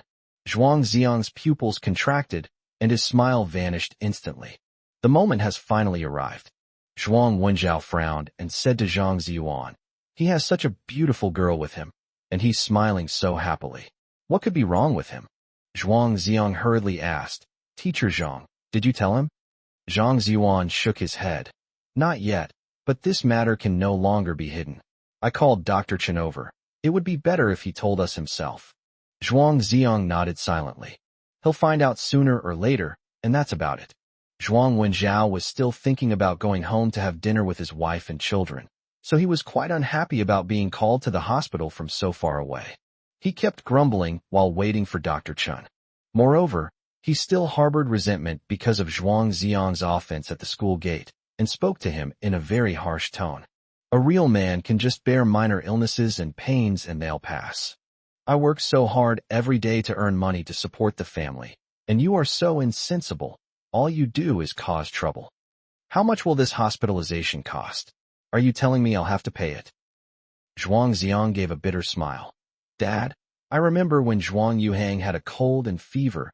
You stayed by his bedside for 3 days straight without taking off your clothes to take care of him. How old is Yuhang? How old are you? Zhuang Wenjiao immediately retorted. You know what? Back then, I was so envious of him. I envy him for having a father, but I feel like I don't. A child without a father doesn't even have the right to be sick. Zhuang Xiang's tone was mournful. A few years ago, he naively thought that as long as he studied hard, did more housework at home, and won Zhuang Wenjiao's favor, he could gain a little bit of his father's love. It wasn't until later that I realized it was all in vain. What he desperately sought but could not obtain, Zhuang Yuhang possessed from birth. Fate is never fair. There is no greater sorrow than a broken heart. When he no longer had any expectations, he felt a sense of relief. Zhuang Wenjiao glanced at his watch. When is that doctor coming? My time is precious. I don't have time to listen to you dredging up old grievances. Then he took out his phone and transferred 1,000 yuan to Zhuang Xiang. You just want money, right? This is all I have. If it's not enough, ask your mom. I'm just teaching you a lesson so you won't keep running to the hospital. Hospitals are like robberies. While Zhuang Wenjiao was rambling on, Chen Deshio finally arrived late. He had surgery in the afternoon and looked somewhat tired. Zhang Ziyuan introduced to Chen Deshio. Dr. Chen, this is Zhuang Xiang's father. Chen Deshio glanced at Zhuang Wenjiao and said angrily, I've been a doctor for almost 30 years, and I've never seen such an irresponsible father as you. How dare you talk like that, old man? Be careful, or I'll file a complaint against you. Zhuang Wenjiao was baffled. Chen Deshio took out a few sheets of paper from behind his back and handed them over. This is your son's diagnosis report. Take a look at it first, and I'll explain it to you if you don't understand it. Zhuang Wenjiao took it and glanced at it briefly. When he saw those particularly jarring words, he finally dropped his nonchalant attitude. Reading it line by line, the words were shocking. No, doctor, you're not kidding, are you? Chen Deshio tugged at his white coat. Am I joking with you while I'm wearing this? Zhuang Wenjiao panicked. My son is only 18 years old. Are you sure it's not a misdiagnosis? Chen Deshio scoffed. If it's a misdiagnosis, can't you just file a complaint against me? Zhuang Wenjiao's head buzzed, feeling like it was about to explode. For a moment, I was completely at a loss. Although he usually ignored Zhuang Xiang, he was, after all, his own son, with his blood flowing through his veins. When a father learns that his son has a terminal illness, it's hard for anyone to remain calm. When did this happen? Why are you only telling me now? Zhuang Wenjiao's voice was hoarse. Zhuang Xiang said calmly. Telling you won't help. It will only make this scene unfold sooner rather than later. Zhuang Wenjiao's voice trembled uncontrollably. Xiang, more than a month ago, you said you wanted to move to your mother's place. Was it because of this? Zhuang Xiang smiled bitterly. That day you were celebrating Yu Hang's birthday, and I really couldn't bear to ruin your happy atmosphere, so I had to flee the house in a sorry state. Zhuang Wenjiao carefully recalled the events of that night. He had felt that something was wrong with Zhuang Xiang at the time, but he hadn't paid much attention to it. If he had cared more about his son and been more attentive, he would have discovered it much sooner. But it's too late to say anything now. Even the most authoritative experts were powerless to reverse the situation. Zhuang Xiang's tone was light and casual, revealing no trace of sadness. But to those nearby, it was almost suffocating. One can imagine how helpless and desperate he felt when he left home that night. Zhuang Wenjiao raised his right hand and stared blankly at his palm. He actually slapped his terminally ill son across the face. No wonder Zhuang Xiang's temperament changed drastically, as if he were a completely different person. It turns out that he had been suppressing his feelings for too long and wanted to release them in the final moments of his life. But his own father was hurting him time and time again, destroying his desire for family affection time and time again. Xiang, Dad was wrong. I didn't know you were sick. Zhuang Wenjiao's eyes reddened. Dad, you don't need to apologize. I don't blame you at all, because I no longer expect fatherly love from you. Zhuang Xiang remained calm. It was as if the person standing in front of me was just a stranger. Chapter 64. Even a god couldn't save him. The diagnosis report in Zhuang Wenjiao's hand fell to the ground with a clatter. He held his head in his hands and tore at his hair with all his might. Boundless regret spread through my heart. Memories of the past floated before my eyes. 18 years ago, when Zhuang Xiang came into this world, there was no joy on Zhuang Wenjiao's face. Because of this unexpected son, he was forced to marry a woman he did not like. Zhuang Xiang was seen by him as punishment for his impulsiveness. 5 years of marriage had been filled with trivialities, leaving him exhausted. When they divorced, Zhuang Wenjiao desperately hoped that Su Hui could take Zhuang Xiang away so that he could be a clean bachelor and live a carefree life. Contrary to expectations, Zhuang Zhengwo placed great importance on continuing the family line and forcibly kept Zhuang Xiang alive. Zhuang Wenjiao even imagined that if it weren't for Zhuang Xiang being a burden, he might be able to find a better woman than Qin Shulan. After remarrying, his biological father completely ignored Zhuang Xiang. How could Qin Shulan, a stepmother, possibly be so caring? At this moment, Zhuang Wenjiao only had the mind to put himself in his son's shoes after seeing his son's cancer diagnosis. How repressed Zhuang Xiang's life must have been over the past 10 years. How desperate must a child be to lose all hope in their biological father? Dad, don't be sad, it won't change anything. Zhuang Xiang's tone became increasingly indifferent. If I die, wouldn't that be perfect for you, so that the three of you can live a happy and fulfilling life? Xiang, no, Dad is really heartbroken. Why didn't you tell me sooner? Maybe there would still be a way. Zhuang Wenjiao said sorrowfully. Dr. Chun made it very clear that there is no other way. You look very sad, but I think it's still a performance. If you were Zhuang Yuhang instead of me, you would be truly sad, wouldn't you? Zhuang Xiang's rhetorical question strikes straight to the soul. Zhuang Wenjiao was overwhelmed with shame and felt utterly humiliated. He could only keep slapping his head. No, it's not like that. Undeniably, he never gave his two sons equal love. If Zhuang Yuhang were lying in the hospital bed right now, he would probably be too devastated to speak. Zhang Ziyuan couldn't help but interject. If you were truly a responsible father, you should be able to see that Zhuang Xiang has lost a lot of weight in the past month, which means you've never cared about this son at all. Zhuang Wenjiao retorted. No, I noticed it. I just didn't expect it. You noticed, and you even slapped him hard across the face at the school gate? Lin Mushi said indignantly. Stop talking, it's my fault. Zhuang Wenjiao was unsteady on his feet and slumped in a chair next to the hospital bed. Everyone in the room seemed to be judging him. They listed off a series of pieces of evidence, accusing him of being an unfit father. Tears finally welled up in my eyes. Zhuang Xiang felt no emotion whatsoever when he saw Zhuang Wenjiao shed tears. He once longed for his father's love, and now that he seems to have received it, it feels hypocritical. If Zhuang Wenjiao truly cared for this son, how could he bear to let him endure more than a decade of torment? Doctor, I'm sorry, I was rude just now. Please think of another way to treat my son. I'm willing to pay any medical expenses. Zhuang Wenjiao wiped away his tears and pleaded with Chun Dishio again. Chun Dishio bent down, picked up the scattered diagnosis reports, and shook his head. I'm a doctor, not a god. The diagnosis report is filled with dense text, but it can be translated into just 4 characters. Even a god couldn't save him. Chun Dishio has been a doctor for nearly 30 years and has seen too many patients who were beyond cure, including many children younger than Zhuang Ziang. But it is truly rare for someone like him to be terminally ill without any family members by his side. How indifferent must a father be for his child to give up on him, to not even confide in him when his life is about to end? Doctor, how much time does he have left? Zhuang Wenjiao's voice trembled. At that time I estimated 3 months, but now it seems that was too optimistic.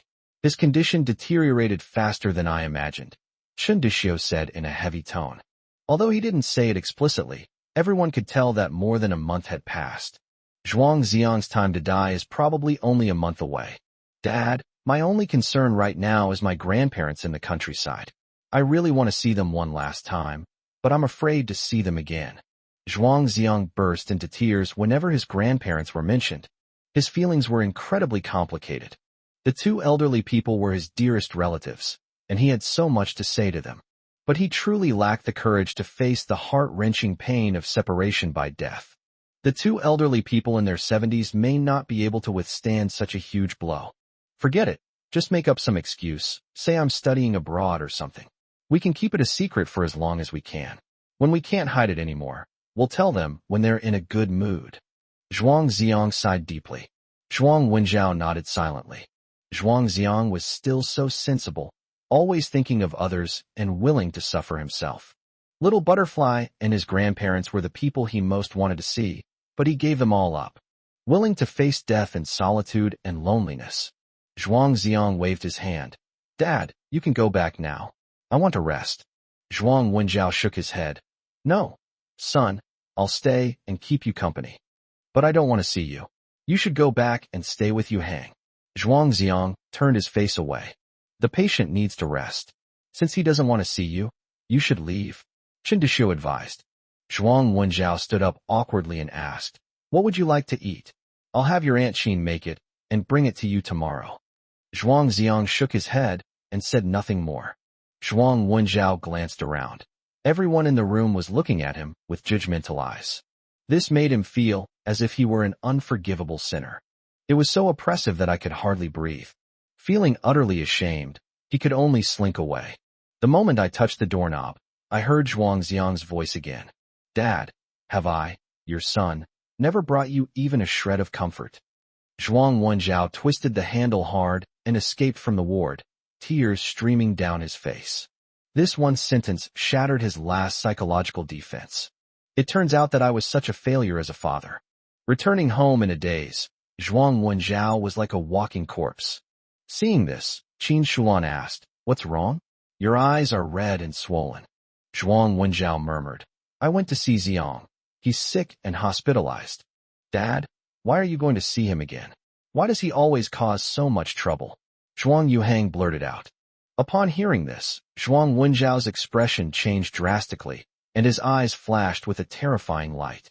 Zhuang Yuhang shrank back in fright and asked in a panic, Dad, what's wrong? Zhuang Wenjiao slapped Zhuang Yuhang hard, knocking him onto the sofa, then unbuckled his belt and began whipping him across the face. He's your brother. Who gave you permission to talk about him like that? Zhuang Yuhang was writhing on the ground in pain, screaming repeatedly. Zhuang Wenjiao, however, showed no mercy, continuing to slap her again and again. Qin Shulan let out a piercing scream and frantically rushed forward to snatch the belt. Are you crazy? What right do you have to hit my son? Zhuang Wenjiao collapsed to the ground, sobbing uncontrollably. My son, he's going to be gone. Chapter 65. Can you forgive him? Son, I'm awake. I'll be right there. What would you like to eat? Li Huangxian called Zhuang Ziang. He only slept for 6 hours, and even then, it wasn't a good night's sleep. I'm terrified that when I wake up, I'll never see my best brother again. He was trying his best to suppress his grief as he spoke. I want to eat the fried potatoes from the food street outside the school. I want the auntie to put extra chili on them, and I want an ice-cold Coca-Cola with them, Zhuangziang replied. Are you crazy? Spicy food and iced food at the same time. Li Huangxian was very worried about Zhuangziang's health. If I don't eat those things, will I survive? Zhuangziang smiled bitterly. He was following the doctor's orders and eating whatever he wanted. There was a long silence on the other end of the phone. After a long while, a sound finally came. I'll go buy it for you, you wait here. If we happen to pass by a bookstore, buy me a children's joke book, a phonetic version. I can't understand anything too complicated, Zhuangziang instructed. All of this is a memory of the little butterfly. As night fell, Li Huangxian arrived at the ward, carrying the potatoes and cola that Zhuangziang had been longing for. Zhuangziang was worried that it would be unsafe for Lin Mushi to go home too late, so he urged her to go home early. Lin Mushi agreed, and would come back in the morning to replace Li Huangxian. Zhuangziang leaned against the headboard, enjoying his fried potatoes with relish. It was the same familiar taste. Is it good? Li Huangxian forced a smile. It's so delicious I want to cry, Zhuangziang replied. A tear slid down the corner of her eye. He then explained to Li Huangxian. This was the first thing I ate the day I met her. Li Huangxian teared up. I'm so afraid of running into her at school because my acting skills are bad, and I'm easy to give myself away. Now he fully understands Zhuangziang's good intentions. The ultimate act of love is letting go. Don't tell her the truth. She won't hate me forever. At most, she'll hate me for 2 weeks and then forget about me. This scumbag, completely. Zhuangziang, you really are great. Li Huangxian cried and cursed at the same time. Having read The Butterfly Lovers and Romeo and Juliet, none of them are as moving as the poignant love stories around us. I never knew loving someone could be so selfless. Zhuangziang said. Actually, the kind of love your parents have is the truly great one. When people are young, it's easy to act impulsively and passionately for love. Staying together for a lifetime, never leaving or forsaking each other, is actually more difficult. Zhuangziang then instructed, when you have children in the future, you must give them lots and lots of love, because you brought them into this world without their permission. Don't make them unhappy. To ease his grief, Li Huangxian forced a smile. If I have a son, how about I name him Li Xiang? Zhuangziang resolutely refused. No. At most you can use the character Ong. If you use both, I'll really become your son. If you recover and have a son named Zhuang Huangxian, I will have no objection at all, Li Huangxian said sadly. After I'm gone, keep my collection of competition exam questions. Consider it a gift I'm giving to your son in advance. I'll thank you on his behalf. In the hospital room, the 2 boys cried and then laughed. She laughed and then cried. A friendship as precious as gold, shining brightly. The next morning, Lin Mushi arrived at the ward early. As Zhuangziang instructed, I bought him some savory tofu pudding. At first glance, the ingredients all look similar, but after taking a bite, you can taste the difference in flavor. The chili oil used by Little Butterfly has a unique flavor. Li Huangxian refused to go back and insisted on staying until noon. The 3 of them then sat down and chatted. Zhuangziang told them the silly jokes he had seen the night before, which made the 2 of them burst into laughter. Li Huangxian's acting is really bad. His smile looks so fake. Lin Mushi is much better. She can laugh naturally and not at all at jokes that are not funny. She has the potential to be an actress. Zhuangziang was very touched. It was rare for them to go to such lengths to make him happy. Around noon, Zhuang Wenjiao arrived again. This time, he also brought Qin Shulan and Zhuang Yuhang with him. Upon seeing this family of 3, Zhuangziang's smile vanished. He was really not in the mood to enjoy the performance. Li Huangxian bluntly asked, "What are you doing here?" Zhuang Wenjiao wanted to get angry, but he forced himself to hold back and said with a smile, "I've just come to see Xiang. I'll be leaving in a bit." "Why didn't you do this earlier?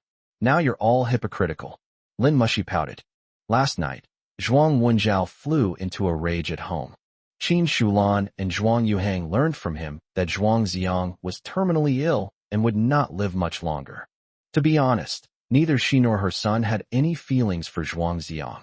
Even objectively speaking, the absence of Zhuangziang actually brought them quite a few benefits. After all, there's one less person to fight for the family fortune in the future. However, to appease Zhuang Wenjiao, they still had to offer something in return.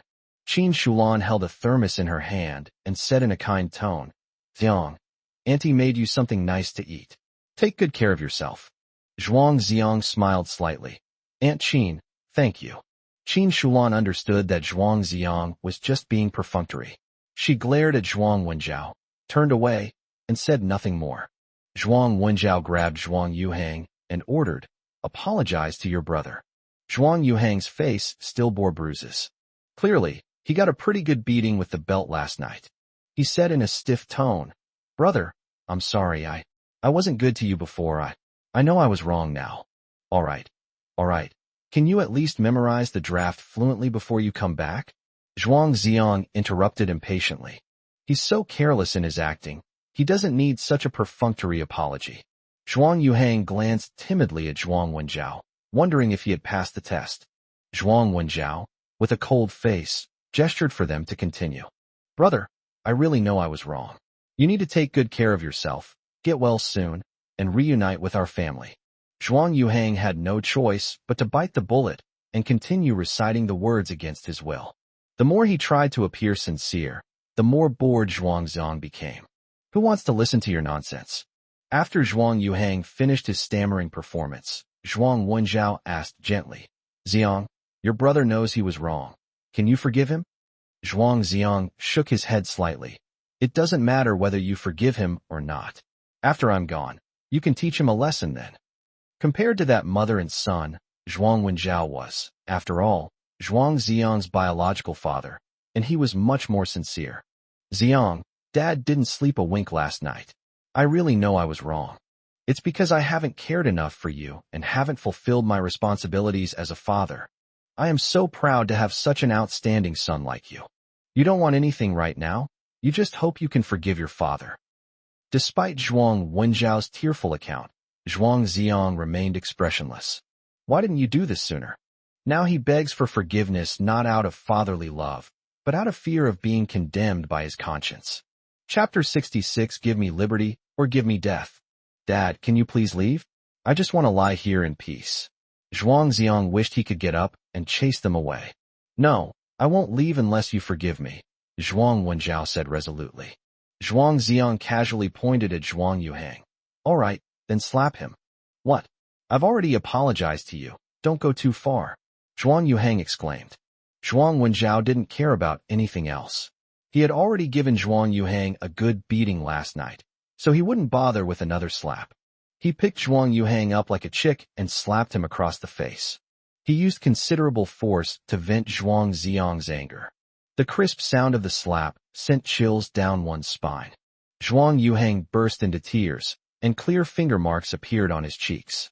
Qin Shulan rushed over and hugged her son tightly. His gaze toward Zhuang Xiang was filled with resentment. "Take him out of here quickly. His crying is getting on my nerves." Zhuang Xiang waved his hand. Qin Shulan quickly carried Zhuang Yuhang out, afraid that Zhuang Xiang would make any more unreasonable demands. The handprint on her beloved son's face broke her heart. Zhuang Xiang looked at Zhuang Wenjiao. "Dad, after I die, please find a place to put my ashes first. After telling Grandpa and Grandma, take them back to the mountain in Manhwa village and bury them. I want to see azaleas every year." Zhuang Wenjiao, tears streaming down his face, said, "Okay, I will definitely do it." "Then you should go too. I'll have Li Huangxin inform you later." Zhuang Xiang turned his face away. "Don't you want your dad to spend even this last little bit of time with you?" "I don't want to." Zhuang Xiang's unwavering answer shattered Zhuang Wenjiao's last glimmer of hope. He opened his mouth, but ultimately said nothing more and left the ward dejectedly. It's all in vain. He can't possibly gain Zhuang Xiang's forgiveness. At that moment, Su Hui rushed into the ward like a mad woman. My son, my son." As soon as she received Zhuang Wenjiao's call, she immediately took leave and rushed back without hesitation. Like her ex-husband, she was also filled with deep regret and self-blame. If I hadn't been so busy with work and had shown more care for Zhuang Xiang, perhaps he wouldn't have contracted such a terrible disease. "Mom, don't be sad. I don't blame you." Zhuang Xiang's eyes were blurred with tears. "Xiang, why didn't you tell your mother sooner?" Su Hui burst into tears. "I almost wanted to tell you, but I held back. If you quit your job to take care of me, who will take care of you in the future?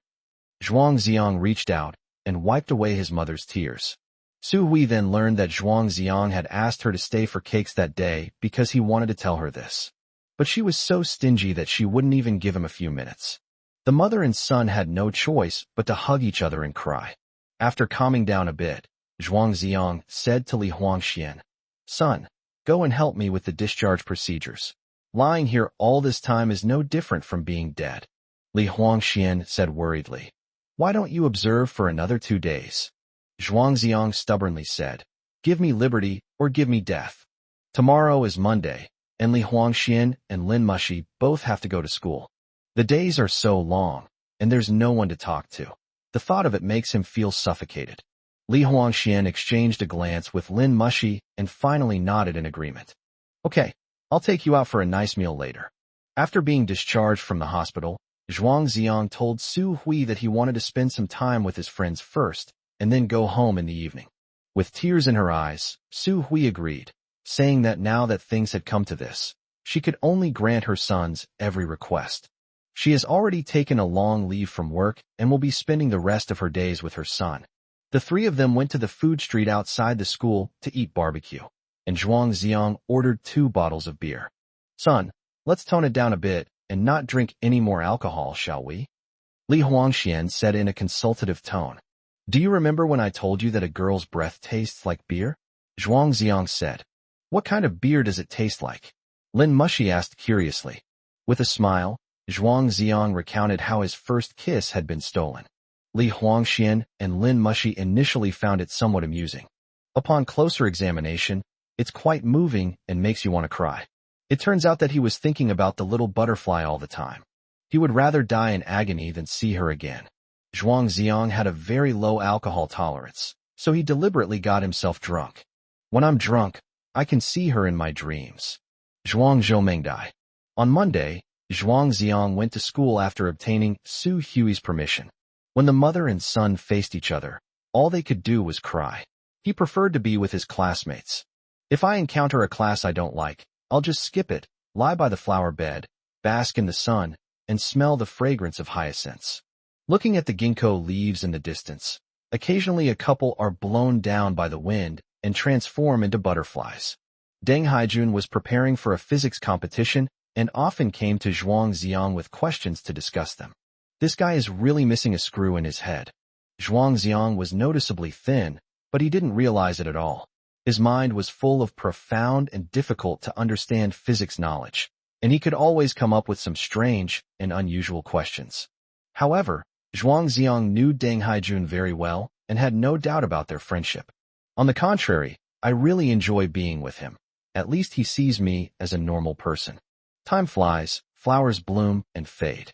The students are all looking forward to graduating quickly and growing up soon. Only Zhuang Ziang was facing the final judgment. "I once found a ray of light and returned it to the sun at sunset." Wednesday arrived in the blink of an eye, and the first period in the morning was the dreaded math class. Zhuang Ziang lay on the flower bed to catch up on his sleep. In his hazy state, he smelled a faint fragrance unique to young girls. Little butterfly. He suddenly opened his eyes, only to see Lin Mushi, and then pretended to be calm and closed his eyes again. Lin Mushi sat down beside him and sighed. "Since you miss her so much, why don't I accompany you to the West Campus? You might just see her. What good would it do to take a look?" Zhuang Ziang asked sadly. "These past few days I've been thinking, you're putting yourself through this. It's certainly for her own good. But have you considered her feelings?" Lin Mushi said. "How does she feel?" Zhuang Ziang asked, puzzled. "If it were someone I love who only had 1 month left to live, I would do anything to stay by their side day and night, giving them all my love in their final days," Lin Mushi said, mustering her courage to express her heartfelt thoughts. As she spoke, tears welled up in her eyes again. "Zhuang Ziang, I don't want you to leave with regrets." "No, stop talking, I don't want to hear it." Zhuang Ziang was filled with immense contradictions and inner turmoil. He longed to see the little butterfly. He was afraid that if Lin Mushi continued talking, his resolve would waver. Lin Mushi returned to the classroom and brought out the round glass fish tank. The 2 goldfish inside were still swimming carefree. I've made up my mind. I'll go and return these 2 fish to her now. If she doesn't care anymore, I'll keep it a secret for you for the rest of my life. If she still loves you, you should tell her the truth. Zhuang Ziong said in a panic, No, don't do anything rash. I'll test the waters first, is that all right? Lin Mushi made up her mind. She thought that if she were a little butterfly, she wouldn't want to be kept in the dark forever. No, Musher, come back. Lin Mushi ignored him, picked up the fish tank, and resolutely walked up the steps leading to the West Campus. Zhuang Ziong is now physically weak and cannot keep up with her at all. He was in a state of utter confusion. Little butterfly, will you still love me? Chapter 67. Not a junior, but a senior. 10 minutes between classes is not enough time to walk back and forth to the West Campus. Lin Mushi was willing to skip a class to get to the bottom of things for Zhuang Ziong. She really didn't want Zhuang Ziong to leave with regrets. With a heart full of trepidation, Zhuang Ziong sat blankly by the flower bed, his eyes fixed on the steps. About 20 minutes later, Lin Mushi finally returned. She was still holding the fish tank in her hands. Zhuang Ziong went up to her. She must hate me to death and refuse to accept me, right? Lin Mushi shook her head, her face full of question marks. What happened? Did you see her? Zhuang Ziong asked anxiously. I went to class 23, and they told me that there wasn't a student named Su Yudi in that class, Lin Mushi replied. Upon hearing this, Zhuang Ziong's eyes widened in astonishment. How is this possible? Last time, teacher Li Junan came over specifically, claiming to be Xia Yudi's homeroom teacher, and chatted with Zhuang Ziong for a long time on the rooftop. His signature was exactly the same as the one on Little Butterfly's leave slip. How could Su Yudi not be in class 23? There must be something wrong. Zhuang Ziong stepped onto the stairs. He was going to personally visit the West Campus. A strong sense of unease lingered in my heart. Lin Mushi, carrying the fish tank, quickly caught up with him, saying, Wait for me. They had also studied at the West Campus, so they knew the way well and went to the teaching building. They climbed up the stairs and found the classroom with the sign for class 23 at the end of the 5th floor. I just came from here, Lin Mushi said, pointing to the classroom door. Just then, get out of class ended, and groups of students were playing around in the corridor. Zhuang Ziong randomly approached a girl and said, Hello, could you please call out to Su Yudi from your class? The girl looked blank. There's no one in our class with that name. Zhuang Ziong glanced at Lin Mushi in surprise. Lin Mushi shrugged. I told you, but you didn't believe me. Zhuang Ziong asked another boy and received the same answer. Su Yudi is not in class 23. Where is your homeroom teacher, Mr. Li? I'll go ask him. Zhuang Ziong thought of Li Junan.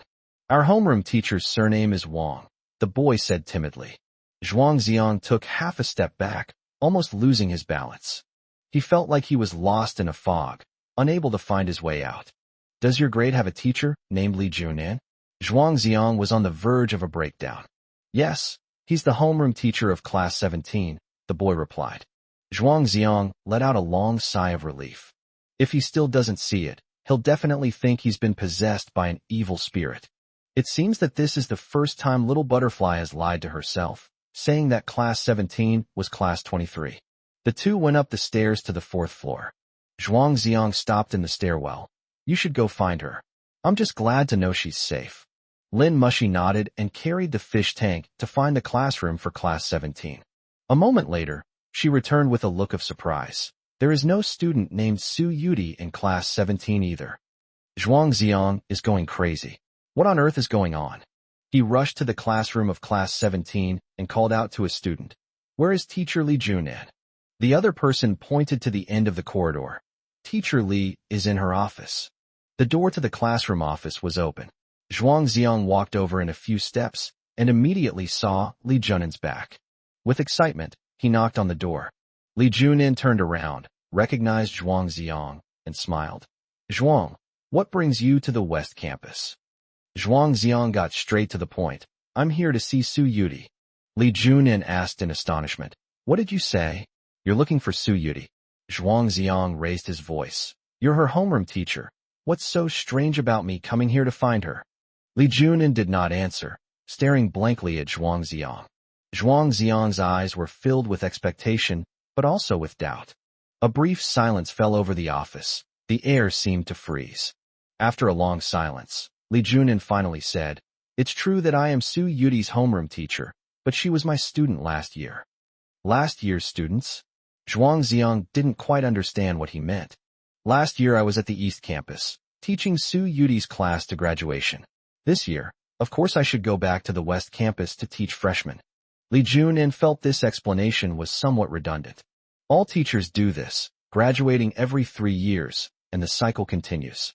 But to Zhuang Ziang, this seemingly ordinary explanation was like a thunderclap in a clear sky, sending shivers down his spine. "Teacher Li, do you mean that Su Yudi isn't my junior, but a year ahead of me?" Li Junin nodded. "Yes. Don't you know? Which class did you teach last year?" "Class 23. Shock, confusion, fear, a mix of emotions surged within me. Zhuang Ziang felt a sharp pain in his chest and fell to the side. Lin Mushi reacted quickly and caught him. Zhuang Ziang's tears fell in large drops. It turns out that little butterfly had been telling the truth all along.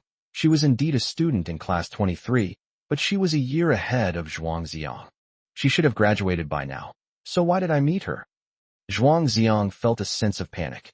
"Didn't you meet her last year or the year before?" Li Junin asked in surprise. "I met her a month ago," Zhuang Ziang murmured in reply. "Impossible." Li Junin stood up abruptly, his eyes filled with panic.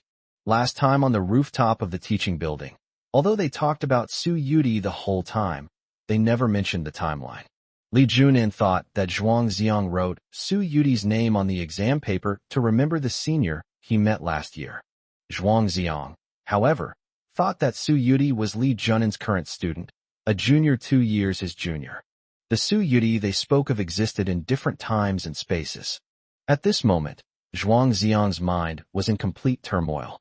He had no way of explaining to Li Junin the bizarre thing that had happened to him. Lin Mushi could hardly believe her ears.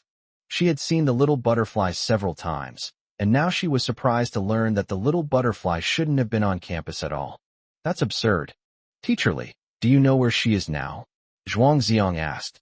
Li Junin said sadly, "Last spring, before she even graduated, she dropped out of school due to health reasons. I haven't seen her since, but I heard." A well-timed pause can cause panic. Zhuang Ziang bowed tremblingly. "Thank you, teacher, I understand." After saying that, he resolutely turned and left the office.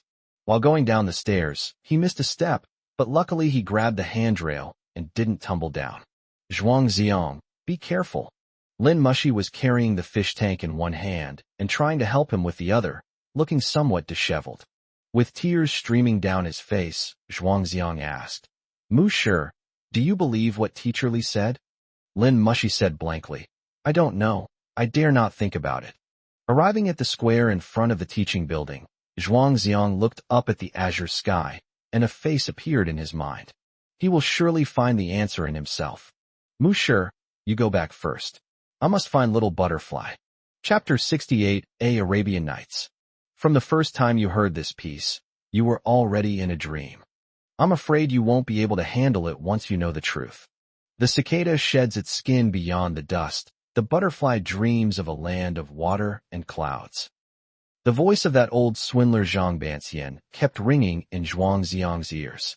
It turns out that these seemingly crazy and nonsensical words were not just ramblings. Arriving at the bus stop near the school gate, Zhuang Ziang waited for bus number 19 and boarded it. At this time of day, there are few passengers on the bus and plenty of empty seats. He randomly chose a window seat, not far from the driver. The driver suddenly said, "Young man, I remember you.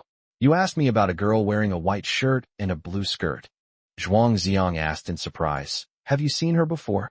"It's been several days. It must have been last Friday.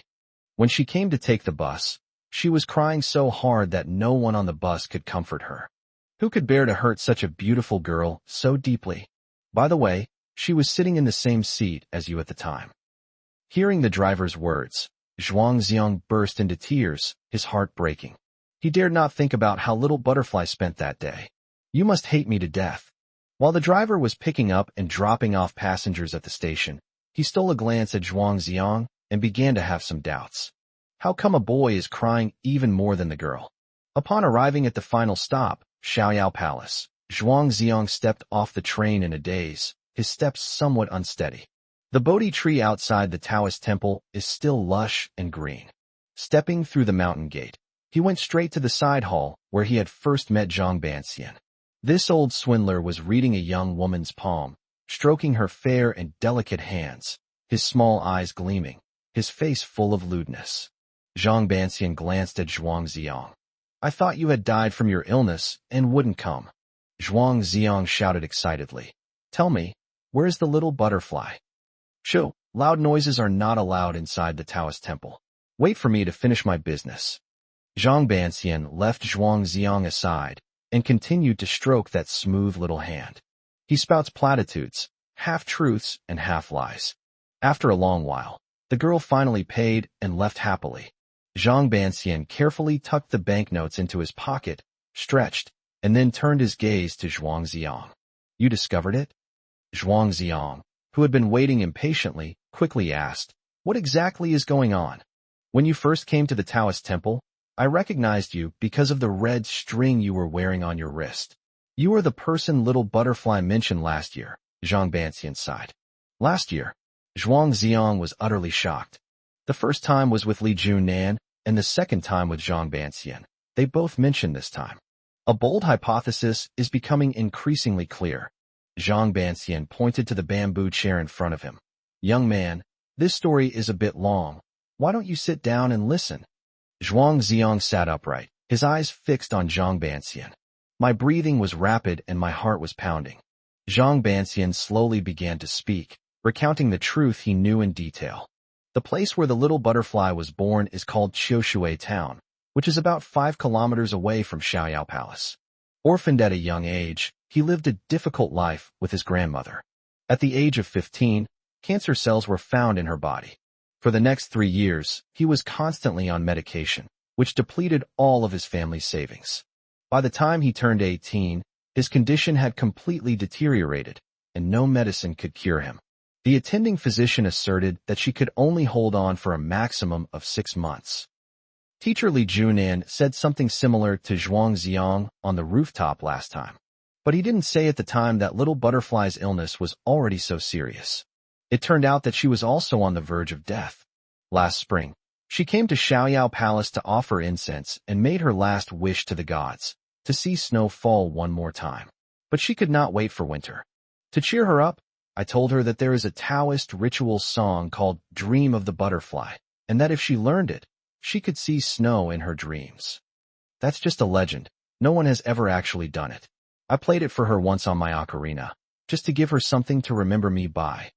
Although Zhang Banxian usually seemed a bit unserious, he spoke with unusual seriousness at this moment. His eyes, covered with crow's feet, were slightly red.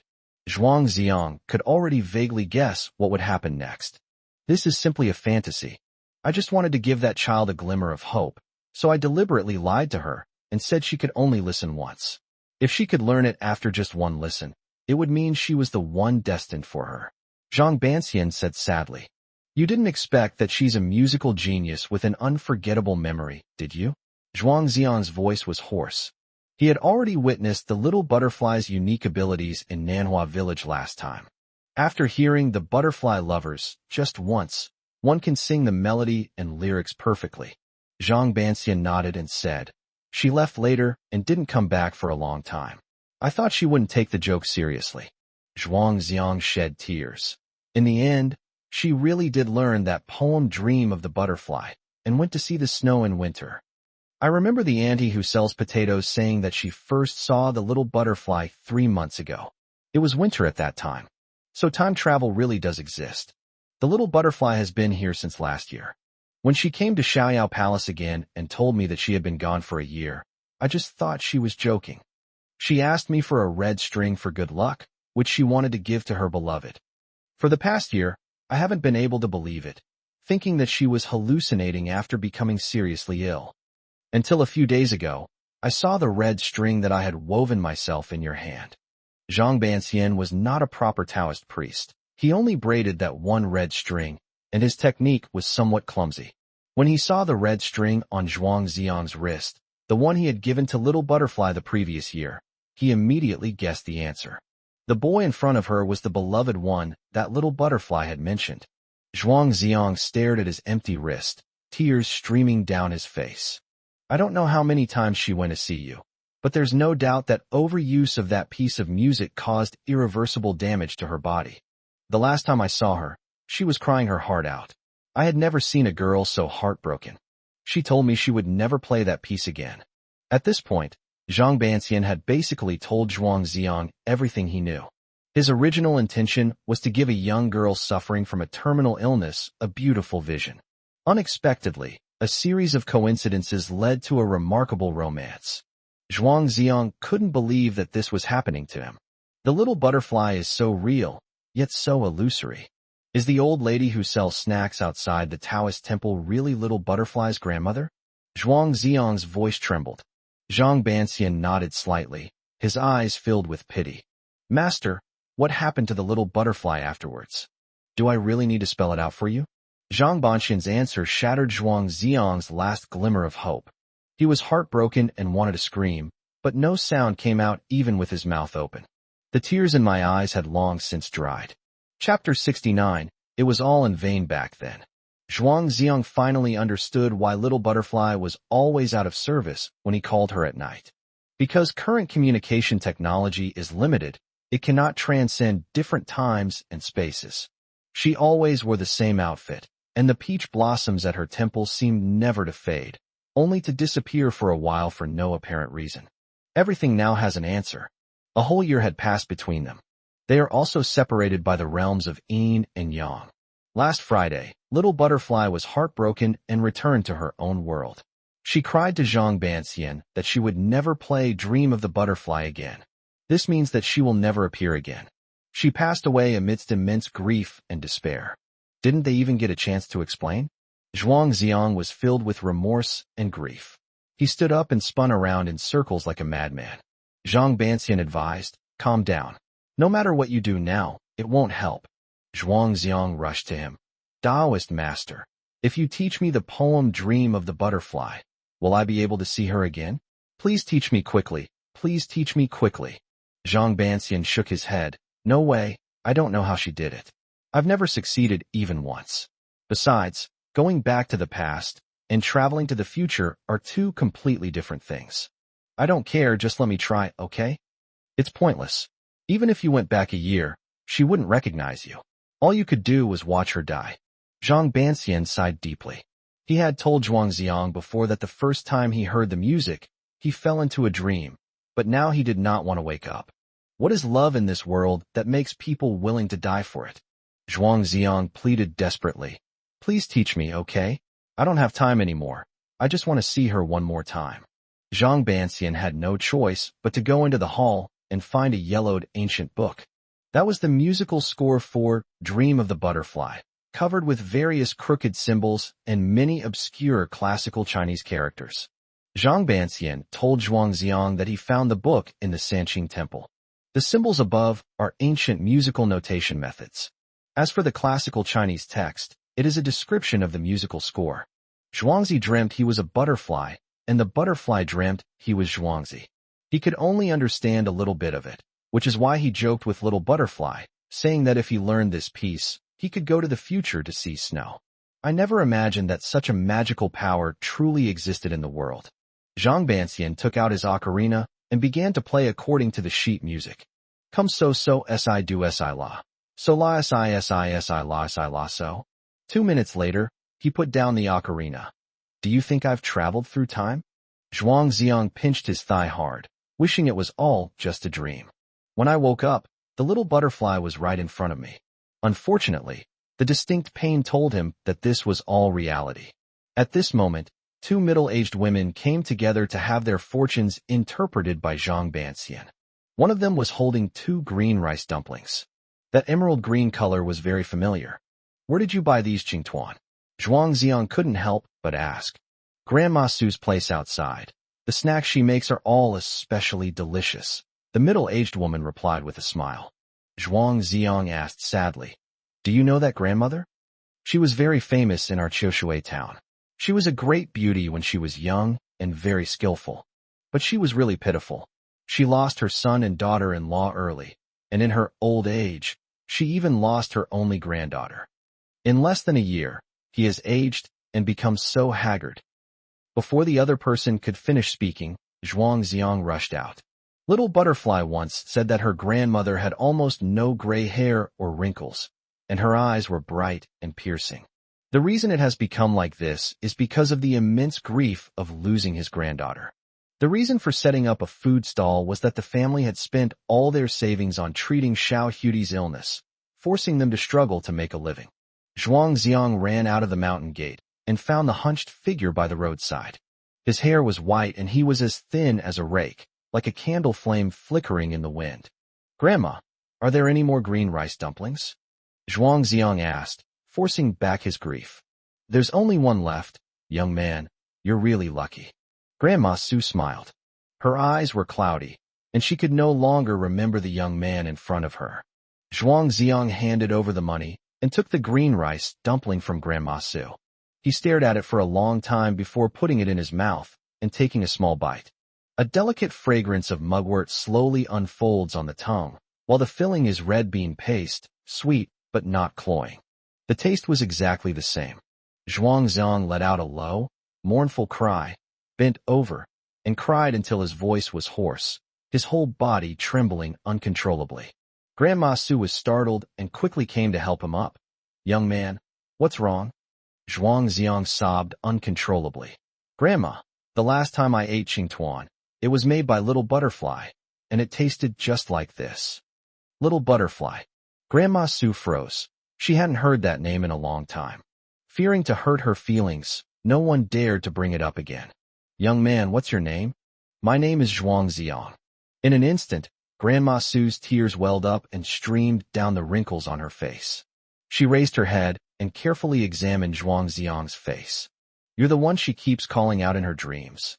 Zhuang Xiang nodded vigorously, choking back tears and unable to speak. Grandma Su took Zhuang Xiang to Qiushui town. 5 kilometers is neither a long nor a short distance. No wonder it costs 4 yuan for Little Butterfly to take the bus. She needs to transfer at Xiaoyao Palace to get home. Grandma Su's home is an ordinary 3-bedroom apartment. For more than 10 years, she and Little Butterfly have lived together here, relying on each other for survival. Until last year, she was all alone. As soon as Zhuang Xiang entered the door, he noticed a photo frame on the cabinet by the door. The photo shows a young woman in her prime. A white shirt, a blue skirt, and a blooming peach blossom tucked behind her ear. He had no more tears left to shed. A guzheng, Chinese zither, sits in front of the living room window. It is generally believed that the zither evolved from the se, but the number of strings is different. The true art of the zither was lost 1,000 years ago. It turns out that the Little Butterfly from last year played Dream of the Butterfly right here.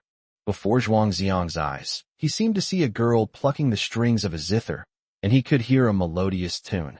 Naturally, I will also think of that most beautiful 7-character regulated poem. The zither has 50 strings for no reason. Each string and each bridge evokes thoughts of bygone years. Zhuangzi dreamt he was a butterfly, and the Emperor Wang's heart was entrusted to the cuckoo. The moon shines brightly over the vast sea. Pearls seem to weep. The sun warms the fields of Lantian. Jade seems to emit smoke. This feeling can only be cherished in retrospect, for at the time, it was already a regret. What exactly this poem is trying to express is probably unknown to anyone except the poet himself. But this does not prevent readers from using the beautiful language of the ancients to express their own sorrow. Zhuang Xiang was filled with bewilderment. After she left, I never touched it again. I just dust it every few days and pretend she's still here.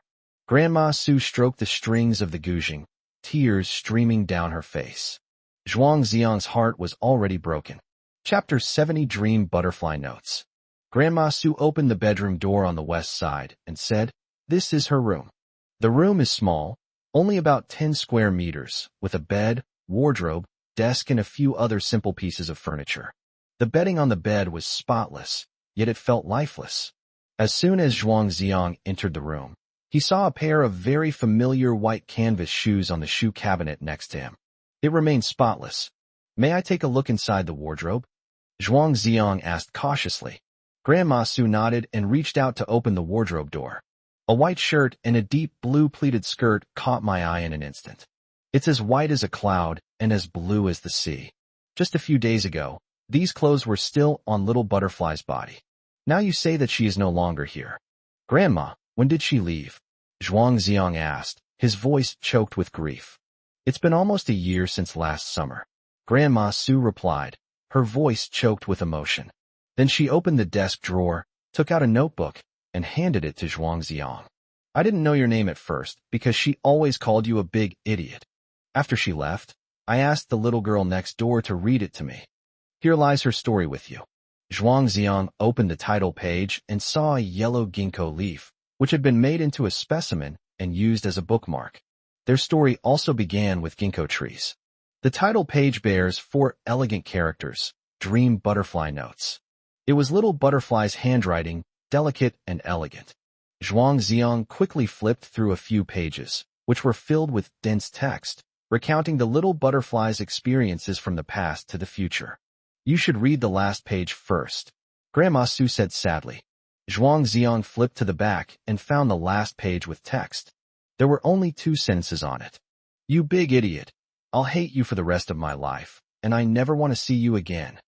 These were the last words the little butterfly spoke to Zhuang Xiang. It was like a knife that pierced Zhuang Xiang's heart.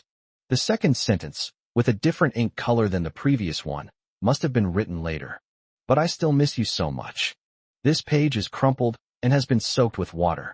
It's obvious without even thinking that those were the little butterfly's tears of extreme sadness. Zhuang Xiang turned the page again and found only blank pages, without any text. This means that last Friday was the last time the little butterfly came a year later. She won't come back. I'll never see her again, and I won't even have a chance to explain. Zhuang Xiang was heartbroken at this thought. He cried to Grandma Su. Grandma, I didn't mean to hurt her. I thought that was the best way to treat her. Grandma Su shook her head and said, What's the use of telling me? She'll never hear me anyway. A wave of sorrow washed over the cramped little house. The room still seems to hold the scent of the little butterfly, but she will never appear again. Child, don't cry. Since she likes you so much, she probably doesn't want you to be sad for her. Take this notebook home and read it slowly. Grandma Su said in a tone that suggested she was seeing the guest off. It's clear that her attitude towards Zhuang Xiang is somewhat complicated. It's impossible to say that you don't blame him at all. Zhuang Xiang bowed deeply to Grandma Su and then left the Su family. Sitting on the bus back to Xiaoyao Palace, he began to read Dream Butterfly Notes, left by Little Butterfly. December 14th, Wednesday, snow. It was actually January when I wrote this page. Of course, all the dates here are based on that world. More than half a month has passed before I finally accepted what had happened to me and wanted to record it in writing. If anyone sees it in the future, just consider it a romantic dream. Today, I played the piece of music that old swindler gave me on the Guzheng. After a moment of daze, the world around me seemed exceptionally different. It was spring just a moment ago, but suddenly it turned into the cold of the 4th 9-day period of winter. The furnishings in the house had changed, and Grandma was nowhere to be found. When I came out of the house, I couldn't see any of my neighbors. It was as if they had all disappeared overnight. I went to Xiaoyao Palace to ask that old swindler what had happened, but I couldn't find him. The people around me were all unfamiliar faces. At the time, I thought I was dreaming. That magical melody really made me dream of seeing snow in winter. I took the bus to school, hoping to find my teachers and classmates, but they were all gone. Our class 23 has become an empty classroom. That's incredible. I asked around and finally confirmed that I am currently in winter, more than half a year from now. The students have all graduated, and the teachers have gone to teach the new batch of students. I went to the West Campus to find Teacher Lee, and learned from others that he is now the homeroom teacher of Class 17, but I couldn't find him anywhere. Gradually, I discovered a pattern. Everyone I knew before, I will never see again in this future world. When I came here, all I could do was meet strangers and make new friends. Braving the light snow, I went to the food street outside the school and ate a lot of delicious food. Incredibly spicy fried potatoes paired with ice-cold cola, it's just too good to be true. That's right. Even in winter, you have to add ice to your cola to drink it. I wandered around outside for a long time, eating and drinking to my heart's content. This world felt both familiar and strange. As the sun set, a strong feeling suddenly welled up inside me. I had to go home. I couldn't stay until dark. Otherwise, I might not be able to find my way home. At 6:10, I took bus number 19 home from the school gate. The moment I opened the door, everything returned to normal, and my room no longer felt so cold. Grandma was cooking in the kitchen, and the aroma wafted throughout the entire hallway. I asked her where she went during the day, and she said she stayed at home all day and didn't go out at all. Lying in bed that night, recalling everything that had happened that day, I was too excited to sleep. That old liar didn't lie to me this time. It turns out people really can travel through time. By winter, I should be gone. I really want to see my grandma from that time, and I want to know if she's doing well. Will she feel lonely and isolated without anyone by her side? But I can't see her, and I can't find her. That future world is both real and illusory, like a dream a little butterfly has. In the middle of the night, my illness flared up again, and I had a severe chest pain. I was afraid of waking my grandma and making her worry, so I had to keep quiet. Scenes from the future world during the day flashed rapidly through my mind. I gradually realized that time travel comes at a price. Going to the future would cause irreversible damage to my body. Whatever, I'm not going to live much longer anyway, so I'll just do whatever makes me happy. Chapter 71 Turning Point. December 17th, Saturday, sunny. Today is the weekend, and as Dr. Chen instructed, I went to the hospital for a follow-up examination. He told me that my condition was continuing to worsen. Aside from piles of medicine and a few words of comfort, he could give me nothing else. After returning home, I couldn't help myself and played Dream of the Butterfly for the second time, heading towards the winter of the future. Although I don't know a single person in this world, I really like it here. Because no one knows about my illness, everyone treats me like a normal person. Unlike Teacher Lee, who was always exceptionally accommodating to me. Even when I forged his signature, he didn't get angry. I bought a lot of delicious food, but I had no friends to share it with, so I went to Shishan Park to feed the stray cats. The kittens here are all dirty, but each one is adorable in its own way. The biggest yellow cat, I named it Tiger. It had a tiger-like head and a big, gluttonous appearance. There were two light yellow kittens that looked somewhat alike. Perhaps they were brothers. I call one Pudding and the other Cheese. But my favorite is a gray kitten. It's always a bit silly, walks slowly, and can't even compete with other cats for food. It looks a lot like that silly cat in the cartoon, so I call it Tom. That's a really nice name. I played all day and came back in the evening. The future world is really interesting, but it's a little lonely. I wish I could find a friend to play with. Playing too much comes at a price. By nightfall, the pain was excruciating. I've decided. I'll go every weekend, feed the kittens, and then come back. It's late spring here, and the peach blossoms have already faded. If we wait a little longer, we can go to the future to see the peach blossoms again. This is Little Butterfly's second diary entry, marking her second journey from the past to the present. Zhuang Xiang remembered that the auntie who sold fried potatoes and the sanitation worker in the park both said that they first met her 3 months ago, when it was winter. No wonder Little Butterfly has to take the car home at 6:10. No wonder she always disappears for days for no apparent reason. No wonder she cried so desperately when she learned about Grandma Sue from Zhuangziang. Everything fits together perfectly. On the bus, Zhuangziang read these witty yet tender words and cried his heart out. This is the most romantic dream of a girl who is terminally ill and doesn't have much time left. Little Butterfly, was it me dreaming of you, or you dreaming of me? After getting off the bus, Zhuangziang went to Xiaoyao Palace again and found Zhang Banxian. He handed over the notebook. Master, I found the answer. Zhang Banxian was also stunned when he read Little Butterfly's first diary entry. I see. He took out the musical score of Dream of the Butterfly, pointed to the classical Chinese text on it, and told Zhuangziang that the meaning of the text was almost identical to the Little Butterfly's record. The gist is that the music can allow people to travel through time and space, but it will cause irreversible damage to the body. When you go to the future world, you won't see anyone you knew before. You can only make new friends with strangers. Before nightfall, you must return to your original world, where you may pay with your life. It's my fault for harming that child. If I hadn't taught her this piece, She might have lived a few more days, Zhang Banxian sighed. No, she is very grateful to you for giving her the opportunity to see a new world, Zhuang Xiang said sadly. Warmth permeates Little Butterfly's words. Even though it was physically painful, I insisted on going once a week. The following dozen or so diary entries are what she saw and heard every weekend when she traveled to the future. With heartfelt strokes, she wrote about her remaining years and her love for the world. 3 months later, a turning point arrived. This diary entry is much longer than the previous ones. March 15th, Wednesday, sunny. My condition has been getting worse lately, and Dr. Chen asked me with great concern if I was taking my medication on time.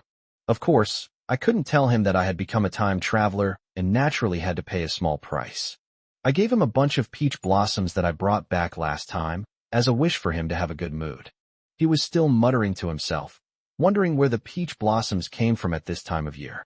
This middle-aged man with the Mediterranean hairstyle is quite interesting.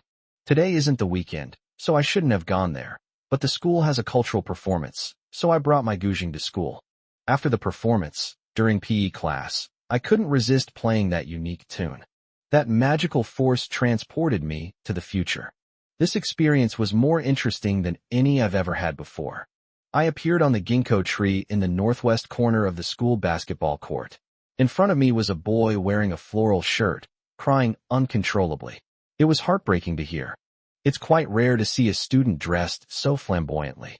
He said his name was Zhuang Xiang, from class 9, and looked extremely heartbroken.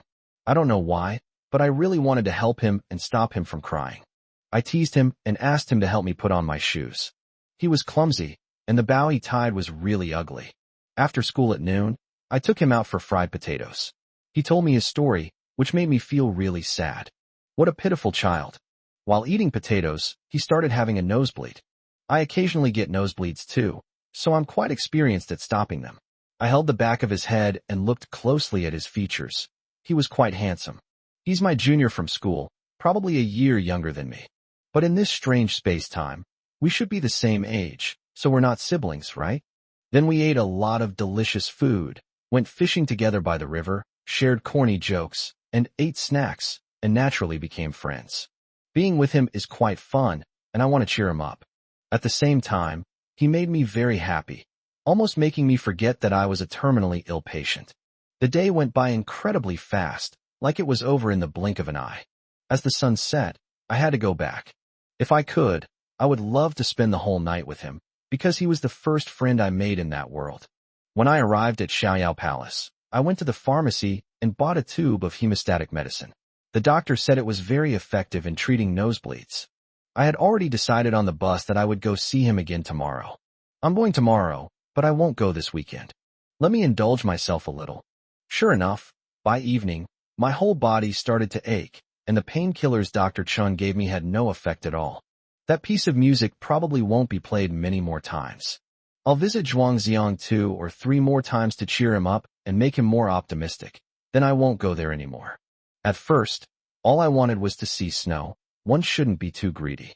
I wonder if he will miss me since we won't be able to see each other anymore. Chapter 72, Find a Reason to See Him. Zhuang Xiang's name first appeared in Little Butterfly's diary. I will never forget the beauty of that first encounter. That day, Zhuang Xiang had just been diagnosed with cancer. Fate brought together a young boy and girl suffering from incurable diseases, transcending time and space. The little butterfly wanted to cheer Zhuang Xiang up, so she broke her own rules and frequently used Dream of the Butterfly to travel through time. At first, she only considered this unhappy boy as a friend. Judging from her writings that day, she had no idea that she would become increasingly entangled. Thursday, March 16th, cloudy.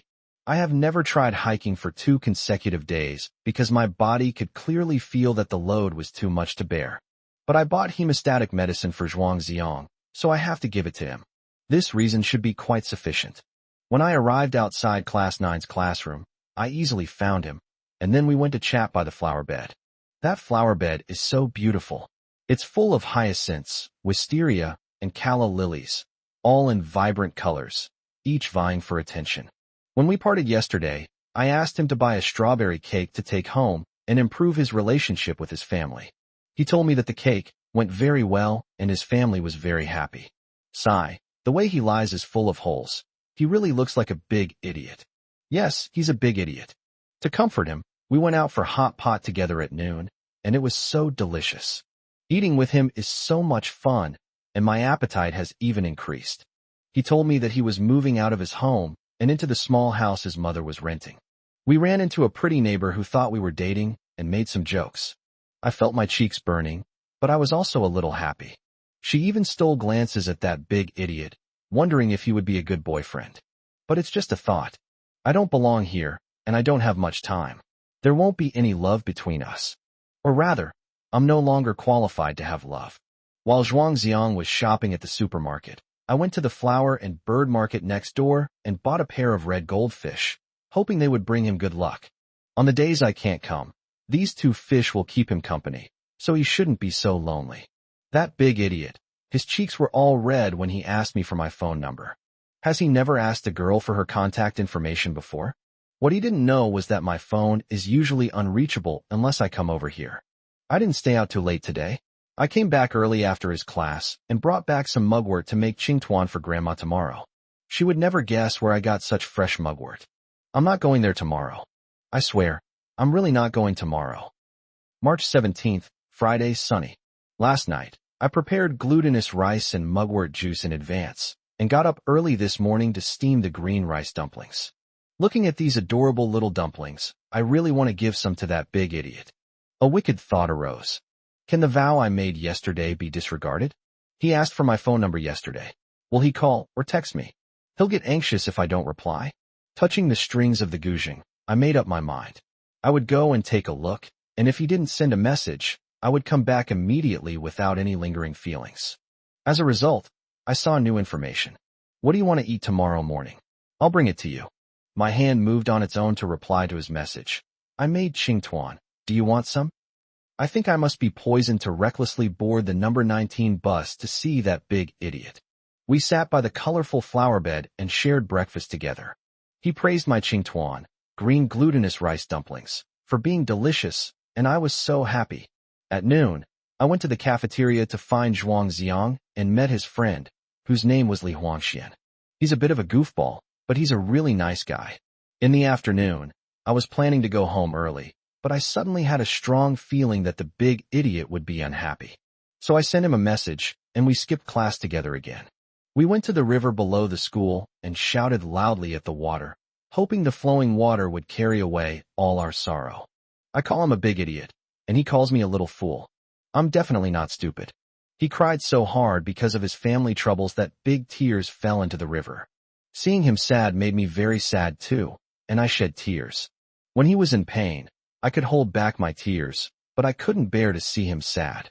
I was even more heartbroken when I thought that I would probably only be able to see him 2 or 3 more times. I dared not tell him the truth, and I grew increasingly afraid of separation. As the sun set, it was time to go home. I kept telling myself I couldn't come back here. It's been 3 days already, and I shouldn't be so willful. But he asked me to fly kites with him tomorrow, and it's so hard to refuse. When the bus arrived, we made a pinky promise. So I have to come tomorrow. I'm as childish as a little kid, always trying to find excuses for myself. Find a reason to see him.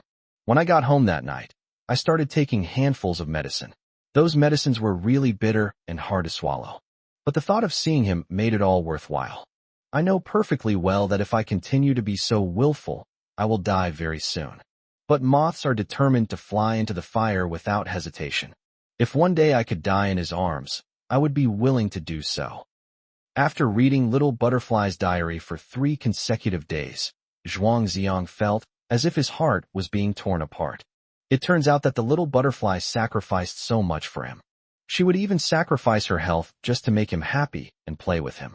It turns out that both of them were hiding a huge secret in their hearts, which they dared not tell the other. It turns out that their wonderful relationship was destined to be short-lived and tragic. Master, did she really tell you that she would never play Dream of the Butterfly again? Zhuangziang read Little Butterfly's diary and found that she didn't keep her word. A vow she made just yesterday could be voided today. So he held on to a sliver of hope again. Will she come again? Zhang Banxian turned to the last page of his notebook, pointed to the 2 lines of text, and said, "This is the end. Do you think she will come back?" The light in Zhuang Xiang's eyes dimmed instantly. "Yes, if the little butterfly reappears, I will definitely explain it to her." Then her diary should not have been interrupted on this day. It's all too late. Anyway, she's gone now. Whether she left because she loved you or because she hated you, what difference does it make?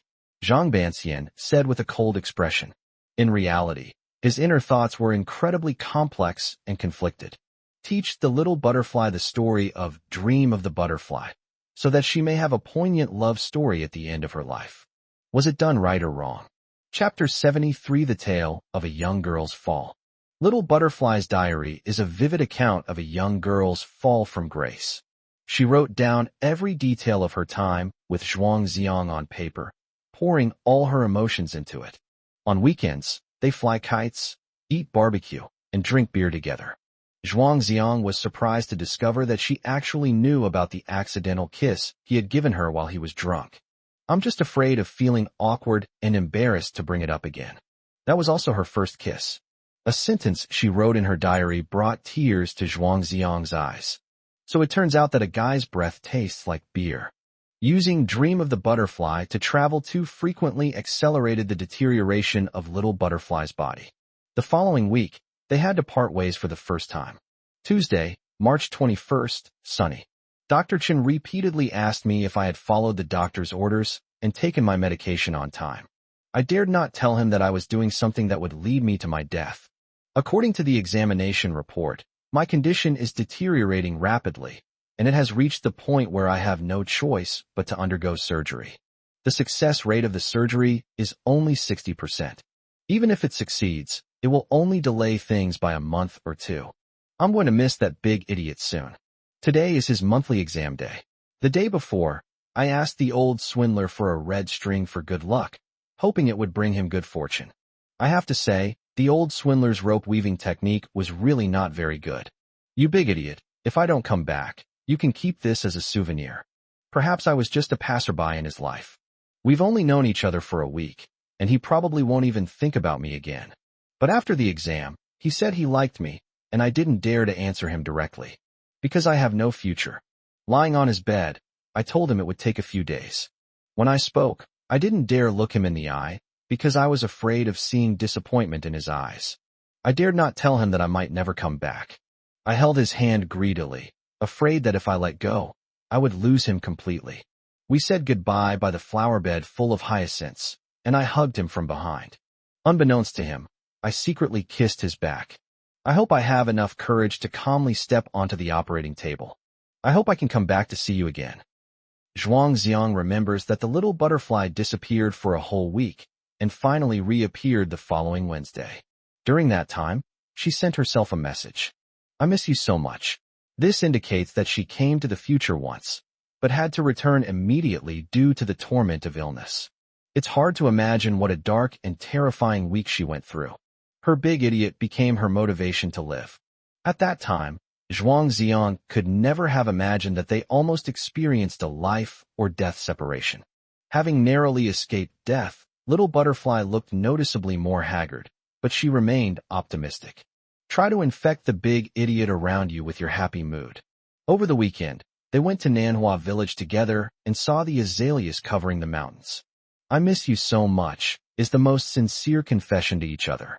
But their meeting was so brief. Upon returning from Manhwa village, they were faced with yet another separation. The origin of everything is that bowl of tofu pudding. April 2nd, Sunday, rain. I got up very early this morning and used the soybeans I soaked last night to make tofu pudding for my idiot. Imagining him eating made me happy the whole way, even though I was getting wet in the rain. I learned about Grandma's situation from that big idiot. After traveling to the future, I couldn't see my grandmother, and I didn't know if she was doing well. Although I knew that Grandma would be very sad after I was gone, I never imagined that she would live such a miserable life. Braving the heavy rain, I searched for a long time at Xiaoyao Palace, but I couldn't find a trace of my grandmother. At that time, I was heartbroken. I am not a good child, and I am not filial at all. Despite not having much time left, He was only concerned with playing and neglected to spend time with his grandmother. The big idiot got caught in the rain and developed a fever while trying to come to me. I really want to stay and take care of him. However, after the surgery, his body could no longer withstand the frequent crossings. Because of my grandmother, I can no longer come over as often. For the rest of my days, I should stay by my grandmother's side and make her life a little better. So I can only apologize to that big idiot. I hope you won't blame me. Before I left, I kissed him, and this time it wasn't the smell of beer. I hope he will always remember my taste. I told him to wait for me, and that I would see him one last time before I died. Even if we have no future, I still want to tell him in person. I love you. Apart from the last 2 lines on the last page, this was Little Butterfly's last diary entry. Reading these words and imagining the little butterfly's state of mind at that time, Zhuangziang felt as if his heart was being torn apart. This time, the little butterfly disappeared for 12 days. She must have been really looking forward to this meeting since it was her last time appearing. Zhuangziang recalled the heartless words he had spoken and wished he could slap himself hard. Since you like to disappear, then go all the way. I don't want to see you again. I've seen through your tricks, so please stop bothering me. Please don't misunderstand and think that I have any other intentions towards you. These words were like sharp knives, cutting into the little butterfly's heart. Zhuangziang was only interested in getting rid of her, believing that this was the best way to treat her. Now that the truth has been revealed, it's too late. It's too late. With the help of Zhang Banxian, Zhuangziang wrote down "Dream of the Butterfly" in the style of musical notation. Regardless, he wanted to try and see if he could see the little butterfly again. Even if it's just to meet her once, to say one sentence to her, to let her know how you feel. Zhang Banxian wanted to advise him on something, but ultimately didn't say it. After all, the boy in front of them was also a dying man. Let him do what he wants. Don't let him have any regrets either. Zhuangziang bid farewell to Zhang Banxian, left Xiaoyao Palace, and took bus number 19 back to school. While in the car, he looked at Little Butterfly's notes several times. But he really didn't have the courage to look at that last page, stained with tears. Back home, Zhuangziang took out his bamboo flute and couldn't wait to start playing "Dream of the Butterfly." He blew on it again and again until his brain was oxygen-deprived, but the surrounding scenery remained unchanged. Perhaps only a musical prodigy like Little Butterfly can freely travel through time. He lay on the table in despair, silently shedding tears. A sharp pain rose from my abdomen, a signal that the disease was eroding my body. He didn't have time. Does a person have a soul after death? If so, I can meet Little Butterfly in the spring and explain it to her. If not, it will become a lifelong regret. Among those butterflies in the flower beds, was one of you transformed? As time passed day by day, it gradually drained Zhuangziang's life force. He tried to play "Dream of the Butterfly" every day, playing until he vomited blood, like a cuckoo crying blood, but it was all in vain. The light in my life has been extinguished. Chapter 74 Forgetting is Beautiful. Dr. Chun, what was the name of the patient who gave you peach blossoms before? Zhuangziang arrived at Chun Deshio's office and asked this question directly. Chun Deshio adjusted his glasses and replied with some sadness. Su Yudi, she has the same illness as you. She was a very pretty and lovely girl, and she left a deep impression on him. Unfortunately, despite his life's work, he was still unable to keep her. From then on, he also developed a habit of frequently placing a flower in his office. We hope to bring a pleasant mood to every patient. Having read Little Butterfly's notes, Zhuangziang had already guessed that she was the patient Chun Deshio had mentioned. It must have been fate that brought them together. Could you tell me about her last days? Zhuangziang asked sadly.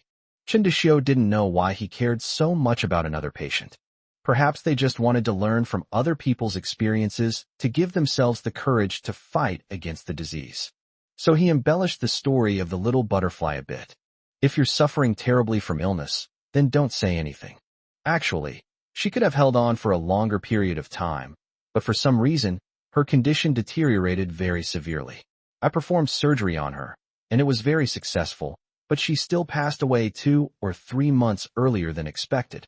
Chun Deshio sighed with regret. It is truly the saddest thing in the world for a young girl in the prime of her life to wither away like a peach blossom. Zhuangxiang knew that Xiao Hudi's condition had worsened precisely because she frequently used Dream of the Butterfly to see him. To see someone, one can risk everything. How did she pass away in the end? Zhuangxiang held back his tears. She collapsed next to the Gujing at home. Her grandmother found her and took her to the hospital, but it was too late. Chen Duxiu told the truth. He has seen too many patients in his life, and many of his memories of them have long since faded. But he had an incredibly deep memory of Su Yudi. Perhaps this cold-hearted world doesn't deserve such a beautiful girl. Hearing the Gujing, Zhuangxiang's heart began to ache again. Do you want to see me one last time before you die? Xiao Zhuang. If you two could get to know each other, you could become friends, Chen Duxiu said with some regret. Both were 18 years old, such a beautiful age, yet both were diagnosed with terminal illnesses. If there is another world, let them be friends again. After returning from the hospital, Zhuangxiang locked himself in his room and practiced playing Dream of the Butterfly over and over again. He even tried other instruments later, but all of them failed. He can neither go back to the past nor travel to the future. The little butterfly seems like just a dream. Li Huangxian and Lin Mushi were very worried about Zhuangxiang and called him every day. They wanted to visit him, but he refused. She'll burst into tears when they meet. She's not suave at all. When the weekend came, Lin Mushi couldn't resist any longer and took the fish tank to find Zhuangxiang. Can you tell me what happened? After a few days apart, Zhuangxiang looked extremely haggard, with a bluish stubble around his chin. Su Hui tried her best to prepare delicious food for him, but he couldn't enjoy any of it. The mother watched helplessly as her son went to his death. It was an immense torment. Zhuangxiang forced a smile. Mu Shi, come sit with me by the river for a while. The weather was pretty good. Sunlight shone through the clouds onto the grass. The air was filled with the fresh scent of earth, as always. Sitting by the river, listening to the flowing water, my state of mind is no longer the same as before. That kite with its broken string has flown away to who knows where. Zhuangxiang took the book, Dream of the Butterfly Notes, and handed it to Lin Mushi, saying, After reading this, you will understand everything. Lin Mushi took it and read it page by page. What began as surprise and bewilderment gradually transformed into grief and sorrow. While she was in the hospital, she heard Zhuangxiang tell her about how they met and fell in love. Now, from the perspective of the little butterfly, the whole story is pieced together. It turns out that this is a story of mutual redemption between two people suffering from terminal illnesses, spanning time and space. Recalling the little butterfly's last departure and the utterly desperate look in her eyes, she was filled with even more remorse. Unbeknownst to her, she had become an accomplice in harming the little butterfly. How could this happen? Zhuangxiang, I didn't mean to. Lin Mushi cried as tears streamed down her face. It's not your fault, it's all my fault.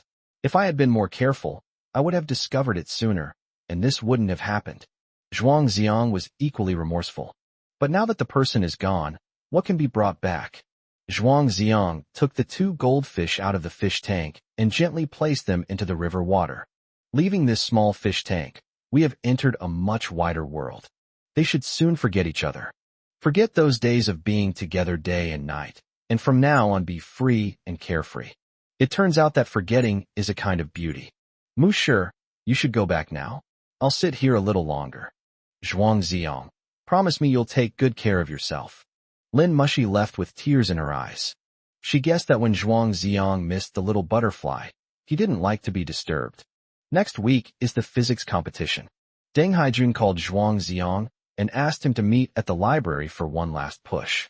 Navy, so time travel really exists in this world, Zhuangxiang said as soon as they met. What about the scientific basis? Deng Haijun maintained his usual rigor.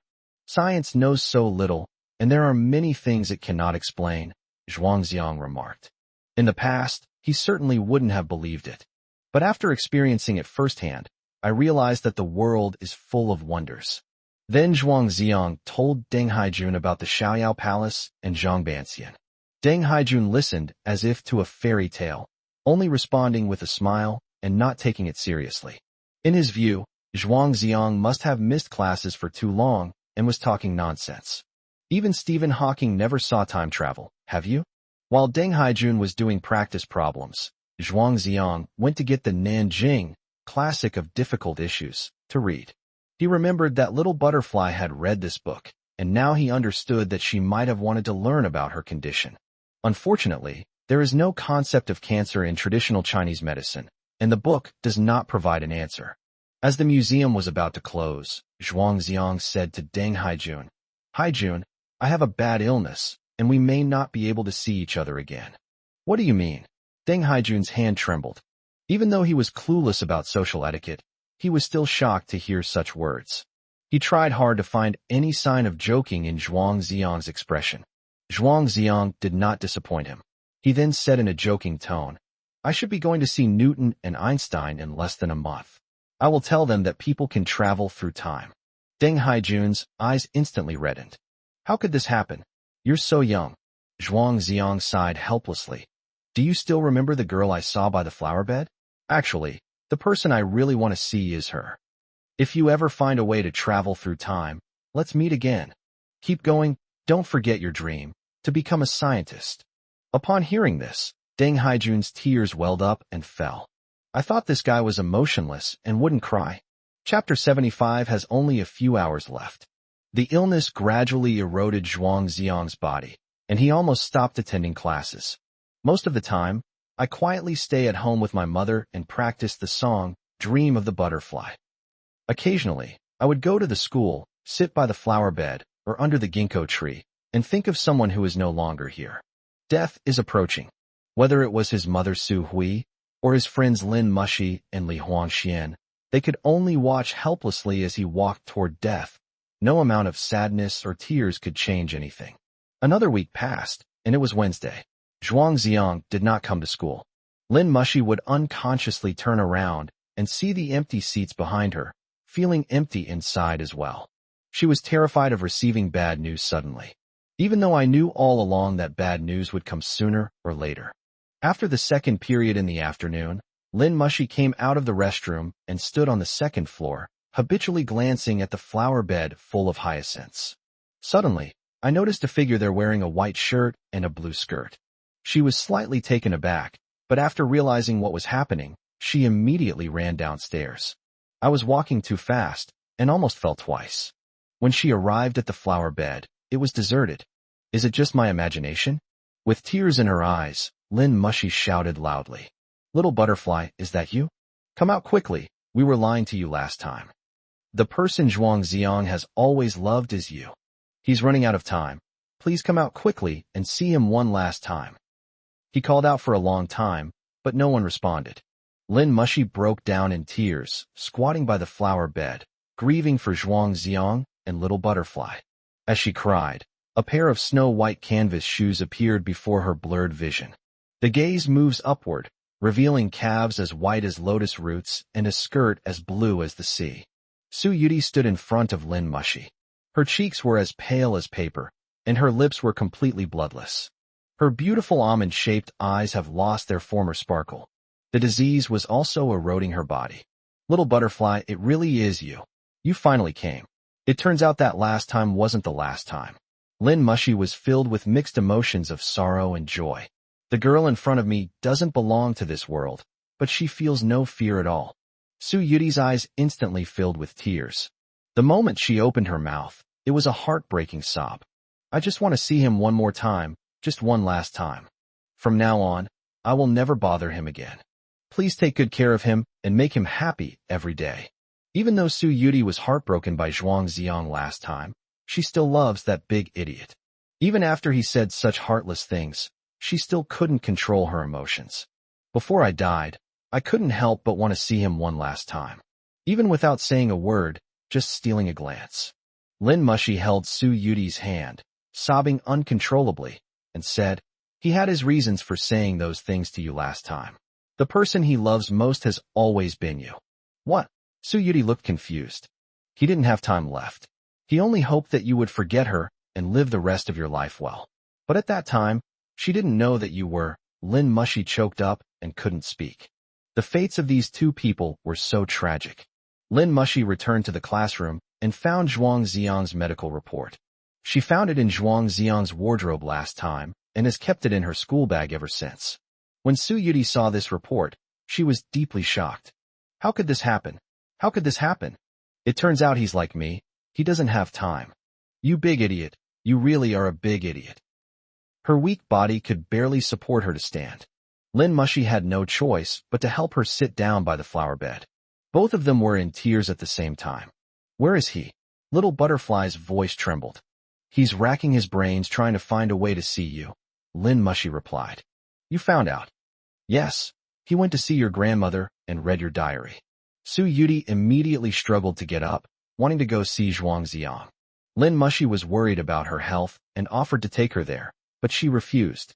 The little butterfly's swaying figure is like a candle flame in the wind, which may be extinguished at any moment. Lin Mushi guessed that the two must have a lot to talk about, and it would be inconvenient for her to go, so she had no choice but to let Xiao Huti go instead. Until the little butterfly's figure disappeared at the school gate, she suddenly realized something. Little Butterfly's diary stopped after her last meeting with Zhuang Xiang. On the last page, it reads, I will hate you for the rest of my life. So at the time, they all thought that the last time was the little butterfly's last time traveling through time. She has reappeared, but it wasn't recorded in the notebook. The only explanation is that she no longer had time to write in her diary. This time travel brought her to the brink of death. In other words, when she returns to her own world, she will collapse beside the Guzheng and never wake up again. Zhuang Xiang and Little Butterfly only had a few hours left. Upon realizing this, Lin Mushi wept uncontrollably. Why is fate so cruel? Su Hui went out to buy groceries, and Zhuang Xiang locked himself in his room with the curtains drawn tightly. He didn't want to know whether it was day or night outside. I don't want to calculate how many days I have left. A soft knock sounded on the door. Who is it? Zhuang Xiang called out weakly. He guessed it was most likely Lin Mushi and Li Huangxian. It's me, you big idiot. Hearing the response from outside the door, Zhuang Xiang sat up abruptly in bed, staring wide-eyed at the door. Is this a hallucination?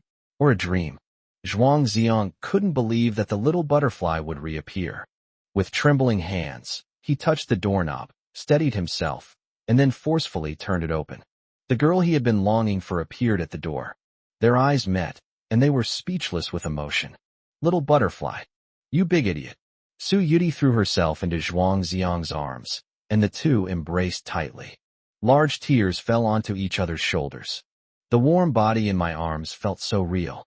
Zhuang Xiang cried as he explained, Little butterfly, I'm sorry for what I said to you last time. Su Yuti interrupted him. Stop talking. I know everything. They embraced for a long time before separating, gazing deeply into each other's eyes. Zhuang Xiang reached out and stroked Little Butterfly's cheek. How did you get so thin? The little butterfly sobbed. You big idiot, you too. Why didn't you tell me sooner? Because I love you. Zhuang Xiang finally had the chance to say these words to her face to face. I love you too. The little butterfly answered without hesitation. Zhuang Xiang was very grateful to God for finally giving him this opportunity to explain the misunderstanding to Little Butterfly. Even though I know she's no longer here. Even if their encounter this time is destined to be very short, like fireworks that bloom in the sky for a moment. But that fleeting beauty is enough to be remembered for a lifetime. Chapter 76. The wind blows down, stars fall like rain. You big idiot, this is the last time I'll see you. Su Yuti pressed her cheek against Zhuang Xiang's chest, listening to his heartbeat.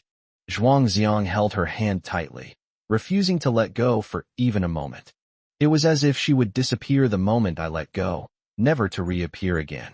Su Yuti looked up, her eyes brimming with tears, and said, Shall we go to Manhwa village one more time?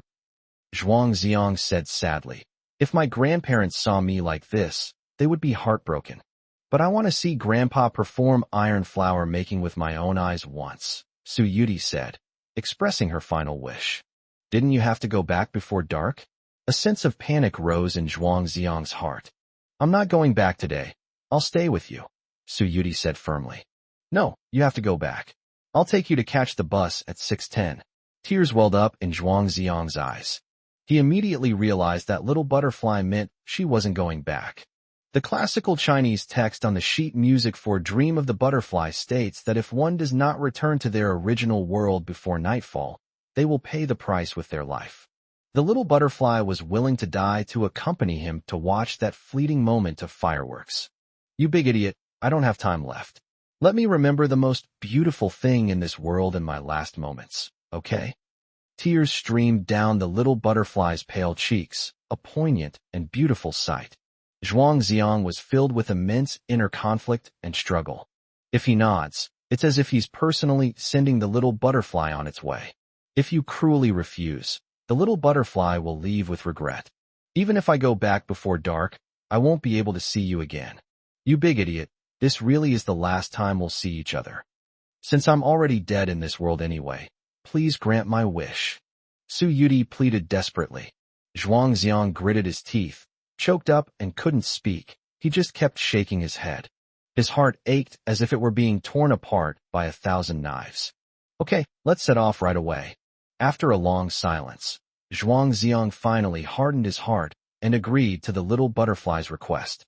They only had 3 or 4 hours left to spend together. It was getting dark, and they didn't have time to leisurely take a bus, so they hailed a taxi and headed straight for Manhwa village. Zhuangziang told his mother and then called Zhuang Zhangwo to ask him to make preparations in advance. Zhuang Zhangwo was overjoyed to receive the phone call and heard that little butterfly was coming to the village and readily agreed. Little did they know that immense grief was quietly approaching. When we arrived at Manhwa village, the sun was already setting. The last rays of the setting sun illuminated the rhododendrons blooming all over the mountain. The setting sun was like blood, and so were the flowers. 1,000 years ago, blacksmiths and Taoist priests would work together to create iron sparks, praying for national peace and prosperity and abundant harvests. Nanhua Village, Xiaoyao Palace, and Zhuangzi's butterfly dream, all of these have deep connections with Taoism. Zhuangziang thought of Zhang Banxian and the poem Dream of the Butterfly, and he deeply believed in destiny and fate. His encounter with the little butterfly was perhaps preordained by fate. Zhuang Zhangwo, along with several villagers, built a 6-meter-high, 2-story flower shed on a barren desert site using fresh willow branches, with a tall flagpole standing in the middle. This flower shed is very elaborate. It was originally designed by a Taoist priest and incorporates traditional elements such as the 1 yuan, 2 forms, 3 powers, for symbols, 5 elements, and 8 trigrams, making it rich in cultural connotations. Later, due to natural disasters, man-made calamities, and years of war, it was almost lost. Only in remote villages like Nanhua Village can many traditional cultures be preserved, and traces of 1,000 years ago can still be found. The smile on Zhuang Zhangwo's face vanished the moment he saw Zhuangziang and Su Yuti. Ziang, little butterfly, why do you both look so pale? Zhuangziang dared not reveal the truth, so he could only give a perfunctory answer. There's a flu outbreak in the city recently. Zhuang Zhangwo said worriedly. You all need to take good care of yourselves and not worry me. Zhuangziang forced back his tears, turning his head away so that his grandfather wouldn't see the tears glistening in his eyes. As night fell, the villagers, having heard that Zhuang Zhangwo was going to perform iron flower fireworks, all gathered around to watch. Zhuangziang and Su Yuti sat on a willow branch, leaning against each other with their fingers intertwined. Every second we spend together is precious. The red-hot furnace heats the molten iron to a temperature of 1,600 degrees Celsius. Even sitting at a distance, one can feel the heat wave. Before the official start, there is a set of complicated sacrificial rituals. Zhuang Zhangwo respectfully burned incense and played music to ward off evil spirits and bring good fortune, praying for blessings. May the gods protect us, and may this prosperous age be as beautiful as a painting. After the ceremony, all eyes were on Zhuang Zhangwo, holding their breath and filled with anticipation. Zhuang Zhangwo used fresh willow wood to hold molten iron, and with a powerful strike, sent the molten iron, which was 1,600 degrees Celsius, onto the willow shed. In an instant, sparks flew everywhere, and golden sparks, several meters high, bloomed in the night sky, like a meteor shower streaking across the sky, instantly brightening the night as if it were daytime. The powerful visual impact stunned every viewer present. This fleeting beauty was reflected in Su Yuti's eyes. She excitedly grasped Zhuangziang's hand. So beautiful. By the firelight, Zhuangziang looked at her exquisite and flawless profile, and tears streamed down his face again. She is so beautiful. Unfortunately, just like the dazzling colors in the sky, it was fleeting. The opening lines of Xian Qiji's poem, Qing Yuanxi likely described the grand spectacle of iron flower fireworks during the Lantern Festival. The east wind at night releases 1,000 trees of flowers and blows down stars like rain.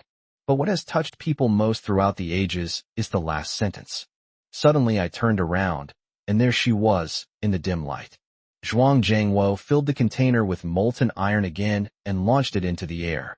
Golden snowflakes fell softly from the sky, creating a scene of breathtaking beauty, like a fairyland. And the fairies who do not belong to the mortal world will eventually return to their origins. You big idiot, thank you.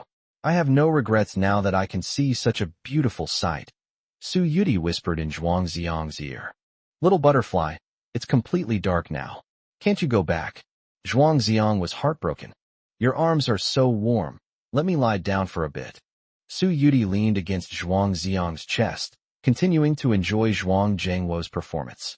The magnificent colors of the sky bloomed again and again in the night sky. It was also reflected in the little butterfly's clear eyes. This world is so beautiful. As the molten iron gradually ran out and the performance drew to a close, all the villagers who had watched felt that it was not enough. In the pitch black, a soft hand caressed Zhuangziang's cheek. You big idiot. If this is our destiny, I will wait for you in another world. Zhuangziang grabbed little butterfly's hand. Don't go, don't go. Su Yudi got up from his embrace and gently kissed his lips. Remember my taste, so you won't be unable to find me later.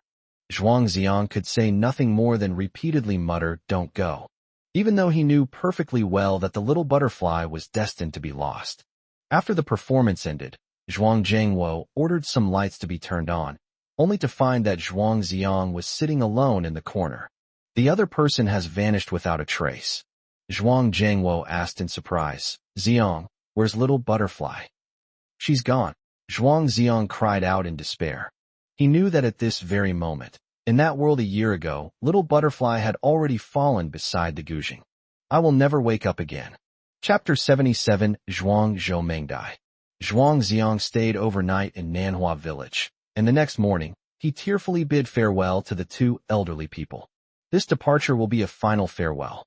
Lin Suzhen continued to ramble on, giving instructions to her grandson. Eat on time and pay attention to nutrition. It's still a bit chilly, don't wear such thin clothes. Remember to bring the little butterfly back during summer vacation. Zhuang Xiang could only nod silently. He couldn't bring himself to tell the truth. The little butterfly would never come again. Zhuang Zhangwo escorted Zhuang Xiang to the village entrance and waited with him for the bus. Grandpa, you must find someone to pass on the craft of iron flower making. Zhuang Zhangwo shook his head and sighed. Young people these days only think about making money. Nobody wants to learn this stuff. It's dangerous and doesn't pay well. Zhuang Xiang said with a firm look in his eyes. There will always be people who are willing to learn. There will always be people in this world who are willing to pursue beautiful things. Then I'll teach you when you come back for summer vacation, Zhuang Zhangwo joked. Okay, Grandpa, you must take good care of yourself. No matter what happens in the future, don't be too sad, Zhuang Xiang instructed. No, at my age, I've seen through everything. Nothing can make me sad. Zhuang Zhangwo stroked his beard and smiled, completely unaware of the deeper meaning behind Zhuang Xiang's words. The bus slowly pulled up. The moment of final farewell had arrived. Zhuang Xiang stepped into the car and kept waving to Zhuang Zhangwo. Zhuang Zhangwo kept waving his hand, muttering, Xiang, come back soon. As the vehicle drove away, the old man's figure grew smaller and smaller in the distance. Zhuang Xiang's tears flowed like a river. His entire body was enveloped in immense grief. The greatest sorrow in the world is for the elderly to outlive their children. Back in the city, Zhuang Xiang stopped taking his medicine and let the illness ravage his body. He just wanted to end it all as soon as possible. Or rather, may I go to another world sooner and see my beloved little butterfly. A few days later, Zhuang Xiang was terminally ill and medicine was ineffective. He then gave his mother all his last wishes. Dragging his frail and ailing body, he once again stepped into the mountain gate of Xiaoyao Palace and arrived at the side hall where Zhang Banxian was interpreting fortune sticks. Zhang Banxian was a free spirit, but he still felt pity for Zhuang Xiang when he saw his sickly appearance. "Sai, your illness is just like hers." Zhuang Xiang smiled slightly. "Taoist, she came to see me again. It turns out she didn't leave with misunderstandings and regrets. This is already the greatest blessing from heaven." "Have you learned that song?" Zhang Banxian asked. "I can't learn it, and I'll never see her again." Zhuang Xiang shook his head. "It's all right. If you really go back in time and meet her again, you'll just repeat the same mistakes and be unable to escape the sea of suffering," Zhang Banxian comforted him. According to the description in the ancient musical score, Dream of the Butterfly, even if Zhuang Xiang returned to a year earlier, the little butterfly was destined not to recognize him again. If they had met a year ago, what happened a year later would not have happened. Even if they could meet again and fall in love again, little butterfly's illness wouldn't allow them much time to spend together. He could only watch helplessly as the little butterfly died, and then spent another year in sorrow and longing before finally reaching the end of his own life. This year will be a year of immense torment and suffering. This is the sea of suffering that Zhang Banxian spoke of. "Master, I have only one last wish. Could you take me to see her grave?" Zhuang Xiang made his final request. There was no reason for Zhang Banxian to refuse such a simple request from a dying man. He stopped interpreting the divination slips and took Zhuang Xiang to Qiushui town. Su Yuti's grave is on the hillside south of the town. As Zhuang Xiang walked up the rugged path, he was surprised to find that the hillside was covered with azaleas. Zhuangzi dreamt he was a butterfly, and the Emperor Wang's heart was entrusted to the cuckoo. The fiery red flowers looked as if they were stained with blood. Hidden among the trees, a cemetery came into view. The cemetery was somewhat desolate because little butterfly didn't have many relatives. Only Grandma Su would occasionally come to visit her and shed tears. Seeing the three characters Su Yuti on the tombstone and the black and white photo, Zhuang Xiang felt a sharp pain in his heart, as if stabbed by needles. "We watched the Iron Flower performance together just a few nights ago. In the real world, however, she has been gone for a year. The area around the cemetery is now overgrown with weeds."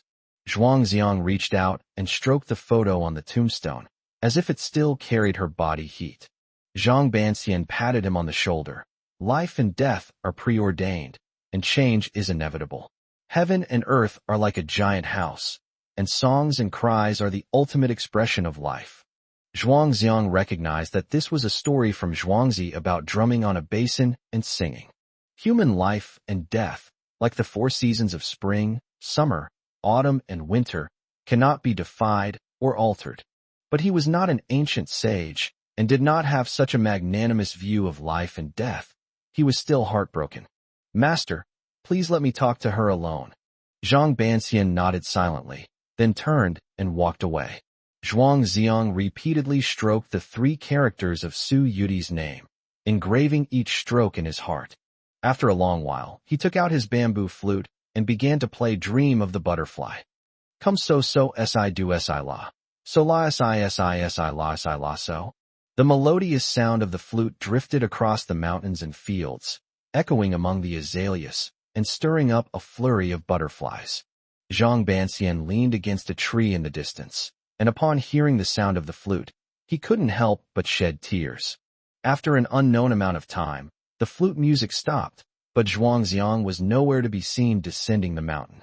Zhang Banxian followed the mountain path back to Su Yuti's grave, only to find it deserted. A bamboo flute lay quietly on the ground, still stained with blood. Zhang Banxian was terrified and shouted, but no one responded. He didn't know whether Zhuang Xiang had quietly taken his own life or successfully traveled back in time. Either one is deeply saddening. A few days later, Deng Haijun, along with Li Huangxian and Lin Mushi, found Zhang Banxian and inquired about Zhuang Xiang's whereabouts. Zhang Banxian had no choice but to tell them the truth and led them to Su Yuti's grave. Watching a pair of butterflies chasing and playing among the flowers, Lin Mushi said sadly, "Could they, like Liang Shanbua and Zhu Yingtai, turn into a pair of butterflies? With tears in his eyes, Li Huangxian said, "The first time I met Little Butterfly, she told me Zhuangzi's line. The butterfly is me, and I am the butterfly." Deng Haijun had just won a gold medal in a physics competition. Before that, he had always thought that time travel was a romantic fantasy. Learning about Zhuang Ziong and the little butterfly now fills me with emotion. Don't be too sad. When I achieve time travel in the future, I will take you back to find Zhuang Ziong. The three of them wept at the cemetery, but suddenly felt a sense of relief. Perhaps for them, this is the best possible outcome. In another unknown world, perhaps they can stay together for a lifetime. With Zhuang Ziong and the little butterfly no longer around, the story came to an end. A year ago, Little Butterfly dreamed of Zhuang Ziong. A year later, Zhuang Ziong dreamed of a little butterfly. Was it Zhuangzi dreaming of being a butterfly, or a butterfly dreaming of being Zhuangzi? For 1,000 years, no one has known this. Author's note on the end of the side story. This book took exactly 1 month to write and contains 160,000 words. Compared to the lengthy epics of online novels that often have millions of words, it is naturally insignificant. But in any case, this is the culmination of my entire month's hard work. The story originated from my idea of Zhuangzi dreaming of a butterfly, as can be seen from the names of the male and female protagonists. While having dinner and chatting with a friend, he suggested that the male lead's name should be Zhuangziyu, which would sound more like Zhuangzhou, and the female lead's name should be Su Mingdai. After thinking about it, I still didn't want to make it too deliberate, so I changed one word slightly. Many of the storylines are taken from Zhuangzi, such as Huizi serving as Prime Minister of Liang, the debate at Hao Liang, the fish stuck in the dry rut, and singing while drumming on a basin. The place names mentioned, such as Xiaoyao Palace, Manhwa Village, and Qiushui Town, are also closely related to Zhuangzi. I started writing this book because the theme of the protagonist suffering from a terminal illness had become quite popular, and I suspect I was just jumping on the bandwagon. But the story is 100% my own original work. I didn't plagiarize anyone's plot. The core of Zhuangzi's butterfly dream was also the result of a flash of inspiration. Undeniably, in terms of plot structure, I referenced Jay Chou's films Secret, Makoto Shinkai's Your Name, and A Little Red Flower. At the beginning of the story, I set up a plot where the female protagonist travels through time. This campus is divided into East and West campuses, which originated from my high school, Nanshan Middle School in Mianyang, Sichuan. Students in grades 10 and 11 attend the main campus, while grade 12 students move to the East campus. If any alumni are here, feel free to leave a message and share your thoughts. Also, I'm a Jay Chou fan, and that fabricated song Dream of the Butterfly is actually the melody of Sunny Day. Veteran Jay Chou fans should be able to tell. The first few dozen chapters actually planted a lot of clues, which will be gradually revealed later. When it was being serialized, many readers complained that I shouldn't include magic and cultivation elements, saying that the female protagonist, Little Butterfly, had some fantasy elements and they were worried that I would go astray. Actually, I was quite worried at the time, afraid that readers wouldn't accept the time travel setting. However, I was genuinely happy to see that everyone accepted and liked it. This kind of story, where the protagonist only has 3 months left to live, can't be written into a long novel without supernatural elements. Writing a short story of moderate length is actually not bad.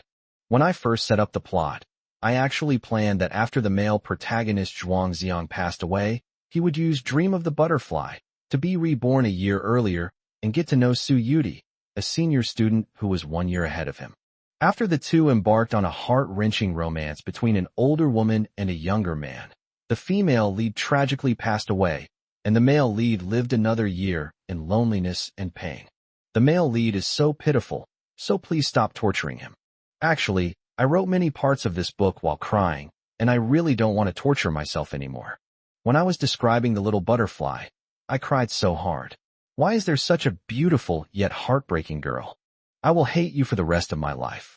As I wrote this, my heart was bleeding, and I completely put myself in the male protagonist's shoes. I originally wanted to write more about Little Butterfly's dream butterfly notes, but rewriting the same story from another person's perspective would have seemed like padding, so I simplified it considerably. Let's see how well this book fares after it's finished. If most readers want to read it, I'll consider writing this part of the story as a side story. Overall, this book is a bit too literary and doesn't quite fit the style of fast-paced literature, so it might be a niche book. The data wasn't great during the serialization, but I'm still grateful to the many loyal readers who followed the updates and gave me tips. After this book is finished, I might go and write about topics that are relatively more profitable. There's no way around it. Authors who rely on passion to survive might actually starve. Finally, thank you all. May our friendship endure forever, and may we meet again someday. Extra chapter, going to see snow in winter. Suyuti, you must listen to me and take your medicine on time. Stay optimistic and never give up until the very last moment. Dr. Chun Dushio's words echoed in my ears. Suyuti wandered aimlessly around the campus. She wore a pure white shirt paired with a deep blue pleated skirt. Two sections of her snow-white, lotus root-like calves were visible beneath her skirt, their lines beautiful and well-proportioned. On his feet were spotless canvas shoes. The morning sun shone through the clouds, casting dappled light and shadow on the girl through layers of ginkgo leaves. She walked lightly on the red paving stones, as if flowers were blooming beneath her feet, like an angel fallen to earth. After returning from the hospital, Suyuti did not go straight to the East Campus for class, but instead strolled to the West Campus. Dr. Chen said that she doesn't have much time left. In the little time she had left, she wanted to revisit the places where she had once studied and lived. The students here are from the next year. Their lives, like the rising sun, shone brightly. The school bell had just rung, and the campus was very quiet. Suyuti arrived in front of the teaching building, casually found a step, and sat down to quietly bask in the sun. Watching the ginkgo leaves being blown down by the wind, fluttering in the air like butterflies. In the classroom behind me, a class is having a Chinese lesson. Zhang Ziyuan stood on the podium and cleared his throat. Yesterday, I asked you to preview the ancient poem that I will teach today. I'll ask a student to stand up and recite it. Whenever this happens, all the students consciously lower their heads. Under no circumstances should you make eye contact with Teacher Zhang. Anyone who dares to look at him will be yelled at by him. No one raised their hand. Zhang Ziyuan was a little disappointed. Then I'll just pick one at random. Li Huangxian, you're the one. Li Huangxian slapped his forehead and lowered his voice. Son, I was busy playing Star Glory last night. How could I remember to preview any ancient poems? Zhuang Ziang suppressed a laugh and pointed to the text they were going to learn today. Li Shangyin's The Brocade Zither. Li Huangxian quickly flipped to that page, and, forcing himself to speak, began to stammer. Jinxin. Jinxin for no reason. The students immediately burst into laughter. The girl on the steps outside the window also smiled, serene and beautiful. That character is pronounced Isi, Zhang Ziyuan corrected with a stern face, then waved his hand. Never mind. You sit down. Let Zhuang Zhang do it. A moment later, Suyuti heard a pleasant male voice coming from the classroom. The brocade zither has 50 strings for no reason. Each string and bridge evokes thoughts of bygone years. Zhuangzi dreamt he was a butterfly, and the Emperor Wang's heart was entrusted to the cuckoo in springtime. That must be a boy with excellent academic performance, as he read the poem with great intonation, clearly having done his homework beforehand. Before she knew it, she was also quietly reciting. The moon shines brightly over the sea, pearls seem to weep. The sun warms the fields of Lantian. Jade seems to emit smoke. This feeling can only be cherished in memory, for at the time it was already lost. Inside and outside the classroom, two complete strangers collaborated on a poetry recitation. This poem is so beautiful. After Zhuang Ziang sat down, for some reason, he kept staring at the character butterfly in a daze. Chinese characters have a magical power. Any ordinary character, if stared at for a long time, will become unrecognizable. These radicals and components seem to have truly transformed into butterflies, taking flight from the paper. As the top student in his grade, he was rarely distracted in class. This time, however, he couldn't even hear what Teacher Zhang was saying. In fact, Zhang Ziyuan could only explain the illusion in the poem. As for the specific meaning expressed in the poem, let alone an ordinary teacher like him, Even countless experts who have studied poetry throughout history have not understood it. Unless you ask the poet himself. Li Huangxian gently nudged Zhuang Ziong. Son, what kind of nonsense does Li Shangyin write? Suddenly, Zhuang Ziong had an idea. He picked up a pen and paper and wrote a short poem in a flowing and natural style. A lone butterfly lingers, its pink wings fluttering open, and it should be saddened by the bright white snow, which frequently comes near the snow. Li Huangxian took it, looking at it with complete confusion, and asked, "What is this thing again?" Zhuang Ziong replied, "This is also a poem by Li Shangyin, and it is called Butterfly." Li Huangxian rolled his eyes at him.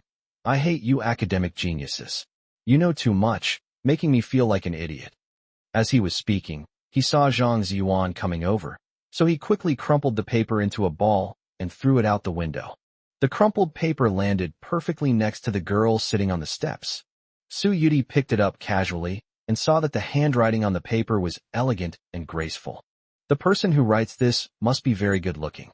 She read the 5-character quatrain aloud in a low voice, and suddenly, as if by telepathy, she felt an emotional resonance with the poet across 1,000 years.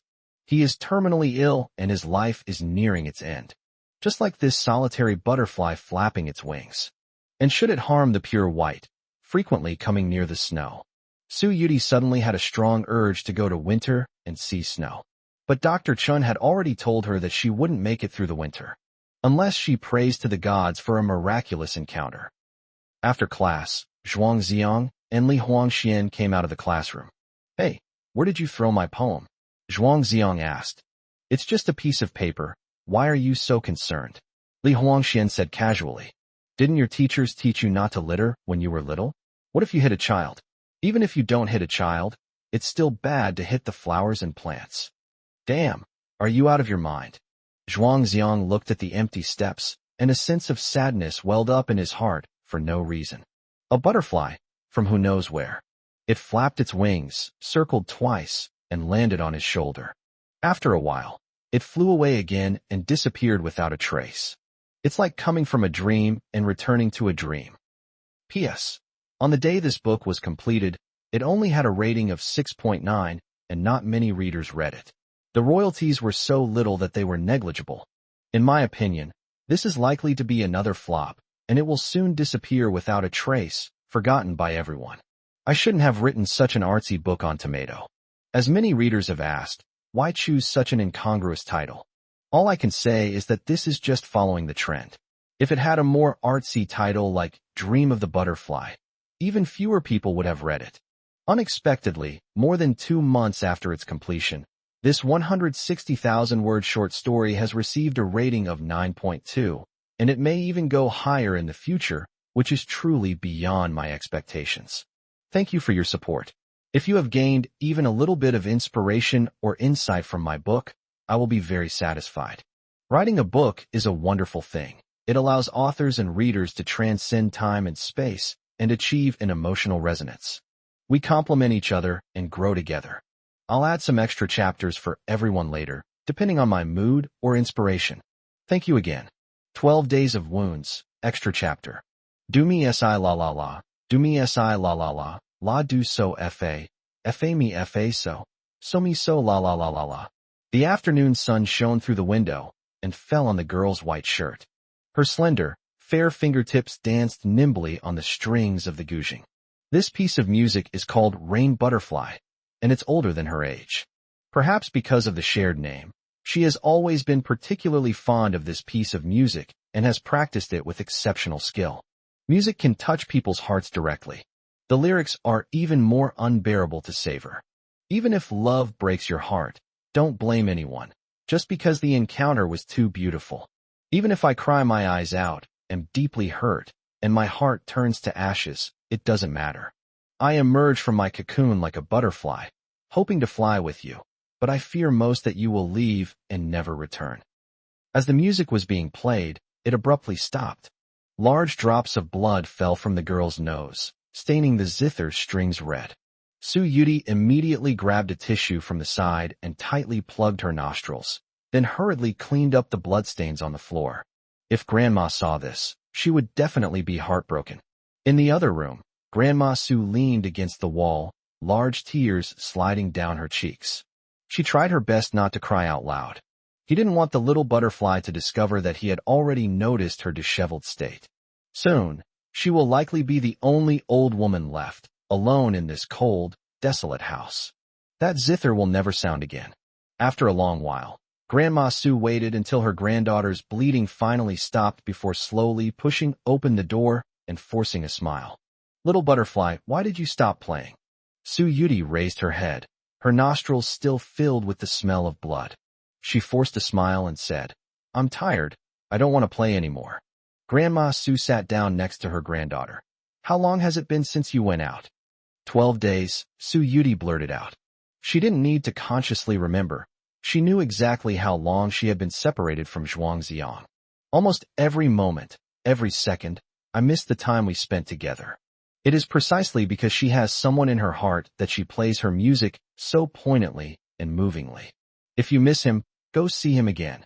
Grandma Sue patted Sue Yudi's head affectionately. "No." Sue Yudi shook her head. "Grandma, I don't want him. I'll stay home with you." Grandma Sue sighed. "I didn't even say who he was." Sue Yudi was stunned, and her eyes suddenly reddened. Grandma Sue pulled her into her arms, her heart aching beyond measure. She was only 18 years old, a time of blossoming youth. Before we've even had a chance to experience life or savor love, we're about to hastily bid farewell to this world. Leaning against her grandmother's chest, Sue Yudi suddenly whispered, "Grandma, come with me to pick some mugwort. I'll go see him one last time, say a proper goodbye, and then come back to stay with you until the very end." Towards the end, he choked up and could no longer speak coherently.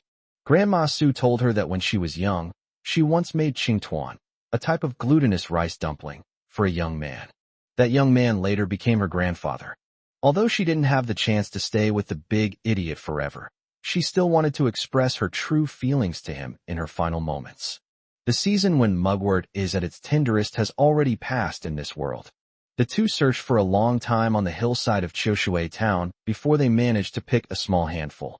The mountain was covered in fiery red azaleas, as if stained with blood. Sue Yudi suddenly pointed to an open space. "Grandma, bury me here in the future. I like the azaleas here. They look a lot like the ones in another place." Upon hearing this, Grandma Sue, who had been restraining her emotions for a long time, could no longer suppress them. Tears welled up in her eyes and slid down the wrinkles on her face. The next morning, Sue Yudi got up early. So as not to wake Grandma, I tiptoed into the kitchen. Qingtuan is a kind of snack that is both beautiful and delicious. The raw materials are very simple, and it is not complicated to make.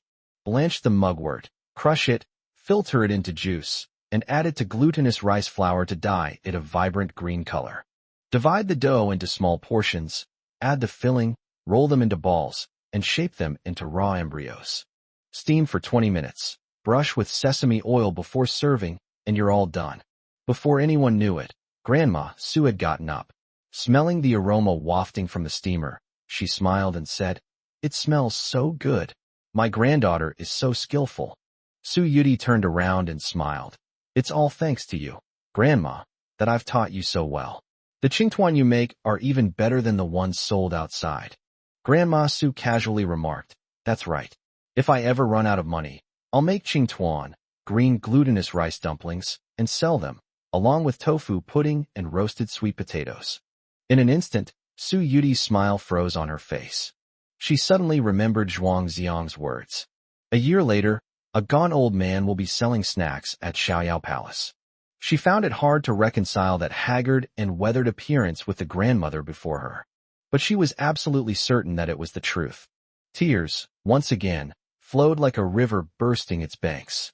To avoid making the atmosphere at home too heavy and sad, Grandma Sue turned around and went inside. Soon after, a unique melody began to play on the guzheng. Grandma Sue sighed a few times and sat down in the living room after confirming that little butterfly had gone out. Like a statue, he sat motionless for a long time. She could already foresee that before long, her daily life would be like this. This home will be as cold as a winter night. In the afternoon, Sue Yudi returned home. Before she even opened the door, she heard heartbroken sobbing. Her eyes were swollen beyond recognition, yet tears still streamed down her face. What's wrong? Did you see him? Grandma Sue stood up in surprise. Grandma, I'm not going anywhere. I'm not seeing anyone. Su Yudi threw herself into her grandmother's arms, sobbing uncontrollably, tears streaming down her face. Grandma Sue felt her heart breaking as she listened to her heart-wrenching cries. But aside from offering words of comfort over and over again, there was nothing she could do. In her grandmother's arms, Su Yudi cried until she almost fainted. She was filled with anticipation for this meeting, and despite the torment of her illness, she once again crossed the barriers of time and space. What awaited her, however, was a bolt from the blue. 12 days and nights of longing were met with his cold indifference. In my short 18 years of life, the last time I felt this despair was when my parents left me. But she was young then, and her feelings of sadness were not as profound as they are today. It's like having your soul taken away from your body. That evening, Little Butterfly picked up her pen and wrote down the sentence she had said during the day in Dream Butterfly Notes. You big idiot. I'll hate you for the rest of my life, and I never want to see you again. Tears soaked the pages. The greatest sorrow is a broken heart. P.S. I don't dare listen to the piano version of Rain Butterfly anymore, but I recommend you give it a try. Try it quietly, don't come back to thank me. Side story, from seeing each other again to never seeing each other again. The clock, a time machine, starts moving in reverse, returning to the time when I first loved you, but the frozen moments are filled with infidelity. As the alarm clock rang, Zhuangzong opened his eyes and looked around blankly. This is his bedroom, both familiar and strange. He vaguely remembered that this was the alarm song he used last year, but he got tired of it and switched to something else. Memories from a year later intertwine and overlap with the scenes before my eyes, constantly flashing back in my mind. I was stunned for a full 3 minutes. Zhuangzong finally understood that the poem Dream of the Butterfly had sent him back to where he was 17. Pushing open the door, I saw the family of 3 already sitting at the dining table eating breakfast. As always, nobody paid any attention to him. Zhuangzong rushed forward and slapped Zhuang Yuhang hard, knocking him to the ground. Zhuang Yuhang lay on the ground, completely bewildered. What's wrong with you? Why did you hit me for no reason? Zhuangzong scoffed. What reason do I need to hit you? I get angry just looking at you. Zhuang Wenjiao and Qin Shulan exchanged a glance, both feeling bewildered. Why is Zhuangzong, who is usually submissive, acting strangely today? Before they could react, Zhuangzong grabbed his school bag and strode out the door. Zhuang Yuhang was left rolling around on the ground, throwing a tantrum. Facing the rising sun, Zhuangzong ran wildly all the way. He couldn't wait to see the girl from a year ago, although she most likely doesn't recognize herself. Hey, son, why are you running so fast? As soon as I arrived at the school gate, a familiar voice rang out from my right rear. Zhuangzong turned around and saw Li Huangxian taking big bites of a jianbing guozi, Chinese crepe. Compared to a year later, he was a little shorter and his hairstyle was different. What remains unchanged is that the smile on his face is still carefree. Zhuangzong's eyes reddened, and he stepped forward to hug Li Huangxian tightly. Son, it's so good to see you again. Li Huangxian pushed him away forcefully. Are you sick? 2 grown men hugging and kissing in the street. What if people misunderstand? How am I supposed to pick up girls? With your character, you think you can pick up girls? Do you even know what a girl's mouth tastes like? Zhuangzong mocked. Li Huangxian was speechless for a moment. The awkwardness of being a lifelong single is laid bare. Zhuangzong waved his hand and said, Please ask old Zhang for leave for me. I'm not going to class today. Hey, why are you asking for leave out of the blue? Just say I'm on my period. Li Huangxian was munching on a jianbing guozi, Chinese crepe, looking utterly exasperated. You, Zhuangzong with your thick eyebrows and big eyes, don't you want to go to school either? Zhuangzong jogged along the steps to the East Campus.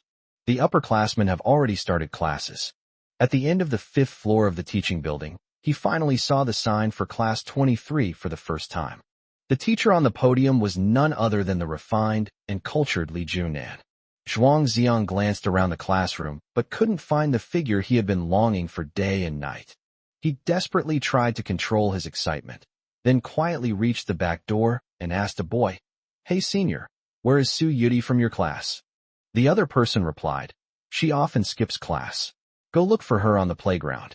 Zhuang Xiang rushed down from the teaching building, taking 3 steps at a time, and habitually looked towards the northwest corner of the basketball court. In an instant, it felt as if I had been struck by lightning. Thank God for the blessing that we can meet again. Beneath the lush ginkgo tree sat an immaculate girl, gazing serenely at the sky. A few leaves were blown down by the wind, drifting and falling onto her shoulder. Zhuang Xiang ran across the basketball court and finally stood in front of the girl. Tears had already blurred my vision. "Little butterfly." After calling out that name, he broke down in tears. Su Yuti looked at the unfamiliar boy and asked in confusion, "Do you know me?" Zhuang Xiang tried to compose himself, but still choked up as he said, "Don't you remember me?" Su Yuti looked at him carefully several more times, but finally shook her head. His eyes are clear, and he doesn't lie. Although he had already guessed this result, Zhuang Xiang still couldn't hold back his tears when he actually heard her answer. Su Yuti handed over a tissue. "Hey, aren't you ashamed to keep crying like this? You're a grown man." Zhuang Xiang took the tissue, wiped away his tears, took a few deep breaths, and began to introduce himself. "My name is Zhuang Xiang. I came from the West Campus. I'm 17 years old. Can we be friends?" Su Yuti frowned. "Your way of striking up a conversation is really outdated." With her looks, she never lacked male students who would approach her on campus. At this moment, in her eyes, Zhuang Xiang was nothing more than a reckless junior. Zhuang Xiang had 1,000 words in his heart, but he didn't know where to begin. In the end, he could only tentatively ask a question. "Can I treat you to something to eat? I know a snack street outside. There's a place with really good potatoes." "Okay, I love potatoes the most." Su Yuti's answer was surprisingly straightforward. She didn't know why, but she was willing to give this impetuous suitor a chance. Perhaps some people are destined to feel a connection at first sight. With a bunch of leaf slips in their backpacks, they easily stepped out of the school gate and arrived at the snack street. But there was no auntie selling potatoes here. Zhuang Xiang realized that she might not be able to set up her stall for several months. He could only ask the girl next to him, "How about I buy you a Coke, Coca-Cola, or Pepsi?" Su Yuti was stunned. This is a phrase she often uses, and it's surprising that it came out of the mouth of a guy she just met. "Never mind, I won't ask you anymore. You prefer something more delicious." Zhuang Xiang went straight to the convenience store. As Su Yuti watched his retreating figure, a strange feeling welled up in her heart. Next, the two of them, carrying 2 cups of cola, ate like starving ghosts from one end of the street to the other. Su Yuti was surprised to find that Zhuang Xiang knew her very well. "Every snack I bought was exactly to my liking. Of course, as a foodie, there are very few things she doesn't like to eat." At the end of the street, the two sat on a bench and ate barbecue skewers. Suddenly, Su Yuti felt a burning sensation in her nose, and drops of bright red blood fell down. "Little butterfly," Zhuang Xiang exclaimed in shock, taking out tissues to help stop the bleeding. Su Yuti leaned against Zhuang Xiang's chest, letting him support the back of her head. One glance up and you can see his sharply defined face. "You still haven't told me how you know my name?" Su Yuti blinked her beautiful almond-shaped eyes. "I've seen you in my dreams," Zhuang Xiang replied softly. "If..." Su Yuti hesitated for a moment, then continued, "If I could only be your friend for 3 months, would you still be willing?" Zhuang Xiang felt a pang of sorrow in his heart, and knowingly asked, "Why only 3 months? I'll graduate in 3 months." Su Yuti giggled. "You're such a big idiot." The girl smiled radiantly. The boy turned his face away and wiped away a tear. "If the inevitable ending cannot be changed, then we can only cherish every moment we spend together." Zhuang Xiang took Little Butterfly and ate all the delicious food on the snack street. Then they went to the library and spent the afternoon reading a bunch of ridiculous joke books. He hid all his tears in his heart and laughed carefree with her. Unlike our first meeting, in her world, there's no need to rush to catch the 6:10 bus. She could accompany him to see the city's night view for the first time. The river reflects the starry sky. The girl's eyes were brighter than the stars. In the boy's eyes, there was only the girl. As night deepened, it was finally time to part ways. Su Yudi watched the number 19 bus slowly approaching from the street corner and waved to Zhuang Xiang. "Goodbye, my friend." Zhuang Xiang gritted his teeth, and in the end, he could only say, "Goodbye." The bus carrying the girl disappeared into the night. Zhuang Xiang walked aimlessly along the road. The path he chose was destined to lead him to loneliness. But for the sake of seeing each other again tomorrow, he walked on without hesitation. Even if one day we never see each other again,